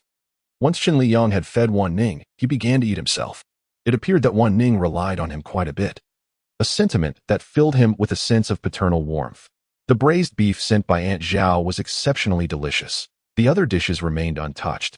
While the beef was devoured, Chen Liyang pondered whether it was the children's fondness for Aunt Zhao's cooking or simply their inherent love for beef. He resolved to purchase more beef in a few days to prepare for them, knowing that it would not only provide essential protein but also support their growth. The meal had been prepared by the eldest and second brothers, hence the chore of washing the dishes naturally fell to the third brother. The four brothers were accustomed to household chores, and washing dishes was a common task. Zhou Qingxi had no objections to washing the dishes and promptly began to tidy up the bowls and chopsticks. By the end of the meal, they were drenched in sweat. The oppressive heat, even with the electric fan blowing, was unbearable. Remembering that the air conditioner in his room was still running, Chen Liyang placed Wan Ning down and carried her into his room, intending to take a nap together. Just as he laid Wan Ning on the bed, he noticed that the eldest, second, and fourth brothers had followed him in, which struck him as amusing. Hadn't they turned on the air conditioning in the other room? Did they wish to sleep with their father? Chapter 65. The rest is unimportant. The expressions of the three were awkward. They certainly had no intention of sharing a slumber with Chen Liyang. Ultimately, it was Zhou Qingdong who articulated their purpose for visiting. We wish to keep Wan Ning company. It was a rare moment for the younger sister to speak, and they hoped for her to soon call them brothers. Chen Liyang gazed down at the person seated on the bed. Wan Ning, would you like to chat with your brothers? While it was indeed a positive development that Wan Ning could now speak, her vocabulary remained exceedingly limited. Each of her two utterances consisted of a single character, rendering meaningful conversation impossible. Even if she were sent to kindergarten, it would yield little benefit. They gathered at the edge of the bed, eagerly vying to converse with Wan Ning, their faces alight with anticipation for her to call them brothers. Wan Ning furrowed her brow, her expression revealing discontent, likely disturbed by their boisterousness. Not only Wan Ning, but even Chen Liyang found the incessant chatter of the boys overwhelming. You all need to quiet down. Teaching your sister to speak does not involve this cacophony. With each of you speaking over the other, how can Wan Ning comprehend? Furthermore, pressuring her in such a manner would only yield counterproductive results. To encourage her to speak and address them, an abundance of patience is essential. Do you understand? His voice was soft yet carried significant weight. A few of them lowered their heads in slight shame, realizing that while they merely wished for their sister to call them brothers sooner, they had overlooked her capacity to process such demands. It seemed that ever since Chen Liyang improved, they had ceased to be the competent brothers they once were. Zhou Qingdong nodded in agreement. Well then, I'll leave Wan Ning in your care. Should anything arise, feel free to call for me. All right, now go rest and savor the comfort of sleeping in an air-conditioned room. Chen Liyang patted the eldest brother on the shoulder, effectively ushering them away. With the departure of the three boys, a notable tranquility enveloped the space. Chen Liyang glanced at the air conditioning temperature and felt it was a bit too low. He promptly adjusted it by 2 degrees higher before retrieving a bed sheet from the cupboard. He usually slept on a cool mat, which was manageable without air conditioning. But with it, such a sleep could easily lead to a cold. After placing Wan Ning gently on the sofa, Chen Liyang stored away the mat and spread a fresh bed sheet. He had washed all the clothes, sheets, and bedding in the original occupant's room, and they still carried a pleasant scent of laundry detergent, which was rather delightful. Most of what he said was met with Wan Ning's quiet attentiveness. This was enough to keep Chen Liyang in high spirits for quite some time. Wan Ning's transformation indicated that she did not reject him, and their father-daughter relationship would only continue to improve. In another room, the eldest and second brother laid the cool mat on the floor and promptly reclined upon it, covered by a thin blanket. They chatted amiably while enjoying the air conditioning. At times, I truly feel as though this is a dream. Zhou Chengnian's voice sounded somewhat distant, as if it were emanating from a faraway place. Eldest brother, what do you think happened that could lead to such a significant change in him overnight? This was a question that the second brother had long been curious about. Why do you care so much? His improvement is a good thing. As for the reasons behind it, what does it matter? Zhou Qingdong had a straightforward mindset, rarely overthinking matters. Noticing that the eldest brother was not particularly interested in the topic, Zhou Qingyan chose to refrain from further discussion. However, the question lingered in his mind, and he was determined to uncover the reasons behind Chen Liyang's transformation. Eldest brother, second brother, won't it be too chilly for you to sleep on the floor? How about we all squeeze together? Upon entering the room, he immediately noticed his two elder brothers reclining on the cool mat. Your bed is too small. It cannot accommodate us all. We shall sleep on the floor, said Zhou Qingdong as he closed his eyes. After 3 years of sleeping in an air-conditioned room, he was reluctant to squander this precious time on idle chatter. Observing that the youngest brother had already succumbed to slumber, Zhou Qingxi walked calmly to the bedside. The lad was indeed sleeping soundly, with soft snores escaping him. At last, Chen Liyang and the 5 children enjoyed an uninterrupted sleep until 3 in the afternoon. Stepping out of the air-conditioned room, they were greeted by a wave of warmth that instantly dispelled their drowsiness. Chen Liyang awoke feeling invigorated. If only there were chilled watermelons to accompany this refreshing atmosphere. Air conditioning and watermelon, a match made in heaven. It seemed he would need to make a trip to the supermarket soon, to procure several watermelons to keep at home for whenever the craving struck. Noticing the children had all exited the room, Chen Liyang first returned Aunt Zhao's bowl. He also shared the delightful news that Wan Ning could now speak, a detail forgotten amidst their earlier conversations when Aunt Zhao had visited at noon. Upon hearing that Wan Ning could articulate her thoughts, Aunt Zhao was overwhelmed with joy. Among the 5 children, her heart ached most for Wan Ning, fearing she might forever be labeled a mute and endure a life of hardship. Thankfully, fate had smiled upon them, allowing Wan Ning to finally express herself like any other child, a truly momentous occasion. As laughter turned to tears of joy in her eyes, Chen Liyang grew anxious. Sister Zhao, why are you crying? He dreaded the sight of a woman in tears, for he was at a loss as to how to console her. Aunt Zhao, witnessing Chen Liyang's anxious demeanor, couldn't help but break into laughter, her tears transforming into joy. Do not worry, Xiaochen. I weep with joy for Wan Ning. She can finally speak. Otherwise, she would have to attend a special school without the ability to read. Now, she can articulate her thoughts, which signifies that she can not only attend regular school but perhaps even gain admission to an esteemed university. After saying this, she wiped her tears away. Chen Liyang smiled gently. Regardless of whether they can secure a place in a prestigious university in the future, my greatest wish is for their safety and well-being. Nothing else matters. Chapter 66. Brother will support you. As soon as they entered the living room, Cheng Nan's voice rang out. Elder brother has gone out for a while. Noticing that Cheng Dong was indeed absent, Chen Liyang surmised his whereabouts and felt a comforting sense of pride. It seemed the eldest still respected his father's wishes. With this uplifting mood, he decided to find something to do. Come, let us go shopping. He waved his hand grandly, exuding a carefree spirit. With no sense of distance between father and son, without hesitation, Chen Liyang took Wan Ning's hand and led the 3 boys to the supermarket. Feel free to grab whatever you desire. Father will take care of the bill, he cheerfully announced in the shopping area. Zhou Qingxi was perplexed by Chen Liyang's sudden exuberance. Yet he thought it foolish to pass up the opportunity for a free feast. Thus, he did not hold back, eagerly grabbing whatever delicious treats caught his eye. Zhou Qingbei displayed an unprecedented expression of entanglement, his senses overwhelmed by the myriad of delectable offerings that appeared to be utterly enticing. However, lacking the audacity of his elder brother, he hesitated to take everything in sight, opting instead to select only a few items, necessitating a meticulous decision-making process. Zhou Qingnan, indifferent to the allure of food, focused solely on pushing the cart, while Sandy unceremoniously deposited a plethora of snacks into it. As the cart neared its capacity, Chen Liyang, holding on to items from another shelf, urged his sister to choose her preferred treats, softly interjecting, Qingxi, that's enough. With so many snacks, aren't you concerned about what he might say? Zhou Qingxi paused momentarily, yet dismissed the concern with a nonchalant tone. He himself said to take whatever one desires. If he criticizes me for this modest amount, then his words are truly exaggerated. With that, he added several packets of assorted flavored biscuits to the cart. A closer inspection would reveal that half of the snacks were chosen to cater to his and the eldest brother's tastes. Among the 5 siblings, it was widely recognized that Qingxi harbored the most intense animosity towards Chen Liyang and possessed a somewhat brooding disposition. Once he had made up his mind, no amount of persuasion could sway him. If indulging his whims brought him a modicum of happiness, it was prudent to refrain from further commentary, lest he become irritable, which could prove challenging to mend. He then shifted his attention to the youngest brother, who clutched an assortment of snacks, including chips, biscuits, and spicy strips, his conflicted expression rendering him exceedingly endearing. Qingbei, do you desire anything else? Why do you linger in front of the shelf, lost in thought?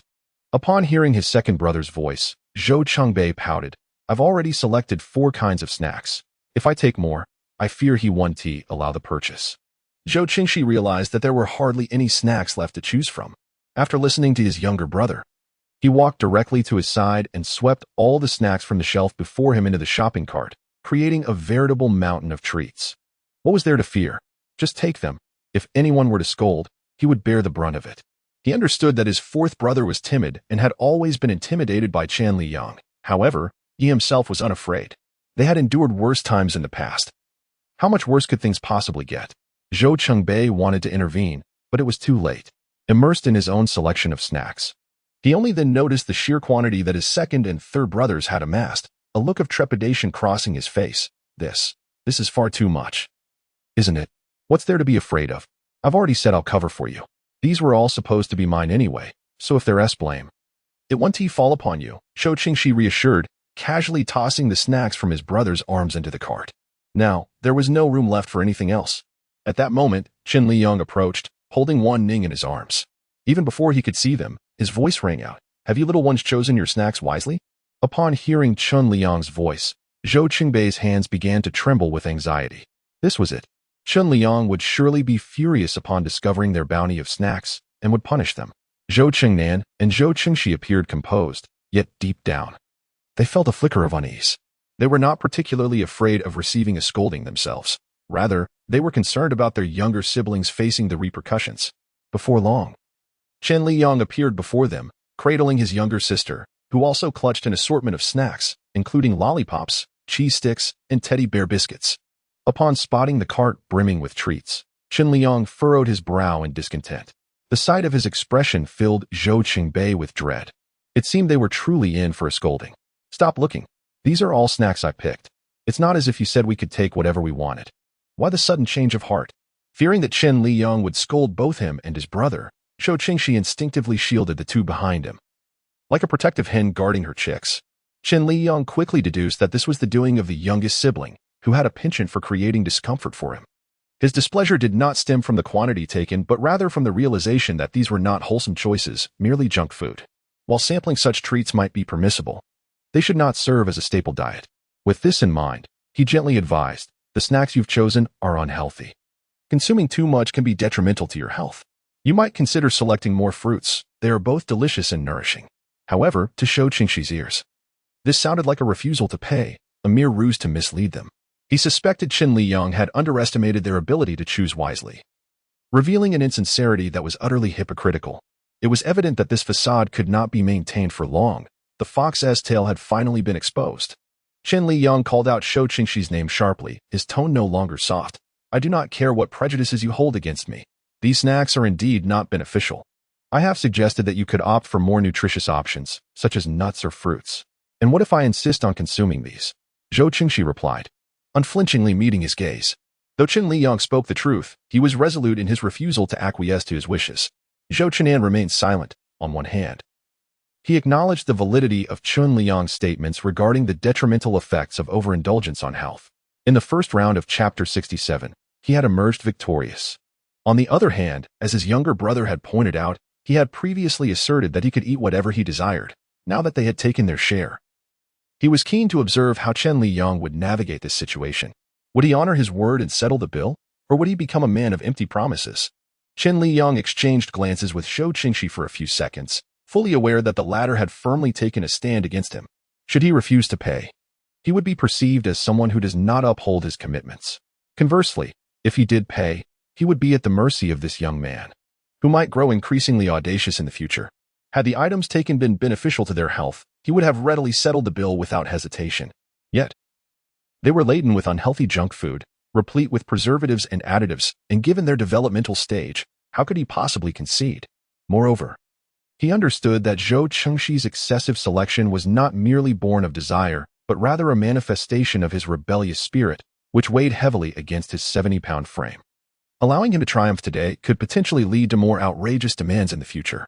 As his stepfather, he did not wish to approach every situation with compromise as a means of influencing them. Such behavior would diminish the authority he held in their eyes. Despite the absence of blood relation, he still held the title of their father, and a father must embody the dignity and authority befitting his role. Even though he aspired to foster a brotherly bond with them, characterized by openness and honesty, a sense of boundaries must remain intact. Upon contemplating this, he spoke in a low voice. You may purchase them if you wish, but once you have acquired these snacks, when will you finish them? And when will you have a proper meal? Can you truly manage that? If he desired to indulge, then let him consume to his heart's content in one sitting, ensuring that he would henceforth avoid such junk food. No one anticipated that he would concede in such a manner. Zhou Qingyan realized he had underestimated him, believing he would compromise for the sake of pride. Little did he know, he had redirected the choice back to Qingxi. If Qingxi were to agree, with such an abundance of snacks, it would take at least half a month to consume them all as meals. The thought of subsisting solely on snacks for half a month was terrifying. He would prefer to be perpetually hungry each day than to partake in such excessive junk food. Zhou Qingxi, confident in his victory, was equally unprepared for Chen Liyang's response. He had initially intended to use this situation to expose his true nature to his second brother and fourth brother, yet Chen Liyang proved to be cunning. Sensing his impatience, Chen Liyang raised an eyebrow. But I never claimed they couldn't be considered meals. You are being unreasonable. Zhou Qingxi glared at the man before him, who appeared to revel in his small triumph. However, his anger was rendered ineffective in Chen Liyang's presence. He felt compelled to impart an important lesson. I did say you could take what you desired, but the condition is that you must be able to finish what you take. I am not suggesting that this purchase means I will cease taking you to the supermarket in the future. Moreover, I am the one footing the bill. So do not take the kindness of others for granted. In the end, you are simply unwilling. How hypocritical. It is uncertain whether Zhou Qingxi is aware of his own shortcomings, as his statement carries no weight and lacks the initial bravado. Although Zhou Qingxi enjoys snacks, he does not indulge in consuming them as meals. However, he is reluctant to concede defeat in front of Chen Liyang. Ultimately, reason prevails, and he feigns composure with a dismissive huff.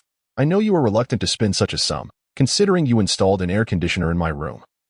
I shall grant you this favor today. Chen Liyang recognizes that this young man is particularly concerned with appearances and refrains from exposing him, as it would render him less endearing. Now, that is the behavior of a well-behaved child. Come, let us purchase some fruit. Chen Liyang placed Wan Ning in the cart and affectionately ruffled the third child's hair.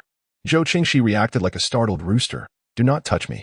Aware that he was still agitated, Chen Liyang chose not to provoke him further.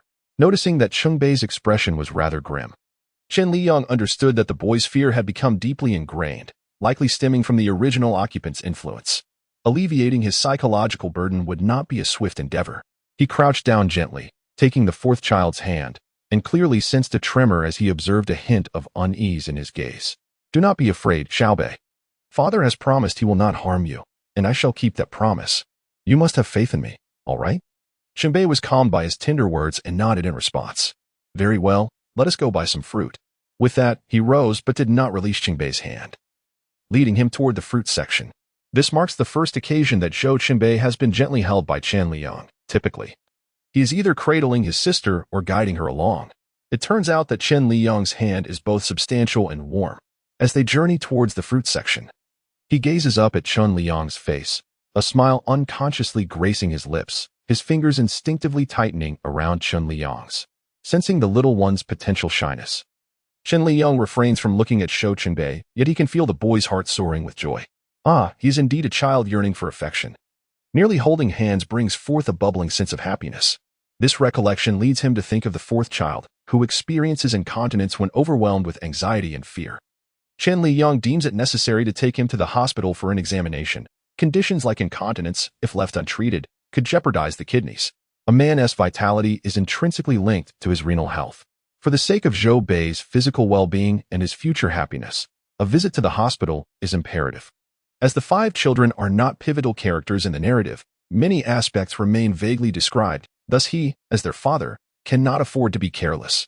Upon reaching the fruit section, Chen Liyang finally releases Zhou Qingbei's hand, as he needs to use the back of his hand to tap on a watermelon to assess its ripeness.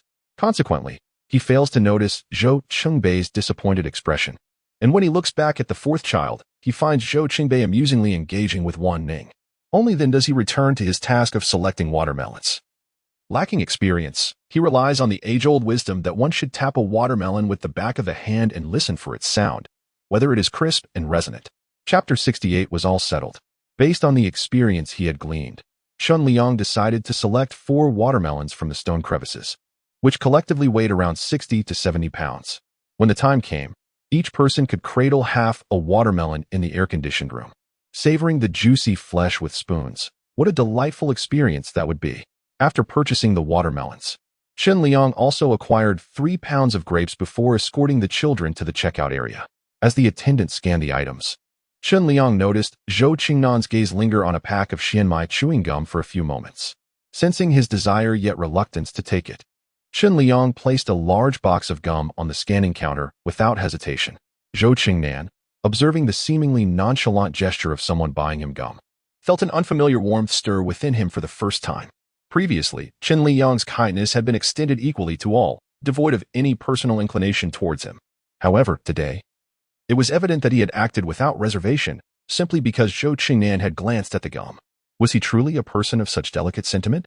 Unaware of the underlying nuances, Zhou Qingxi assumed that Chen Liyang merely craved the gum for himself. Once everything was scanned, the total came to 320. The 4 watermelons alone accounted for 100, and a box of Dove chocolates cost 69. Indeed, the supermarket was a high-consumption market. A single visit could easily deplete several hundred. Nevertheless, Chen Liyang paid without a second thought. With an abundance of items, he found it challenging to carry everything alone. He entrusted the 3rd child with a bag of snacks and the 4th with a smaller one. He himself carried 3 watermelons, while the 2nd child managed one, leaving Wan Ning empty-handed. Or so it seemed. She was, in fact, clutching her favorite lollipop, happily munching as she walked along. Aware that Chen Liyang was unable to embrace her, she refrained from demanding his affection. This restraint also elucidated why Chen Liyang had not succumbed to madness despite suddenly becoming a stepfather. Although the number of children was considerable, they were all remarkably sensible, sparing him the burden of constant worry. Otherwise, had they behaved like the unruly children depicted in short videos, he would have surely lost his sanity long ago. "Can you manage?" he inquired of Zhou Qingnan. Zhou Qingnan shook his head, assuring him, "It's fine. I can handle it." Were it not for his limited strength, he could have easily carried another. The marketplace lay just beyond the outskirts of the village, a mere 10-minute walk away. However, due to the watermelon he was carrying, their journey stretched to 20 minutes, filled with intermittent pauses. Upon arriving home, everyone was drenched in sweat. Chen Liyang promptly switched on the air conditioning and retrieved a popsicle from the refrigerator, instantly feeling a wave of relief from the heat. Zhou Qingnan and the others selected their preferred flavors and settled onto the sofa, enjoying the cool breeze from the fan as they savored their treats. While indulging in his popsicle, Chen Liyang washed another watermelon and placed it in the fridge, alongside some grapes. Once he had organized everything, he set the snacks on the coffee table and tossed a piece of chewing gum to Zhou Qingnan, who was lounging on the sofa. "This is for you," he proclaimed. Although he did not explain his gesture, Zhou Qingnan understood perfectly well. Zhou Qingxi, on the other hand, was somewhat surprised, having assumed that Chen Liyang had purchased the gum for himself.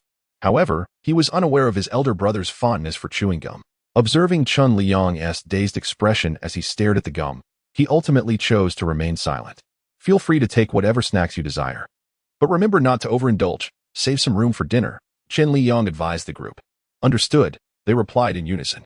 Zhou Qingbei responded obediently. Lao Er and Lao Si remained silent, tacitly consenting. After finishing the popsicle, Chen Liyang took a watermelon to Aunt Zhao's house.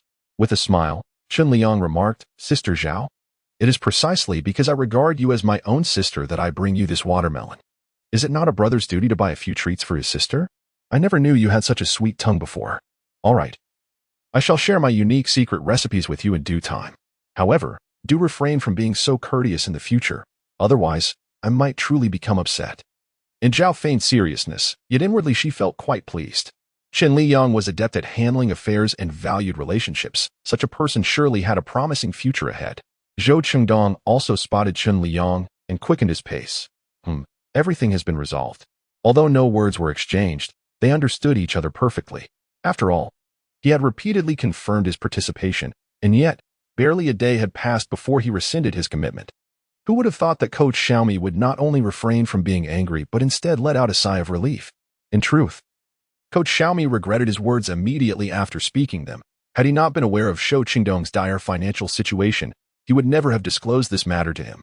Although competitors sign a waiver before the event, absolving others of responsibility in the event of a fatality, it weighed heavily on his conscience. Fortunately, after a day of contemplation, Zhou Qingdong came to terms with it. However, he remained curious as to what had prompted such a change of heart in someone who was not easily swayed. Who is he? The coach of Xiaomi nearly guessed it instantly, seeing that his stepfather had improved and was now showing concern for him. He genuinely felt happy for the lad. He readily agreed that even if he wouldn't be providing sparring partners anymore, the boy could still come over to do some odd jobs, tacitly allowing him to learn the craft. However, before he even reached home, he encountered Chen Liyang. Observing the boy drenched in sweat, Chen instinctively wiped his forehead with his hand, expressing concern. "Look at you, all hot and bothered. Why didn't you find some shade to walk in?" Chapter 69. You are the best, having been in this world for quite some time. Chen Liyang genuinely regarded them as his own children, despite the minimal age difference. He could have easily walked away to live his own life, as there was no blood relation binding them, and he had no obligation to care for them. Yet, the mere thought of abandoning them, leaving these 5 children as orphans without parental support, pierced his heart like a knife. In the realm of reality, he was just an underdog, having reached the limits of his aspirations without any glimmer of hope. But now, things were different. He had 5 intelligent and sensible children, and each day was filled with a profound sense of fulfillment, both exhausting and blissful. Perhaps this was the very purpose for which fate had brought him here, to heal and redeem one another, especially when he witnessed the 5 children joyfully devouring watermelon. Their faces alight with happiness and contentment, his heart felt as though it had been filled with something indescribable, a satisfaction he had never known before. "Slow down. You're getting watermelon juice all over yourselves," Chen Liyang said, using a napkin to wipe the mouths of Wan Ning and Xiaobei. "This watermelon is truly sweet." Zhou Chengdong felt both the heat and thirst pressing upon him, and the sweet, juicy watermelon before him was so delectable that it seemed as if his very tongue could be devoured by it. Chen Liyang, upon hearing this, wore a smug expression. Of course, just look at who chose the watermelon. Observing Chen Liyang's exuberance, one might imagine that if he had a tail, it would be soaring high with pride. Zhou Chengdong murmured softly, "Indeed, you are the best." However, as he savored the watermelon, his voice was barely audible, and Chen Liyang could not quite catch what he had said. "What did you say?" "And nothing." Zhou Chengdong hastily shook his head and continued to relish the fruit, though a closer inspection would reveal that the nape of his neck had flushed a bright red. Once they finished the watermelon, Chen Liyang glanced at the clock. It was already 5 o'clock. The children had just enjoyed some snacks and now the watermelon. It seemed unlikely they would have any room left for dinner. Realizing that their departure was not imminent, Zhou Cheng'an retreated to the 3rd brother's room to tackle his homework. He had already completed a significant portion of his summer assignments and was eager to finish them early, allowing ample time later to visit the library for reading. Chen Liyang wrapped the remaining half of the watermelon in plastic film and placed it in the refrigerator, then followed closely behind Zhou Chengdong, like a devoted canine, to the air-conditioned room for a respite. Zhou Chengdong, having graduated from junior high this year, would be entering high school come autumn, thus he bore no summer homework. Not wishing to disturb the 2nd brother, who was diligently working at his desk, Zhou Chengdong remained silent. Yet, as he settled onto his bed, he noticed the 2nd brother rustling about, and upon closer inspection, discovered he was chewing gum. Guessing it must be a treat from Chen Liyang, he extended his hand and said, "2nd brother, may I have a piece?" Initially, one would have thought that the 2nd brother would immediately retrieve a piece from the box for him. However, to his surprise, he cradled it protectively in his bosom, even leaning forward as if to guard against any attempt at seizing it, uttering words of refusal. "No, this is mine." This reaction left Zhou Chengdong astonished. In his perception, the 2nd brother was not a miserly individual. In the past, even when he himself barely had enough to eat, he would share his food with their younger siblings. Now that they were living a more comfortable life, with ample food and snacks to enjoy, why had he suddenly become so stingy? Zhou Chengnan remained unfazed. "Regardless, this is mine. If you wish to have some, you ought to buy it yourself." Zhou Chengdong found himself laughing in exasperation. "I've given you all my money. What do you expect me to buy it with?" "Fine. If you won't share, then you won't. I never imagined you to be such a miser." The elder brother was expected to exhibit a certain grace. If the younger brother was unwilling to share, he could not forcibly take it from him. Yet, he felt this behavior was utterly inconsistent with the 2nd brother's character, as if what he sought was not merely a piece of chewing gum, but rather a matter of life and death. Was a piece of gum truly worth this? Staring at the gum in his hand, memories of Chen Liyang discreetly purchasing chewing gum for him surfaced in his mind, causing him to grip it a little tighter. As the sun set in the west at 6 o'clock in the evening, Chen Liyang set off with the children in tow. The remaining toys were few. Thus the choices available were limited. Consequently, today's sales were not as fruitful as those of the previous days. Nevertheless, they managed to sell off more than half, generating an income of over 500 leaving a modest profit of 300 after deducting costs. This sum was neither excessively large nor insignificantly small. Chen Liyang realized that to make investments, he required a more substantial capital, hence the stall must persist. However, beyond merely manning the stall, he needed to devise additional methods to generate income. At 8 o'clock, the lights began to twinkle, and the sky descended like a curtain. Scattered stars floated aimlessly above, yet they paled in comparison to the resplendent moon. The square bustled with people. Some donned heavy mascot costumes to attract customers to their stalls, all in pursuit of a livelihood. At that moment, a young couple called out to Chen Liyang, "Sir, wait a moment." Chen Liyang halted, observing the approaching duo. Both wore glasses, their faces unblemished, the man dressed casually, while the woman exuded an air of refinement in her white dress, unmistakably a member of the artistic youth. Each held a camera, and one cradled a decorative frame, though it was unclear whether it contained a photograph. The children regarded them with a hint of caution. "Hello, sir. We are photography students capturing the night scene. We happened to see you and your children here, engaging in your business, and we found the scene both warm and beautiful. So, we took the liberty of photographing it, and we have developed the picture at a nearby photo studio. Now, we would like to present this photograph to you, if that is all right." The girl spoke with a soft, melodious voice. As she finished, she extended the frame towards him, revealing a 12-inch photograph. In the image, Chen Liyang was seen wiping the sweat from Wan Ning's brow, while his eldest demonstrated a toys operation to a child eager to purchase it, and his second child was discussing prices with the parents. In the background, the third and fourth children were energetically promoting their toys to passers-by. In the photograph, despite the presence of several bystanders, the 6 individuals radiated an unmistakable brilliance, clearly established as the protagonists of the image. Chapter 70, The Photograph. This marked the first group portrait of the original owner, including herself and her children, rendering it exceptionally precious. Noticing Chen Liyang lost in thought, silent and hesitant to reach for the photo, the girl felt a twinge of anxiety. Do you not like this picture?" No. I truly adore it. I am sincerely grateful to you for capturing such a beautiful photograph of me and my children. How much do I owe you for this?" Chen Liyang replied, accepting the photo with both hands, his gaze fixed intently upon the image within the frame. The photograph was indeed superb. Each individual's essence and movement were exquisitely captured, bringing the subjects to life. He resolved to cherish this photograph indefinitely. Upon hearing that Chen Liyang wished to pay, the girl quickly waved her hands in refusal. No, it's unnecessary. We took the photo without your consent. And the fact that you're not upset with us is enough. This photograph is a gift to you. Then I thank you wholeheartedly. Your photographic skills are truly remarkable. You will undoubtedly become an exceptional photographer in the future, Chen Liyang said earnestly as he looked up at the two. His affirmation served as a tremendous encouragement to them, and they warmly greeted Zhou Chengdong and the others before departing. Once they had left, Zhou Chengdong and the others surrounded Chen Liyang, their eyes fixed on the photograph. Due to her height, Wan Ning, even when standing on tiptoe, could not see it well, feeling both anxious and unable to express herself. With meticulous care, Chen Liyang effortlessly lifted her with one hand, while the other held up a photograph for her to see. "Wan Ning, look how adorable you are in this picture." Indeed, Wan Ning was charming and photogenic. However, her gaze was fixated on Chen Liyang's hand, which was wiping his sweat. Imitating him, she raised her own hand to his forehead, exclaiming, "Wipe." Her movements were cautious and earnest, prompting Chen Liyang to feel a sense of discomfort, leading him to swiftly turn his head away. "Wan Ning has germs. Let Daddy wipe it himself." Yet, Wan Ning stubbornly extended her hand, continuing her quest to dab at his forehead. Unable to evade her, and wary of her falling, he allowed her tiny hand to pat at his head. Although she did not call him Daddy, he could sense the deep reliance and affection she held for him as her father. The child was diligently wiping his sweat, causing his eyes to sting. Unbeknownst to him, the frame had found its way into the eldest's hands, who was gently caressing the photograph with his fingertips, revealing how precious he deemed it.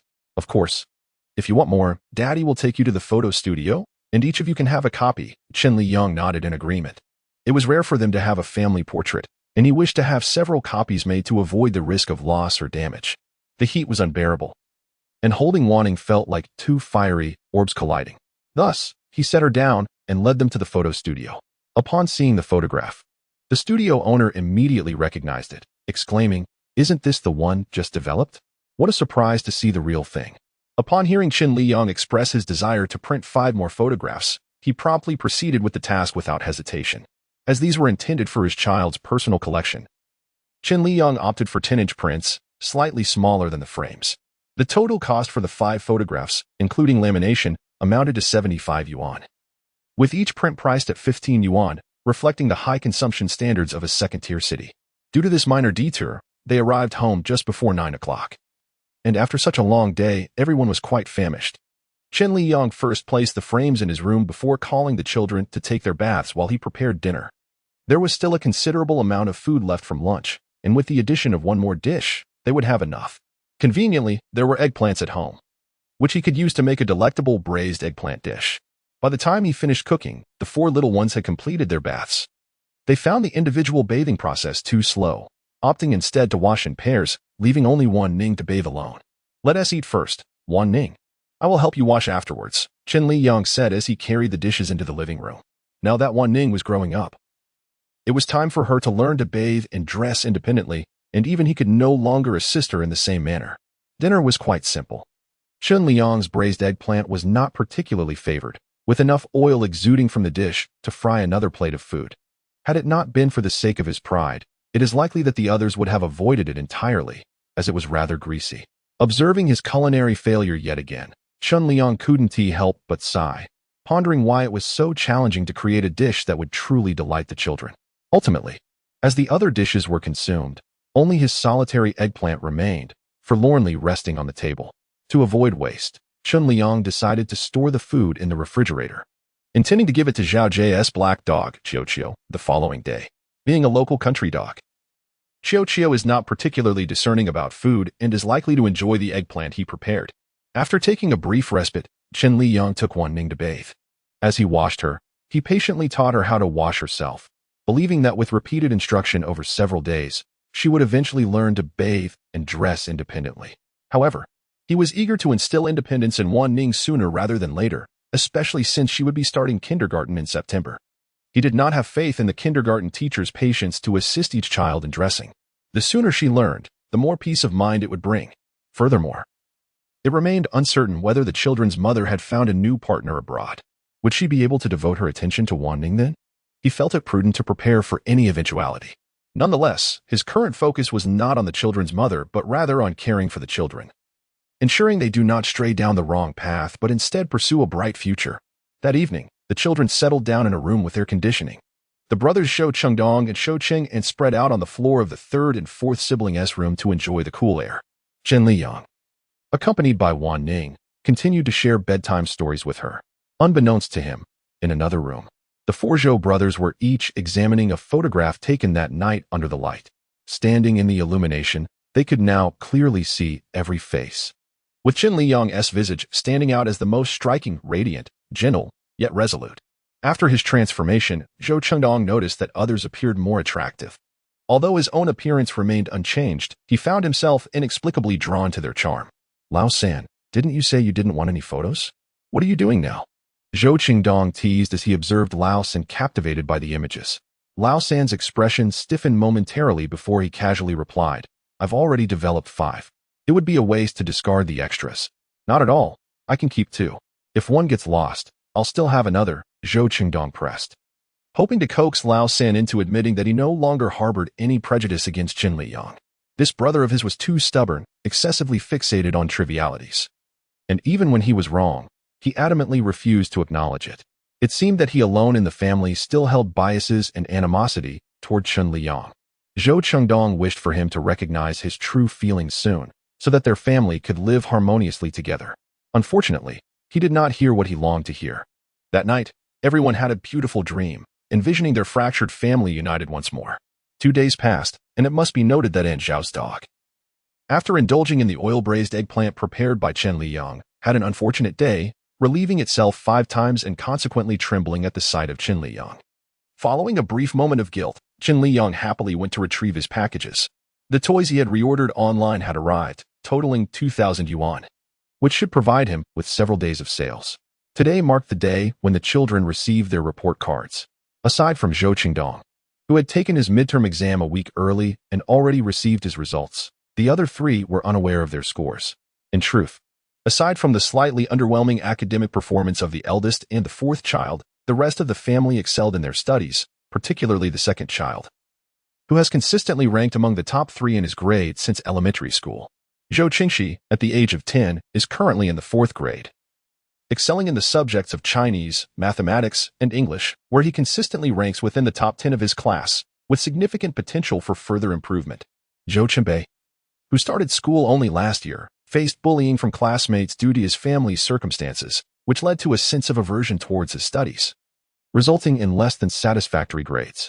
However, after Chen Liyang's transformation, Zhou Qingbei became more cheerful and less resistant to learning. He diligently reviewed for the recent final exams and was confident that his scores would surpass those of the midterm. His predictions proved accurate, as he achieved a total of 130 points across 2 subjects, averaging passing grades in both. This remarkable improvement is particularly impressive given that he only scored in the 70s during the midterms, although Chen Liyang did not impose stringent expectations on their academic performances. He could not contain his excitement upon seeing Zhou Qingnan's certificate of achievement and embraced him, exclaiming, "Qingnan, you are incredible. Your father has never received a certificate." The embrace was brief, lasting only a few seconds, after which Chen Liyang eagerly examined the certificate. In that moment, everyone was touched by his joy, realizing how elated he felt for having received an award. However, after the happiness subsided, Chen Liyang suddenly recalled that only the second child had received a certificate. He wondered if his exuberance might have inadvertently hurt the feelings of the others. Upon reflecting on this, he retracted his smile and gently placed the certificate on the table. He then addressed his 2 younger children, who had not received awards, stating, "Regardless of whether you have received a certificate or not, my love for you remains unwavering. Your health and happiness are what truly matter to me. Therefore, do not feel disheartened for not winning an award. Let us strive together in the future. It is not poor grades that concern me, but rather a lack of dedication to your studies. If you put in the effort, you will have no regrets." Do you understand? He had experienced the repercussions of not gaining admission to a prestigious university, finding himself limited to applying for positions at small companies, where he faced constant challenges. In their class, there was a student who was admitted to Tsinghua University and upon graduation, landed a position in a state-owned enterprise with an annual salary of 1 million. Thus, it is evident that knowledge is indeed the sole opportunity for ordinary individuals to alter their destinies. Of course, there are those who, despite leaving high school early, have become successful entrepreneurs, yet such instances are exceedingly rare. One must not take their future lightly, for no one can afford to fail. Even though Chen Liyang repeatedly expressed that he would not treat them differently for not receiving awards, they could not overlook the genuine joy he exhibited upon witnessing his second child's achievement. Consequently, they all silently vowed to study diligently and aspire to earn the title of outstanding student each year. To celebrate the second child's accomplishment, Chen Liyang planned to take the children out for a meal, believing this would also kindle their interest in learning. As for the cuisine, they would let the second child decide. Zhou Qingyan expressed a desire for a barbecue buffet, and since it was a rare occasion for the second child to voice an opinion, Chen Liyang enthusiastically declared, "Let us go for barbecue." As a brief aside, some readers have expressed that my book lacks a central narrative, appearing rather chaotic. I would like to clarify that the main storyline revolves around the mutual growth and accomplishments of the protagonist and 5 children, while the subplot features the protagonist's pursuits in wealth and career, with both narratives complementing each other. Initially, I intended to incorporate a romantic subplot for the protagonist. However, the majority of readers seem disinterested in romantic pairings, so you understand. Ultimately, the new book has not garnered much attention, and the ratings have yet to materialize. I sincerely hope for favorable reviews to help elevate the novel's visibility. I am immensely grateful for your support. Most importantly, I noticed that some readers have generously offered me rewards. There is no need for such expenditures, simply being able to share my book with you is a privilege. Thank you once more for your unwavering support. I cherish you all. Chapter 72, Indulging in a Self-Service Barbecue Before Setting Off. Chen Liyang opened his phone and purchased 5 vouchers through a certain app. As Wan Ning is still quite young and not tall enough, she can enter without any expense. By purchasing through the app, he saved 100 yuan compared to dining directly at the establishment, making each ticket effectively 20 yuan cheaper. This reflects the reality of ordinary life. It is not merely a quest for bargains, but rather a promotional offer from the merchants that is too good to pass up. In real life, Chen Liyang often engages in similar practices. On occasions when dining out with friends, he would search his phone in advance to see if the restaurant they intended to visit offered group purchasing options. If not, they would choose another place. We are all merely ordinary individuals, striving to save a little where we can, and thus no one feels embarrassed about such frugality. In the realm of literature, a world remarkably akin to reality unfolds, where life, apart from the absence of loved ones, presents little discomfort. Upon entering the establishment, a multitude of patrons were already seated, indulging in their meals, their presence akin to stones cast into the sea, creating not a single ripple. No one paid heed to who they were, nor whether they possessed discount vouchers. Each individual was merely a background character in an unwritten script, and naturally, strangers beyond oneself elicited no concern. Chen Liyang observed the throngs and concluded that the reviews were indeed credible, as many ardently endorsed this establishment. Should the cuisine prove delectable, he could very well become a regular patron. After redeeming the group purchase QR code at the service counter, the staff requested a deposit of 100 yuan, a precautionary measure to deter food wastage. With these formalities addressed, Chen Liyang turned to the timid quartet and chuckled softly. Why do you all appear so apprehensive whenever we dine out? Let us not forget that we are here as consumers. There is a saying that the customer is king, and at this moment, we embody that very royalty. Now, hold your heads high and stride confidently inside. He understood the source of their trepidation in this unfamiliar setting, merely a reflection of their limited experiences. Observing their demeanor, one could hardly perceive the essence of future formidable figures. Upon hearing Chen Liyang's words, they endeavored to straighten their posture and followed him into the seating area. As they beheld the opulent decor and the self-service section brimming with an array of exquisite delicacies, Zhou Qingbei's eyes sparkled with delight. Dining here must surely require substantial wealth, he mused. Chen Liyang had been incredibly generous to them. Each time they expressed a desire for something to eat, he readily obliged. Moments ago, the elder brother discreetly relayed to him that at the buffet, as long as one pays the entrance fee, they may indulge in whatever they desire, though taking food away is strictly prohibited. At this juncture, not only did he harbor such thoughts, but the other three shared the same sentiment. Chen Liyang remained oblivious to their musings as he chose a seat beside the floor-to-ceiling window, allowing him to savor his meal while admiring the view outside. Later, feel free to fetch whatever you wish to eat, but remember to take only a little of the staple foods, especially fried rice, fried noodles, and buns, as these can quickly fill you up. Moreover, take only what you can consume. Wastage is a shameful act. He recalled his first experience at a buffet, where he was enamored by the taste of preserved vegetable fried rice and ended up consuming 2 bowls in quick succession, leaving him uncomfortably full for the price of 88 yuan, an unfortunate loss. To prevent these young ones from repeating his past mistakes, Chen Liyang felt it necessary to issue a word of caution. Upon hearing his words, the four nodded in unison, and at his signal, they gleefully set off to gather their meals.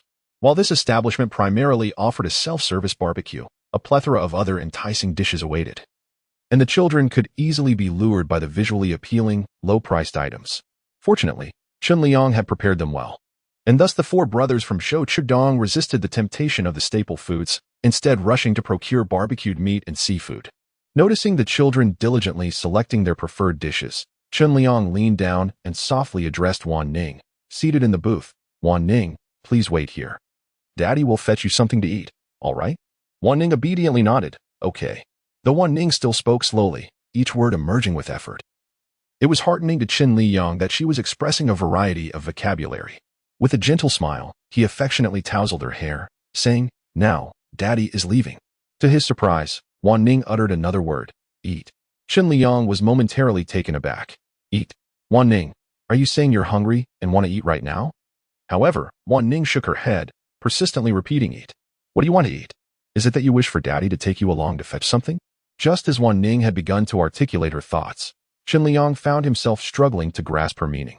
She continued to shake her head, her gaze fixed intently upon him, still insisting on eat. Suddenly, a realization struck Chen Liyang, and his expression turned animated. Wan Ning, do you mean to remind Daddy not to forget to bring your favorite food? Wan Ning fell silent, yet her expression spoke volumes. This child always had an uncanny ability to consider her own desires. Chen Liyang's eyes glistened with emotion as he nodded earnestly. All right. Daddy will fetch the foods we both love, and we shall feast to our heart's content. With that, he turned toward the self-service area. Having cared for Wan Ning for so long, he was well acquainted with her tastes. After selecting her favored meats and vegetables, he approached the freezer and retrieved a small box of Haagen-Dazs. Most of the items were taken by the 4 brothers of Shou, who, unsure of what was delicious, simply wished to sample everything. As the selections began to overflow, Chen Liyang quickly intervened, saying, "Let us eat first, and we can get more afterward." After speaking, he placed some meat onto the grill using tongs, along with a few prawns. The children, lacking skills in grilling, primarily relied on Chen Liyang to prepare their meal. "You should eat too," Zhou Qingdong said, transferring the uneaten grilled meat from his bowl into Chen Liyang's. Though his tone was gentle, the concern was unmistakable. Chen Liyang, with a broad smile, popped the meat into his mouth and replied, "Thank you, Xiaodong." Hearing this, Zhou Qingdong wrinkled his nose. "I'm already 15. Why do you still call me Xiaodong?" Chen Liyang raised an eyebrow. "What's wrong with that? Even if you were 60, I would still be your father.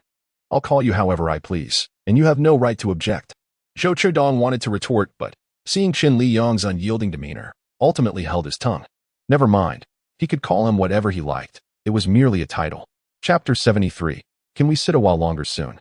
The food on the table was nearly consumed. Chen Liyang inquired if they were full, but one by one, they shook their heads, indicating they were still hungry. Considering they were in a phase of growth, it was natural for their appetites to be substantial. He encouraged them to take what they desired, albeit not too much this time. While they went to fetch more food, Chen Liyang busied himself with feeding Wan Ning. She stubbornly refused to eat unless she could do so independently first, remembering how the boys had been preoccupied with their own meals. Occasionally offering him a few pieces of meat but falling short compared to Wan Ning's tender affection, he sighed. If only he had 4 daughters and 1 son. Or perhaps all daughters, he could enjoy the blessings of a harmonious family. As he pondered, a freshly seared black pepper steak was placed before him, still sizzling. "I just queued to get this for you. Eat it while it's hot," spoke the second son, his tone devoid of any discernible emotion, his expression somewhat detached. Yet, Chen Liyang discerned the subtle blush creeping up his ears, revealing the boy's genuine concern for him, fearing that he might go hungry. Why could he not muster the courage to express it openly? Instead, he feigned indifference, insisting, "Don't overthink it. I merely picked this up for you, not out of concern." Recognizing that at his age, pride often eclipses all else, Chen Liyang chose not to confront him about it, lest the boy retreat like a quail egg from him in the future. Thus, he simply smiled and expressed his gratitude before picking up the knife and fork to enjoy the steak. The steak was cooked to a delightful tenderness, easily yielding to the knife, revealing no trace of pink within, exactly how Chen Liyang preferred it. Well done. He had always favored his steak thoroughly cooked, shunning raw or marinated dishes. Whether by coincidence or the second son's deliberate instruction to the chef for a more thorough cooking, the steak suited his palate perfectly. As he savored the dish, the eldest, third, and fourth sons each brought over an array of cooked delicacies. Who says sons are inferior to daughters? Observing his boys, he felt a warmth in their proactive care for their stepfather. However, as he neared the end of his meal, he began to feel overwhelmed by the weight of their affection, for he simply could not consume any more, yet the offerings were plentiful. "You all eat for yourselves. There's no need to fetch anything for me. I've had quite enough," Chen Liyang hastily interjected, worried they might insist on bringing him more. "Would you like to have another drink? I see there is yogurt available, which aids digestion," Zhou Qingdong inquired. Chen Liyang waved his hand. "No? You all go ahead and eat. By the way, if you feel full, please let me know. Do not force yourselves. The loss of money is trivial, but your health is paramount." He observed that there was still a considerable amount of food on the table, and the children were visibly slowing down their pace of eating. He wanted to prevent them from overindulging and harming their stomachs in an attempt to finish everything. At the table, he and Wan Ning had both had their fill and ceased to use their chopsticks. Only the 4 boys, resembling little hamsters, stuffed their cheeks to the brim. In truth, they were also satiated, but the fear of incurring a deduction for unfinished food motivated them to continue eating. They did not wish for Chen Liyang to lose money, so they crammed the remaining food into their mouths, determined to finish everything. As they progressed, the enjoyment of their meal dissipated, and their sole focus became the urgency to finish. This was their first experience at a self-service barbecue restaurant, and they had overestimated their appetites, believing they could consume as voraciously as the competitive eaters showcased in short videos. Indeed, such a feat was not one that everyone could accomplish. After a considerable time, they finally cleared the table of all the food, including what Chen Liyang had left uneaten. "Now that we've finished, shall we depart?" Chen Liyang said, feeling quite full and wishing to take a walk to aid digestion. "Can we sit for a while longer?" Zhou Qingbei cautiously asked as he felt too stuffed to move, fearing his stomach might burst. Yet, he hesitated to express this to Chen Liyang, worried that he would be reprimanded for being inconsiderate. taking so much food and struggling to finish it. He did not want to leave a negative impression on Chen Liyang. The eldest, second, and third brothers are not in a much better state. After this meal, it seems they have gained 3 pounds. Fortunately, they are slender. So even if they were to gain that much, it wouldn't be conspicuous. I have told you all repeatedly, if you cannot finish your food, do not eat it. Now, each of you is so stuffed that you can barely move, seemingly oblivious to the potential harm to your stomach. Chen Liyang, witnessing their condition, felt a mix of frustration and concern. He presumed they had become accustomed to a life where meals were uncertain, hence their tendency to overindulge during a buffet, believing it would spare them the anxiety of hunger later. This habit must be corrected swiftly. After a brief respite of several minutes, Chen Liyang noticed that the fourth brother's complexion had taken a turn for the worse, provoking worry within him. Xiaobei, are you still feeling overly full? Do you feel any discomfort? Observing the lively and spirited demeanor of the boy, Chen Liyang's anxiety began to ease. Initially, he had been concerned that the child's stomach might be in distress. He had read a news article about a girl who had ruptured her stomach from overeating, necessitating emergency medical attention. At the time, he found it bewildering. It seemed common sense to stop eating when one was full. Setting her aside, Xiaobei, being 7 years old, should certainly possess the sense to refrain from forcing more food down when he was already feeling unwell. Trailing behind Chen Liyang and his brothers, Zhou Qingbei walked slowly, still feeling discomfort in his stomach. What began as mere fullness had escalated into a sharp pain, intensifying with every step he took. Yet he remained silent, enduring the discomfort as he walked the mere distance of a few meters from the restaurant to its entrance. The air conditioning inside provided some relief. But Zhou Qingbei, afflicted by stomach pain, was unaware of when his clothes had become damp. His forehead glistened with beads of sweat, and his lips were pallid, devoid of color. With each step, he appeared as though he might collapse at any moment. Chen Liyang, holding Wan Ning's hand, walked ahead, oblivious to the unusual state of the fourth brother. Meanwhile, Zhou Chengdong and the others were equally uncomfortable, preoccupied with their own distress and unable to attend to those around them. Ultimately, it was a male customer who noticed Zhou Qingbei's condition and inquired with concern. Are you all right, young one? I'm fine. Zhou Qingbei shook his head and attempted to move forward, but the intense pain in his abdomen nearly caused him to fall. Fortunately, the gentleman was quick to support him. Young one, you look quite unwell. Where are your guardians? Chapter 74. Into the hospital. Upon hearing the commotion, Chen Liyang turned to see Zhou Qingbei being assisted by a man. He appeared to be in a daze, his gaze vacant and his complexion alarming. Alarmed, Chen Liyang released Wan Ning's hand and hurried to Zhou Qingbei's side, enveloping him in his embrace. Xiaobei, what happened to you? Zhou Qingbei felt enveloped in a warm embrace, which brought him a sense of reassurance, and he promptly lost consciousness. In the taxi, Chen Liyang gazed at Zhou Qingbei's pale visage, overwhelmed with guilt. He had long sensed that something was amiss with Zhou Qingbei. How could he dismiss his concerns simply because the boy had patted his own stomach and acted as if everything were normal? However, the child did not disclose his discomfort, likely out of fear of reprimand. It would be bearable if nothing were amiss in the northern part of the city, but should any issue arise, he would find it impossible to forgive his own negligence. Brother, is Xiaobei going to be all right? Zhou Qingxi recalled the sight of Xiaobei collapsing and became increasingly anxious.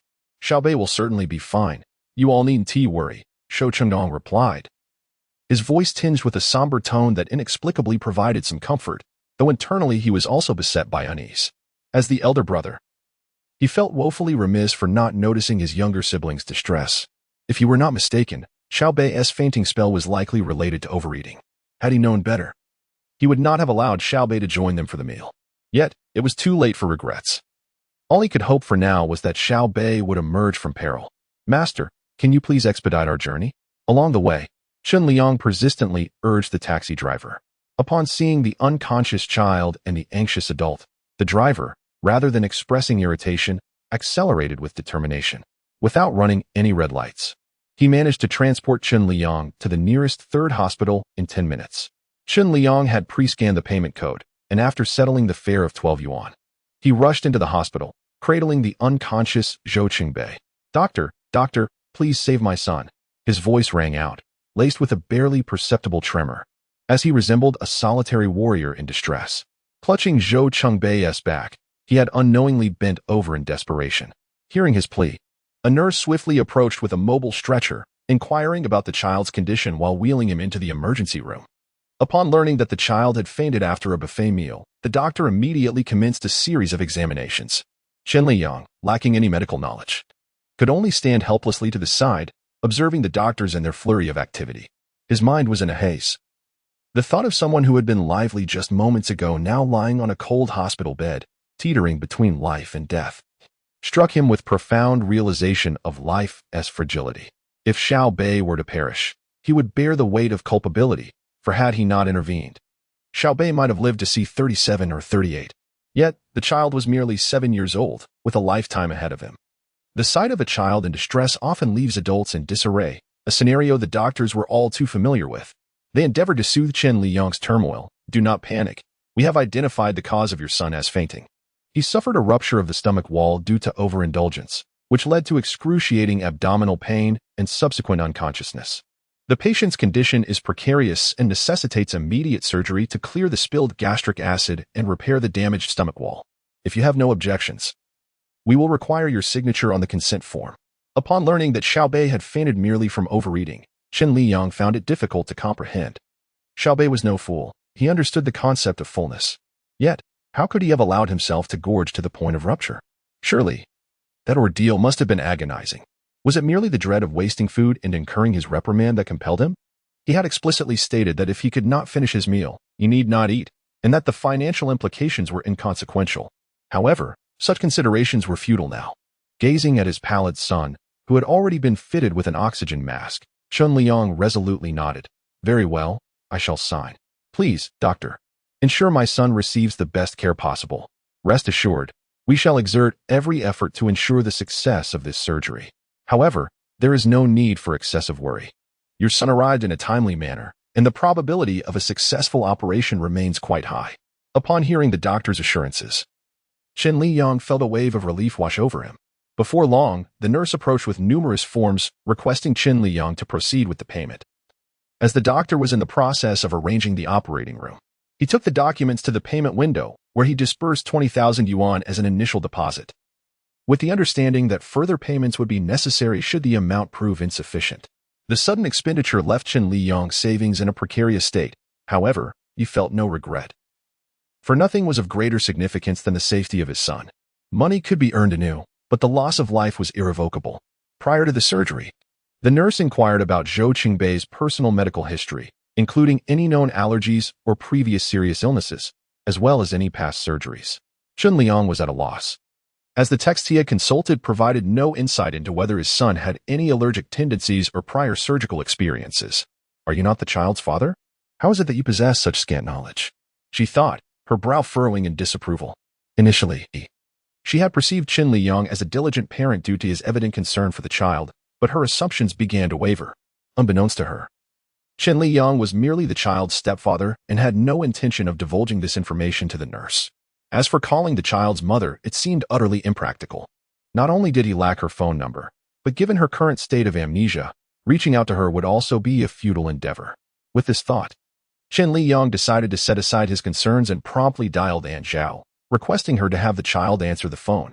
However, just as the call connected, an eerily familiar voice emerged. My brother has no drug allergies and has never undergone surgery, but he was hospitalized for a week due to pneumonia when he was 2. The speaker, a young boy, was drenched in sweat, his hands resting on his knees as he gasped for breath, clearly fatigued. His voice, though soft, resonated distinctly in the ears of everyone present. Chapter 75. We all adore the current Yu. Chen Liyang looked at the newcomer in astonishment. Zhou Qingdong, what brings you here? I was worried, so I came, Zhou Qingdong replied, lifting his gaze to meet Chen Liyang's. His face, flushed as if it could bleed, was glistening with perspiration that dripped down from his forehead.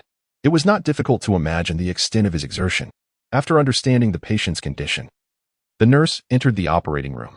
Chen Liyang, feeling a pang of sympathy, approached Zhou Qingdong. Look at you, soaked in sweat. Let me wipe your forehead. Realizing he had forgotten to bring tissues, he quickly improvised, rolling up his shirt sleeve to dab at the elder's forehead. The once pristine white fabric soon became dampened by sweat. After tending to him, Chen Liyang nonchalantly lowered his shirt and urged Zhou Qingdong to sit on a bench in the corridor outside the operating room. Rest here for a moment. I will fetch you a bottle of water. At this point, Zhou Qingdong appeared less exhausted, his breathing no longer as labored as when he first arrived. He leaned back against the seat, his gaze fixed upon the individual acquiring water from the vending machine. His mind was consumed with images of himself wiping sweat with his own clothing, and he felt no disdain for himself. Chen Liyang scanned the vending machine with his phone, purchasing 2 bottles of mineral water, one for himself and one for Zhou Chengdong. Thank you. As he handed over the water, Zhou Chengdong reached out, effortlessly twisting off the bottle cap before tilting his head back and taking several hearty gulps. After a long and arduous journey, Chen Liyang's previously tense demeanor gradually relaxed in this moment, and he too sipped some water before curiously inquiring of his elder. How did you know I was at this hospital? Truthfully, he had not anticipated his elder would seek him out, appearing like a timely savior. Yet, he was grateful for the timely arrival. Otherwise, the surgery for the 4th brother might have been significantly delayed. Zhou Chengdong explained. I surmised you would take your brother to the nearest hospital, and the 3rd hospital is closest to where we dined. I feared you might struggle alone. So I rushed over. Listening to his elder's nonchalant remarks, Chen Liyang pondered how he had arrived. You had no money on you, so you ran all the way here? The restaurant was at least 7 or 8 kilometers from the 3rd hospital, and he could scarcely imagine how Zhou Chengdong managed to cover that distance on foot in such a short span of time. Yet, the more understanding Zhou Chengdong became, the more Chen Liyang felt a pang of heartache. You, young man, just finished eating and you're already running. Aren't you concerned about straining your body? What happened to Shoubei? Why does he need surgery? Not wishing to dwell on this topic any further, Zhou Chengdong deftly shifted the conversation. Upon mentioning this, Chen Liyang immediately donned an expression of guilt. It is all my fault. I failed to notice that Shoubei could not eat, which led him to overindulge and ultimately rupture his stomach. The doctor needs to perform surgery to mend it. How could this happen? Can food truly cause such a grave injury? Is Shoubei going to be all right? Will there be any lingering effects? Zhou Chengdong was taken aback. He had never realized that eating could result in such dire consequences. Chen Liyang let out a slight sigh. The doctor mentioned that the timely intervention means there should not be major issues, but I cannot fathom why Shoubei continued to eat despite his inability to. Could it be that he feared my reprimand for wasting food? If that is indeed the case, it weighs heavily on my heart, indicating my failure as a stepfather. Recalling the original owner's myriad transgressions, he felt an urge to pose a question. Thus, he gazed earnestly at the eldest. Have you ever wondered why my transformation has been so profound? Indeed, Zhou Chengdong nodded without hesitation, not merely curious, but utterly perplexed. They had even speculated whether Chen Liyang had been possessed, for how else could one undergo such a drastic change without warning? Yet, that notion seemed too fantastical. And he was, after all, an avowed atheist. Now, hearing Chen Liyang broach the subject, he was genuinely intrigued to uncover the reason behind such a remarkable metamorphosis. Chen Liyang held the elder's gaze, his tone laced with uncertainty. If I were not your stepfather, would you blame me for usurping your stepfather's body? So you truly are not him? Then who are you? Although Zhou Chengdong harbored doubts, the moment he heard the answer, a tempest surged within him. Could such bizarre phenomena truly exist in this world? However, Chen Liyang merely shook his head and said, do not overthink it. I merely asked out of curiosity. Who else could I be but a stepfather? My transformation is merely a matter of conscience awakening. The answer he sought sufficed. Yet the notion of his literary transmigration was too fantastical to contemplate. Not only would the children likely doubt him, but if word spread, he would undoubtedly be treated as a test subject. Despite his repeated assertions of being their stepfather, Zhou Chengdong had already arrived at his own conclusion. This revelation filled him with covert delight. He would no longer engage in internal conflict when confronted with Chen Liyang.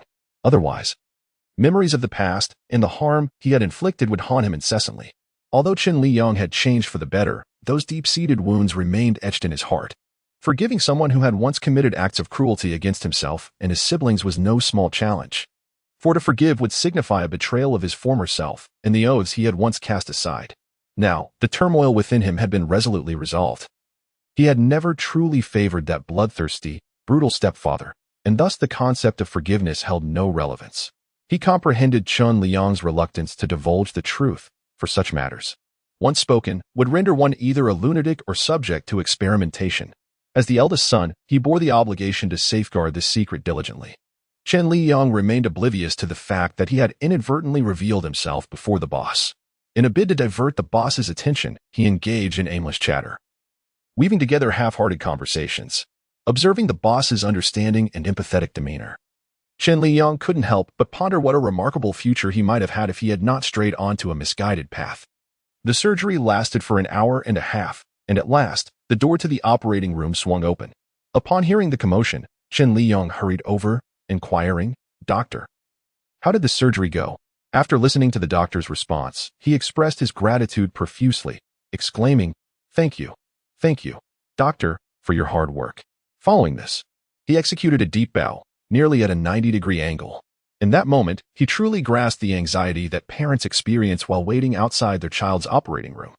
During his university years, he too had undergone surgery due to health issues, and at that time, he had observed his parents treating the doctors with utmost reverence and handling him with extreme caution, thinking they were overreacting. Now, he could only lament his own foolishness.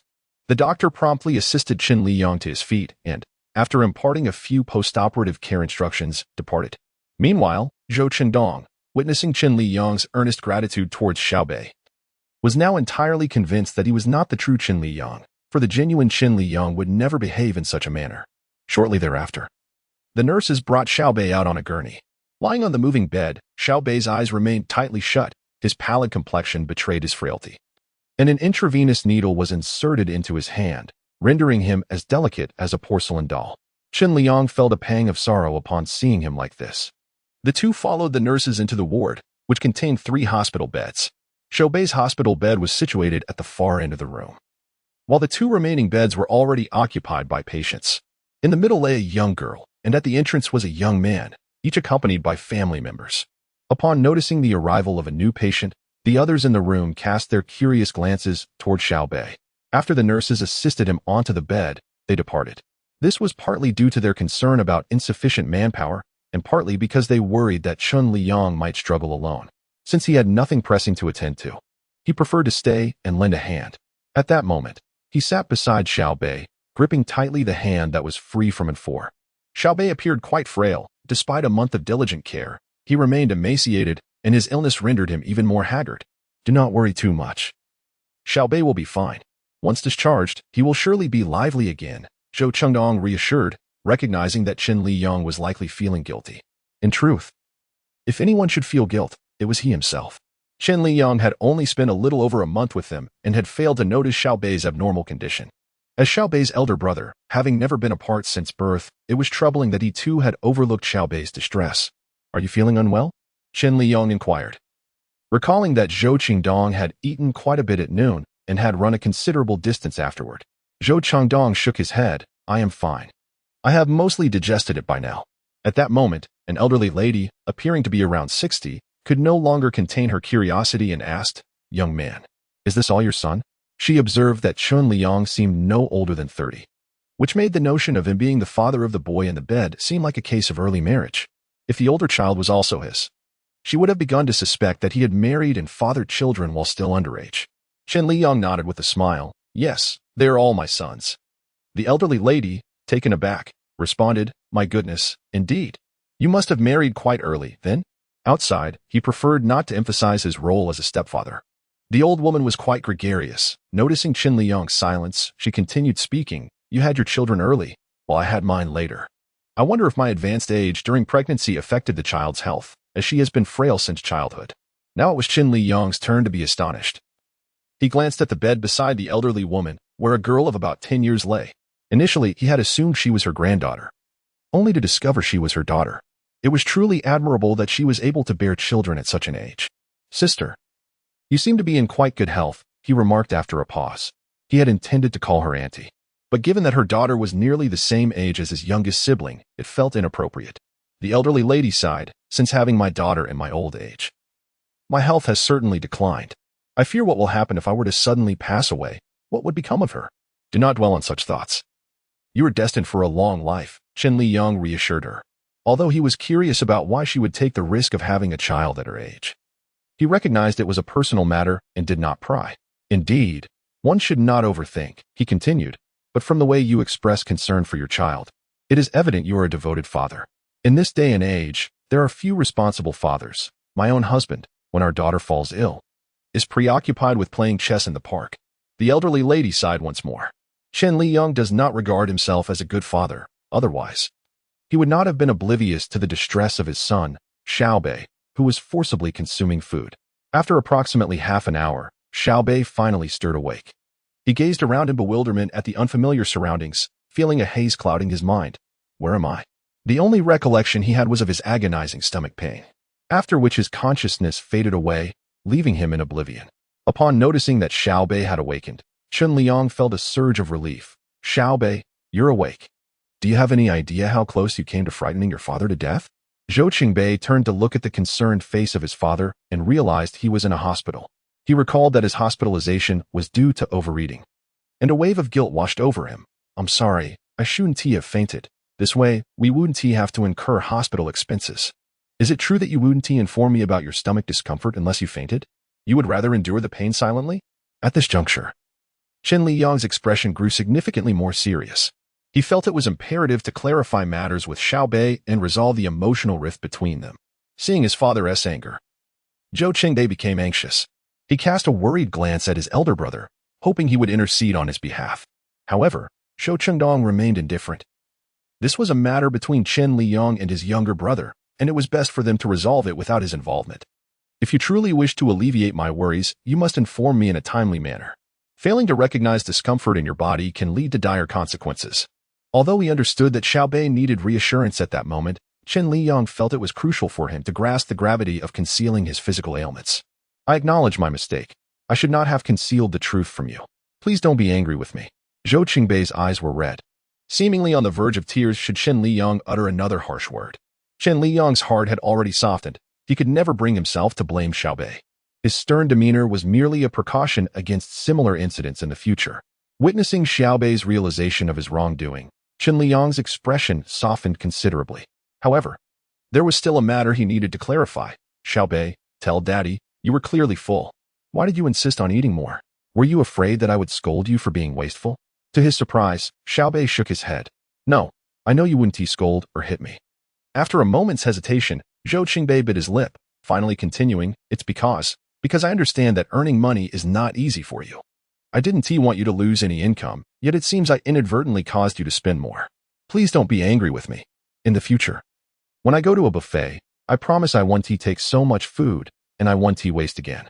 Fearing he might upset Chen Liyang further, he hastily reassured him, his gaze cautious, as if dreading his father's lack of forgiveness. In Daddy's heart, you will always be the priority. Never engage in such foolishness again, understood? And you, Qingdong, I have not forgotten that you also overindulged. Both boys nodded in unison, understood. The elderly lady beside them gazed enviously at Chen Liyang's two sons, who displayed such thoughtfulness. In contrast, her own daughter had been rather spoiled, constantly directing her with an air of entitlement. Once the conversation unfolded, Chen Liyang began to show concern for Xiaobei's well-being. Do you feel any discomfort? No. Xiaobei shook his head. Once the anesthesia wears off, you will feel pain. So, take advantage of this moment and rest a bit longer. The air conditioner hummed softly in the ward as Chen Liyang adjusted Xiaobei's blanket. Xiaobei closed his eyes, attempting to force himself into slumber, yet sleep eluded him. Not wishing to contradict Chen Liyang, he merely pretended to be asleep. Observing Xiaobei's eyelids fluttering, Chen Liyang chuckled softly, all right, I'm not a tyrant. I won't compel you to sleep if you can't. If you're not tired, let's converse for a while. Zhou Chengdong sat at the foot of the bed, watching Chen Liyang patiently engage his brother in conversation, feeling a sense of unreality.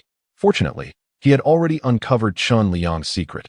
Otherwise, he would fear that one day, Chen Liyang might revert to his former, easily agitated self. After a brief chat with Xiaobei, Chen Liyang's phone rang. He retrieved it to find it was Aunt Zhao calling. Without hesitation, he answered. Before he could speak, Aunt Zhao's anxious voice echoed from the other end. Xiaochen, I heard from Cheng and that Xiaobei fainted. Is he all right? How could he have a perforated stomach? Does that mean he needs to be hospitalized? Aunt Zhao nodded repeatedly. Indeed, I will have him answer the phone. Soon. Cheng Nanjuan's voice resonated. Hello. He rambled on with a multitude of words, yet showed Cheng and found no annoyance in his discourse. We are at the third hospital. But please refrain from bringing any meals. My brother and I will manage with what we have. Chen Liyang felt uneasy about having his younger brother travel such a distance to deliver food. Zhou Qingnan responded with an affirmative sound and then inquired, is my younger brother truly unharmed? He had long suspected the pallor of his brother's face was linked to fainting and overeating. Though he was young, he possessed a keen interest in medical knowledge. In the library, he often perused medical texts. No worries, The surgery was conducted promptly. He simply needs to recuperate well. I am relieved to hear that. If there is nothing else, I shall hang up. Zhou Qingnan's voice was always as smooth as jade. Yet those who knew him understood that, despite its pleasing quality, it lacked emotional warmth. After ending the call, Zhou Qingnan borrowed a bicycle from Lu Ziheng. Although Chen Liyang had mentioned he did not require any meals delivered, Zhou Qingnan still wished to bring something over, conveniently supplying them with essentials to spare them from additional purchases. His culinary skills, while not as refined as the eldest brothers, were still commendable compared to Chen Liyang's. There remained about half a pound of lean meat in the refrigerator, perfect for crafting a meat pie soup, and the garden yielded ample hollow heart vegetables and green beans. Cheng Sisi, aware of his brother's surgery, voluntarily lent a hand with the chores. Wan Ning sat quietly on the sofa, neither crying nor making a fuss. Everyone had enjoyed a hearty meal at noon, and Zhou Qingnan dedicated an hour to his homework before commencing dinner preparations. My younger brother is hospitalized for surgery, and I fear the expenses will be considerable. Chen Liyang will be preoccupied with caring for him, leaving little time to earn money. I may not be able to assist him significantly, but I can set up a stall to earn a little something. Second brother, I wish to visit Xiaobei in the hospital, I said, noticing the eldest brother preparing to ride his bicycle to the hospital with a lunchbox and necessities for Chen Liyang. Shou Qingxi followed him out of the courtyard. Very well, but remember to tell Xiaobei to take good care of himself. Once he recovers, I will play his favorite marble game with him. Zhou Qingxi thought about his own desire to go, realizing that his sister would indeed have no one to look after her. Not wanting to burden Aunt Zhao with every little thing, he refrained from insisting further. Zhou Qingnan arrived at the Third People's Hospital, locked his bicycle, and carried the lunchbox and supplies to the inpatient department. After inquiring at the service desk, he learned the location of his brother's ward and took the elevator straight to the 16th floor. In the ward, Chen Liyang was gently wiping Qingbei's body with a clean towel, while the eldest brother rocked the bed, seemingly trying to make his younger sibling more comfortable. Observing this, Zhou Qingnan walked in without hesitation. Big brother. Hearing his brother's voice, Zhou Chundong turned and was taken aback. Qingnan, what brings you here? I've brought you food and supplies. Zhou Qingnan replied, raising the items in his hand. Second brother, Xiaobei exclaimed with excitement upon seeing him. Sick children often yearn for the affection of more people. Xiaobei, are you feeling all right? After handing the items to the eldest brother, Zhou Qingnan moved to Xiaobei's side, feeling a wave of guilt as he looked at his frail brother. Had he paid a little more attention to Xiaobei, she wouldn't he have suffered from such a stomachache. Truly, he has failed as an elder brother. I'm fine. Don't worry, second brother. Xiaobei managed a weak smile. Didn't I tell you not to bring me food? How did you get here? Chen Liyang sighed helplessly. Why was this child so disobedient? I borrowed Lu Ziheng's bicycle, intending to bring you some daily necessities along with the meal, explained Zhou Qingnan. The elderly woman in the neighboring bed was left utterly astonished. Young man, how many sons do you actually have? In this day and age, having 2 sons is already commendable. 3 is simply unimaginable. Chen Liyang thought of his own children and smiled proudly. Not too many, just 4 sons and 1 daughter. As a side note, tomorrow, our Xiaobei shall call for her father. Let us all look forward to it. Chapter 78. Is your family running a gold mine? Although she bore a daughter at the age of 50, she had given birth to her first child when she was young. Had her eldest not married and moved abroad, she would wish to see her daughter, yet that required international travel. As one ages, companionship becomes the most significant need, something her daughter, now with her own children to care for, could not provide. Thus, the thought of having another child began to take root, especially since she had not yet reached menopause. Although their intimate life had diminished, it had not ceased entirely. Eventually, she decided against any further precautions, and unexpectedly, she found herself pregnant. Yet, to think that someone as young as Chen Liyang could have 5 children, who would believe it without hearing it firsthand? She cast a glance at the patient and their family near the doorway, noting their engrossed conversation, and quietly inquired, Young man, does your family own a gold mine? Beyond this speculation, she could hardly fathom why Chen Liyang would have a 4th son after already having 3. She even harbored doubts that if a 5th were also a boy, he might be inclined to strive for a 6th in hopes of a daughter. Chen Liyang was amused by the elderly woman's inquisitive demeanor. Sister, if I were indeed running a gold mine, would my children be residing in a standard ward? We would have long since upgraded to a VIP suite. Upon hearing this, the old lady found it quite reasonable, yet it only deepened her confusion. Then how do you dare to have so many children? What else? I simply adore children. Chen Liyang replied nonchalantly. Yet his words resonated with undeniable sincerity. Remembering the young man's tender care for his children, the elderly woman believed him wholeheartedly and immediately gave him a thumbs up. You are contributing to our nation.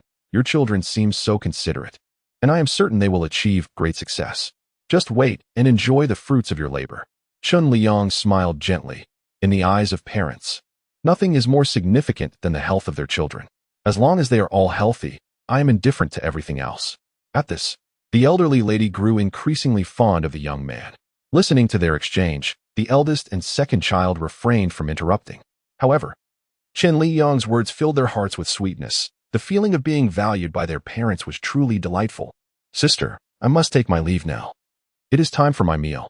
Chen Liyang did not forget that his younger brother had brought him a meal. Although he was not particularly hungry, it was his brother's heartfelt gesture. One could forsake many things, but not the sincerity behind such kindness. The elderly lady smiled and nodded. Good. You may eat. Mom, I want fried skewers and French fries, declared the girl lying on the hospital bed, engrossed in her tablet. Upon hearing this, the elderly lady immediately became anxious. Oh dear. It was precisely because you indulged in junk food that you ended up in the hospital. You are not allowed to eat any of that from now on. I don't care, I want to eat. In the southern part of the city, the stir-fried dishes were indeed delightful, infused with care. Chen Liyang paid no heed to the commotion from the mother and daughter in the adjacent bed.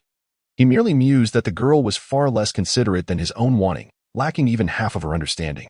Zhou Cheng'an, observing Chen Liyang's enjoyment of the meal, could not help but smile. If you enjoy it, then eat more. There is also meat pie soup. The portion of meat pie soup was scant. He had served some to his younger siblings and brought the remainder to the hospital. Looking at the bowl of meat pie soup, Chen Liyang recalled that there was not much lean meat left at home, yet this bowl appeared quite generous. It was evident that his brother had contributed most of the meat. He believed that this was not merely meant for him. There was certainly a portion intended for himself, indicating that he held a significant place in his brother's heart. This realization brought him genuine joy. Unlike the elder brother, who possessed a steady yet somewhat simple nature, or the sensitive and suspicious younger sibling who approached everyone as if they were adversaries, the second brother's character was distinct, marked by a refreshing candor. Unlike the timid and docile old four, who is easily swayed, his character exudes an aura of gentle warmth, displaying humility and courtesy towards everyone, presenting an image of being affable. In reality, he is the most challenging person to truly connect with. An inherent aloofness cloaks him in an air of mystery. This very quality renders him the most unattainable figure in the eyes of all once he becomes a doctor in the future. Currently, he silently tends to himself, a clear indication that he is gradually embracing his own being. It seems the only one still harboring prejudice against him is the most rebellious member of his family. However, there is no cause for concern. One day he will undoubtedly remove this thorn, transforming it into a compliant little kitten. Chen Liyang wiped his mouth and then noticed that Xiao Bei had fallen asleep at some point. The money he earned from the boxing gym saw him leave behind 1,000 in cash, yet only 300 remained for use. The rest he had deposited into his bank account, wary of potential theft at home. Though the likelihood of such an event was minimal, caution was necessary, given his financial constraints. Shou Chudong did not hesitate and directly accepted the responsibility. You need not worry about home. We will take good care of it. I will bring you breakfast, lunch, and dinner, so you need not eat outside, which is unsanitary. Aware that the boss was concerned for his health, Chen Liyang was more anxious about the sweltering daytime temperatures, which were unbearable for most. If you truly wish to deliver, then come in the evening. Do not come at noon. It's too hot. Zhou Chudong was about to say something further, but Chen Liyang interrupted him. It's settled then. Be obedient. His tone held a hint of affection, yet it unmistakably carried an air of authority. Ultimately, Zhou Chudong nodded in agreement, holding the lunchbox. The elder brother and the second brother exited the hospital room, with Chen Liyang trailing behind, escorting them to the elevator. While I'm away, you must refrain from fighting. Do not stay up too late watching television tonight, and retire early. Don't hesitate to turn on the air conditioning in the brief interlude while awaiting the elevator. Chen Liyang, resembling a nagging elder, continued his admonitions. However, no one interrupted his chatter. Instead, they nodded in agreement. It was only when the elevator arrived and the two entered that Chen Liyang finally fell silent. Just as the doors were about to close, Shou Chengdong waved goodbye. We're leaving. Do take good care of yourself at the hospital. Upon entering, he observed an elderly woman coaxing her daughter to drink porridge. Although the little girl wore a reluctant expression, she managed to consume some. Witnessing this scene, Chen Liyang suddenly felt a pang of nostalgia for Wan Ning. Typically, she would sleep beside him at night, and he wondered if she would be able to sleep without his bedtime stories. The hospital room boasted a bathroom with a shower, and Chen Liyang retrieved a large bag of supplies that Chang'an had brought. He inspected its contents for any missing items, contemplating a trip downstairs for any essentials. However, he had not anticipated that this child would deliver such necessities. After all, he, as a mere companion, had not expected any such gesture. To his surprise, the child had quietly brought a comprehensive array of items, including toothpaste, toothbrushes, a change of clothes, a water cup, a teapot, and tissues, almost everything one could require. Given such meticulousness, it was no wonder that he would eventually become a doctor. He first took the teapot to the tea room and filled it with boiling water, then poured a cup to cool. Seeing that Xiaobei was not waking up anytime soon, Chen Liyang took his change of clothes and entered the bathroom. Although the sweat on his body had dried, the sweltering heat made him feel uncomfortable without a shower. While he was bathing, Zhou Chengdong rode his bicycle, carrying his younger brother, Zhou Er, homeward. The two brothers exchanged scarcely a word along the way, but as they neared home, Zhou Er finally spoke up. "Fourth brother's hospitalization has cost quite a bit. I plan to set up a stall selling toys when we get home, and I hope you will join me." This notion resonated with Zhou Changnan, even though it was past 7, more than an hour later than their usual time to head out.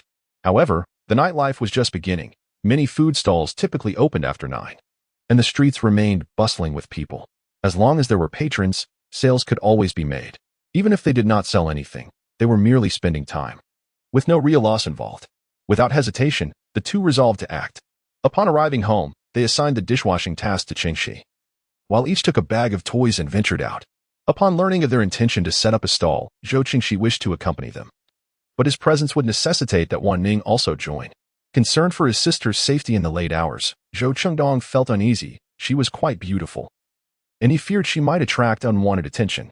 Thus, the formidable task of looking after their sister was entrusted to the third brother, who reluctantly accepted this responsibility. With their younger brother hospitalized and Chen Liyang also attending to him, he felt powerless to assist. The only thing he could do was to ensure that their sister was well cared for, alleviating any worries from their minds. After taking a refreshing shower, Chen Liyang remained blissfully unaware that the two young boys had taken it upon themselves to venture out and sell toys in his absence. At this moment, he was engrossed in browsing the latest news on his phone. He stumbled upon financial headlines, of which 5 or 6 out of 10 were related to the companies owned by the protagonist of his narrative. After all, the couple was endowed with the protagonist's halo, ensuring that any venture they embarked upon would yield substantial profits and flourish, overcoming any crises that might arise along the way. However, the male lead was still masquerading as an underdog, thus no one suspected that the enigmatic Dragon King with the crooked mouth was, in fact, the mastermind behind Tianlong Group. Yet, upon unexpectedly encountering the mention of the crooked-mouthed Dragon King, Chen Liyang felt a twinge of pain at the sight of his recent injury. This arrogant man truly struck with a vicious intent, and while the original owner's plight might not evoke sympathy, he had nonetheless borrowed this body. One day, he would undoubtedly seek retribution, allowing the original owner to find peace in death. Were such sentiments expressed by others, it would be deemed an overestimation of one's abilities. But he was different. He possessed 5 formidable stepchildren who could one day rival the protagonists, so he had no fear of facing them in the future. As the saying goes, a gentleman's revenge is best served after a decade. Amused by this thought, Chen Liyang couldn't help but chuckle at the vivid image of defeating the crooked-mouthed Dragon King, inadvertently bursting into laughter. At that moment, he noticed Xiaobei lying on the hospital bed, gazing at him, unaware of how long he had been awake. Realizing the situation, he promptly shut off his phone. "Xiaobei, did I wake you?" he inquired. Xiaobei shook his head. "No, but what were you laughing about?" Upon waking, he had found Chen Liyang's expression somewhat mischievous. Feeling a touch of embarrassment, Chen Liyang thought it inappropriate to divulge that he had been envisioning a scene where Xiaobei would grow up to teach the crooked-mouthed Dragon King a lesson on behalf of his father. Nothing much. Xiaobei, does your wound hurt?" Chen Liyang shifted the topic. Initially, he expected Xiaobei to feign strength and claim it was painless. But to his surprise, Xiaobei quickly nodded in agreement. "Yes, it hurts a little." He recalled Chen Liyang's words, emphasizing the importance of speaking up when feeling unwell, lest the discomfort escalate. The sensation of pain cannot be dismissed. Chen Liyang was unable to alleviate Xiaobei's suffering directly, so he sought to redirect his attention. making the pain feel less pronounced. Aware of Xiao Bei's fondness for stories, Chen Liyang selected several captivating tales to narrate with vivid enthusiasm. This not only captivated Xiao Bei's attention but also engrossed the little girl on the adjacent bed. It was the first time the elderly lady witnessed her daughter listening so intently to another's words, and she felt a twinge of envy towards her own children. If only her husband possessed the same patience and kindness as this young man, spinning tales for their daughter, perhaps she wouldn't be so weary. She couldn't help but wonder what kind of woman could find such a remarkable husband. Yet, ultimately, it was their private matter, and despite her familiarity, she refrained from prying into their personal lives. After recounting several stories, Chen Liyang's voice became parched, and as he took a sip of water, the two children appeared eager for more, especially the little girl, who curiously inquired, "Uncle, where did you find these stories? Why have I never heard them before?" Before Chen Liyang could respond, Xiao Bei interjected with pride, "These aren't stories my dad heard. He made them all up himself. He's amazing." In that moment, Xiao Bei resembled a boastful rooster, his face brimming with delight. Though this was not the first occasion for him to listen to Chen Liyang narrate a tale, it marked the first time he told one solely for himself, one he had never encountered before, so much so that he scarcely realized the words he uttered. Chapter 80 did not seem particularly challenging. However, Chen Liyang took note. He set down his cup, gazing blankly at Xiao Bei, his voice trembling with anxiety. "Little Xiao Bei, what did you just call me?" Xiao Bei's voice was not loud, yet to Chen Liyang's ears, it resonated as the most enchanting sound since his arrival in this world. He considered himself not overly sentimental. Even if one day the children accepted him and called him daddy, he would merely feel joy and excitement. However, upon truly hearing the word daddy, the first sensation that washed over him was not elation but an overwhelming sense of surrealism. This was swiftly followed by a burning sensation in his eyes, a tightness in his throat, and tears that began to flow uncontrollably, blurring his vision. It is often said that men do not shed tears lightly, save for moments of sorrow. Yet, who decrees that tears are only shed in sadness? The tears welling in his eyes were those of joy. "Daddy, why are you crying?" Xiao Bei exclaimed, immediately flustered by the sight of Chen Liyang's tears. He raised his small hand, awkwardly attempting to wipe away the tears cascading down Chen Liyang's cheeks. Chen Liyang grasped Xiao Bei's tiny hand, pressing it gently against his face. And with a smile, though tears continued to flow, he replied, "Daddy is happy." "Little Xiao Bei, you finally call me daddy. Am I dreaming? Could you say it once more?" The warmth of Xiao Bei's palm constantly reassured him of the authenticity of this moment, despite the absence of any blood ties between himself and Xiao Bei. That singular utterance of dad instilled within him a profound sense of paternal responsibility for the very first time. Previously, he had regarded them merely as children, donning the mantle of a father out of fondness, but more significantly, out of a primal instinct for self-preservation. That affection was not entirely genuine. However, the situation had transformed. He now viewed Xiao Bei as akin to a newborn, for whom he would willingly sacrifice everything. Perhaps this is the true essence of fatherhood. This was also the first occasion Xiao Bei witnessed Chen Liyang revealing a vulnerable side, merely out of fear that his call of dad might be an ephemeral dream. How could he bear to let him down? In truth, he had long acknowledged Chen Liyang as his father. He simply had been unable to voice it. Now, he realized it was not as daunting as he had imagined. After all, it was just dad. He yearned to hear himself say it repeatedly, until Chen Liyang grew weary of it. "Dad, you are not dreaming. You are indeed my father. If you enjoy hearing it, I will call you that every day." Only now did Chen Liyang truly believe he was not caught in a dream nor suffering from auditory hallucinations. Were it not for Xiao Bei's illness, he would have lifted him high into the air. In the end, all his sentiments coalesced into a simple expression of gratitude. "Thank you, Xiao Bei, from now on. I will be your unwavering support." Gazing at Xiao Bei's flushed cheeks, Chen Liyang longed to plant a kiss upon them, yet he ultimately restrained himself, exclaiming, "No pouting." Xiao Bei retorted, "I am not pouting." Chen Liyang countered, "If I say you are, then you are. Nevertheless, I find your rosy cheeks quite endearing." The initially poignant atmosphere was instantly enlivened. The interaction between the two individuals led to the elderly lady and another patient's CPU becoming overheated. Are they not father and son? Why is it only now that he calls him dad? Could it be that they are not biologically related? However, judging by Chen Liyang's physical appearance, it seems improbable that he would have become a father at such a young age, let alone the father of 5 children. Still in a state of excitement, Chen Liyang remained oblivious to the thoughts of the others in the ward. All he knew was that when he went to sleep that night, he would undoubtedly awaken from dreams filled with laughter.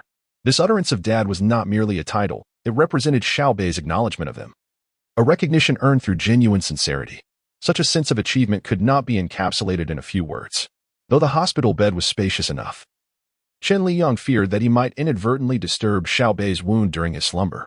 Thus, he opted to spend extra money on a caregiver's bed for the night. Around 11 o'clock, Xiaobei finally drifted into a deep sleep, allowing Chen Liyang to settle onto the caregiver's bed at the foot of the hospital bed. Yet, sleep eluded him, as his mind was consumed by the image of Xiaobei calling him dad. This marked the first small antagonist he had truly conquered. Although the eldest, second, and fifth siblings were gradually accepting him, he felt that without that heartfelt dad, it could not be deemed genuine acceptance. As for the rebellious third sibling, he found himself quite troubled. The child was suspicious and sensitive, not easily swayed. Lost in thought, he eventually dozed off, but not without some achievements to boast of. The two of them had sold 230 yuan worth of toys that day. Most of the buyers were adults, likely driven by sympathy upon seeing them still out selling so late. Nevertheless, they cared little for the reasons behind the purchases, as long as they could earn money. Tomorrow, I shall rise early. Aware that the elder brother was to deliver food that evening, the second brother spoke softly, cautious not to disturb their sleeping siblings. Zhou Qingdong gently closed the courtyard door, affirming, "All right, I shall seek you out once I have finished my errand." Subsequently, they placed the remaining toys in the living room and proceeded to bathe, exchanging not a single word throughout the process. As the night passed, Chen Liyang was awakened by the nurse, who was diligently measuring the temperature of each patient. A glance at the clock revealed it was already 6:30. He promptly rose from his bed. The nurse, having confirmed that all patients had normal temperatures, departed, yet many others were stirring, with faint echoes of conversation drifting from the corridor and adjacent wards. Xiaobei remained asleep, and after a brief wash, Chen Liyang settled at the edge of the bed, keeping watch over him. At 8 o'clock, the doctor commenced his rounds. Fortunately, Xiaobei was recovering well post-surgery, exhibiting no adverse reactions. The doctor offered a few words of reassurance before moving on to the next ward. "My little Bei is truly remarkable," Chen Liyang murmured, affectionately tousling his hair upon hearing the good news. Nevertheless, a matter weighed heavily on his mind. Amidst his concern for Xiaobei's fainting episode the previous day, he had neglected to inform the doctor of another issue. As soon as the doctor concluded his rounds, Chen Liyang hastened to the doctor's office. The surgeon who had operated on Xiaobei was a gentleman in his 40s, with fair skin and a hint of baldness, adorned with a pair of glasses that lent him an approachable demeanor. At that moment, he sat at the computer, meticulously documenting the case, while a resident doctor stood by, eagerly absorbing knowledge. Whether in the realm of literature or the tangible world, the profession of medicine is regarded as a sacred vocation. Dr. Chen Liyang, whom I have always held in high regard, was approached despite the open door. He rapped gently 3 times. "Come in." The doctor's voice resonated. Only then did Chen Liyang step forward, courteously greeting, "Good afternoon, doctor. I am the father of Zhou Qingbei. Do you have a moment?" Upon hearing Chen Liyang's voice, the doctor turned his attention to him, setting down his pen, and a gentle smile graced his face. "What can I assist you with?" he inquired, adjusting his glasses. "It is regarding my son. He experiences involuntary urination during episodes of extreme fear, and I would like to understand how this condition can be treated." Chen Liyang's tone reflected a sense of urgency. "What can be done about the incontinence issue?" "Please, do not be anxious," the doctor replied. "As you mentioned, this occurs solely during intense panic, indicating that the problem is not physiological, but psychological. Such cases are quite common, primarily caused by the involuntary contraction of the bladder's detrusor muscle in response to mental stimuli, leading to incontinence. This is a normal physiological reaction." After the doctor's explanation, Chen Liyang did not visibly relax. His expression remained laden with concern. Even if it is a normal response, incontinence can severely damage a child's self-esteem and adversely affect his social interactions. Is there truly no way to prevent this from occurring? I am willing to spend any amount necessary to ensure his recovery. Yesterday, the doctor had witnessed this father's profound affection and concern for his son, and now, hearing his determination to go to great lengths for treatment was hardly surprising. Any responsible father would act similarly. Addressing this situation is not particularly challenging. It merely requires an adjustment of one's psychological and mental state, leading to a gradual return to normalcy, typically without significant repercussions. Thus, to prevent such circumstances from arising, it is essential to minimize exposure to detrimental films or videos and to avoid instilling fear, as this could cause severe psychological or emotional distress. In essence, maintaining a cheerful disposition for the patient will significantly reduce the likelihood of recurrent incontinence. At this moment, Chen Liyang could finally breathe a sigh of relief. All right, I understand your point. Thank you, doctor. Otherwise, my heart would remain in a state of unease. Had it been the original owner, there was no telling how much more severe Xiaobei's incontinence might have become. However, with him present, Xiaobei would not have to endure such an environment any longer. Exiting the doctor's office, Chen Liyang felt markedly uplifted. It was a relief to know that Xiaobei's health was stable, although he was willing to invest in treatment. Both surgical and medicinal interventions would still impose considerable strain on the child's body. Upon returning to the ward, he found Xiaobei awake, lying on the hospital bed in a daze, seemingly lost in thought. Xiaobei, you're awake. Daddy felt a bit stifled, so I took a walk. Do you feel any better? He had no intention of sharing the details of his conversation with the doctor with Xiaobei, deeming it unnecessary for him to feel abnormal.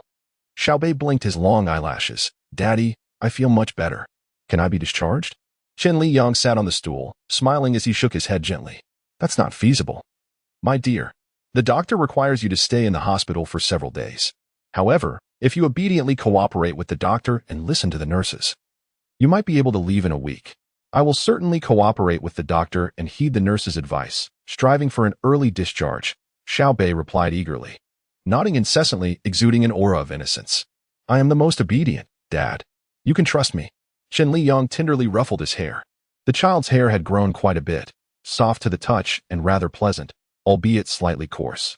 Remembering the doctor's remarks about malnutrition, he resolved to ensure Xiaobei receives ample nourishment upon discharge.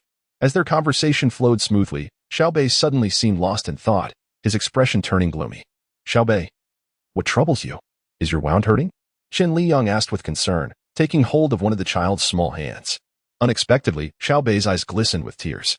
Dad, my hospitalization must have cost you a great deal of money. I'm so sorry. He recalled the neighbor's grandmother mentioning that her child's hospitalization expenses exceeded 10,000 yuan, and that the sister had yet to undergo surgery. If she had to pay for her own surgery, the costs would undoubtedly escalate further. This realization compounded his guilt. He had been reluctant to lose any money, which had caused him to force himself to eat, inadvertently leading to even greater expenses. Chen Liyang paused, understanding the child's urgency to leave the hospital. He then resumed stroking his hair nonchalantly. You have apologized countless times. If you truly feel remorseful, how about when you grow up, you earn money to spend on your father? All right, when I grow up, I will earn lots and lots of money for you, and buy you a big house and a little car. Upon mentioning this, the young lad instantly brightened. Chen Liyang's face lit up with joy as he replied, All right, Dad is waiting. The young man then inquired if he could share his parenting wisdom, noting how his children were so understanding that it tugged at his heartstrings. He lamented, Look at my daughter. She constantly opposes me. At this rate, she'll surely give me a stroke. The elderly lady, who had been listening intently to the exchange between father and son, felt a twinge of envy towards their rapport. She mused that if her own daughter were as obedient and considerate, she might feel a decade younger. Chen Liyang glanced at the girl sprawled across the hospital bed, munching on fruit that her mother had fed her, while engrossed in an animated show on her tablet. He concluded that further explanations would be futile. The elderly woman's indulgence in her child was ingrained in her very being. With a smile, he remarked, I haven't really done much in terms of education. Perhaps it's just her innate good nature. The elderly lady concurred, recognizing the effort it took to raise even one child, let alone 5. Indeed, the saying rings true that children from impoverished families mature quickly. Otherwise, they wouldn't feel the weight of medical expenses so acutely. Yet, she noted with curiosity that they had never mentioned the children's mother, leading her to speculate whether the woman had departed, leaving the burden of parenting solely on the young man. If that were the case, it was indeed a pity that he bore the responsibility of caring for 5 children at such a young age. It might well hinder his chances of finding a new wife in the future. Chapter 82. What heavy medicine did we consume today? Seeing the eldest sister gaze at him with pity, Chen Liyang felt a sense of bewilderment, wondering what he had said to elicit such a reaction. In the morning, Xiaobei received 3 intravenous strips, while Chen Liyang remained vigilantly by his bedside. As noon approached and Xiaobei succumbed to slumber, Chen Liyang descended to the cafeteria to procure a meal. Having skipped breakfast, he found himself ravenous. However, the cafeteria's offerings appeared rather insipid, devoid of any appeal. Chen Liyang ordered a dish comprising 1 meat, one vegetable, and a soup, spending 25 yuan. The portion was modest, yet sufficient for his solitary appetite. Concerned that Xiao Bei might awaken and fret over his absence, Chen Liyang consumed his meal with haste. He mused that the chef's culinary skills paled in comparison to his own, pondering why so few patrons frequented the establishment. Within 10 minutes, he had swiftly completed his meal, feeling revitalized. Upon returning, he too indulged in a brief respite. However, sleep in the hospital proved less tranquil than at home, often interrupted by various disturbances. After merely one day of keeping watch, Chen Liyang began to feel the toll it was taking on him. Time passed swiftly, and by 6 o'clock, his superior arrived punctually with dinner. Aware that Xiao Bei was still unable to eat, he brought only one portion of food. Xiao Dong, your timing with the meal is impeccable. What delectable dish have you prepared? Although Chen Liyang had eaten a sufficient lunch, the meager offerings left him hungry once more. Zhou Qingdong opened the lunchbox, revealing the rice and vegetables separately arranged. It's all your favorites: water spinach and spicy chicken, with a soup of tomato and egg. Ah, splendid. It certainly whets the appetite. Chen Liyang, unreserved, accepted the chopsticks handed to him and began to eat voraciously. Observing his gluttonous demeanor, Zhou Qingdong could not restrain his curiosity. Did you not eat at noon? He has eaten, yet the cafeteria's meals lack sufficient oil, leaving him hungry soon after. Chen Liyang spoke with his mouth full, his words somewhat muffled. After listening to him, Zhou Qingdong chose silence, though his mind was occupied with contemplation. Eat slowly. Be careful not to choke. Observing Chen Liyang consuming his meal hastily, Zhou Qingdong pushed the tomato and egg soup closer to him. Chen Liyang, disinterested in using a spoon, lifted the bowl and drank a few mouthfuls, then casually accepted the tissue handed to him by the elder brother to wipe his mouth. Unbeknownst to him, in that moment, he resembled a child, while the elder brother appeared more like a parent tending to a child at mealtime. An elderly lady nearby watched. Feeling a mix of envy and jealousy, how could there be such disparity among children? If only her daughter could care for her in such a manner, she would likely wake up smiling even in dreams. Xiao Bei, observing his elder brother attending to their father, hid under the covers, chuckling to himself. He knew that with a father as kind as Chen Liyang, his brothers would surely embrace him just as he did. The only regret was that they had not yet called him father. Xiao Bei, what are you laughing at by yourself? Zhou Qingdong asked, puzzled by his brother's cheerful demeanor during a hospital stay. In nothing. Xiao Bei quickly covered his mouth, shaking his head repeatedly, which only made him seem more suspicious. However, Zhou Qingdong paid little mind to it, and instead inquired about his health. Are you feeling any better? Much improved. Father has been taking excellent care of me. In just one night, Xiao Bei had changed his words. This clearly illustrated how fond he was of Chen Liyang. Yet he found it somewhat difficult to address him as father. It is not that Chen Liyang feels unworthy, but rather that their ages are too closely aligned. Being 13 years older, he is more akin to an elder brother. However, addressing him as brother seems rather inappropriate, considering he is, in name, her father. Chen Liyang savored the meal with great satisfaction, instantly recognizing that it was prepared by the eldest. Among them, his culinary skills are unparalleled. He is adept in martial prowess outside and equally proficient in the kitchen within. One can only wonder which young lady will benefit from such talents in the future. Have you eaten enough? Zhou Qingdong inquired as he tidied the lunchbox and placed it into a shopping bag. Chen Liyang let out a contented burp. I am full. Quite full. Have you all eaten? We've eaten. You needn't worry. I'm here at home. Chen Liyang believed this assurance. For although the eldest was a boy, and perhaps less meticulous than a girl, he managed household chores and cared for others with equal competence. Make sure you all get to bed early tonight. While I am away these few days, you should take Wan Ning to my room to sleep. So you 4-1T have to squeeze into one room. Chen Liyang and the eldest shared little in the way of common interests, thus their conversation remained mundane. Zhou Qingdong nodded. All right, but sharing a room is sufficient for us. It's just that Wan Ning may be a bit down since you're not here. She doesn't seem to enjoy her meals as much. Upon hearing this, Chen Liyang felt a pang of discomfort. Then you brothers should spend more time with her. The hospital is hardly a pleasant place. Otherwise, I would have let Wan Ning come over. Understood. But Zhou Qingdong was quicker. In no time, he had packed everything into a plastic bag and tied it securely. You've had a tough time caring for Xiao Bei, so washing your clothes is the least I can do. After Zhou Qingdong finished speaking, he turned to his younger brother. Xiao Bei, take good care of yourself here. I will visit you again tomorrow. Once you are able to eat, I will prepare some delicious food for you. Zhou Qingbei obediently waved his hand.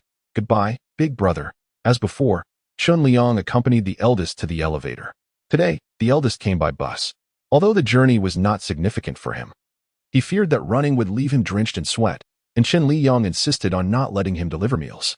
Despite knowing that Lu Ziheng would undoubtedly borrow from him, he could not bring himself to take advantage of others' kindness. Upon returning home, the second brother had already set up his stall, while the third brother and sister were sitting on the sofa watching cartoons. He washed the lunchboxes and the clothes of Chen Liyang and Xiaobei, then briefly instructed the third brother to take care of their sister before heading to find the second brother.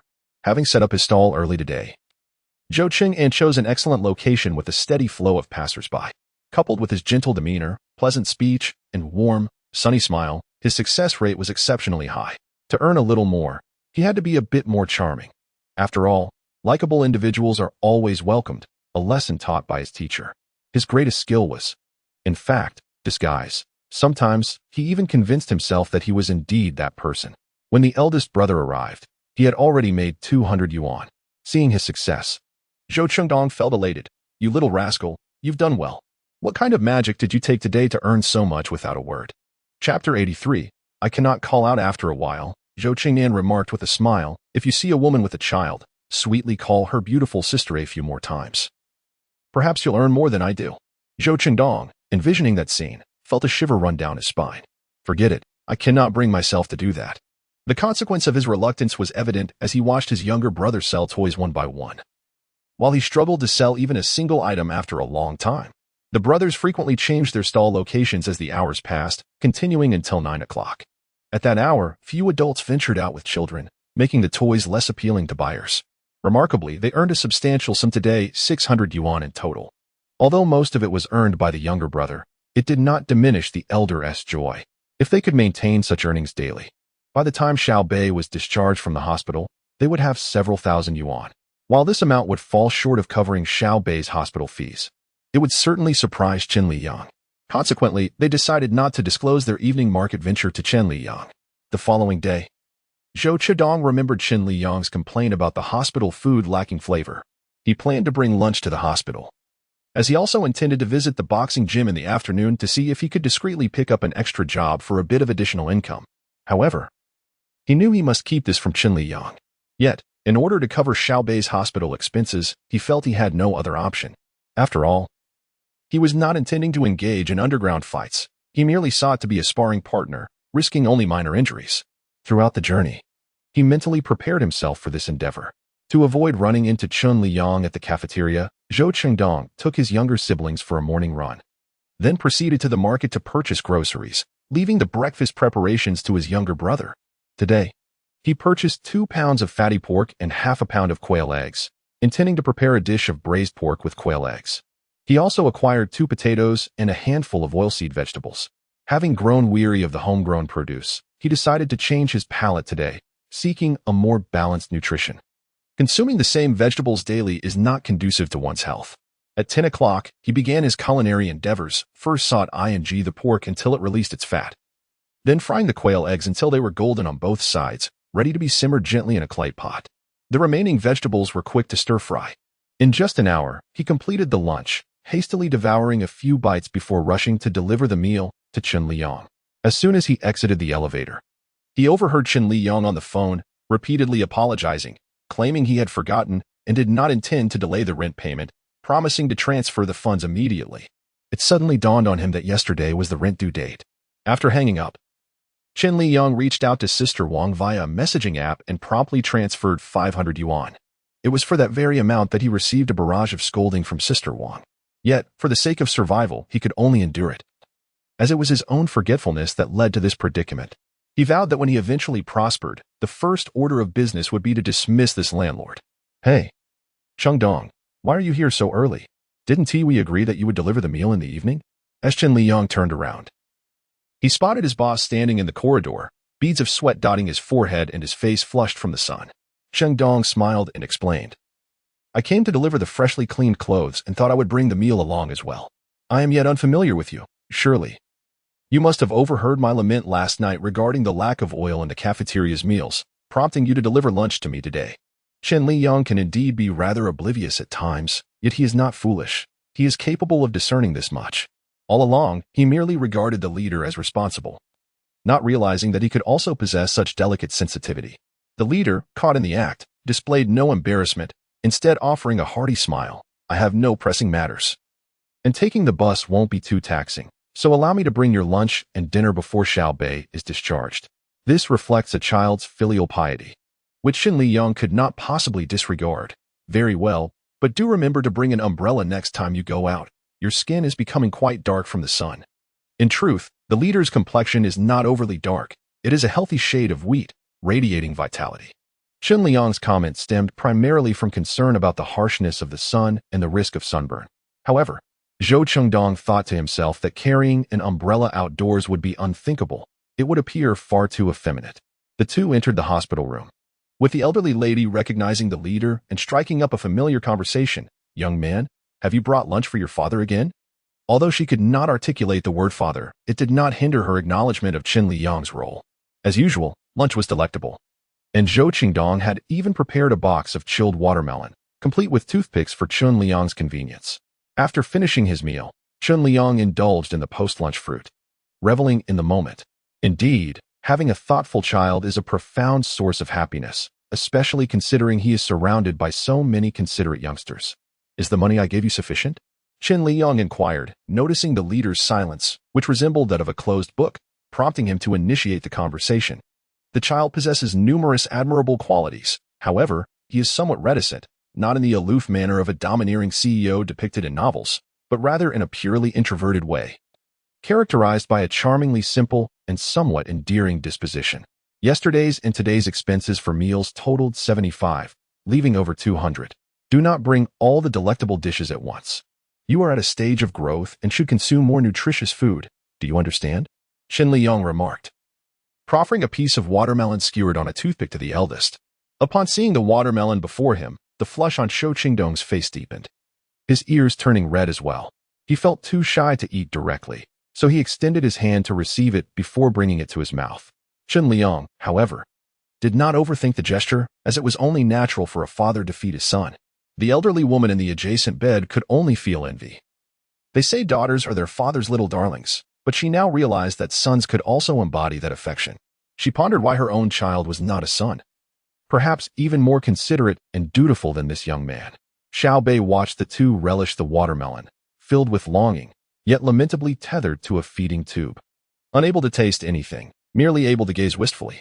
Yet, he knew he could not indulge too much, having finally been discharged. He was determined not to return to the hospital. Zhou Chidong, sparing only a few bites for himself, having brought the watermelon specifically for Chen Liyang, exchanged a few words with Xiao Bei before departing the hospital with a lunchbox and the clothes Chen Liyang had changed out of after bathing yesterday. Once outside the hospital, Zhou Qingdong boarded a bus bound for the boxing gym. Upon hearing that he would once again take on the role of a sparring partner, Coach Xiaomi mistakenly believed that his stepfather was once more causing him to suffer from hunger. He suggested that the young man report this to the authorities to seek legal recourse.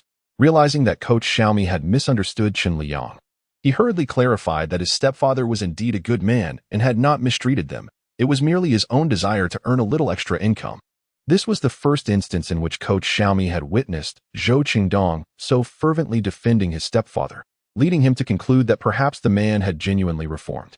Consequently, he refrained from pursuing the matter further and instructed him to change into his work attire. Chapter 84. Where is my hardship?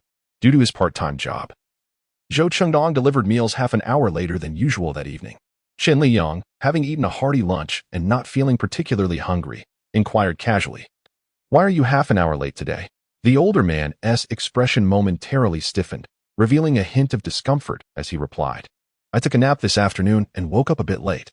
Engrossed in his meal, Chen Liyang failed to notice the older man's unease, simply nodding in understanding. "I see. Have you eaten yet?" "Yes, all of this is for you. And this banana I bought from a stall outside the hospital. It's a snack for you," Zhou Chengdong said, placing the banana on the bedside table. Little Bei looked at him with a mournful expression. "Brother, you always bring delicious food, knowing full well that I can't eat much. Are you deliberately trying to tempt me?" Only then did Zhou Chengdong realize his younger brother's predicament.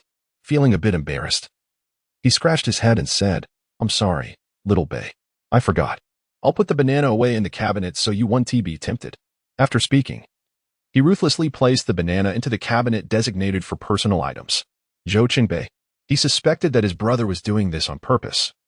intending to indulge in delicious food before him daily once he started earning money, yet denying him any. The bananas purchased by the elder brother did not raise Chen Liyang's suspicions, as he had generously provided him with 300 for living expenses. Buying a few bananas was well within reason. Observing that Chen Liyang was still eating, Zhou Chengdong, with nothing better to do, borrowed a mop from the nurse and meticulously cleaned the floor around his brother's hospital bed. However, as he bent down to mop, a sizable bruise of a deep purple hue appeared on his lower back, largely unnoticed by him, while Chen Liyang remained preoccupied with his meal. It was Xiaobei who first noticed it. "Elder brother, what happened to your waist?" Hearing his brother's concerned voice, Zhou Chengdong was startled, immediately straightening up and tugging down his shirt, then feigning composure as he replied, "It's nothing, just accidentally bumped into the corner of the table." Only then did Chen Liyang lift his gaze to look at his older brother. "Where did you bump it?" "Let me see. Really, it's nothing, just a small bruise. I hardly feel it." Fearing that Chen Liyang would dwell on the matter, he hastily went to the restroom to wash the mop. Observing his elder brother's calm demeanor, Chen Liyang chose not to press further. Nonetheless, he suddenly felt that the rice in his bowl no longer tasted as delightful. After washing the mop, Zhou Qingdong refrained from mopping again, anxious that the bruise might be revealed. Indeed, the injury on his back was merely a result of his own clumsiness. Yet, he dreaded the possibility that Chen Liyang might discern the bruise on his chest through the mark on his back. After all, it is merely a tool for venting emotions. To emerge unscathed from such an endeavor is nearly an impossible feat, thankfully. His robust physique allows him to endure most physical strains, suffering little more than superficial injuries that are unlikely to cause internal damage. To him, the prospect of sustaining such minor wounds in exchange for monetary rewards in the hundreds or even thousands is undoubtedly worthwhile. Observing the considerable amount of food still remaining in the bowl as he exited the restroom, Zhou Chudong noted that Chen Liyang had already set down his chopsticks and approached him with concern. The braised pork was from lunch. He distinctly remembered storing it in the refrigerator, and his second brother had merely reheated it for dinner, so it should not have spoiled. "Did you not eat the meat tonight, only to bring it to me?" Chen Liyang was adept at pinpointing crucial details. The bruises on his elder brother's back had completely slipped his mind, in comparison to the injuries sustained. Chen Liyang was far more concerned about whether his brother had been eating properly. His elder brother paused, and in his genuine worry, he momentarily forgot this essential aspect. "I did eat. I thought the heat during the delivery might have spoiled the dishes," he explained nonchalantly, were it not for his initial reaction betraying him. This explanation might have successfully deceived Chen Liyang. However, at this moment, Chen Liyang found no credibility in his words, exclaiming, "Did I not say that you are at a crucial stage of growth and should indulge in more nourishing food? What are you trying to supplement? I am nearly 30. Do I truly crave meat at every meal? Do not be upset. I merely thought you were working hard caring for Xiaobei in the hospital. If you do not nourish yourself properly, your body will undoubtedly suffer. I spend my days at home, free from labor, and missing a meal is of no consequence." Zhou Qingdong, lacking confidence, gazed at Chen Liyang with a countenance reminiscent of a remorseful dog, evoking both pity and an urge to comfort. Observing this demeanor, Chen Liyang's irritation dissipated, yet he maintained a composed facade. "I reside in the hospital, shielded from the sun and rain, enveloped by air conditioning 24 hours a day. My meals are delivered by you. You claim I endure hardship, yet where do you perceive my struggles? Caring for Xiaobei is arduous." Zhou Qingdong's voice dwindled, his face turning as red as a perfectly steamed shrimp. Witnessing his state, Chen Liyang could not help but sigh. "I am pleased that you think of me. But your father wishes for you to take care of yourself. Otherwise, I cannot feel at ease here. Starting tomorrow, bring your meals to the hospital, and we shall dine together." He understood that his elder brother was a person of responsibility, willing to endure personal discomfort rather than impose upon those around him. Thus, he was untroubled about the younger ones missing out on good food, yet he remained concerned for his elder brother.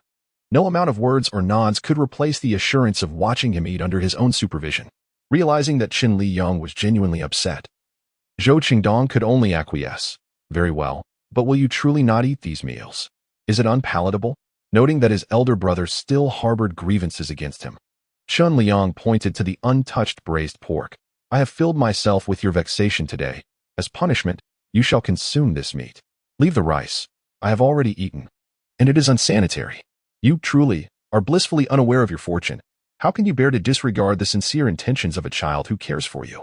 The elderly lady interjected, but Chen Liyang dismissed her remarks as mere nonsense, considering her parenting philosophy akin to that of a ruthless executioner.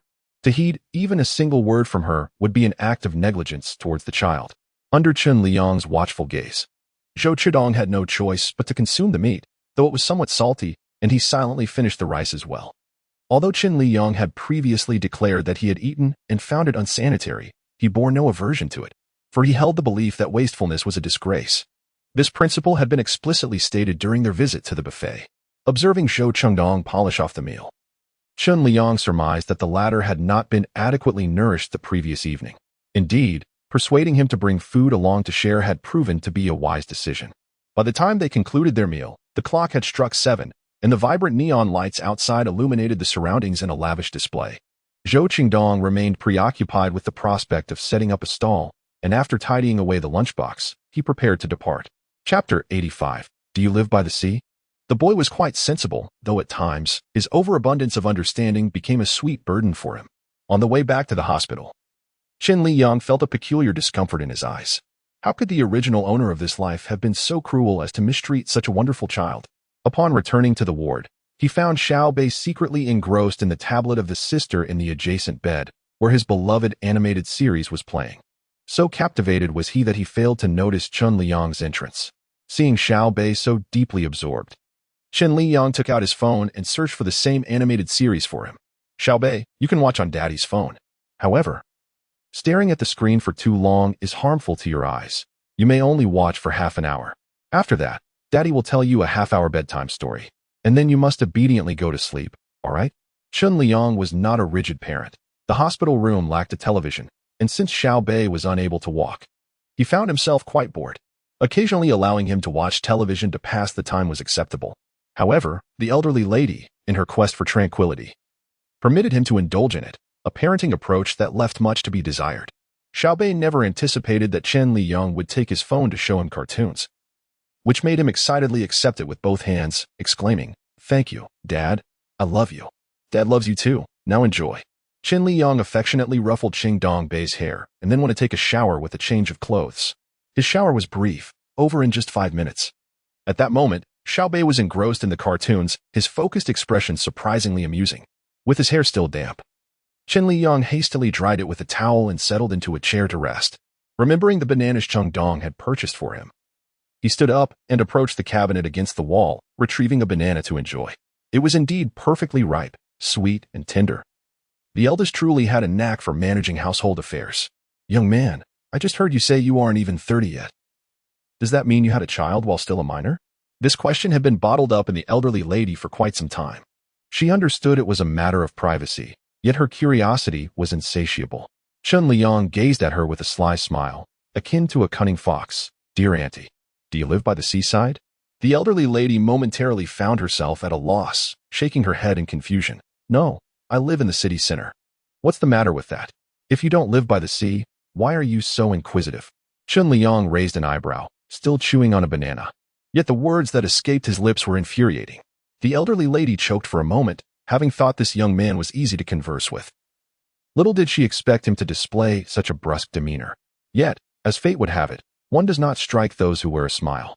Though his words were vexing, his tone remained steady and even accompanied by a smile, making it impossible to escalate into a quarrel. "If you choose not to speak, then I shall take my leave for a bath." With that, she unilaterally concluded the conversation. Today's business was not as prosperous as yesterday's, as they only managed to earn 400 yuan after a late shift, leaving them with a mere 200 in profit after deducting costs.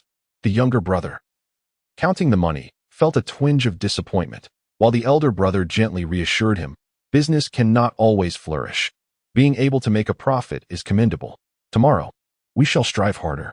As they walked along the road, the two brothers maintained a quiet demeanor, neither daring to break the silence. The younger brother glanced at the elder and could not contain himself any longer. "Aren't you worried he might discover your part-time job?" Given the younger brother's astuteness, he had surmised that his elder was engaged in another line of work that afternoon, yet Zhou Qingdong was unfazed. He had no intention of deliberately hiding it. As long as Chen Liyang remained oblivious, it was sufficient. "If you don't speak of it, I shan't either, and he will remain unaware." After a moment of contemplation, the elder brother spoke in a low voice. Zhou Cheng'an shook his head in disapproval. "You underestimate him. I advise you to abandon the part-time job. Should he find out, his reaction could be unpredictable. Although Chen Liyang had displayed remarkable patience over the past month, never once unleashing his temper upon them, it did not imply that he lacked it altogether. Especially now, he held their well-being in high regard. If he were to discover that his elder brother had chosen such a path to earn money at the cost of his own health, it would be entirely reasonable for him to be angered. It is of no concern. As long as you do not betray me, you shall never discover the truth. Zhou Chudong exuded confidence. Chen Liyang devoted his days to caring for Xiao Bei in the hospital. Unless someone divulged the secret, how could he possibly uncover it? Observing his leader's obstinate determination, the second-in-command ceased his attempts to persuade. If it were up to him, Chen Liyang ought to be made aware, followed by a thorough reprimand. This would alleviate the burden on their leader, who treated them as delicate flowers in a greenhouse, shouldering all responsibilities alone, while neglecting the fact that he himself had yet to reach adulthood. As another night passed, Zhou Chengdong prepared lunch early. Today, he made a dish of stir-fried eggplant with green beans, enhanced with a hint of dried chili, proving to be as delightful as meat. The remaining two dishes were steamed eggs and beer duck. His steamed eggs emerged particularly tender. A few drops of sesame oil and a sprinkle of chopped scallions made them utterly fragrant. The preparation was quite simple, heating the pan with oil, and once warmed, adding chunks of duck meat for salt ing. After rendering the fat, ginger was added to eliminate the gamey taste, followed by a few more minutes of stir-frying. Subsequently, he incorporated light and dark soy sauce for color and poured in beer for cooking, seasoning just before serving. The secret to the most delectable beer duck lies in the omission of any water. The leader possessed a certain flair for cooking, and Zhao had instructed him just once, and he had mastered it. He even added some garlic sprouts, enhancing the flavor further. This beer duck is excellent. You could easily be a Michelin 3-star chef, Zhou Qingnan praised as he ate. Zhou Qingxi was relishing the meal, too engrossed to speak. Wan Ning, this duck leg is for you, Zhou Chengdong declared, picking up a duck leg and preparing to place it in Wan Ning's bowl. To everyone's surprise, Wan Ning evaded the embrace. Zhou Qingxi, noticing his sister's reluctance to eat, unceremoniously lifted his own bowl and reached for the duck leg offered by the eldest. Since my sister does not fancy duck legs, I shall indulge instead. Chapter 86. This youngster's temper is growing more unruly. You've already had one, yet you still wish to eat more? This one is for your sister. Zhou Qingdong had no intention of sharing with the third brother. After speaking, he disregarded him and turned his gentle gaze towards his sister, Wan Ning. This duck leg is truly delectable. Do bring your bowl over. Wan Ning shook her head, just as Zhou Qingdong was about to inquire why she refused. Her voice resonated clearly. He eats. The two words were articulated slowly but distinctly, capturing the attention of everyone present. This marked the first instance of Wan Ning stringing two words together, and her three brothers were overjoyed. Wan Ning, you are marvelous. If he knew you could say two words, he would surely be elated. Zhou Chudong set down the duck leg and approached Wan Ning, squatting beside her and excitedly pulling her into his embrace. Zhou Qingyan observed the heartfelt scene of the two together, a genuine smile gracing his face. He felt an overwhelming sense of hope for their future. If his sister could utter two words today, she would surely progress to 3, then 4, until she could articulate a complete sentence. The four brothers would no longer have to worry about Wan Ning being discriminated against due to her inability to speak. After the initial joy, Zhou Qingdong attempted to comprehend the meaning behind his sister's two words. He released Wan Ning, gazing at her with a smile, and inquired, Wan Ning, when you said he eats, were you referring to father? Before Wan Ning could respond, Zhou Chengxi's dismissive voice interjected. What kind of father is he? Brother, have you so quickly embraced the thief as your father? This was the first occasion on which the eldest had spoken of that man in such a manner. Zhou Qingxi, incensed, slammed his chopsticks onto the table, rising in fury. Have you all forgotten how he once beat and abused us? I certainly have not, and I shall never forget it. Observing the youngest brother lose control, Zhou Qingdong understood that within this family, he had endured the most torment, thus harboring the deepest animosity toward Chen Liyang. Yet, Chen Liyang was no longer the person he once was. He should not bear the weight of transgressions that were not his own. The youngest hatred ought not to be directed at him. Qingxi, have you ever considered that his transformation for the better may be due to the fact that he is no longer the Chen Liyang of old? Initially, he had no intention of disclosing Chen Liyang's secret to his brothers. However, if he refrained from sharing it with the youngest, he feared that his brother would never be able to forgive Chen Liyang throughout his life. There was even a possibility that, consumed by his hatred, he might resort to extreme measures. Yet, to Zhou Qingxi, These words seemed merely an attempt to absolve Chen Liyang, and he would not accept it. Whether he was a villain or has changed for the better, he remains the same person. You only remember his virtues now. But I cannot do so. With that, he stormed away from the dining table and into his room, the door slamming shut with a resounding bang. Zhou Chudong sighed in resignation. This lad's temper is growing increasingly volatile. You have known him for quite some time now. Lao San has always been sensitive, suspicious, and holds grudges. Expecting him to let go of the past and wholeheartedly accept Chen Liyang is no simple task, Zhou Qingnan remarked thoughtfully. As for what Lao mentioned about Chen Liyang no longer being the person he once was, Zhou Qingnan took it to mean that Chen Liyang had genuinely turned over a new leaf. After all, Chen Liyang's conduct serves as the finest testament to that change. Forget about him, Wan Ning. Do keep an eye on your meal. I am heading to the hospital, Zhou Qingdong said, as he placed the duck leg that Wan Ning had refused into the lunchbox, intending for Chen Liyang to eat it later. He believed it would cheer Chen Liyang to know that Wan Ning was thinking of him. Zhou Qinan noticed that today Lao had not eaten, and the lunch sent to him was significantly more substantial than usual. He inquired, "Are you planning to dine with him at the hospital?" "Yes," Zhou Chengdong replied candidly. "He is concerned that if I eat at home, all the good food will be reserved for you and him, so he insisted I eat alongside him." However, Lao felt a twinge of discomfort upon hearing this. He understands you well and cares for you. He is quite attentive to all of us. All right, I must take my leave. Once Lao San has calmed down, remind him to finish his meal, Zhou Chengdong said before departing. In an instant, the living room was left with only Lao and Lao Wu. Zhou Qingnan, observing that his sister still had the appetite to eat, expressed his frustration. Wan Ning, you are willing to give away the duck leg you can hardly bear to eat, yet he only remembers Lao Da and expects him to share a meal. He has completely forgotten about you, my poor little sister. Wei Ning paused momentarily, then lifted her head to gaze at her second brother, furiously hurling the spoon towards him. You are so awful. She uttered those words in a swift manner. Having said that, she plopped down onto the sofa, sulking in solitude. The second brother, filled with regret, wished to slap his own mouth for his thoughtless remarks to Wei Ning. Now, the little princess was upset, and it was the kind of anger that could not be easily soothed. Yet, he had no choice but to pacify her, for she was his only sister. After leaving home, Zhou Chengdong waited at the bus stop for about 10 minutes before the bus finally arrived. At this hour, there were not many people, and the bus was nearly empty. Zhou Qingdong chose a seat by the window. Little did he know, he would react so strongly today. He felt no animosity from the third brother towards him. Alas, it was frustrating. He had no intention of letting Chen Liyang know about this, for it would only sadden him. Thus, as soon as he alighted from the bus, he restored his usual demeanor. At lunchtime, Chen Liyang generously took a considerable amount of duck meat from the eldest brother's plate, unhesitatingly offering him a duck leg as well. I can't eat this duck leg. It was Wei Ning who asked me to bring it for you, Zhou Chengdong replied, placing the duck leg back into Chen Liyang's bowl. Surprised that the duck leg was from Wei Ning, Chen Liyang had initially thought it was a special treat from the eldest brother. However, since it was given by Wei Ning, he felt compelled to eat it, not wanting to disappoint her heartfelt gesture.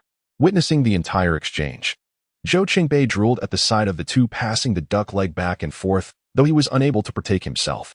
Otherwise, he would have seized the opportunity to enjoy the delicacy without their courteous exchanges. 2 days passed in this manner, and the boss's lunch arrived punctually.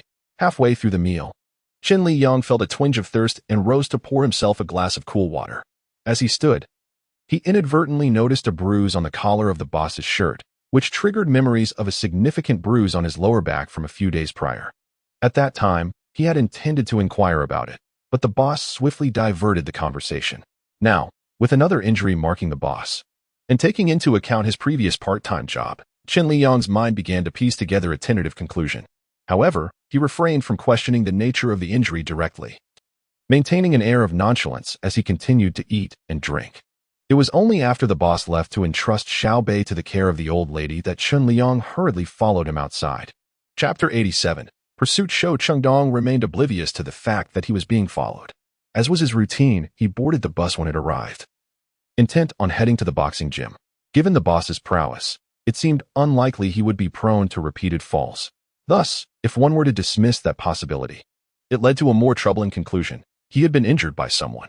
Today, Chen Liyang was determined to catch the boss in the act, hoping to extinguish any thoughts he had of earning a living through violence. Yet, the bus was sparsely populated, and if he were to follow, he would surely be detected. As the bus doors began to close, preparing to depart, Chen Liyang felt a surge of anxiety. Just then, a taxi approached. In these times, those who opted for a metered taxi were typically formidable individuals. Under normal circumstances, Chen Liyang would have hesitated to splurge on a taxi. But calling for a rideshare would undoubtedly take too long. For the sake of the boss, he resigned himself to the expense today. After hailing a taxi, Chen Liyang swiftly took his seat in the front passenger side, fastening his seatbelt while gesturing towards the already departing number 167 bus. "Driver, kindly follow the bus ahead. Stop whenever it halts, and heed my directions." The driver switched the empty car sign to indicate he was carrying passengers before setting the vehicle in motion to pursue the bus. The driver, a garrulous man, could not resist inquiring, "Young man, you aren't an undercover cop, are you?" In this day and age, who else would engage in such antics? Of course, there are those who might be spying on a partner, yet Chen Liyang's demeanor hardly suggested he was a victim of infidelity.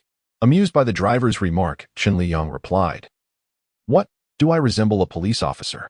The driver took a moment to scrutinize Chen Liyang, nodding and shaking his head in response. Chen Liyang thought to himself that this man was well-versed in playful banter. He had just experienced the wisdom of listening to a conversation and reflecting upon it. Thus, they passed several stops, yet still, at the Chenghonkan stop, there was no sign of the boss disembarking. At this point, Chen Liyang had confirmed his suspicions. Though he remained unaware of the boxing gym where the boss worked part-time, and could only instruct the bus to follow at a leisurely pace. "Comrade, is there truly a suspect on this bus?" The driver, noticing Chen Liyang's intense focus on the bus, had come to the conclusion that Chen Liyang was indeed an undercover officer. Consequently, he referred to him as comrade. While being mistaken for a police officer could be regarded as rather impressive, the implication that his own son had become a suspect was far from agreeable for Chen Liyang. Thus, he immediately denied being a police officer. "My friend, I believe you are mistaken. I am not a police officer. The reason I asked you to follow the bus ahead is that my son is aboard." "What? You have a son? I thought you had just graduated from university." The driver was somewhat taken aback. Chen Liyang raised an eyebrow. He found this remark quite flattering. Regardless of gender, there is no one who does not relish being complimented on their youthfulness. Indeed, the original owner appeared youthful, with fair skin, a clean face, and charming dimples when he smiled. However, Chen Liyang felt that a man with such fair skin lacked masculinity, resembling more of a delicate youth. It was particularly noteworthy that the original owner's complexion was of a type that did not tan easily. He often pondered whether the child's mother had married the original owner for his looks. After all, it is a common desire for individuals, regardless of gender, to wish that their partner possesses the beauty of a celestial being. With this thought, Chen Liyang wore a proud expression. "I graduated from university long ago. My son is already in his teenage years." Although the eldest was not his biological child, nor were any of the five, the fact that he could claim to be the father of such remarkable future leaders was undeniably a source of pride. At this revelation, the driver was even more astonished. His mouth agape, "Goodness gracious, what elixir do you consume to maintain your eternal youth?" "I also have a son, who is 15 this year and just graduated from middle school. We should be of similar age, yet you appear at least a decade younger than I." Chen Liyang regarded the driver, whose features were somewhat rugged, and curiously inquired, "How old are you?" "I am 35, the driver replied. "I married young, and I had my son when I was just 20. At this moment, the driver exhibited a hint of shyness. Observing his bashfulness, Chen Liyang couldn't help but reflect on the fact that he had become a father at the tender age of 13, when he had yet to fully mature. The age difference was merely 7 years. When rounded in reverse, it indeed seemed quite comparable. Both of them being fathers, the driver swiftly discovered a common topic of conversation, revealing to Chen Liyang the true meaning of verbosity. He was merely a passenger, yet in just a short span of time, the driver divulged every detail of his life, where he resided, where his son would attend high school, how he met his wife, and the number of years he had spent driving a taxi, sharing it all in a torrent of words, leaving Chen Liyang with no opportunity to interject. "Are you not concerned that I might be a nefarious character?"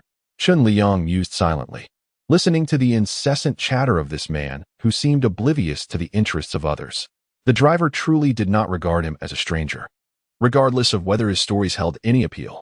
Just as the driver was becoming increasingly parched from his loquacity, Chen Liyang finally spotted his elder brother exiting the vehicle. He appeared to have taken a brief nap, emerging with a dazed expression that, combined with his earnest demeanor, made him resemble an adorable large puppy. Chen Liyang hastily interrupted the driver's monologue, exclaiming, "Driver, please stop." Understanding that Chen Liyang was waiting for his son, the driver pulled over to the side of the road, his gaze fixed on the incoming passengers. Soon, he spotted a young man, taller than 1.7 meters, carrying an unknown object as he made his way toward the sidewalk.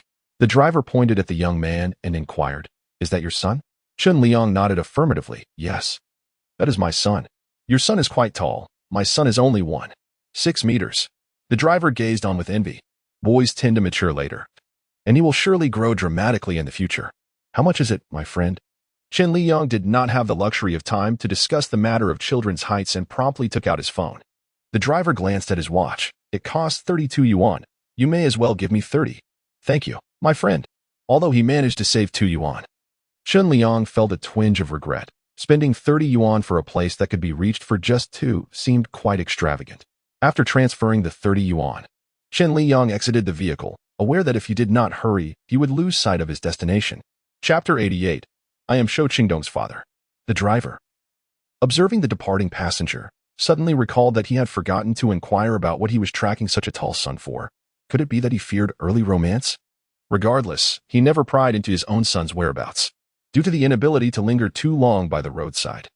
The driver only cast a brief glance at Chen Liyang before driving away. Today, he had indeed spoken a bit too much. Primarily because this passenger appeared to be a harmless individual, and he felt at ease sharing his thoughts.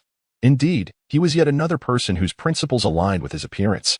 Many parents enroll their children in boxing classes to strengthen their bodies and equip them to defend themselves in times of danger.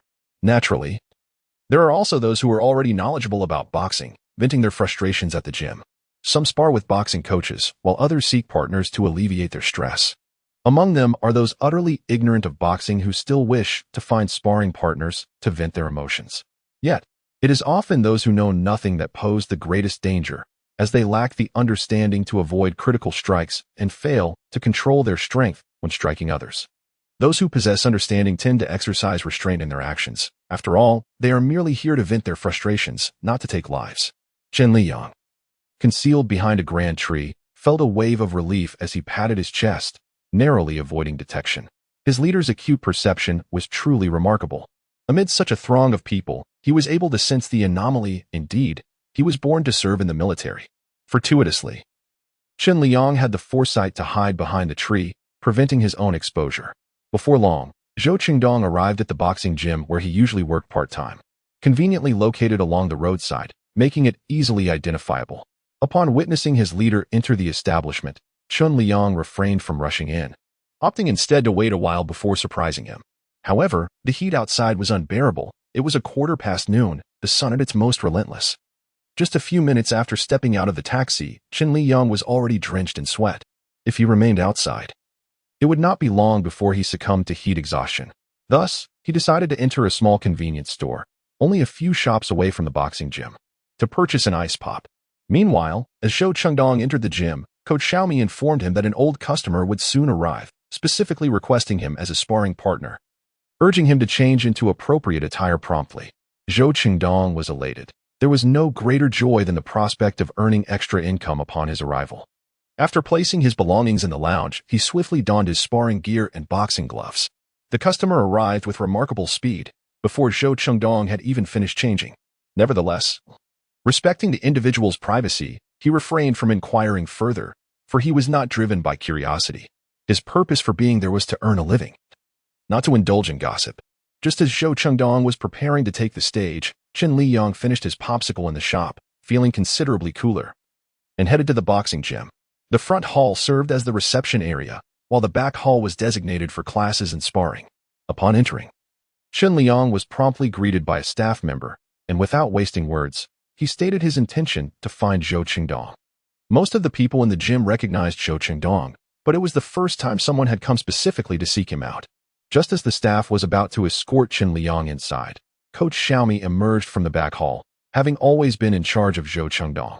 The staff handed Chen Liyang over to him, saying, "Deputy Manager, he is here to see Shou Qingdong. Could you take him in? I'm concerned that I might have customers coming in shortly and won't be able to attend to him." Coach Xiaomi glanced at Chen Liyang, who appeared to be in his 20s, and smiled warmly. He was quite an amiable person and looked rather pleasant. However, he did not rush to lead Chen Liyang inside, instead inquiring about his relationship with Zhou Chengdong and the purpose of his visit. After all, some appearances can be deceiving. Chen Liyang extended his hand, saying, "Hello, manager. I am Zhou Chengdong's father."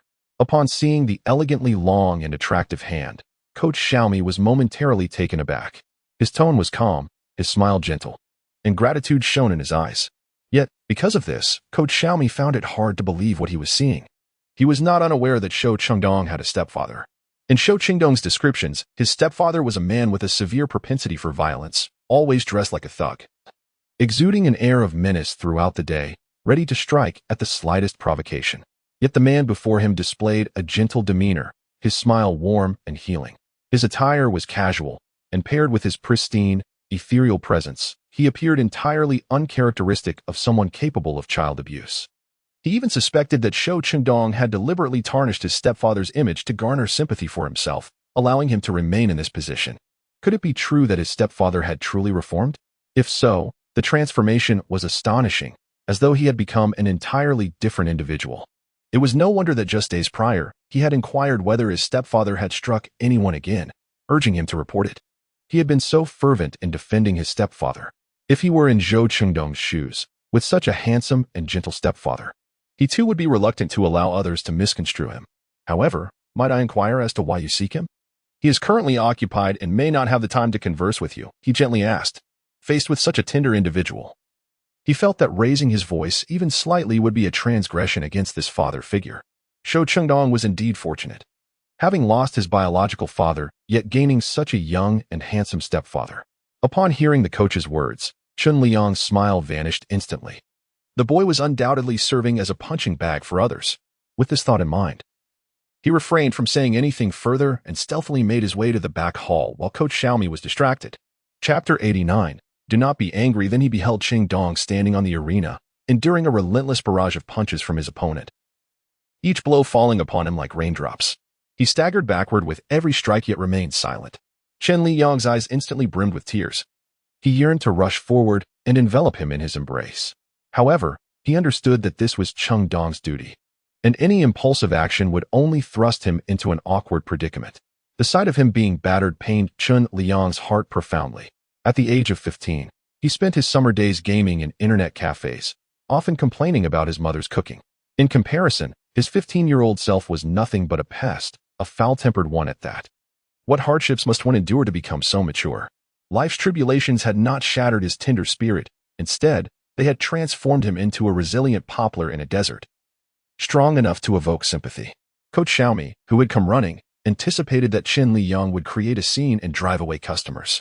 Little did he know that Chen Liyang was hiding in an inconspicuous corner, watching the arena, his eyes reddened with emotion, eliciting a pang of compassion in him.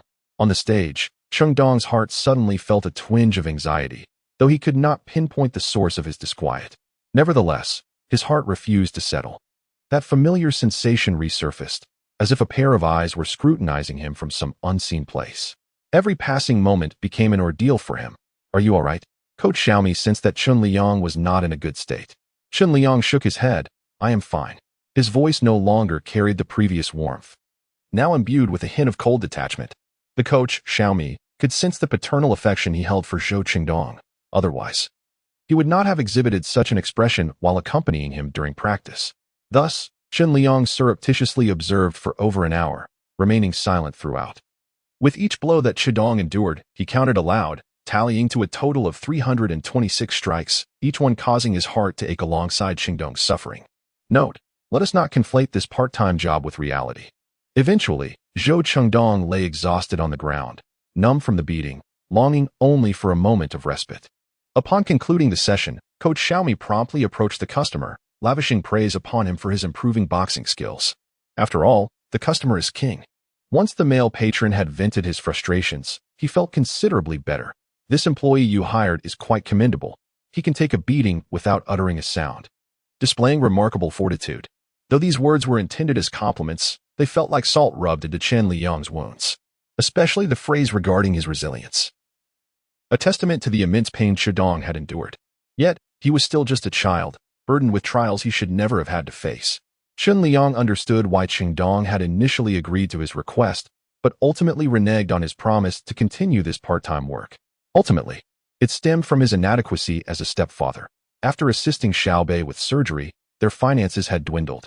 Qingdong was shouldering the weight of the family, accepting the responsibility that should have been Chen Liyang's. What right did he have to scold him for disobedience? With Xiaobei's discharge from the hospital, the urgency to earn money was paramount. He must find a way to secure his first fortune with minimal investment in the shortest time possible. Only when one possesses wealth can one be assured that the East City will not act behind their back. Zhou Qingdong paid no heed to the coach and customers.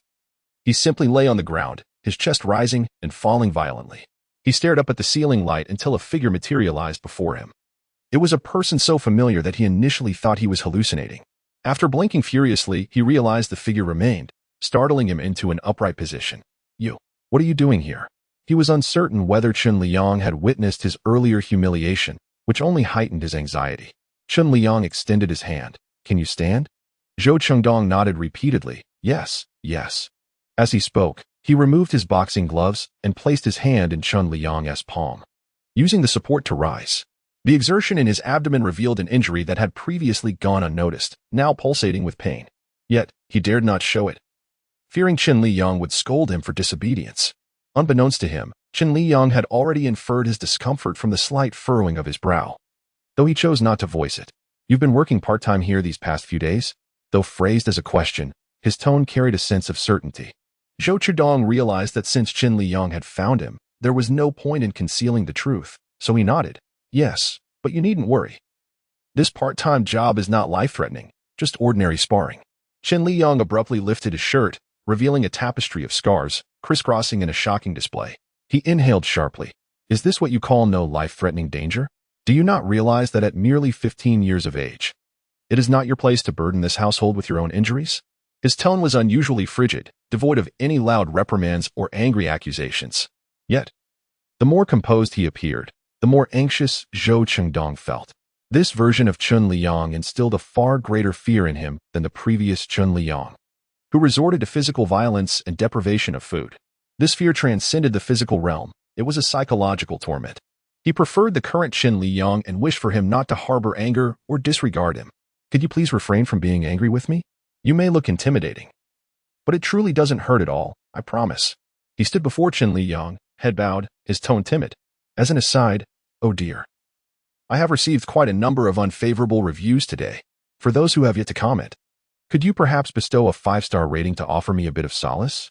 I am aware that no novel can satisfy every reader, and I am not a masterful author capable of crafting exceptionally remarkable works. I can only strive to write it well, not to disappoint those who have placed their expectations in me. If anyone has constructive suggestions, please feel free to share." Chapter 90. I am frustrated with myself seeing his superior in such a state. Chen Liyang felt a knot of frustration in his heart.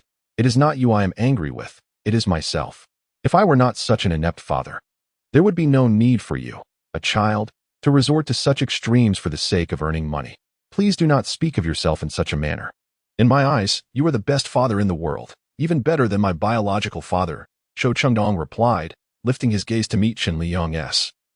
His voice soft yet resolute, as if he feared Chen Liyang would not believe him. "How can I possibly compare myself to your biological father?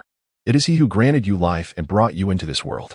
No matter how much I might do, it pales in comparison to the gift of existence he bestowed upon you." Chen Liyang's tone softened as he reached out to touzle the boy's hair. Observing that Chen Liyang seemed less agitated, Zhou Qingdong's courage grew significantly. "Truly, my father only took part in my birth. He never cared for me. My mother, overwhelmed with raising my younger siblings, could scarcely manage to work and provide for our family. If it weren't for my godmother's support, our lives would be no better than they were before. At best, we would be free from abuse, but the prospect of a better life remains nothing more than a dream." He spoke these words with a casual air, yet Chen Liyang found them difficult to digest. The original narrative did not delve into the circumstances surrounding the biological parents of the 5 children. It merely stated that after their parents perished in a car accident, they were taken in by their godmother, only to suffer further abuse from the original protagonist, ultimately leading them down a path of crime. Who would have guessed that their biological parents were so unreliable? However, upon reflection, it made sense. High school romance leading to pregnancy and dropping out of school. They were merely 17 at the time of childbirth, still children themselves, lacking even the most basic survival skills, let alone the ability to nurture another life. Yet, what baffled him was how, despite such dire circumstances, they continued to bring more children into the world. Did they rely solely on the godmother for support, allowing them to justify their actions?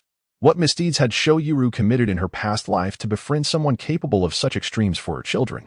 But in truth, the truly unfortunate ones are never the adults, they are the children. What wrongs have they committed to be born into the care of such irresponsible parents? He could hardly fathom how arduous life would have been for the 5 children had it not been for his dear friend, Shoyuru. Perhaps their misfortunes did not commence with the original owner. Perhaps they were tainted by original sin from the very moment of their birth. It is little wonder that each of them ultimately strayed onto the path of crime, meeting with tragic ends. At this moment, he felt profoundly grateful that he had traversed through time. It was indeed fortunate that it was he who had arrived. Were it someone else? Who could determine whether they possessed a compassionate heart or a heart as cold as a serpent's? Do you not enjoy hearing this? I speak not with any ulterior motive, but simply wish to encourage you not to belittle yourself. You are truly remarkable. Observing Chen Liyang as prolonged silence, Zhou Chengdong hastily elaborated, I simply did not realize that your childhood was so fraught with hardship. I cannot guarantee much as a father, but the one assurance I can make is that as long as I have food to eat, so shall you. However, you cannot dismiss the matter of your part-time job so easily. Zhou Chengdong was taken aback by Chen Liyang's insistence on the issue, and he anxiously inquired, what do you wish to do about it? If you, at such a young age, can serve as a sparring partner, then as an adult, I certainly can as well. Allow me to experience firsthand just how painful it is when you are struck. Chen Liyang's tone suddenly turned serious. Zhou Chengdong, upon hearing this, became flustered. That is out of the question. You have no training. You do not know how to protect your vital areas, so how could you possibly serve as a sparring partner? It is merely standing there to take hits. What is there to learn? Chen Liyang replied. It is said that a tiger's offspring cannot be a mere dog. If you can handle it, then so can I. With that, Chen Liyang set out to find Coach Xiaomi. He believed that merely relying on words would not suffice. The eldest might well repeat the same mistakes again. It would be far better to use one's own flesh and blood to make him feel the pain of witnessing a loved one being harmed. Just as one would feel the anguish of seeing him suffer, that excruciating heartache still penetrates to the very marrow. Coach Xiaomi had just seen off his client. Cash in hand, still grasping 2,000 yuan. Chengdong, you are fortunate to encounter such a generous patron. He has bestowed upon you a reward of 2,000. And according to the customary 50-50 split, 1,000 is yours.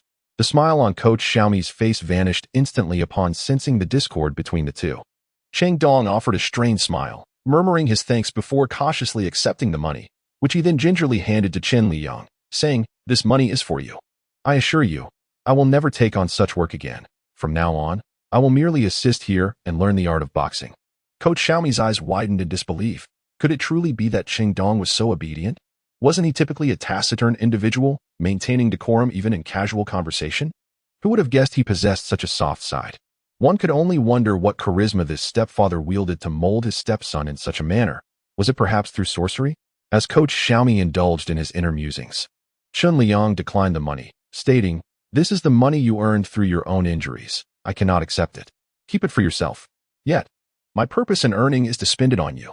As a student, I have no need for such an abundance. Though Chengdong was the one offering the money, he exuded an air of pitiable desperation as he reached out. Seeing Chen Liyang's indifference, Coach Xiaomi felt an urgent desire to snatch the opportunity away and force it upon him. Chen Liyang ignored Zhou Chengdong and turned his attention to Coach Xiaomi, saying, Director, if there is a need for a sparring partner later, I will step in for my son. Coach Xiaomi, do not heed his words. He lacks the necessary experience and may incur injuries, Zhou Chengdong interjected anxiously. Coach Xiaomi, the vice director of the facility, preferred to be addressed simply as coach. He typically conducted lessons for the children and did not oversee such matters. However, he felt a pang of sympathy for Zhou Chengdong and allowed him to work under his guidance. Upon hearing Chen Liyang's statement, Coach Xiaomi realized the underlying reason behind Chen Liyang's insistence. He was using his own body as leverage, hoping to evoke a sense of concern in the young lad. If Zhou Chengdong remained indifferent, he would likely accept such a role. It is often said that a parent's love for their child leads them to consider the long term. Today, he witnessed this firsthand. It was the first time he had seen a stepfather go to such lengths for his stepson. This demonstrated how insincere Zhou Chengdong had been in his previous criticisms of his stepfather. However, Chen Liyang truly lacked the necessary experience for this role. Should an incident occur, no one would be able to shoulder the responsibility. Still, he intended to instill a sense of caution in Zhou Qingdong, urging him to obey his stepfather henceforth. As the father had remarked, 15 is indeed a time for education, not for shouldering the family's financial burdens. Observing his stepfather with such a sense of responsibility, it seemed unlikely that the brothers would find themselves in want. Chapter 91. Father, I was wrong. Upon this realization, Coach Xiaomi readily acquiesced. Very well. But there is no need to wait. You can commence your duties immediately. I find myself rather eager to engage in some boxing to unwind.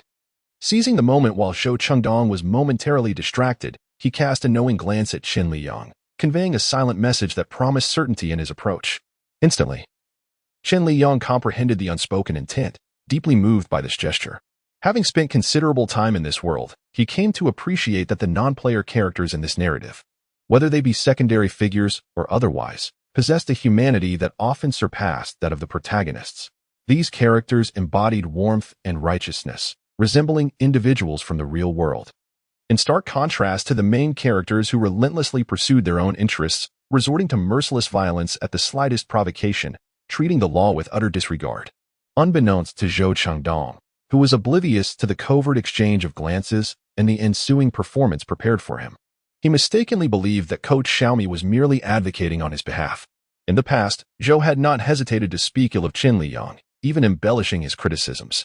However, had he not expressed some pity, Coach Xiaomi would not have shown him any leniency nor sought to provide him with a task. Yet, the Chen Liyang of today was no longer the same as before. He should not be made to bear the burdens of the genuine Chen Liyang. It is crucial to understand that Coach Xiaomi possessed the strength to fell a 100-pound adult with a single blow. Although Chen Liyang weighed significantly more than that, he lacked any martial prowess, and his physique was not as robust as it could be. A few strikes from Coach Xiaomi would surely bring him to the ground. As Coach Xiaomi prepared to escort Chen Liyang to change his attire, Zhou Qingdong hastily obstructed Coach Xiaomi's path. Urgency etched across his face. Coach Xiaomi, if you seek to relax, allow me to accompany you. I can endure the blows. Yet, I find myself longing to confront your stepfather. Was it not you who once recounted tales of his cruelty, of how he would mercilessly beat you and your siblings, all the while withholding sustenance? It is appalling that, at such a tender age, you were compelled to sacrifice your own well-being for financial gain. It would have been one thing had he chosen to remain absent. But today he has audaciously presented himself, declaring that I must exact vengeance on your behalf. Coach Xiaomi, with a fierce determination, spoke through gritted teeth, embodying an unwavering resolve to achieve his aims. Zhou Qingdong could scarcely fathom that Coach Xiaomi would make such declarations in front of Chen Liyang. Fearing a misunderstanding, he found himself in a state of frantic disarray, akin to a bewildered canine. He attempted to clarify that the remarks were not directed at him, while simultaneously restraining Coach Xiaomi from using Chen Liyang as a target for his ire. Regrettably, neither party heeded his pleas, pushing him aside as they made their way to the changing room. As Zhou Qingdong prepared to follow, the door was abruptly locked, leaving him in a state of desperation as he pounded on the door.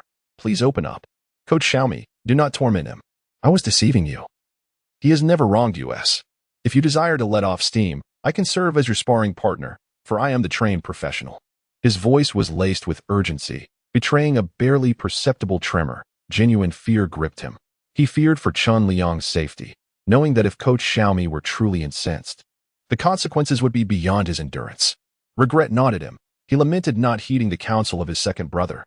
He had been forewarned that if Chen Liyang were to discover the truth, his wrath would be formidable.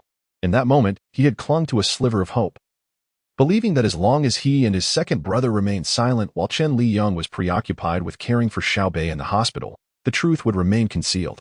Even if it were to come to light, he thought, the worst he would endure would be a scolding. Little did he know that such revelations would lead to a punishment of this magnitude. In the changing room, Coach Xiaomi observed the individual donning boxing attire and remarked with a smile, if you wish to act, you must immerse yourself fully in the role. To dissuade this lad from harboring thoughts of abandoning this part-time endeavor, he must witness firsthand how to endure a beating. Although I am unaware of the specifics that transpired between you, it is evident that you both care deeply for one another. It is this very concern that brings about heartache. Thank you, Chen Liyang expressed sincerely. For what? Replied Coach Xiaomi. I too have taken a liking to that child. At such a tender age, he should not have to endure such hardships. However, You cannot prevent him from assisting here. This boy possesses remarkable talent in martial arts and has the potential to become a professional boxer in the future. As the two engaged in their leisurely conversation, Zhou Chengdong outside was becoming increasingly anxious, nearly ready to force the door open. Having experienced this line of work himself, he was acutely aware of its dangers, particularly for a novice like Chen Liyang. Chen Liyang recognized that his superior was genuinely worried about him, but the time had not yet come to extinguish his aspirations completely. Thus, he feigned indifference, withdrawing his hand and ascending to the ring alongside Coach Xiaomi. If you wish to provoke my anger further, feel free to follow, Chen Liyang stated coldly, his gaze revealing his displeasure at those preparing to join. This unfamiliar and intimidating demeanor left Zhou Chengdong feeling both alienated and fearful. Yet, he dared not risk further aggravation at that moment, remaining rooted in place at the foot of the ring. Seeing that he complied, Chen Liyang signaled to Coach Xiaomi that they could commence. Without further ado, Coach Xiaomi, with gloved hands, began to strike Chen Liyang, lacking the knowledge to evade critical blows. Chen Liyang found himself retreating repeatedly under the onslaught of Coach Xiaomi's punches. Several times, he narrowly avoided being knocked down, fortunately managing to grasp the railing of the stage. Zhou Chengdong, with bloodshot eyes, gazed at the scene, shouting for them to cease, yet no one paid him any heed. Just as Chen Liyang was on the verge of collapsing, Zhou Chengdong disregarded everything else and rushed onto the stage, shielding Chen Liyang behind him. Glaring furiously at Coach Xiaomi, "Did you not see that he can hardly stand? You should leave. Who permitted you to come up?" Chen Liyang forcefully pulled Zhou Chengdong aside, gesturing for Coach Xiaomi to continue. Just as Coach Xiaomi's fist was about to strike Chen Liyang, Zhou Chengdong could no longer contain his emotions and shouted, "Dad, I was wrong. Please don't punish yourself like this." In that moment, he finally understood the anguish that Chen Liyang felt while witnessing him being battered. It was excruciating. For caring brought heartache, wishing he could bear it all in his stead. It dawned on him how profoundly significant he was to Chen Liyang. Chen Liyang froze, staring blankly at the remorseful figure before him, unable to believe that Zhou Chengdong had just called him father. The mutual gaze exchanged between the father and son made it evident that an outsider's presence was no longer appropriate. He promptly withdrew, allowing them the space they needed, quietly retreating into the background. Coach Xiaomi's departure went unnoticed by the two. His intent was not to elicit a momentary outburst of dad from Zhou Chengdong, but to earn his unwavering acknowledgement in the future. Zhou Chengdong, unwavering and unflinching, locked eyes with Chen Liyang and spoke earnestly, "Dad, I was wrong. Can you forgive me this time?" Chen Liyang remained silent, enveloping his elder brother in a firm embrace. And everything was conveyed without words. Chapter 92, Missing You. Zhou Chengdong had never experienced such a hug before. His body stiffened momentarily before he gradually extended his arms to reciprocate, embracing Chen Liyang's back. He had believed that he would never utter the word father in his lifetime. Yet he discovered that, in the presence of Chen Liyang, everything else paled in significance. And indeed, it was so. Listening to Chen Liyang's fervent words, he found himself smiling involuntarily. "You rascal, I have finally awaited this day. The beating was worth it." Initially, he merely intended for his elder brother to feel the emotions he had while watching him being struck from the audience. He never anticipated such a delightful surprise. It's no wonder so many people relish in feigning hardship. After a brief moment of embrace, they released one another. Chen Liyang, mindful of his elder brother's injuries, said, "Go change your clothes first. I will head to the pharmacy later to fetch some ointment for you. No need for medication. It will heal naturally in a few days." Zhou Chengdong replied, "He earned money not to purchase ointments." Chen Liyang, uninterested in further debate, retorted, "I am your father. If you refuse to comply, that would be unfilial." With that, he firmly took him by the hand and led him down from the stage. "Dad Zhou, shouldn't you thank me today?" "Zhou Chengdong has finally called you dad," he said with a beaming smile at Chen Liyang.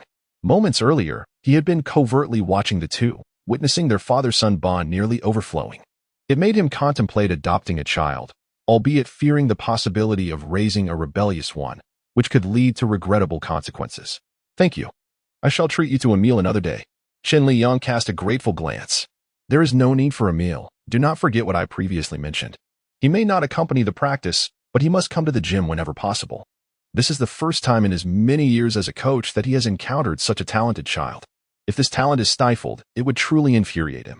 Chen Liyang nodded, affirming, "All right, I will ensure he comes, and I hope the director will look after him more in the future. Do you even need to mention that? For now, You should comfort Dong. He was quite frightened earlier, thinking I had done something to you. However, your acting skills are quite impressive. When you said you were going to fall, I almost believed I had lost control of my strength. Coach Xiaomi shot him a glance before turning away with an exaggerated sway of his hips, which appeared rather effeminate. Chen Liyang was startled by his gait, momentarily questioning whether he might be homosexual. The thought startled him, and he quickly shook his head, dismissing the unrealistic notion. Nevertheless, it must be said that his collaboration with Coach Xiaomi was remarkably harmonious. Though they had only just met, their synergy resembled that of old friends. This gradually endeared him to this world. The people here were genuinely kind, like Aunt Zhao's family and Coach Xiaomi.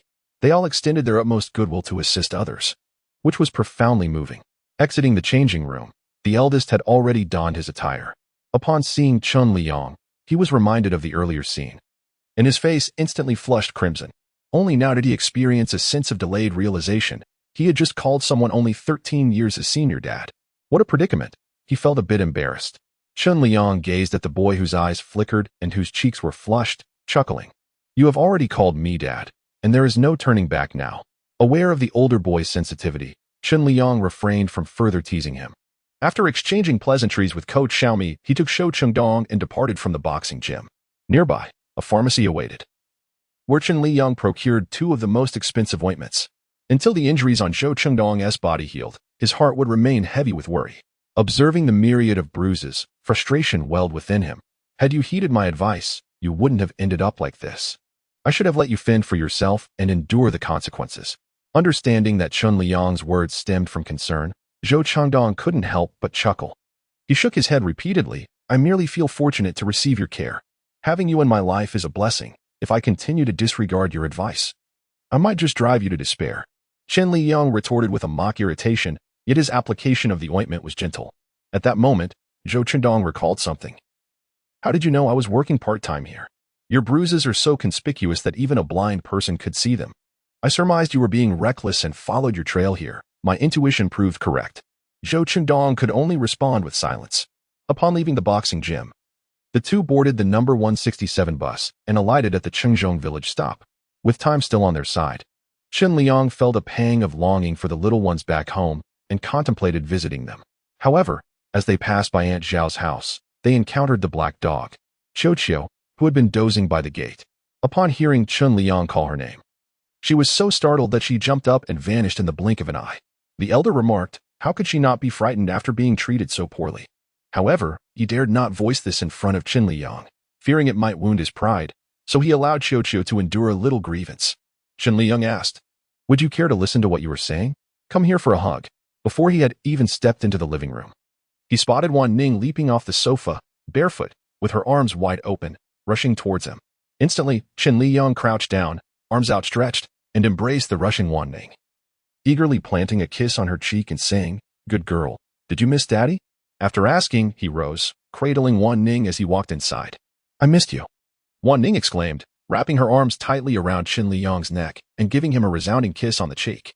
As an aside, the author expresses gratitude for the reader's overwhelming praise received. Today, a visit was made to the Donglin Great Buddha, where a wish was made for all readers who have perused the author's work, wishing them good health and all the best in life. Though the efficacy of such wishes is uncertain, the heartfelt desire for everyone's well-being remains. Additionally, many readers have expressed an interest in seeing the male protagonist's financial endeavors, which will indeed be addressed, although the primary narrative will still center on the daily interactions with the children. In Chapter 93, the realization dawned on Chen Liyang with delight. Wan Ning, can you now say 2 words? Having been away from home for only a few days, this child had given him such a tremendous surprise, indeed. She was the daughter he cherished dearly. Had she not already known how to speak? Was such astonishment truly warranted? Shou Qingxi, observing the exuberant demeanor of Chen Liyang, felt an overwhelming urge to tear away his hypocritical facade. Wan Ning, having only begun to articulate words at the age of 5, seemed oblivious to the true instigator of their plight. Was it not rather disgraceful for him to revel in such joy? Before Chen Liyang could respond, the eldest brother, with a stern countenance, rebuked, Qingxi, who permitted you to speak in such a manner? Apologize. Why should I apologize? Is it not his doing that Wan Ning has only just begun to speak? What right does he have to be so jubilant? Brother, you have betrayed us. I detest you. Zhou Qingxi could feel the isolation from his 5 siblings, sensing that he alone remained steadfast in his convictions, determined to resist Chen Liyang until the end. This feeling of being alone in his struggle filled him with dread, a fear that one day he too might abandon his principles, embrace Chen Liyang, and betray his former self.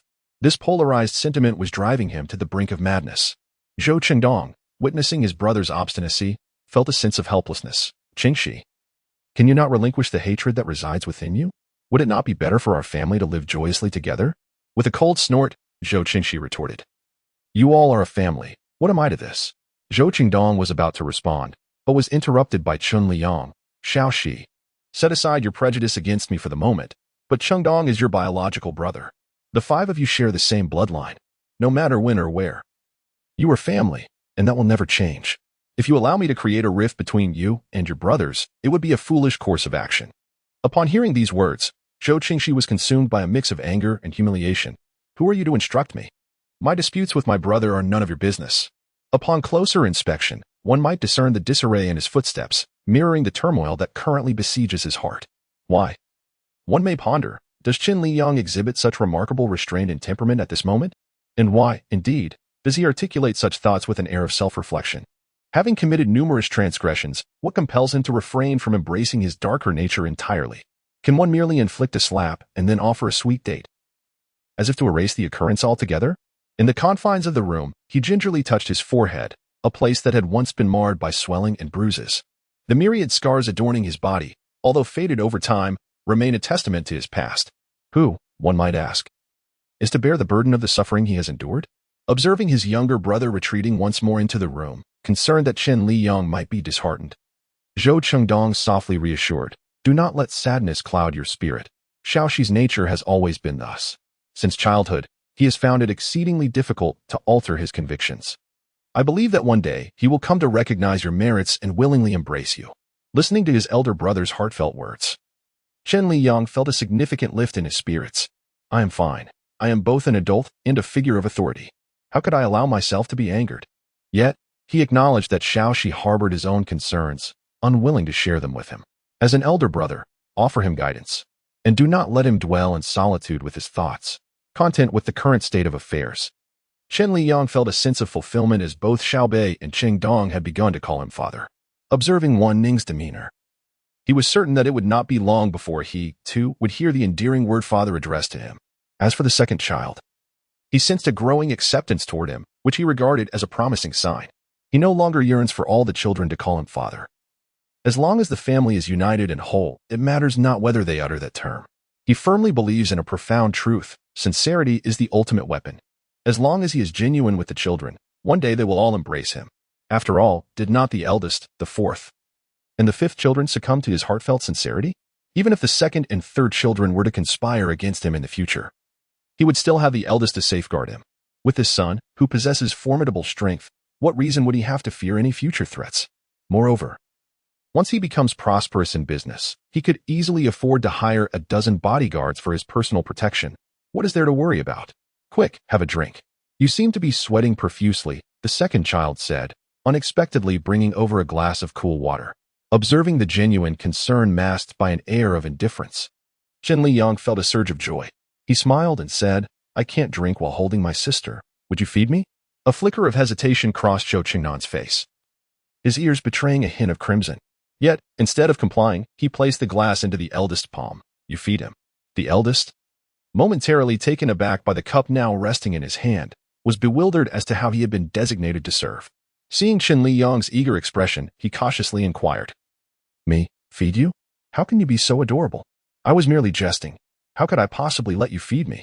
Chen Liyang chuckled at the eldest's reaction, wondering if the child truly understood the concept of refusal. After speaking, he extended his hand to take the cup from the elder brother's grasp and began to drink directly. Oblivious to the elder's injured expression, was he reluctant to feed him but preferred the second brother? Upon finishing the water, Chen Liyang settled onto the sofa with Wan Ning in his arms, enjoying the cool breeze from the electric fan. Wan Ning, didn't T-Daddy tell you that you must wear shoes whenever you walk on the ground? He inquired patiently, assisting her in putting on her sandals. Wan Ning obediently perched on Chen Liyang's lap, nodding vigorously in affirmation. He did.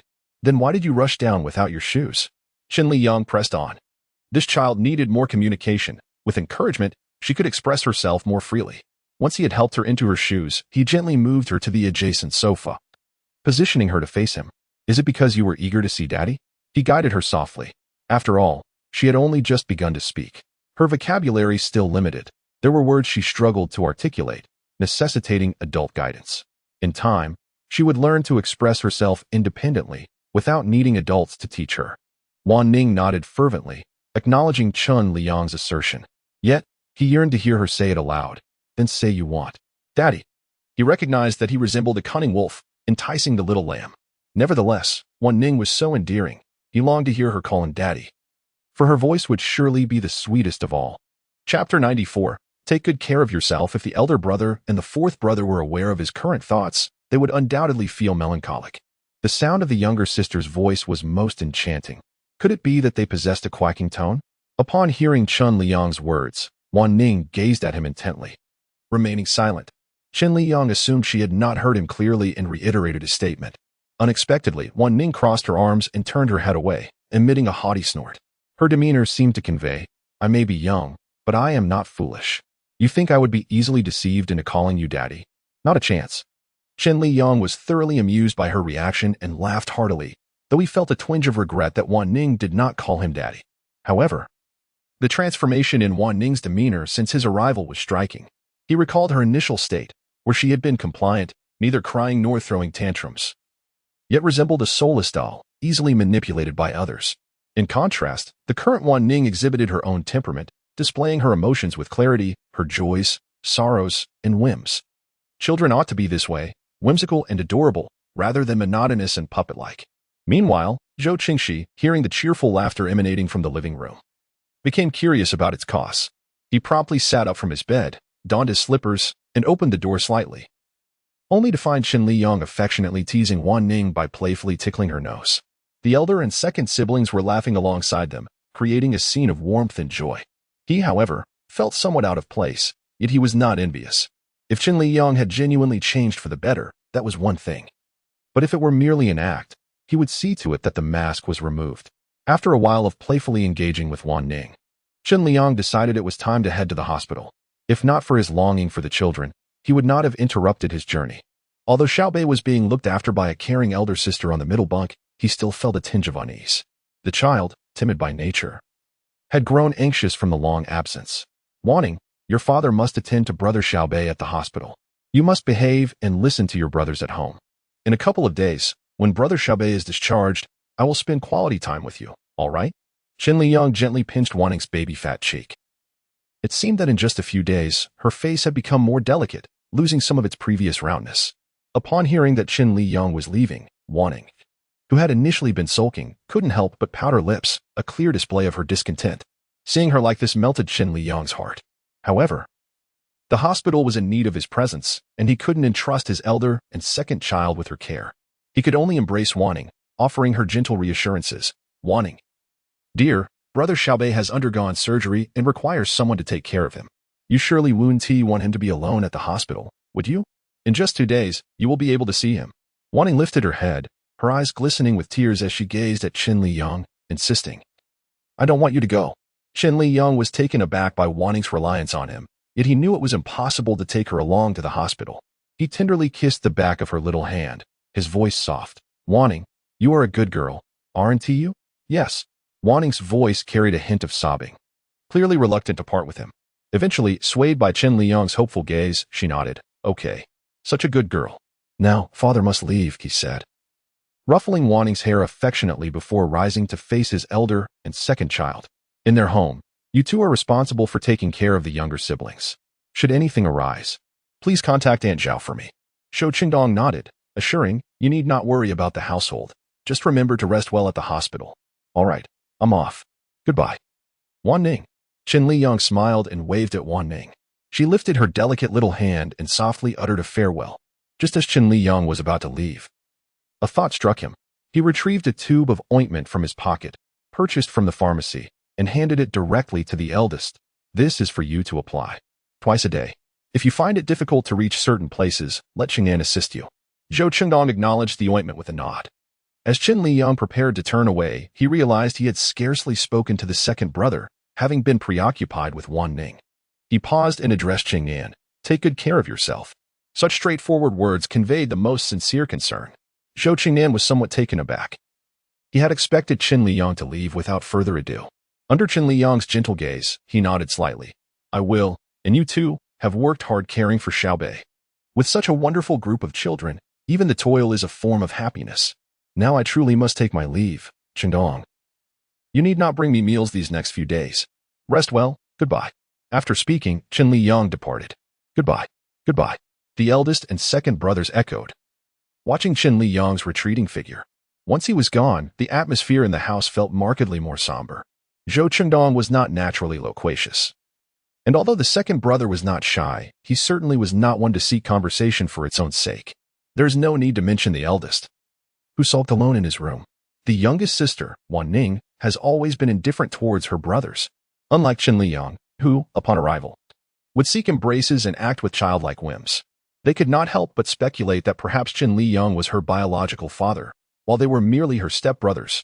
Otherwise, how could she be so aloof towards her own siblings? At the mention of this, the eldest wore an awkward expression, blaming the second brother. Isn't it your fault for your ill-timed words? Did you not caution me about the part-time job, warning me to be discreet? The second brother dismissed it. How could he possibly harm me? Zhou Qingdong's lips curled upward in a blissful smile, as if a coffin lid could no longer remain closed. Observing his lackluster demeanor, the second brother expressed disdain. Is it really worth it? It's merely 2 jars of ointment. He wouldn't dare lay a finger on you. His tone bore an unrecognized bitterness. Zhou Qingdong shot him a glare. You don't understand.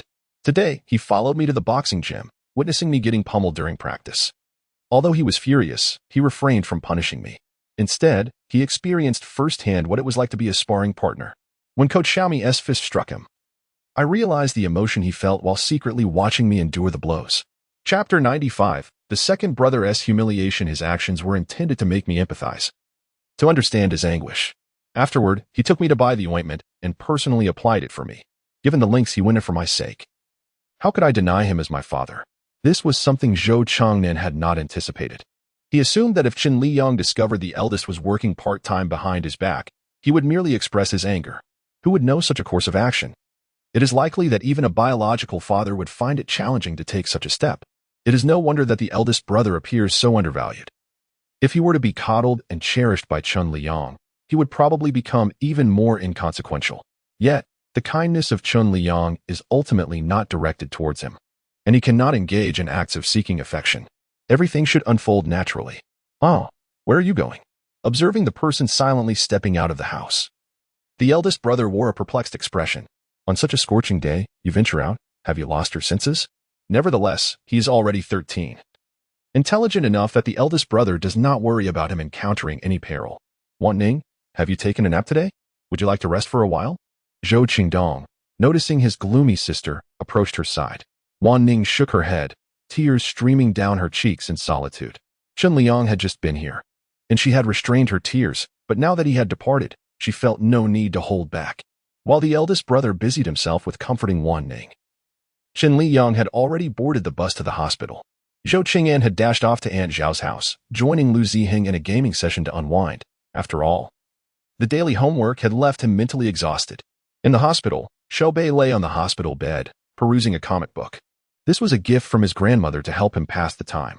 After a while, he found little interest in it, as the comic revolved around the romantic entanglements of the main characters. Today a misunderstanding, tomorrow a silence, and then there were forced affections, while the female lead remained passive, making it all quite frustrating. With his father absent, conversing with his grandmother yielded little connection. As for the sister on the hospital bed, she was an avid lover of electronic devices, perpetually engrossed in her tablet, either gaming or watching television. This comic book belongs to her. Young girls often delight in tales of romance, a sentiment he truly fails to comprehend. Chen Liyang chuckled. Dad has gone to discipline those who misbehave. Xiaobei listened with a perplexed expression, tinged with concern. Dad, are you very powerful? When you discipline others, won't they fight back? He dared not, for Xiaobei had been quite obedient in the hospital room. Chen Liyang approached Xiaobei, offering little explanation. Xiaobei nodded. I neither cried nor made a fuss. This comic book was given to me by Grandma. He raised the book in his hand. Chen Liyang had previously mentioned that he shouldn't call her Grandma, but rather Aunt, as he and the little girl next door were not far apart in age. However, upon seeing the little girl's mother with gray hair and numerous wrinkles, Xiaobei stubbornly insisted on calling her grandma. His teacher had taught him to respect the elderly and care for the young. Thus he felt his address was justified. The elderly woman seemed unperturbed by Xiaobei's choice of title. After all, she was a grandmother herself, and a call of grandma was one she could graciously accept. Chen Liyang glanced at the comic book in Xiaobei's hands, where the male and female protagonists were blushing and sharing a kiss, causing his lips to twitch slightly. Xiaobei quickly realized and blushed, shutting the book with haste. "Dad, I was only looking at it out of boredom. I'm not a bad child." Chen Liyang discreetly took the book away, then, with a playful smile, pinched his ear gently. "Of course, Dad knows you're a good child. However, reading too much can strain your eyes. I shall return this to Grandma shortly." Upon entering, he noticed the elderly woman and her daughter were not present, leaving him unaware of their whereabouts. Just then, the elderly woman and her daughter entered, one after the other. "The book can wait. Let Xiaobei read it," the elderly lady remarked. "If Xiaobei continues reading, he will become too precocious. He cannot be allowed to read any further." However, while Chen Liyang harbored such thoughts, he merely stated that Xiaobei's eyes were hurting and suggested a break. Xiaobei, bewildered, pondered when he had ever claimed his eyes were in pain. Yet, he acquiesced to his father's words with a nod, saying, "Since Grandma has been reading for so long, her eyes must be weary." The elderly lady was unaware of the book's contents, but she acknowledged that the colorful illustrations within could easily strain the eyes if stared at for too long. She took the book back, saying, "If your eyes are weary, let them rest well. Whenever you wish to continue, just ask Grandma for it." "All right, thank you, Grandma," Xiaobei replied obediently. That evening, Chen Liyang had a light meal, knowing that Xiaobei's gastric tube would be removed the following day, allowing him to consume some liquid nourishment. For the past few days, Xiaobei had been relying on nutritional injections to sustain his health. The next morning, Xiaobei's gastric tube was removed, and barring any unforeseen complications, he would be discharged the day after. At noon, Chen Liyang intended to buy some millet porridge for Xiaobei, but unexpectedly, the second brother arrived, bringing him lunch. "Didn't we say there was no need to send meals?" Chen Liyang inquired. "You look so hot and sweaty." He placed the lunch handed to him by the second brother on the bedside table and, with a tissue in hand, tenderly wiped the sweat from the child's forehead. A slight smile curled at the corner of the second brother's mouth, fully aware that this meal would not be delivered in vain. At that moment, he completely forgot his thoughts from the previous day. For those who wish to indulge in the delightful pairing of a duo, feel free to raise a hand here. I shall pen a side story to satisfy your cravings. Furthermore, I have observed that many of you are enamored with the relationship between the male protagonist and the child. While I understand your enthusiasm, I must implore you to refrain from such notions. This narrative is solely a tale of a father and son. Though I must admit, I too find joy in reading novels featuring dual male leads. Giggles. Chapter 96. Courtesy is for the courteous. After wiping the sweat from his younger brother's brow, Chen Liyang proceeded to the cafeteria to fetch some porridge for Xiaobei. "Xiaobei, are you feeling any better?" Upon seeing Chen Liyang depart, Zhou Chengyan finally approached his brother's bedside. It had been a few days since their last meeting, and Xiaobei appeared significantly thinner, his cheeks nearly sunken in. This sight filled him with a twinge of guilt. Had he known, he would not have suggested a buffet, which had led to Xiaobei overindulging. Upon the arrival of his second elder brother, Xiaobei beamed with joy. "Second brother, did you come to see me?" "I'm fine. I'm already feeling much better." Observing the wide smile on Xiaobei's face, Zhou Chengnan felt a pang of unease and awkwardly nodded in affirmation. "Yes, I came to see you. Have you missed your second brother?" Unaware of being misled, Xiaobei eagerly nodded. "Of course I missed you. Not just you, but also third brother and sister. The hospital is terribly dull. You'll be discharged in just a few more days," Zhou Chengnan reassured him. After speaking, he noticed Xiaobei seemingly lost in thought, shyly covering his eyes with his hands and giggling to himself. With amusement, he inquired, "Xiaobei, what are you laughing about? Is there something joyous? Share it with your second brother, so that I may also find joy." Xiaobei parted his fingers, revealing his eyes, and shyly murmured, "Second brother, I called him Dad."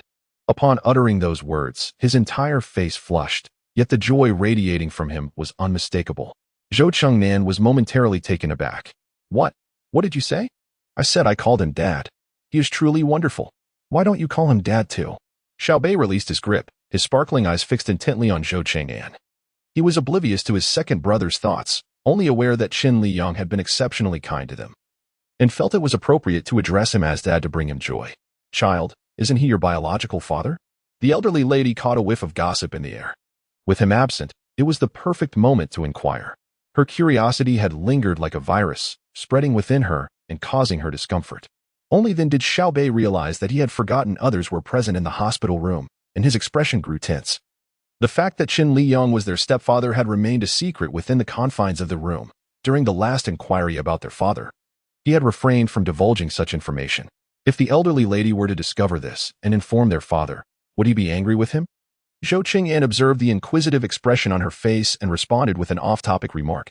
Experts say that to attain longevity, one should refrain from meddling in others' affairs. Otherwise, not only might one go bald, but one could also meet an untimely demise. Grandma, courtesy is due to those who exhibit politeness. It is rather impolite of you to pry into my family's private matters. Having been bested in conversation, the elderly lady decided to remain silent, realizing she should not have overstepped her bounds. Why is this family so tight-lipped, as if there is something unspeakable, even if they are not biologically related? She would hardly say anything. In these times, there are many instances of unexpected fatherhood and motherhood. One more or less does not make a difference. And he would not mock them. It is no surprise that Xiaobei quickly called him dad. After all, Xiaobei is young, timid, and has a tendency to remember kindness while forgetting punishment. Moreover, since he has been hospitalized, Chen Liyang has been by his side, taking care of him, which naturally fosters affection over time. It is merely that Xiaobei's sudden outburst caught him off guard. However, asking him to change his address to dad was still a stretch, while he had forgiven him and longed for his affection. That alone was insufficient to prompt such a change. Before long, Chen Liyang prepared a bowl of millet porridge, still steaming hot, causing his palms to redden from the heat. As he entered the ward, he hurriedly placed the container of porridge on the bedside table. He then went to the restroom to cool his hands under cold water, which made him feel much better. I will come to feed Xiaobei. You should eat your meal, Zhou Qingyan remarked to him. Chen Liyang nodded in agreement, saying, all right. Let it cool a bit before you feed him, otherwise, it might scald Xiaobei. His words were laced with concern for Xiaobei. It is often this kind of unintentional care that is the most genuine. Watching the person who had already opened the lunchbox and was eating, Zhou Qingyan felt a sense of disorientation. In just over 30 days, he had transformed from a cruel stepfather into a compassionate, gentle, and attentive one. What could possibly account for such a remarkable change? Even Xiaobei has begun to call him dad, a notion he previously dared not entertain. Chen Liyang noticed the gaze of his second brother and lifted his head in confusion, inquiring, what is the matter with Cheng Nannan? Caught off guard, Zhou Qingyan felt a twinge of embarrassment, stammering, It's nothing. Chen Liyang thought little of it and returned to his meal. Today's fare was notably different from what the eldest typically provided, likely crafted by the second brother, although his culinary skills were not as refined. The effort of bringing the meal from afar warranted a complete consumption. Observing Chen Liyang relishing his food, Zhou Qingyan, in a buoyant mood, lifted a bowl of millet porridge, preparing to feed the youngest. Second brother, I'm afraid it's too hot, Xiaobei protested. Seeing that the second brother had not even blown on the porridge before bringing it to his lips, he hesitated to open his mouth. Zhou Qingyan paused momentarily. Then with a resigned sigh, blew gently on the porridge twice, saying, It's no longer hot. Go ahead and eat. Only then did Xiaobei open his mouth to partake in the porridge, which had a pleasantly sweet flavor and was quite enjoyable. After a few mouthfuls, he shook his head to indicate he was full. Zhou Qingyan understood that a patient's appetite is often limited, especially following a recent stomach operation, so he did not press him to eat more. However, Chen Liyang felt a pang of sympathy, thinking that such a meager amount would barely satisfy him. Yet, he recognized that Xiaobei had just had his feeding tube removed. Not only was he restricted to liquid food, but he also needed to eat sparingly. Thus, he could only feel concern for the child while continuing to eat himself. After the meal, the second brother was in no rush to leave, expressing a desire to spend more time with Xiaobei, cherishing the rare opportunity for the siblings to bond. As their conversations did not quite resonate, Chen Liyang decided to step outside for a stroll. Having spent so many days here, apart from yesterday when I followed the boss to the farthest place he had ventured, the cafeteria downstairs stands as the next most distant locale. Taking advantage of the fact that the fourth has someone to care for him, he decided to wander around the hospital, lest he rust away from lingering too long in the ward, observing the individuals who could depart at a whim. The second brother found himself momentarily frozen. Chapter 97, Discharge. What was the purpose of his midday visit to deliver meals? He silently entrusted the care of Xiaobei to himself while he sauntered off. What, then, was the significance of his arrival? Second brother, why do you look so glum? Xiaobei inquired with concern, noticing the apparent change in his expression. In truth, Xiaobei had no desire for the second brother's company. Although he typically wore a cheerful demeanor, there was something unsettling about it, akin to the characters portrayed on television, somewhat deranged. However, he dared not voice this sentiment, knowing full well that the second brother would react harshly to such an assertion. Unbeknownst to him, Xiaobei had drifted off to sleep at some point, while the second brother remained vigilantly by his bedside, with his elbows resting on the bed and his hands supporting his face, seemingly lost in reverie. Concerned that the second brother might tire himself out in this position, Chen Liyang gently approached to lower his hand, hoping to allow him a more comfortable repose. Yet, as soon as his hand brushed against the second brother, he stirred awake. Rather than awakening, it was more accurate to say he had never truly slept. Chen Liyang nodded. When did Xiaobei fall asleep? Should you not take a moment to rest as well? As he spoke, he took the initiative to adjust Xiaobei's blanket, ensuring he would not catch a chill. The air conditioning in the hospital was notably colder than at home, and prolonged exposure could lead to discomfort. He couldn't help but wonder if the hospital maintained such low temperatures to ensure patients remained vigilant and did not succumb to deep slumber. The day after tomorrow, Xiaobei will be discharged from the hospital. You need not bring meals. It is too arduous to travel such a distance for a single dish. Chen Liyang wished to spare the children any unnecessary toil. What hardship is there? Xiaobei can now consume congee. When the time comes, I shall prepare congee at home using chicken broth to nourish him, Zhou Qingnan remarked, glancing at his slumbering younger brother. Chen Liyang, interpreting this as concern for Xiaobei, acquiesced with a nod, saying, very well, you may handle it as you see fit. Thus, until Xiaobei's discharge, it was Zhou Qingnan who consistently delivered meals. On one or two occasions, the eldest brother suggested he should undertake this task, yet was resolutely rebuffed by the second brother, who insisted he was injured and needed to rest. Ironically, when being pursued by the city management while setting up their stall at night, he had used his strength to throw most of the toys to him, urging him to flee with them. Zhou Qidong could not comprehend why such injuries were not mentioned then. Today marks the day of Xiaobei's discharge. Zhou Qingdong, accompanied by his two younger brothers, thoroughly cleaned their home, ensuring it was spotless for Xiaobei's recuperation. Even Wan Ning took the initiative to wipe down the tables and chairs with a small cloth. The total expenses for Xiaobei's surgery and hospitalization amounted to 19,000 yuan, excluding reimbursements. Upon your discharge, I shall have no one to converse with. The elderly lady lamented, observing those packing their belongings. Although her daughter had not undergone surgery, she was afflicted with a wealthy illness. Without meeting the standard line in her examination results, she could not be discharged. After packing, Chen Liyang gifted the elderly lady the leftover fruit he had, as a token of gratitude for her frequent assistance in looking after Xiaobei. Although this elderly lady occasionally speaks too much, she possesses a kind heart. Her sole flaw lies in her excessive indulgence of her grandchildren. She is the type who would go to great lengths to procure the moon from the sky if her child desired it. The reason that the little girl's various health indicators remain alarmingly high is due to her disregard for medical advice regarding her diet. Occasionally, when the doctor comes for rounds, the elderly lady conceals the forbidden foods to prevent the doctor from discovering them. Given her level of indulgence, it would be considered a swift recovery if the girl were to be discharged next week. Chen Liyang, unable to bear the sight any longer, occasionally offers gentle reminders. Yet the elderly lady pays him no heed, and he ultimately refrains from further comment. After exchanging pleasantries with her, he departed the ward with Xiaobei. Upon exiting the hospital, Xiaobei basked in the warmth of the long-missed sunlight. Though the heat outside was oppressive, it was far preferable to spending 20 hours a day confined to a hospital bed. Chen Liyang carried daily necessities in one hand while guiding Xiaobei with the other. Hailing a taxi at the hospital entrance, the taxi driver, surprised to see Chen Liyang, exclaimed, "Little brother, what a coincidence." "It truly is," Chen Liyang replied. As he settled into the back seat and noticed the driver looking at him with equal astonishment, the driver chuckled, "It's not so unusual. I usually operate in this vicinity, and with the number of passengers hailing cabs at the hospital, I make dozens of trips here daily." After speaking, the driver's gaze shifted to Xiaobei. "Is this your son?" After inquiring about their destination, the driver continued, "I hope your son isn't involved in any early romantic escapades." In his perspective, Chen Liyang's act of following the child in broad daylight undoubtedly indicated an intention to intervene in early romantic relationships. Chen Liyang was taken aback. When had he ever suggested that there were budding romances in the eastern part of the city? Xiao Bei, listening to their conversation, found himself in a fog of confusion. Yet he refrained from interrupting his father and sat obediently beside him. Aware of the driver's loquacious nature, Chen Liyang engaged him in casual conversation, exchanging words here and there. Before long, the vehicle entered an urban village, and under Chen Liyang's guidance, the driver maneuvered the car to the entrance of his home.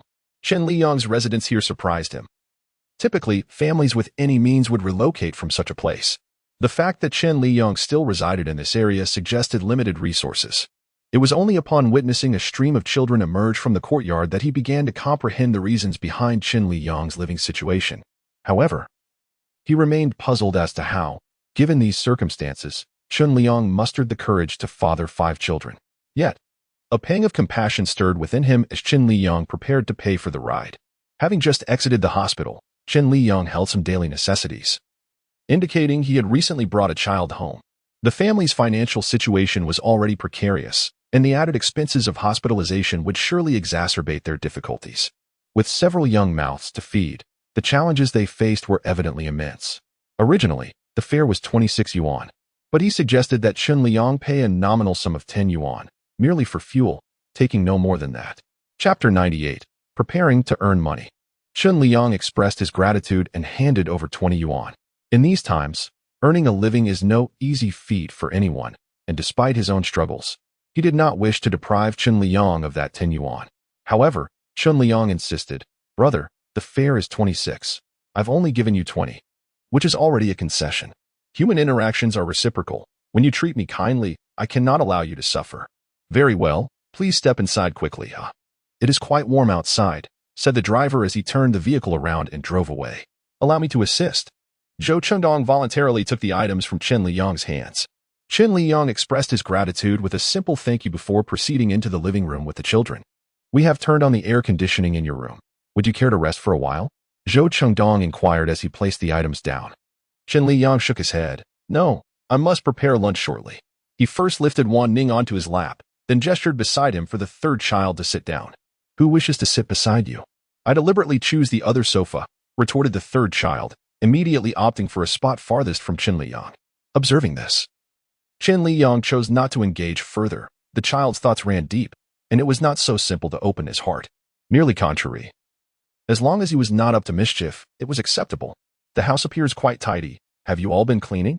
Chen Liyang asked the second child, while his hands busied themselves gently playing with Wan Ning's tiny, soft fingers, which felt delightful to the touch. Zhou Qingnan nodded. "Yes, we were concerned about Xiao Bei's discharge. The house was too dirty and prone to bacterial infection." Only then did Chen Liyang acknowledge their efforts with a nod. "You have been thoughtful. Xiao Bei, while you were in the hospital, he did not bully you, did he?" The identity of the he mentioned by Zhou Chengxi was unmistakably clear. Xiao Bei shook his head repeatedly. "No, Dad treats me very well." "Third brother, could you refrain from referring to him in such a manner?" "He is our father," Zhou Chengxi responded. "Well, it seems I have wasted my concern. Just because he is in the hospital, the fourth has already sold himself out. Previously, he would stubbornly refuse to call him Dad, yet now, with no one by his side, he has taken the initiative. He is your father, but not mine. Expecting me to call him Dad is a mere fantasy." After saying this, Zhou Chengxi provocatively glanced at Chen Liyang, anticipating an angry reaction. To his surprise, Chen Liyang simply smiled back at him. This smile infuriated Zhou Chengxi. "What are you laughing at? Should I not laugh and instead cry?" Chen Liyang retorted. Zhou Chengxi realized that this child simply enjoyed opposing him. The most effective way to deal with him was to ignore him, allowing his blows to land on nothing but soft cotton. He believed that since coming here, he had not committed any wrongs against Chen Liyang and had always considered his feelings, even a stone, should eventually warm up. Yet, he remained prickly, and there was no need for him to press his warmth against a cold shoulder each time. Perhaps if he were left alone for a few days, he would become uncomfortable and seek out his own validation. Before Xiao Bei could enter the room, and Zhao arrived, carrying items in her hands. These were her offerings to visit Xiao Bei. Had she not been tied up at home, she would have visited the hospital much earlier. With such a neighbor, all Chen Liyang could feel was gratitude. They were not related, merely tenants in this place, destined to move away eventually. Yet, and Zhao had consistently looked after their family. And such a person surely deserved a favorable conclusion in her previous life. After expressing her concern for Xiao Bei, and Zhao set down her belongings and departed, leaving the vegetables still simmering on the stove. Moments ago, she had overheard Chen Liyang speaking outside, leading her to surmise that Xiaobei had been discharged from the hospital. So she had turned down the heat and brought over the items she had thoughtfully prepared in advance. As Aunt Xiao exited the gate, Chen Liyang noticed Chiu lingering outside his own gate, hesitant to enter. Just as he was about to greet the dog, it dashed away once more. It was merely a case of the dog experiencing an upset stomach from the food he had given it. Was it truly necessary for it to flee every time it saw him? He mused that he could simply refrain from feeding it in the future. For Chen Liyang, the experience of sleeping in the hospital was akin to torture. Whether it was the incessant snoring, the constant need to use the restroom, or the sounds of coughing echoing in the corridor, tranquility was elusive. Indeed, after spending a week in the hospital, not only had Xiaobei lost weight, but he had too. Having never possessed much muscle, he now felt even more emaciated. Starting tomorrow, he resolved to resume his morning exercises. It would be a shame to squander his height and appearance. At noon, the eldest brother prepared a meal. Seeing Chen Liyang in a deep slumber, he refrained from waking him, knowing that once he awoke, he would eat just the same, especially in the sweltering heat, where there was little worry about the food cooling down. The fourth brother, however, had been roused, encouraged to drink some pork rib soup before returning to sleep. For the next fortnight, Xiaobei was forbidden from consuming solid food, as his stomach required careful nurturing. Chen Liyang, on the other hand, slept soundly until 3:30 in the afternoon. Upon awakening, he felt invigorated. Truly, there was no place as comfortable for rest as home. When Shou Chengdong noticed he was awake, he promptly served him a plate of rice, along with a separate bowl of corn and pork rib soup placed beside it. After a quick wash-up, Chen Liyang sat down to enjoy his meal. Father, during this week of your absence, my younger brother and I ventured out at night to sell toys, earning a total of 3,720 yuan. Additionally, this sum includes the money you previously withheld from my part-time job at the boxing gym. Zhou Chidong remarked as he placed a stack of cash on the table, comprising denominations of 100, 50, and 20 yuan. Chen Liyang was momentarily taken aback, exclaiming, "You both sold toys?" "Indeed, with little to occupy ourselves at home, we thought it prudent to earn some money, thereby alleviating your burdens," Zhou Chengdong replied with a smile. Chen Liyang gazed at the two young men before him, his throat tightening with emotion. He pondered what merit he possessed to be blessed with such wonderful children. It is often said that he is an accidental father, lacking in ambition. Yet he mused that their own biological offspring might not possess even half the virtues of Chengdong and his brother. The adage that the gratitude of raising a child surpasses that of giving birth rings true, underscoring that blood relations are not the most significant aspect of life. If a child is sufficiently understanding, obedient, and filial, does it truly matter if they are biologically related? Those who place excessive weight on blood ties often overlook the fact that their own progeny may not necessarily care for them in their old age. Simply refraining from being a burden is commendable enough. With children so considerate, he, as their father, must also strive to be worthy. Selling toys, however, is not a sustainable long-term solution. During his recent days at the hospital, he contemplated potential avenues for income generation, and indeed, he has conceived a viable method. Furthermore, if successful, it could lead to the establishment of his own brand in the future. On a side note, the rating has risen to 9 points. Thank you, dear readers, for your kind reviews. I cherish you all. Chapter 99, Painting in the Realm of Reality. Although his academic performance was rather mediocre and he did not attend a prestigious university, he was the sole son in the family, and his parents were quite indulgent towards him. They invested in an art class for him, believing that it would cultivate his character and enhance his demeanor. However, the primary motivation for enrolling him in painting lessons stemmed from his consistently average high school grades, which made even the prospect of gaining admission to a third-tier university quite uncertain. His mother, having heard from some source about the option of pursuing an art examination, discovered that the entry scores for art students were significantly lower. Thus, with a heavy heart, she signed him up for a painting class that required his attendance every weekend. The high school curriculum was already demanding, and the few precious weekends he had were consumed by these art lessons, leaving him with almost no personal time. One day, overwhelmed by exhaustion, he protested vehemently and had a heated argument with his parents, storming out of the house. Upon his return, he found his parents seated silently on the sofa. Yet, upon seeing him, their faces brightened with joyful smiles. He expressed his desire to discontinue painting, insisting that even if he failed to gain university admission, they could support him throughout his life. In that moment, he noticed the strands of white hair interspersed within his mother's dark tresses and the emergence of fine lines at the corners of her eyes. It struck him then that he had been incredibly thoughtless. His parents toiled tirelessly from dawn till dusk to provide for him, investing considerable sums for his art education solely to ensure he had opportunities for further studies. Yet, he found himself incapable of enduring even this minor hardship, thus betraying their expectations. It was at that moment he vowed to dedicate himself to mastering the art of painting while simultaneously maintaining his academic responsibilities. From that point until the college entrance examination, his artistic skills significantly improved. However, he chose not to pursue the art examination but instead opted for the regular college entrance examination. Ultimately, he succeeded in gaining admission to a university, much to his parents' delight. Although it was not a prestigious institution in their eyes, it was far superior to pursuing an art-focused path.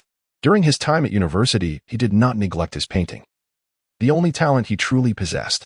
When it came time to join clubs, he unhesitatingly selected the art department. He remained committed to it until graduation.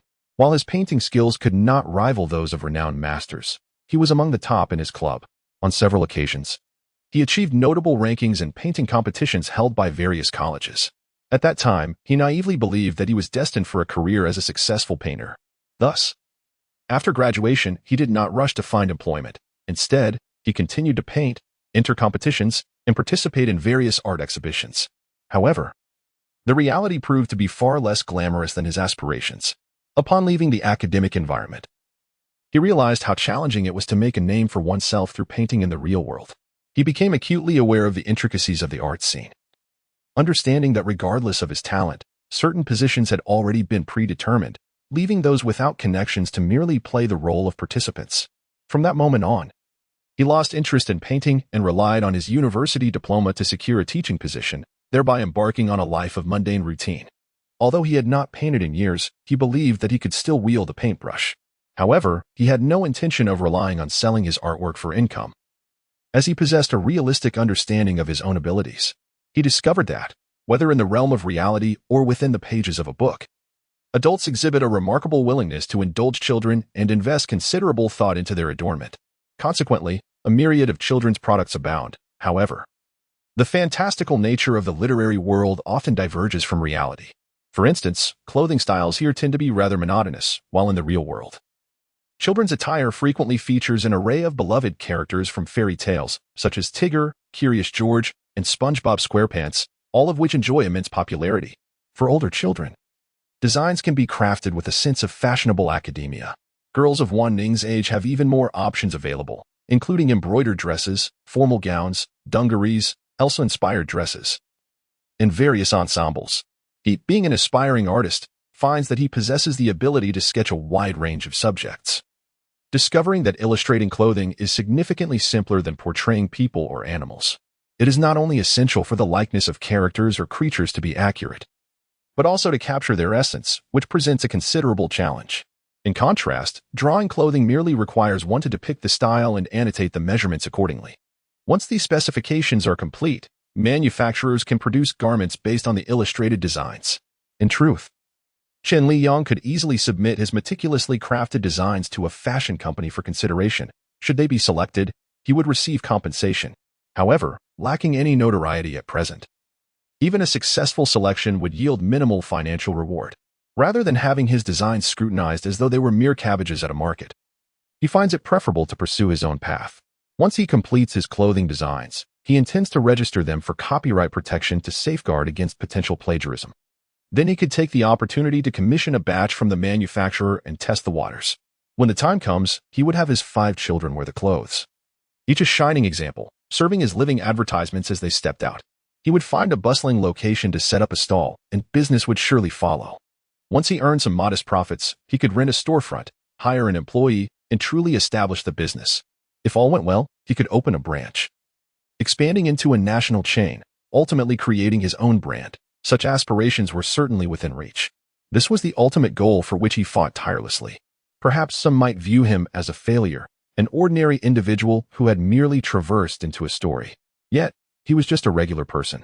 Even after crossing into this narrative, he remained unremarkable. Lacking any extraordinary abilities or systems, he had to rely solely on his own hands, forging his path step by step. Unlike the tales that depict meteoric rises to success, he found solace in this reality. If he were granted an extraordinary advantage, achieving success without effort, he would feel insecure, fearing that it would all be ephemeral.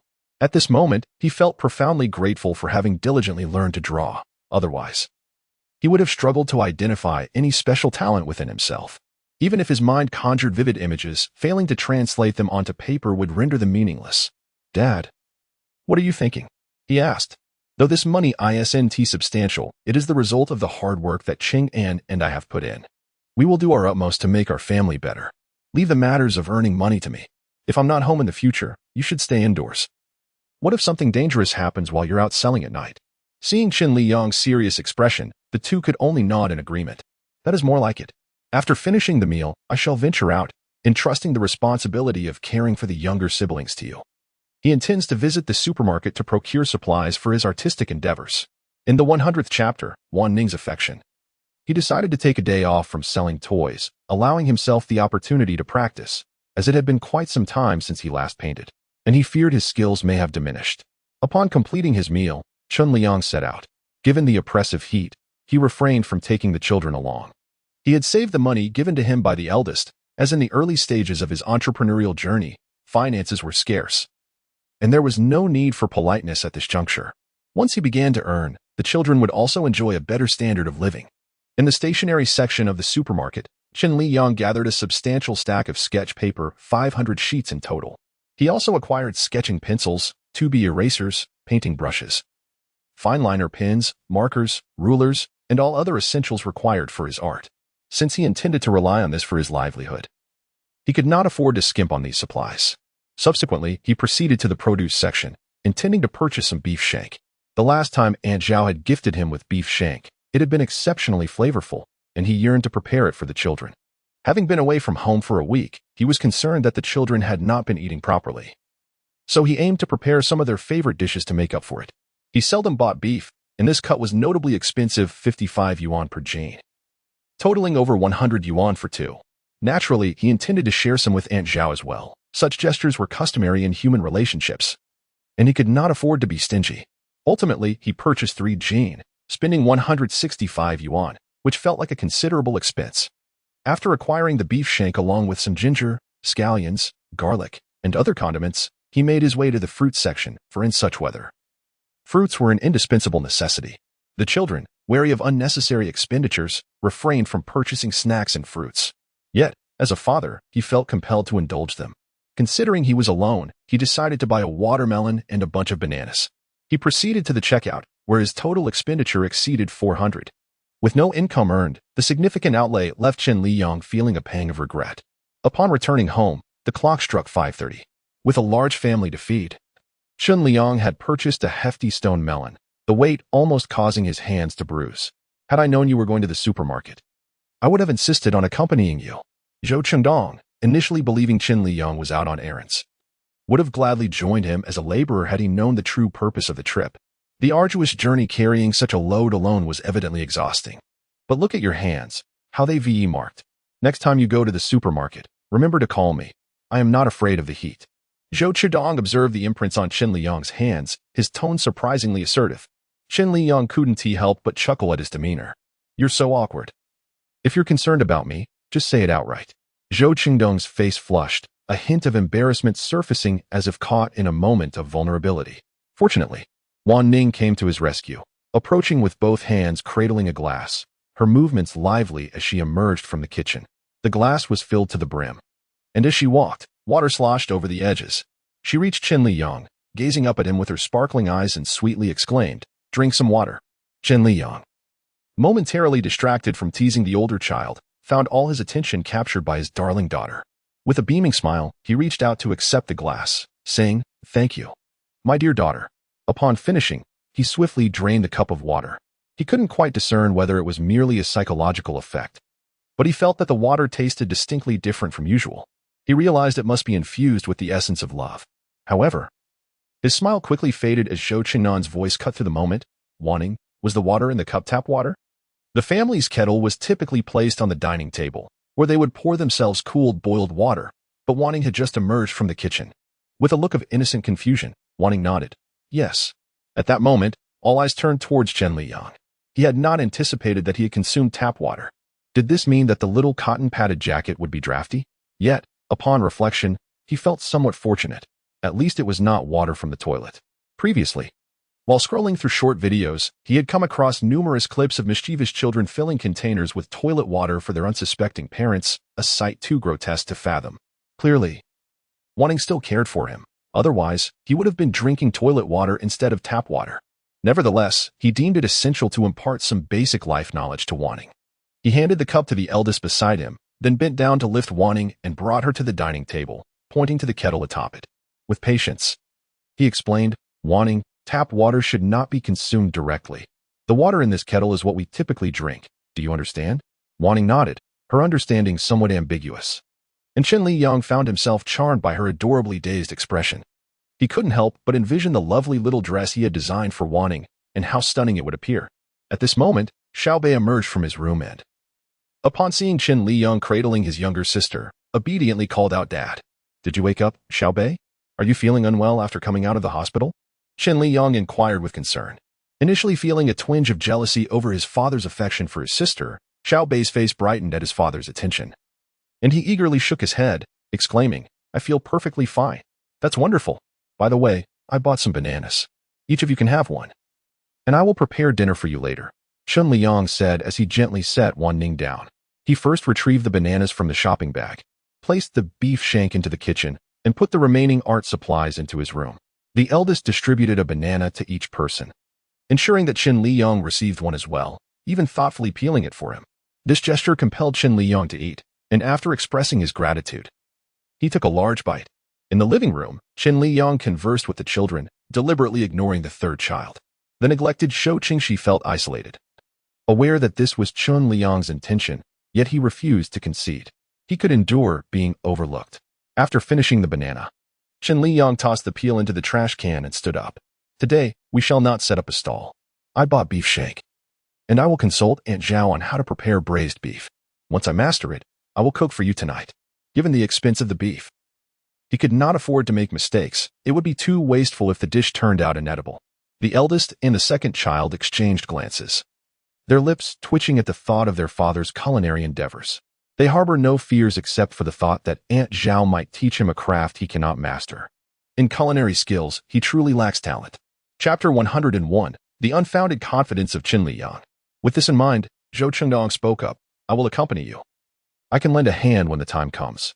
Chen Liyang waved his hand dismissively. No need. Trust me, dear father. This time I shall prepare a delectable dish. Just wait and see. Zhou Qingdong remained silent, contemplating the futility of forcing oneself into a skill one does not possess. Without granting the elder brother a chance to respond, Chen Liyang proceeded to Aunt Zhao's home, only to find the second brother trailing behind him. What? Are you afraid my culinary skills are so lacking that I won't be able to learn? Chen Liyang expressed his displeasure. He possessed a sense of pride, after all. He had just declined the elder brother's assistance, and now the second brother appeared. Zhou Chengnan shook his head. Not at all. I merely intend to visit Brother Ziyang. Chen Liyang's expression softened considerably, then let us go together. Upon entering the courtyard, the dog, Chiu promptly entered its kennel, closing the door with its paw and turning its back to him. The entire act transpired in the blink of an eye, so swift that it left everyone momentarily bewildered. Chen Liyang was taken aback. How much disdain must this dog harbor for him to voluntarily confine itself to a kennel? Initially, he had contemplated preparing some braised beef as an offering to appease the animal, but it now seemed an unnecessary thought. Meanwhile, Aunt Zhao, who was in the room sewing a quilt, heard Chen Liyang's voice and immediately set down her needlework to step outside. Upon learning that he had come to learn the art of braising beef, she instantly brightened with enthusiasm. As she patiently guided Chen Liyang through the meticulous process of preparing the dish, he listened with utmost seriousness, originally intending to visit Lu Ziheng. Zhou Qing'an found himself standing behind Chen Liyang, attentively listening to Aunt Zhao's words. It was noted that achieving a delectable taste in braised beef hinges significantly on the precise ratio of the seasoning mix. As Aunt Zhao concluded her instructions, she emphasized the utmost importance of this detail. Fortunately, Zhou had purchased a variety of spices for stir-frying. He was the type who enjoyed cooking as much as he relished good food. There is a saying that to capture a child's heart, one must first capture their appetite. Regrettably, he had yet to succeed in this endeavor.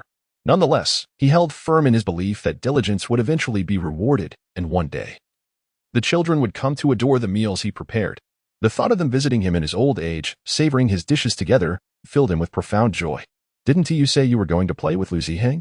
Why are you back so soon?" Chen Liyang inquired, perplexed.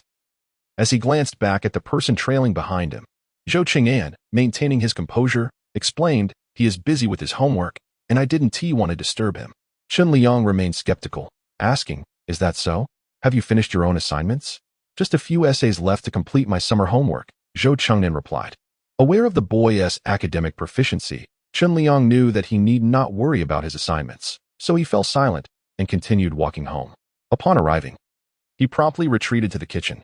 He first washed the beef shank thoroughly, then set it to boil, adding the essential ingredients to eliminate any unpleasant odors. While the beef simmered, he took the opportunity to prepare the seasoning. Following Aunt Zhao's prescribed ratios, Chen Liyang meticulously placed the various spices into the seasoning pouch. Realizing that he had erred, Aunt Zhao had specified that only a small piece of cinnamon was necessary, while 2-star anise were required. A sudden sound startled Chen Liyang. "I knew you weren't genuinely searching for Lu Ziheng. No need to remind me. I have it all noted." He retrieved an extra piece of cinnamon from the spice bag, followed by 2-star anise and 7.5 grams of Sichuan peppercorns. As for the exact weight of 7.5 grams, he had no real concept of it and simply grabbed a handful, intending to add it in. However, he was stopped by the second brother. "A gram of peppercorns is merely 2 or 3 pieces. The amount you've taken is easily over 10 grams. Chen Liyang felt a bit embarrassed. How could this child know such details, making him feel somewhat inept? The second brother disregarded Chen Liyang's expression and took the peppercorns from his hand, placing 2/3 of them into the bag. He then added 3 bay leaves, cardamom, grassfruit, dried chili peppers, fennel, and other ingredients, meticulously measuring according to Aunt Zhao's instructions, his movements fluid and graceful. Chen Liyang watched in astonishment. This child not only possessed an excellent memory, but also demonstrated precise control over measurements, as if he had a scale in hand. Truly, a future master of traditional medicine. Swift, accurate, and steady. Thankfully, Chen Liyang's drawing skills were still commendable. Otherwise, he would have been utterly outclassed by the children. Under the second brother's assistance, the braised beef took 2.5 hours to complete. In fact, the longer the braising time, the more delectable the dish. Thus, Chen Liyang only sliced 2 plates, leaving the remainder to continue simmering in the pot. As he cut, he couldn't resist tasting a piece. The flavor was remarkably similar to what Aunt Zhao had provided. Undoubtedly a testament to the master's teachings. "Here, you should try it too." After finishing, Chen Liyang took another slice and offered it to the second brother.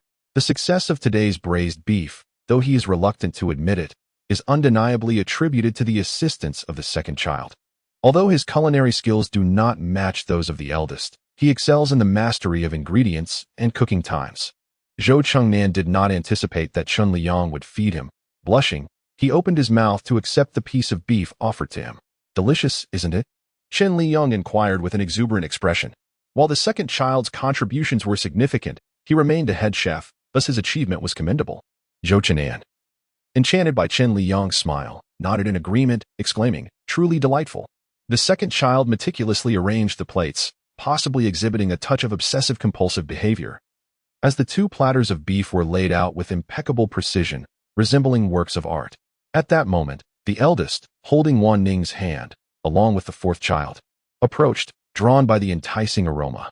Regrettably, Xiao Bei, having recently undergone surgery, was still in the recovery phase and could not partake in the beef. Only the eldest and Wan Ning could indulge, leaving Xiao Bei to drool enviously from the sidelines.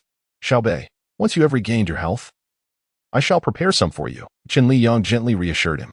It was impractical for the entire family to subsist solely on porridge simply because Xiao Bei had dietary restrictions. Fortunately, Xiao Bei understood and nodded obediently. "Xiaoxi, would you care to taste the beef?"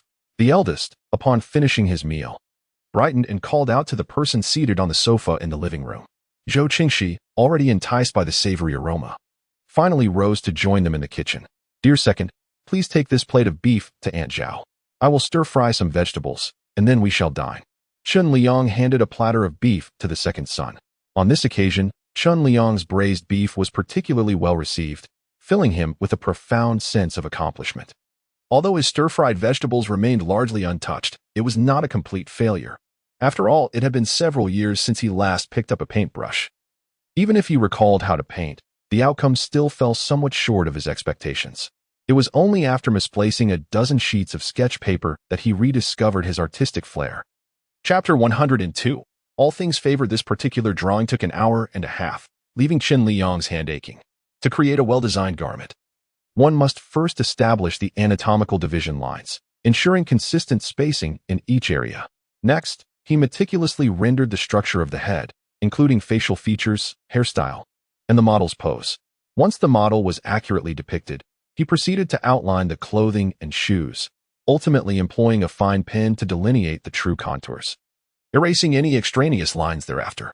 The model he depicted was inspired by Wan Ning, his beloved daughter, marking his inaugural venture into fashion design.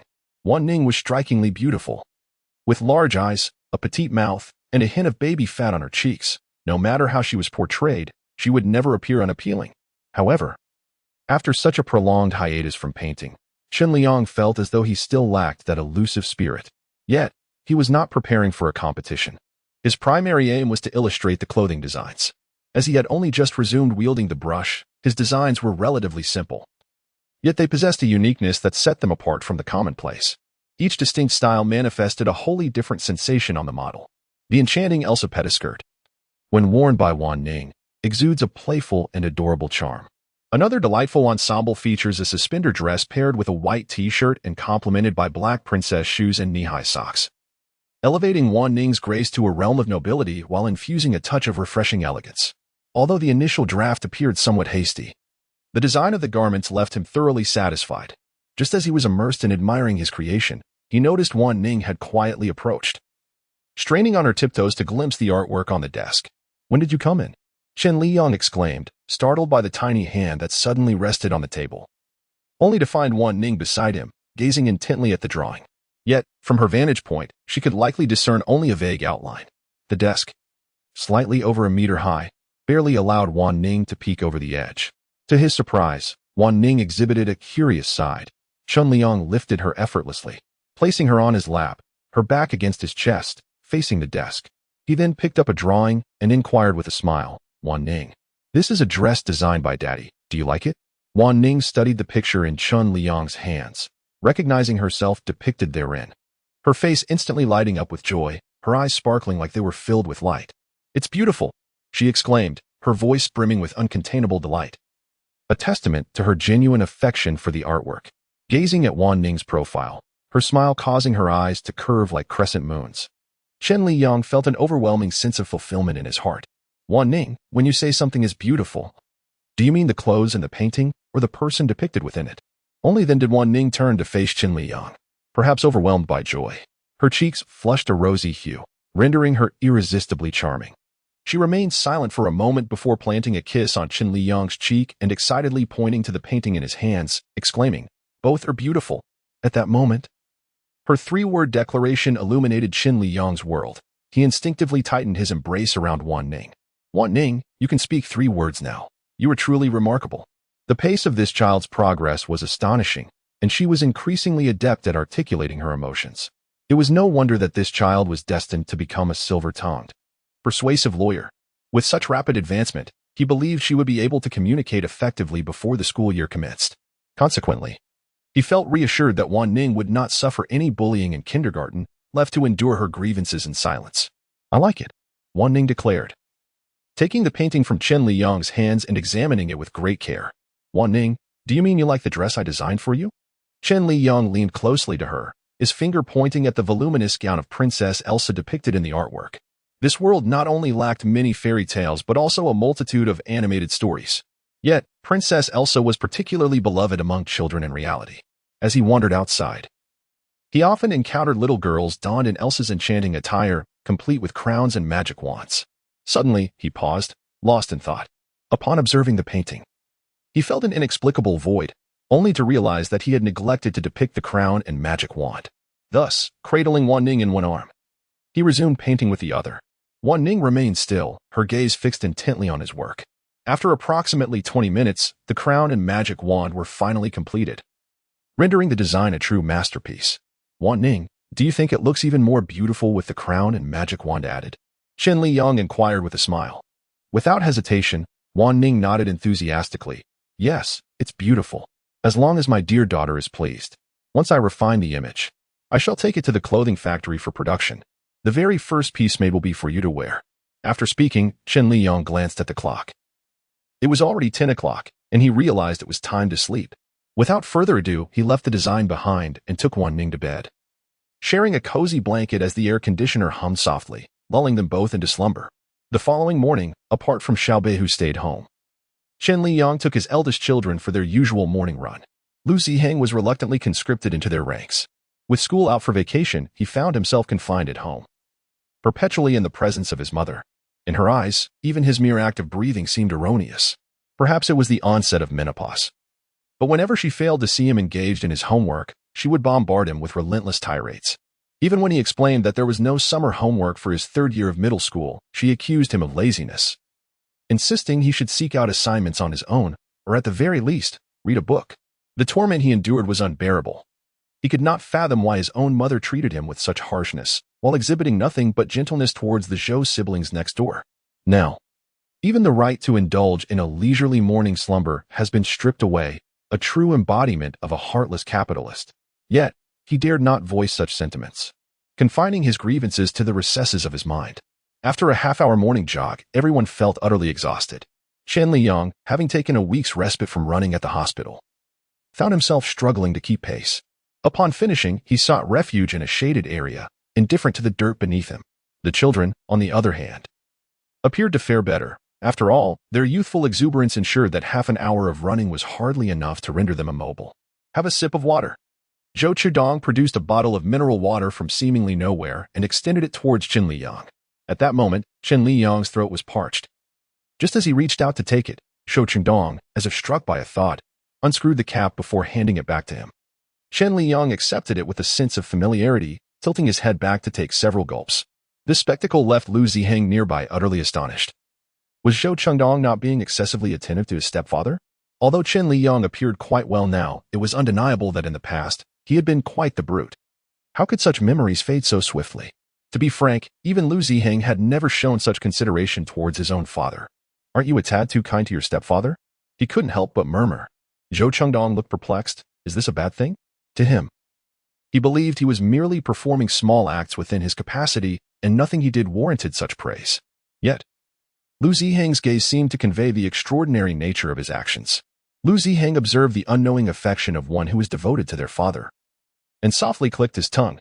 People often speak of daughters as being indulgent, yet here you are, a slave to your stepfather. It's fortunate you lack a tail, otherwise, it would surely wag back and forth like a loyal dog eager to please its master. Upon hearing Lu Ziheng's remarks, Zhou Qingdong's forehead became adorned with 3 dark lines of irritation. "You are far too fanciful. I see nothing but envy in your words regarding our father-son bond." Aware that Zhou Qingdong had been entirely won over by Chen Liyang, even openly acknowledging their father-son relationship, Lu Ziheng rolled his eyes. "How long has he been your stepfather? I am not without a father myself. What is there to envy? What are you two whispering about?" Chen Liyang inquired, having just finished his drink and capped the bottle. His gaze fixed on the two individuals merely 2 meters away.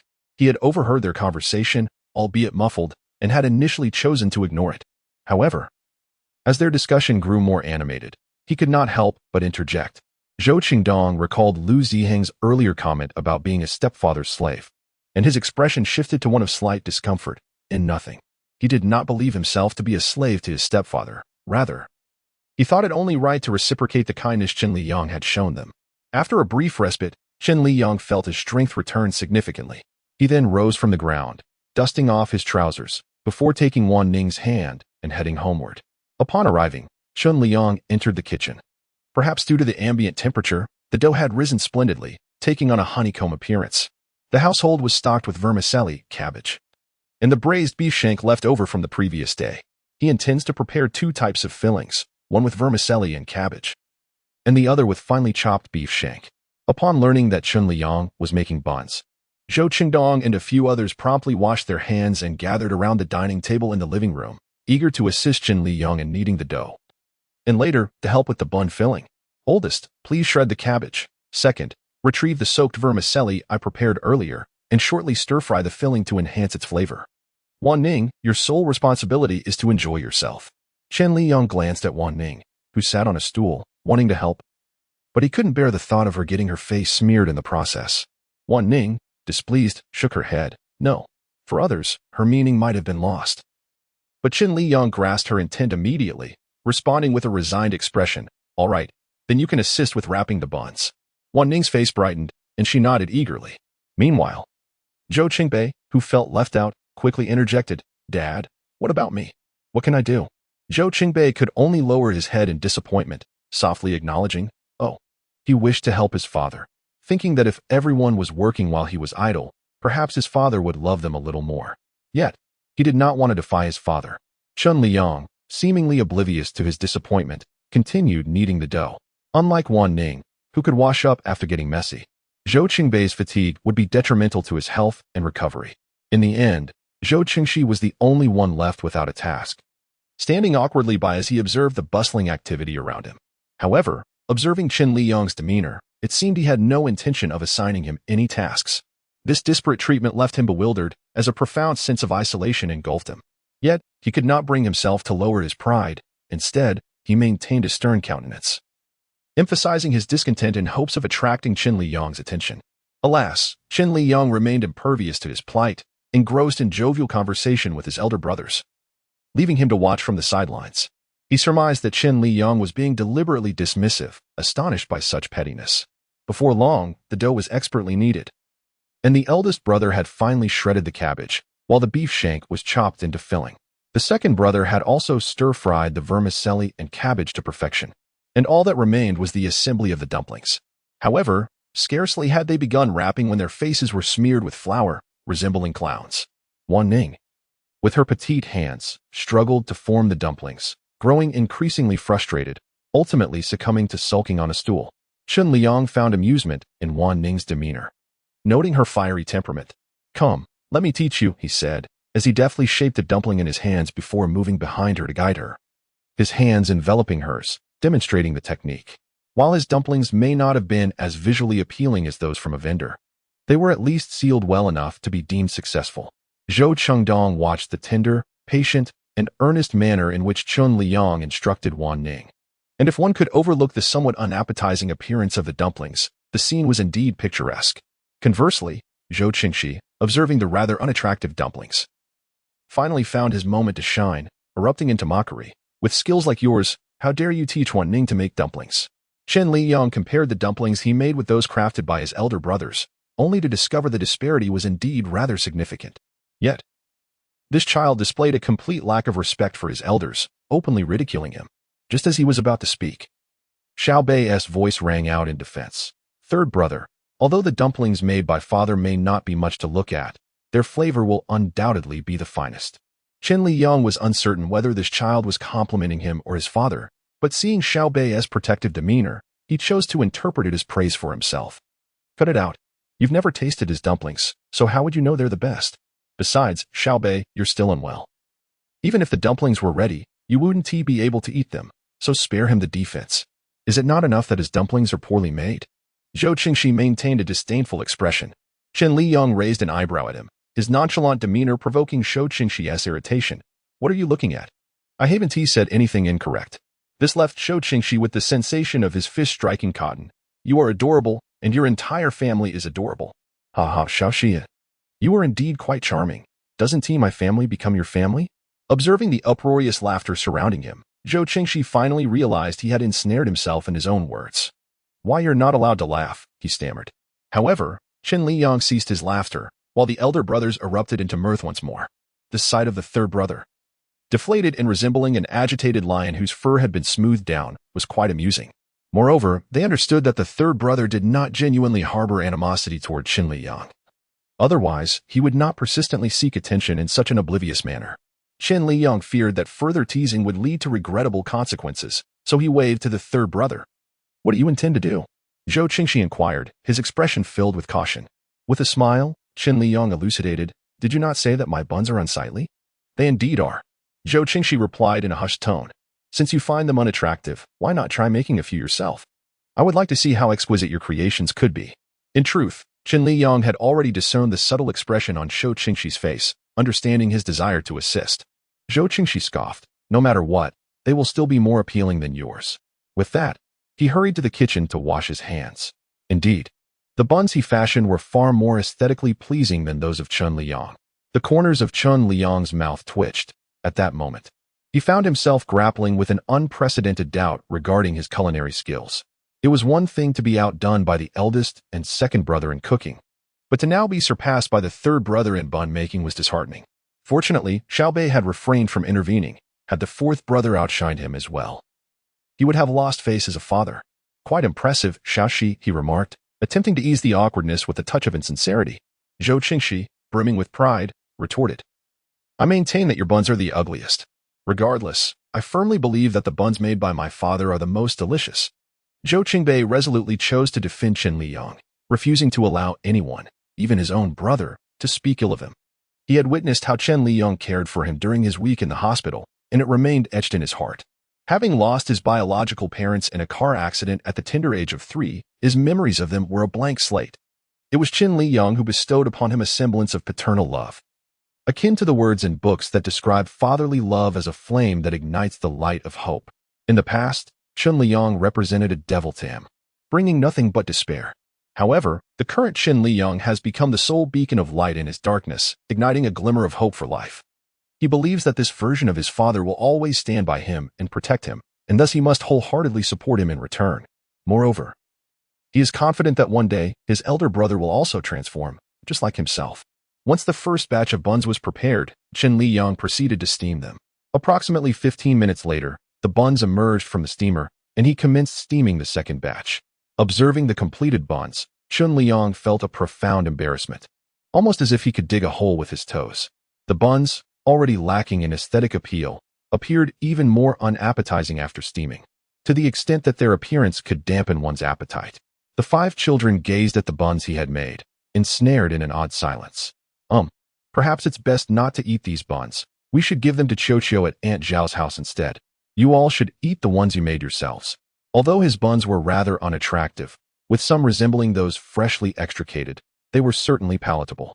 Qiuqiu would undoubtedly not suffer from an upset stomach as he did the last time. As he spoke, he intended to set the buns aside, but before he could, the eldest snatched one and took a bite. These are perfectly edible. Why should we feed them to the dog? Everyone in the south and west of the city should partake as well. Let us not waste them. With one hand holding the bun made by Chen Liyang, the eldest forcefully passed it to the second and third brothers. Under the pressure of the eldest's gaze, the two reluctantly began to eat. Discovering that while the taste was indeed delightful, the appearance was truly off-putting, they immediately handed one to Wan Ning. Although it was one made by the eldest and his companions, he picked up the last bun he had made and took a bite, though it was unappealing in appearance. Its flavor was unparalleled. At that moment, Xiaobei felt immensely grateful that he could not indulge in such hard-to-digest fare. Otherwise, his elder brother would surely have forced the last bun upon him.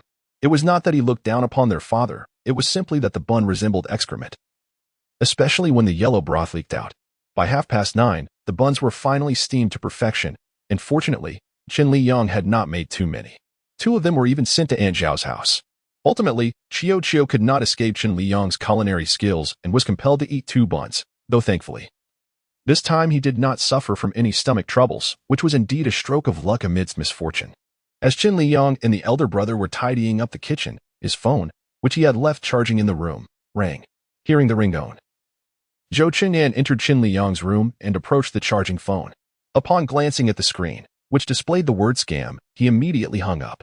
Just as he was about to exit, his peripheral vision caught sight of the design sketches on the desk, prompting him to walk over involuntarily. Chapter 105. Was this surprise significant? Gazing at the drawings laid out on the table, Zhou Qingyan was momentarily taken aback.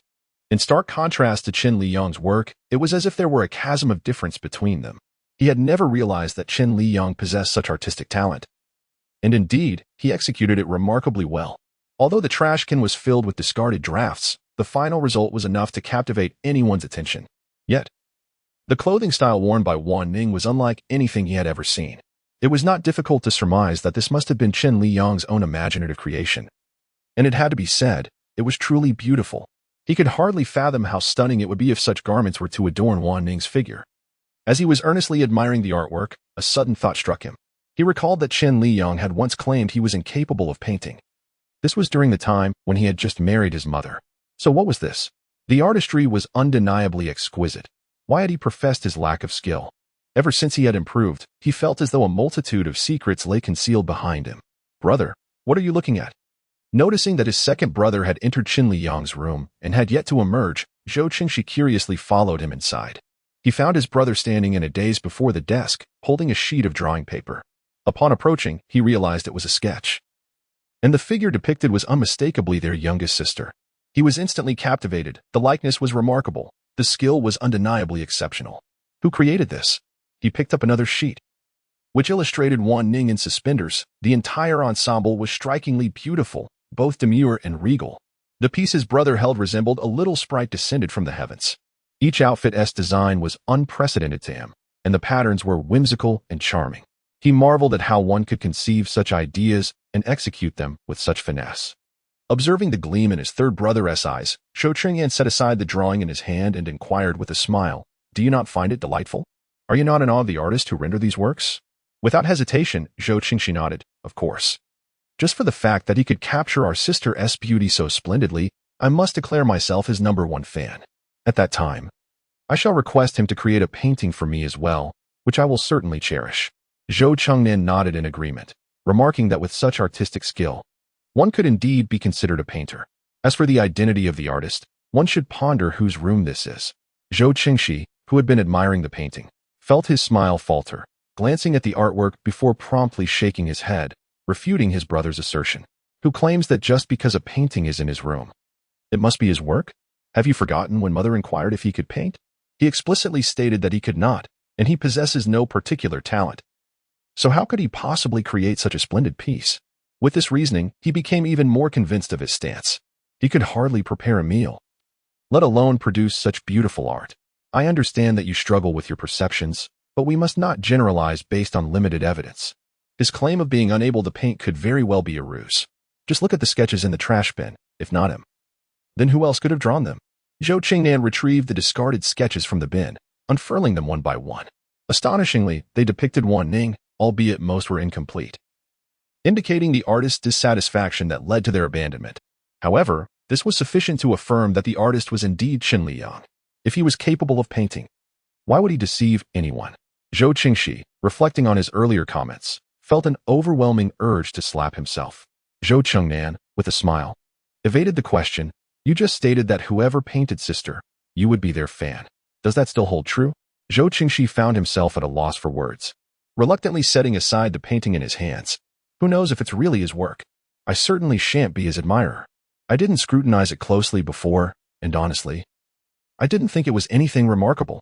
He understood that Lao San was merely putting on a brave front upon first seeing the painting.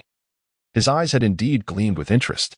Yet, upon learning it was created by Chen Liyang, his demeanor swiftly shifted. Ultimately, the knot in his heart remained tightly bound. Such emotional entanglements are not easily unraveled by mere words of persuasion. To untie the knot, one must confront the source. And it seems that only Chen Liyang himself could help him find closure. After returning the items to their rightful owner, the two were just about to step outside when Chen Liyang entered. "What are you two doing in my room?" he inquired, advancing further into the space. Zhou Qinan explained. "Your phone rang, and I intended to hand it to you, but it displayed as a scam call, so I ended the call. As I was leaving, I noticed the painting on the table. Did you create all of these?" Chen Liyang had no intention of concealing the truth from them. After all, he was designing clothes for children, and his opinion on their aesthetic appeal was irrelevant. It was the children's approval that truly mattered. He approached the desk, gesturing towards the paintings. "Yes, I painted these last night. I haven't picked up a brush in quite some time, so I feel a bit rusty. They still bear some imperfections. After such a long hiatus, achieving this level of artistry is quite impressive. However, didn't you previously claim that you couldn't draw?" Zhou Qingnan could not suppress his curiosity any longer. The current Chen Liyang resembled an enigma, and he yearned to peel back the layers of this mystery. Chen Liyang hesitated momentarily, realizing that the text he had read had never suggested that the original owner had claimed he was incapable of drawing. This is precisely the flaw of an unsystematic approach, perpetually exposing oneself to risk. Moreover, the children at home are astute and cunning. None of them are easily deceived. It would be quite challenging to outsmart them. After inquiring, Zhou Qingyan remained vigilant, observing Chen Liyang's reactions, hoping to glean some insight from his subtle expressions. However, Chen Liyang maintained a masterful control over his demeanor, revealing nothing of his thoughts. His mind raced, quickly conjuring a plausible explanation. Perhaps he intended to conceal this particular skill for the time being, only to spring a delightful surprise upon them in the future. What do you think? Would that surprise be considerable? Humph, as if. Zhou Qingxi scoffed, his expression clearly stating, "Do you think I am easily deceived? Are you a ghost?" Chen Liyang retorted. Zhou Qingxi paused, taken aback by Chen Liyang's sudden comeback, which left him at a loss for words. It was infuriating how, despite being the adult, Chen Liyang showed no inclination to yield. Thus, you deliberately claimed ignorance, yet why have you now revealed your artistic talent? To be honest, Zhou Qingnan was also skeptical. Chapter 106. Are we dressing in women's clothing? Chen Liyang sighed, a hint of resignation in his voice. You have seen our family's circumstances. We cannot remain cooped up here indefinitely. Furthermore, you all have grown. It is time for each of you to have your own personal space. This necessitates earning money, and a substantial amount at that, to afford a larger home. However, relying on a meager salary from labor, which barely covers our daily expenses, makes it impossible to move out of the urban village and provide you with quality educational resources. Thus, I aspire to design clothing myself, subsequently taking it to a factory for production, and then venturing into sales, starting from an individual level. Should the sales flourish and profits be realized, we could eventually open a store. After listening to Chen Liyang's explanation, Zhou Qingyan fell silent. Ultimately, it was their 5 siblings who burdened Chen Liyang. A man supporting 5 children with no blood relation, the internal pressure was undoubtedly immense. Chen Liyang did not express these thoughts to invoke guilt or self-reproach among them. Hastily redirecting the conversation, what do you think of the clothes I have designed? Zhou Qingyan nodded emphatically. They are truly remarkable. However, given your exceptional artistic skills, why not simply pursue painting for profit? I have observed numerous individuals in the park earning money through their artwork. Chen Liyang chuckled. Are you perhaps overly confident in your father? There are countless talented artists whose skills surpass mine, making it quite challenging to earn a living this way. During my time at school, I once believed my artistic abilities were unparalleled, only to realize upon entering society that there are indeed many who surpass me. Moreover, possessing artistic talent is insufficient.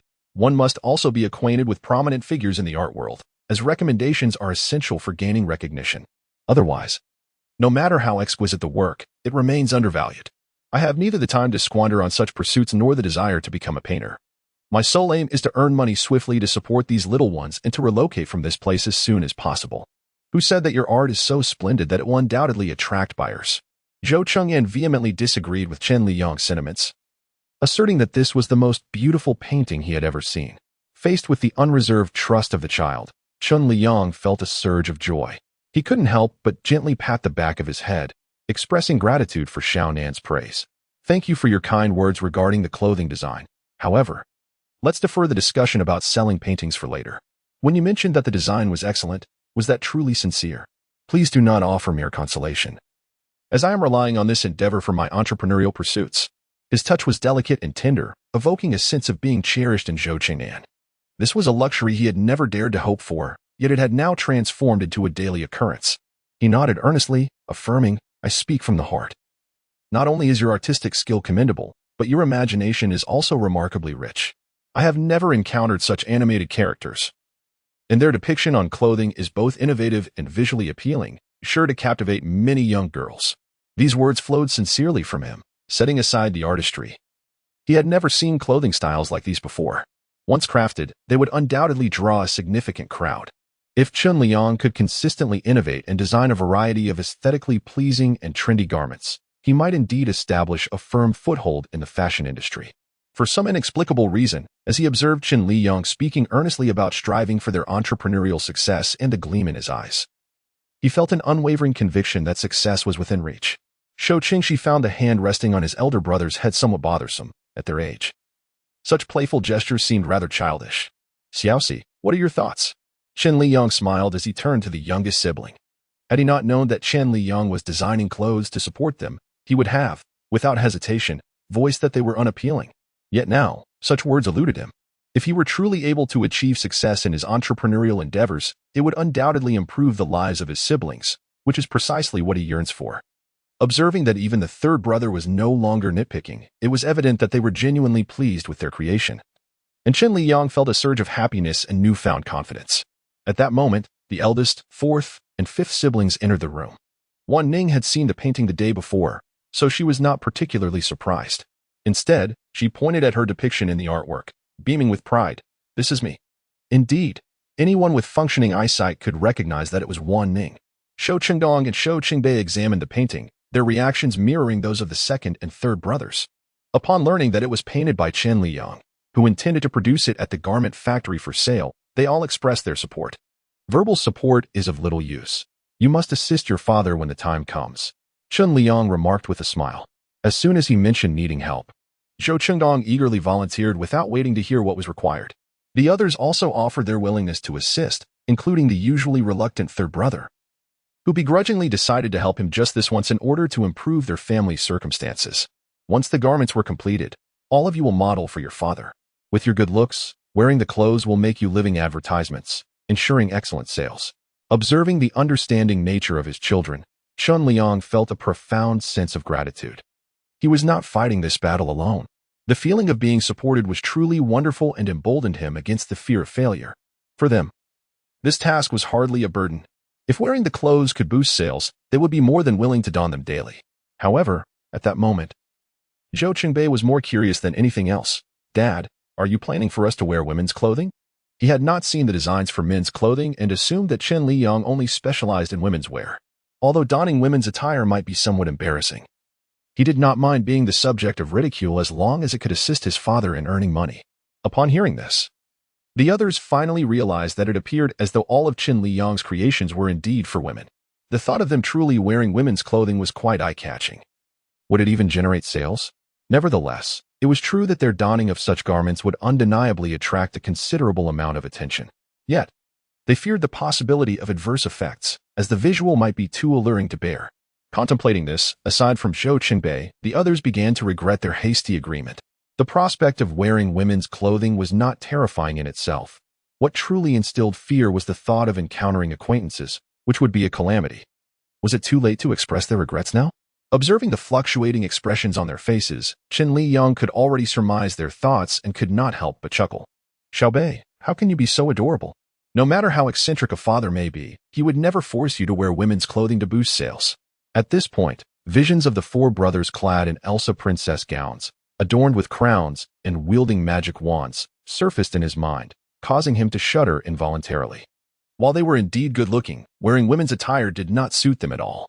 It would be unfortunate if they failed to attract customers and instead frightened them away. Hearing his father's laughter, Xiaobei felt a bit embarrassed. Then what do you intend for us to wear? Chapter 107. Let's buy a fish. Chen Liyang's smile remained, though his laughter was subdued. Silly child, of course, you will wear the clothes designed by your father.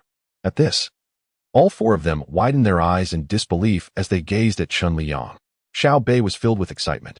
Dad, are you going to design clothes for us? Will you draw our likenesses just like you did for my sister? He admired how beautifully his father had portrayed his sister and wished for a similar depiction of himself, which he could cherish in secret. Chen Liyang nodded. Of course, I will draw all of you. If you like it, I can make an extra one as a keepsake. This conversation consumed over half an hour. Realizing he hadn't yet purchased the ingredients for lunch, Chen Liyang unplugged his charging phone, intending to head to the market and immerse himself in his design work later in the afternoon. Today, he planned to buy a pigeon from the market to prepare a nourishing soup for Xiaobei. It was said that pigeon meat was quite nutritious, and during his own childhood illnesses, his mother often prepared it for him. He pondered whether his weight gain was due to an overindulgence in pigeon, especially since Xiaobei was so slender and needed nourishment. I'll accompany you, Shou Qingdong declared, trailing closely behind Chen Liyang as he made his way to the market. Observing the searing sun outside, Chen Liyang urged him to stay home, deeming it a punishment to venture out in such sweltering heat, especially since he had no need for assistance carrying items. Where are you going? Shou Qingdong inquired, watching his brother step outside. After Chen Liyang had initially discouraged him from tagging along, he had obediently stayed home. However, just 2 minutes later, Shou Qingdong decided to venture out, which inevitably raised suspicions about his true intentions. Zhou Qingyan stood in the yard, pointing towards Aunt Zhao's house. Where else would I go? Naturally, I'm off to play games with Lu Ziheng. If I recall correctly, Lu Ziheng is my classmate. When did you become closer friends with him than I am? Zhou Qingdong regarded the unflinching second brother with a skeptical demeanor. You are as mute as a clam. It is a wonder that Ziheng brother enjoys your company, he remarked, before striding out of the courtyard. Zhou Qingdong gazed at the vanishing figure of second brother, momentarily lost in thought. At that juncture, fourth brother stealthily approached the elder brother's side, akin to a thief. Zhou Qingdong cast a disapproving glance at his younger sibling. "What are you up to?" he inquired. Zhou Qingbei, seemingly oblivious to the disdain evident in his elder brother's eyes, whispered, "Brother, let me tell you, second brother is quite the reserved individual. Last night, I caught him secretly gazing at our family portrait, grinning foolishly." Zhou Qingdong was taken aback. "I shared a bed with him and noticed nothing of the sort." "How did you come by this knowledge?" He was well acquainted with second brother's character, which did not lend itself to such behavior. Moreover, he had observed that second brother did not harbor any particular fondness for Chen Liyang. Their interactions were simply cordial, not indicative of someone who would secretly admire a family portrait. "I saw it upon waking last night. In any case, brother, you must be wary of second brother vying for father's affection," Zhou Qingbei continued, adopting a guise of concern. In truth, he harbored his own ulterior motives. He perceived that their father held a fondness for both the elder and second brothers, despite his own affection. Yet, being younger, he felt powerless to assist. However, the elder and second brothers could, and thus their father's favoritism would only deepen towards them. Therefore, he aimed to incite rivalry between the two, hoping to provoke their father's ire. In that eventuality, he would present himself as the obedient and charming child, ensuring that among the four brothers, he would emerge as the favored one. He chuckled inwardly, having gleaned this strategy from a book, to observe the contest between tigers on the mountain and reap the benefits as a fisherman. As for the third brother, he remains completely unfazed, constantly opposing their father, who certainly does not hold any affection for him. Zhou Qingdong gazed at his naive younger brother, who was solely concerned about him, and gently patted his head. "With such displays of affection, do you think this is a harem of concubines? If the second brother truly cares for our father, would that not be a good thing? In time, we could all live harmoniously together as a family." Noticing his elder brother's lack of understanding, Zhou Qingbei touched his forehead, pouting in displeasure. "Do you not wish to be the son favored most by father?" Upon saying this, he gathered his courage and added, "The second brother is far more astute. If he truly desires to win father's affection, you would surely be outmatched." Having spoken, he hastily fled, fearing a reprimand from his elder brother. This startled the eldest. "You've just undergone surgery. Why are you running?" Zhou Qingbei turned back and made a face. "I fear you might hit me." Zhou Qingdong was both exasperated and amused. The fourth brother must surely be feeling mischievous. Yet, soon his mind wandered back to the words of his younger brother. Could the second brother truly vie for affection? Was it even possible for him to compete with him? Meanwhile, Chen Liyang arrived at a nearby market. Although the environment was less than ideal, it was bustling with people. In truth, the prices at the market were not necessarily lower than those at the supermarket. Chen Liyang had come primarily to purchase pigeons. Upon locating a vendor, he selected a particularly plump one, spending 30 yuan. After the vendor had cleaned it, he proceeded to the meat stall, where he bought 10 yuan worth of pork belly, intending to chop it into a filling for the pigeon before stewing it, delicious and nutritious. Here lies the task of procuring vegetables for the children. To be honest, he was quite uncertain about what to purchase. Had he known, he would have inquired beforehand. Nevertheless, he decided to proceed with his shopping. Just as he stood before a vegetable stall, selecting tomatoes, an unexpected incident occurred. The pigeon and meat he was holding in his other hand were taken without warning. In this day and age, can one truly steal so brazenly? Chen Liyang, filled with indignation, turned around, ready to unleash a tirade upon the thief. However, upon noticing the individual beside him, he was momentarily taken aback. "Xiaonan, what brings you here?" Zhou Qingnan explained with a smile. "A classmate of mine lives near the market. I haven't seen him in ages and thought to pay a visit, but he wasn't home." After hearing Zhou Qingnan's explanation, Chen Liyang believed him without question. "Since it's summer vacation, your classmate might have gone on a trip. Next time you wish to find him, you could use your father's phone to call his home, so you won't make a fruitless trip." "All right, I understand. Is there anything else you wish to purchase?" Zhou Qingnan inquired, holding the pigeon and meat Chen Liyang had just acquired. Chen Liyang's focus shifted back to the shopping. He resumed selecting tomatoes. "I'm not sure what you all would like to eat, so I'm just picking some random items. Since you're here, do tell your father what you wish to eat, and I will procure it." After pondering for a moment, Zhou Qingnan suggested, "Let us buy a fish. You can't cook, so I'll make it braised." Chapter 108. "Uncle, I'm not lying, right? You enjoy eating fish? That aligns somewhat with my tastes. Had I known you liked it, I would have made it a regular purchase." The reason Chen Liyang purchases fish sparingly is primarily due to his young children, as he fears that fish bones might get caught in their throats, leading him to buy more meat instead. However, he himself harbors a profound fondness for fish, especially the exquisite flavor of fish stew served with rice. Zhou Qing'an nodded in agreement, suggesting we could also buy some chili and garlic leaves later. They would enhance the taste of the braised fish. Chen Liyang responded, "All right, you can prepare it, but let's not add too many chilies, as you all are not accustomed to spicy food." After becoming a father, Chen Liyang realized the extent to which parents can compromise for their children, particularly regarding culinary preferences. Once he finished purchasing vegetables, he proceeded to the fish vendor, where he acquired a 2.5-pound grass carp, priced at 9 yuan per pound, totaling 22 yuan and 50 cents. Upon exiting the market, Chen Liyang noticed that the vegetables he bought seemed to have found their way into the hands of his second child, leaving him empty-handed.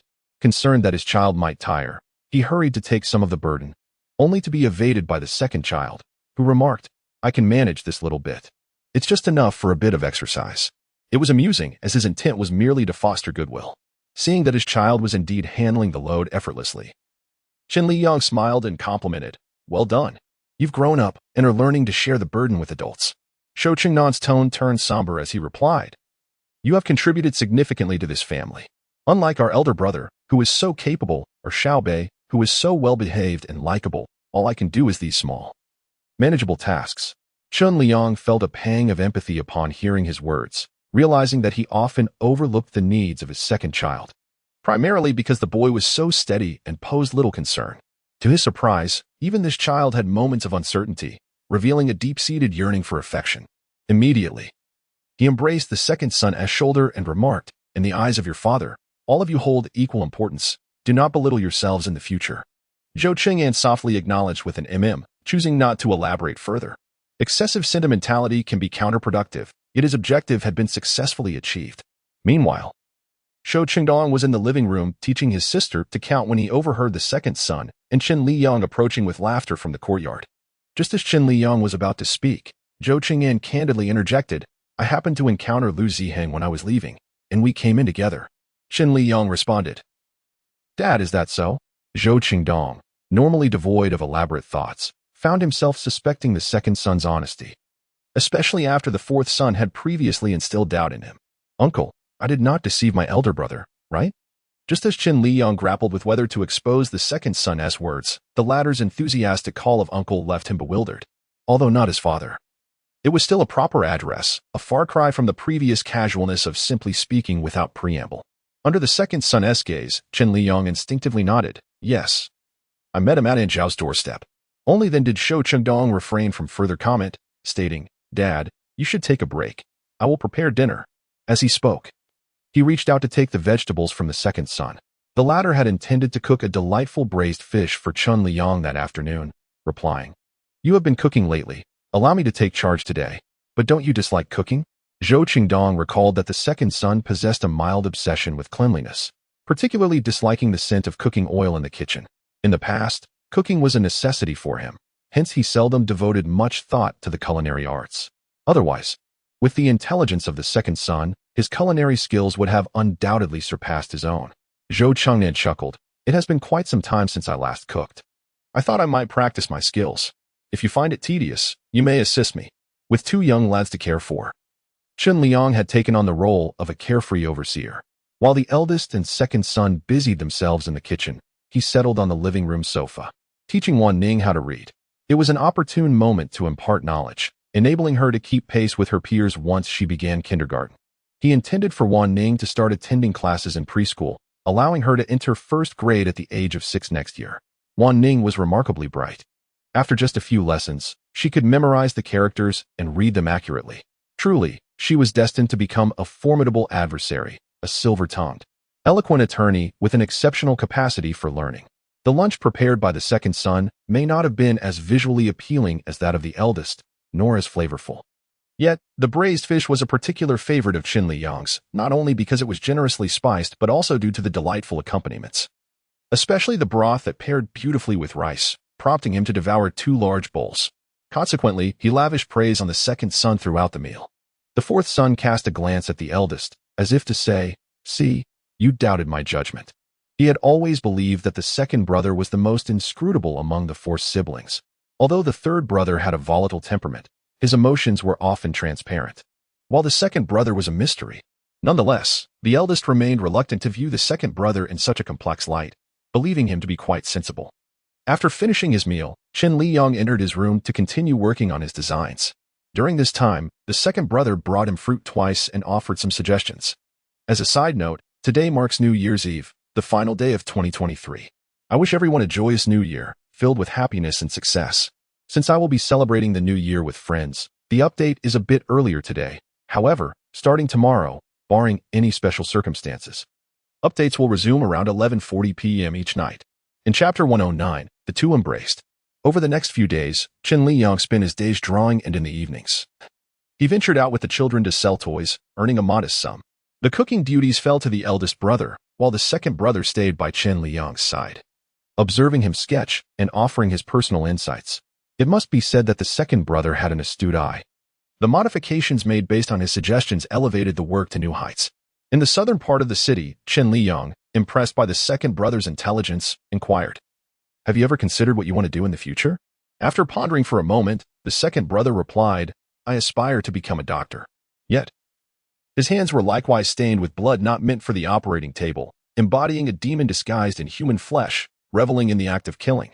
However, not everyone is inherently evil. Some are driven by their circumstances, shattered by life, their inner light extinguished, and their dignity trampled upon, leaving all that is beautiful to dissolve into nothingness. The demons residing within, having found a means of survival, dominate their hosts, manipulating their minds, and manifesting their existence through malevolence. They have descended into hell, and thus, it is only fair to drag everyone along with them. Had it not been for my traversing into this narrative, perhaps the second child would have followed the scripted path to the culmination of his life. Yet, it is precisely because I have arrived here that I recognize the inherent goodness in these children, the profound worthiness that evokes compassion. If, during their time of torment at the hands of their stepfather, someone had extended a helping hand, they might not have resorted to a path of crime. What is it? Do you not find the profession of a doctor appealing? Observing that Chen Liyang remained silent, Zhou Chengnan queried with curiosity, "Can you share with me the reason behind your desire to become a doctor?" The absence of physicians in this world would indeed be a horrifying prospect. Gazing upon the sincerity and justice reflected in his eyes, Chen Liyang could not help but affectionately ruffle his hair. "It is wonderful that you think this way. As long as it is your dream, your father will support you wholeheartedly. However, you must promise me that regardless of what transpires in the future, we shall always retain a heart of kindness and integrity. Even if we do not perform noble deeds, we must refrain from actions that harm society." Chen Liyang regarded the second child with unwavering seriousness. He firmly believed that the 5 children would never succumb to the predetermined fate laid out within the pages of the story. Chen Liyang's words caused Zhou Chengnan to pause, as he previously believed he was destined to dwell in a mire, unable to bear the sight of light, perpetually yearning to obliterate all things beautiful. Yet, since Chen Liyang's transformation had enveloped him in the warmth he had long desired, filling his days with joy, such dark thoughts had dissipated. However, why would Chen Liyang, who seemed to be thriving, speak such words to him? Did he possess knowledge of something? Did he know about his past aspirations to be a bad child? However, it is rather perplexing. He has never exhibited such inclinations, not even when subjected to violence, his eyes never revealing a trace of hatred. The smile upon his face serves as his finest disguise. Thus, in the eyes of outsiders, he is perceived as the most amiable among the 5 siblings. So, when Chen Liyang poses this question, is it mere coincidence, or does he possess an uncanny ability to delve into the hearts of others? Or perhaps his transformation stems from an awareness of his own darker thoughts, a desire to steer clear of a misguided path. Noticing the second brother lost in contemplation, it is now Chen Liyang who grows anxious. "Xiaonan, what are you thinking? This child. Could it be that he has already embarked on a path of wrongdoing unbeknownst to him?" Zhou Chengnan gazes intently into Chen Liyang's eyes and slowly inquires, "Do you think I am a bad child?" Without hesitation, Chen Liyang shakes his head. "No, in your father's eyes. You and your siblings are the finest children in the world." Upon hearing this, Zhou Chengnan smiles. "Since you say I am the best child, how could I possibly let you down? I promise you, no matter what occurs in the future, I will never engage in anything unlawful." Chen Liyang felt reassured by the second brother's reliability and patted him on the shoulder. "Good, Dad believes in you." "It's uncle," Zhou Chengnan emphasized. At this moment, He finds it difficult to utter the word dad. Should Chen Liyang continue to refer to himself as dad? It would not evoke a significant reaction when he eventually shifts to dad. Only by consistently referring to himself as uncle does it become all the more precious when he finally calls him dad. Chen Liyang initially believed that the child harbored some resentment towards him. However, the fact that the child could now call him uncle was already a significant concession. At that moment, the form of address seemed less important. What truly mattered was that the family could joyously and harmoniously be together. He nodded in agreement, saying, "All right. Uncle believes in you." Sensing that Chen Liyang might be displeased, Shou Qing'an softened his tone. "Please don't be angry. I know you are a good person. But I simply cannot overcome my own feelings. If my reluctance to address you differently upsets you, I can only apologize." Hearing this, Chen Liyang felt no anger. Rather, he was filled with compassion for the child, who was still concerned about his feelings at such a time. He immediately embraced him, saying, "Silly child. How could uncle be angry with you? The fact that you can call me uncle fills me with joy. From now on, I will strive to be better, ensuring that you become the happiest child in the world." This was Shou Qing'an's first experience of the tenderness that came from Chen Liyang's embrace. He could even hear the powerful rhythm of Chen Liyang's heartbeat. In a place where Chen Liyang could not see, his lips curled into an uncontainable smile. Previously, he had only perceived Chen Liyang as somewhat wicked, unaware of this innocent side. Yet, this naivety made him easier to deceive, did it not? Just then, Zhou Chodong entered with a plate of neatly sliced watermelon, each piece thoughtfully adorned with toothpicks. Upon witnessing the two in an embrace, the words of the little fourth brother echoed in his mind once more. Earlier, he had thought that the fourth brother was merely speaking nonsense. Now it seemed he had been too naive, believing that the second brother harbored no paternal feelings towards Chen Liyang, and thus would never engage in any competition for affection. From the recent behavior of the second brother, it is evident that his intentions are far from simple. He has been monopolizing Chen Liyang's attention. And within just a few days, the two have embraced.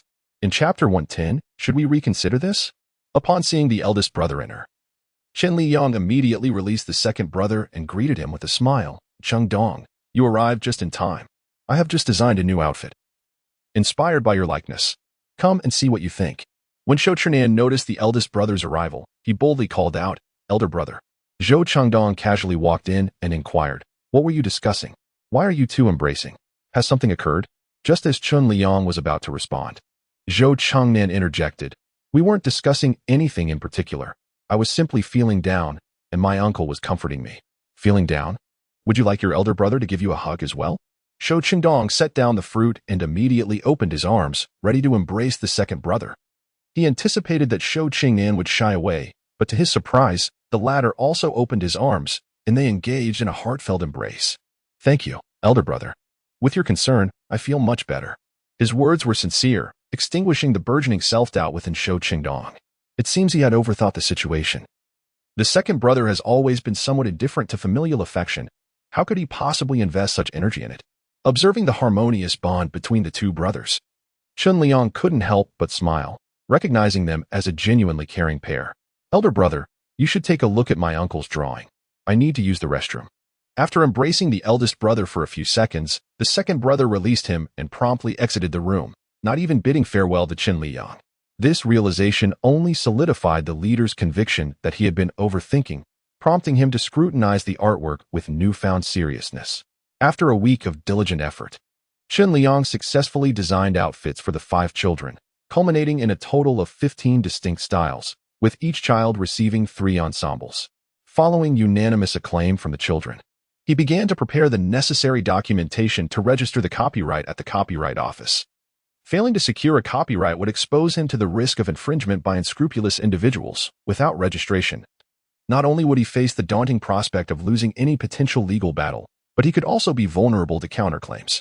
Once all pertinent materials were meticulously assembled, Chen Liyang proceeded to the Copyright Office with his identification and documents, submitting his application and paying the requisite fees.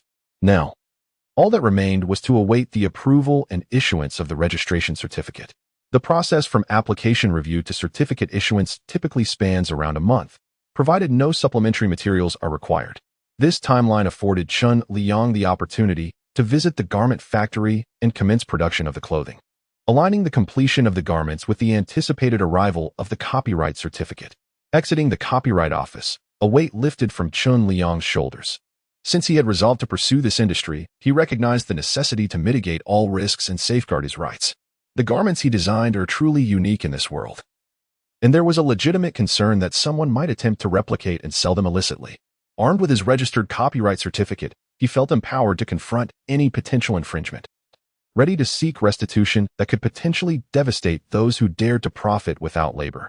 The next step was to locate a reputable clothing factory. To expand and strengthen his business, he understood the importance of not compromising on quality or allowing the manufacturer to cut corners. Therefore, he must seek out a reputable clothing factory with the hope of establishing a long-term partnership in the future. After approaching several options, he finally reached an agreement with a factory owned by Mr. Li, known as Deseng Clothing. The main reason for his choice was the sincerity and generosity he perceived in Mr. Li during their discussions. He was not the type to be overly calculating. Additionally, he researched the factory's reputation online, which was quite favorable. It was only then that Chen Liyang made his selection, yet he refrained from presenting all of his design drafts. This was primarily due to his limited financial resources, and also because he did not wish to invest all of his funds at once. Entrepreneurship inherently carries risks, and he needed to ensure a fallback option. Otherwise, should he invest all his money, what would happen to the children? In this world, no one could serve as his support, allowing him to act without concern. Should this venture prove unviable, he would still retain some funds to navigate through, preventing him from facing destitution or uncertainty about where his next meal might come from. Among the 6 outfits he selected, 2 were for Wan Ning, while the eldest brother and the 4 siblings each received one. After all, they were all boys, and as long as the garments fit, they could wear them. Thus, 4 of the new outfits were accounted for. Mr. Chen, may I inquire, are these designs all your own? Mr. Li from the clothing factory looked at the drafts presented by Chen Liyang, his eyes brightening with excitement. Having worked in this industry for many years, he had never encountered such distinctive designs. Nowadays, most clothing tends to be quite similar, lacking any notable features, making it nearly impossible to achieve remarkable sales. However, the 6 design sketches presented to him by Chen Liyang are undeniably innovative and, most importantly, aesthetically pleasing, appealing to a wide audience. One can hardly fathom the popularity these garments will garner once brought to life, particularly the costume reminiscent of Spider-Man, which is simply remarkable.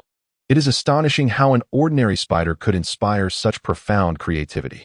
Furthermore, the princess dress for girls, adorned with a crown and magic wand, stands out as a significant highlight, perfectly catering to their fondness for all things cute and beautiful, fulfilling their every fantasy.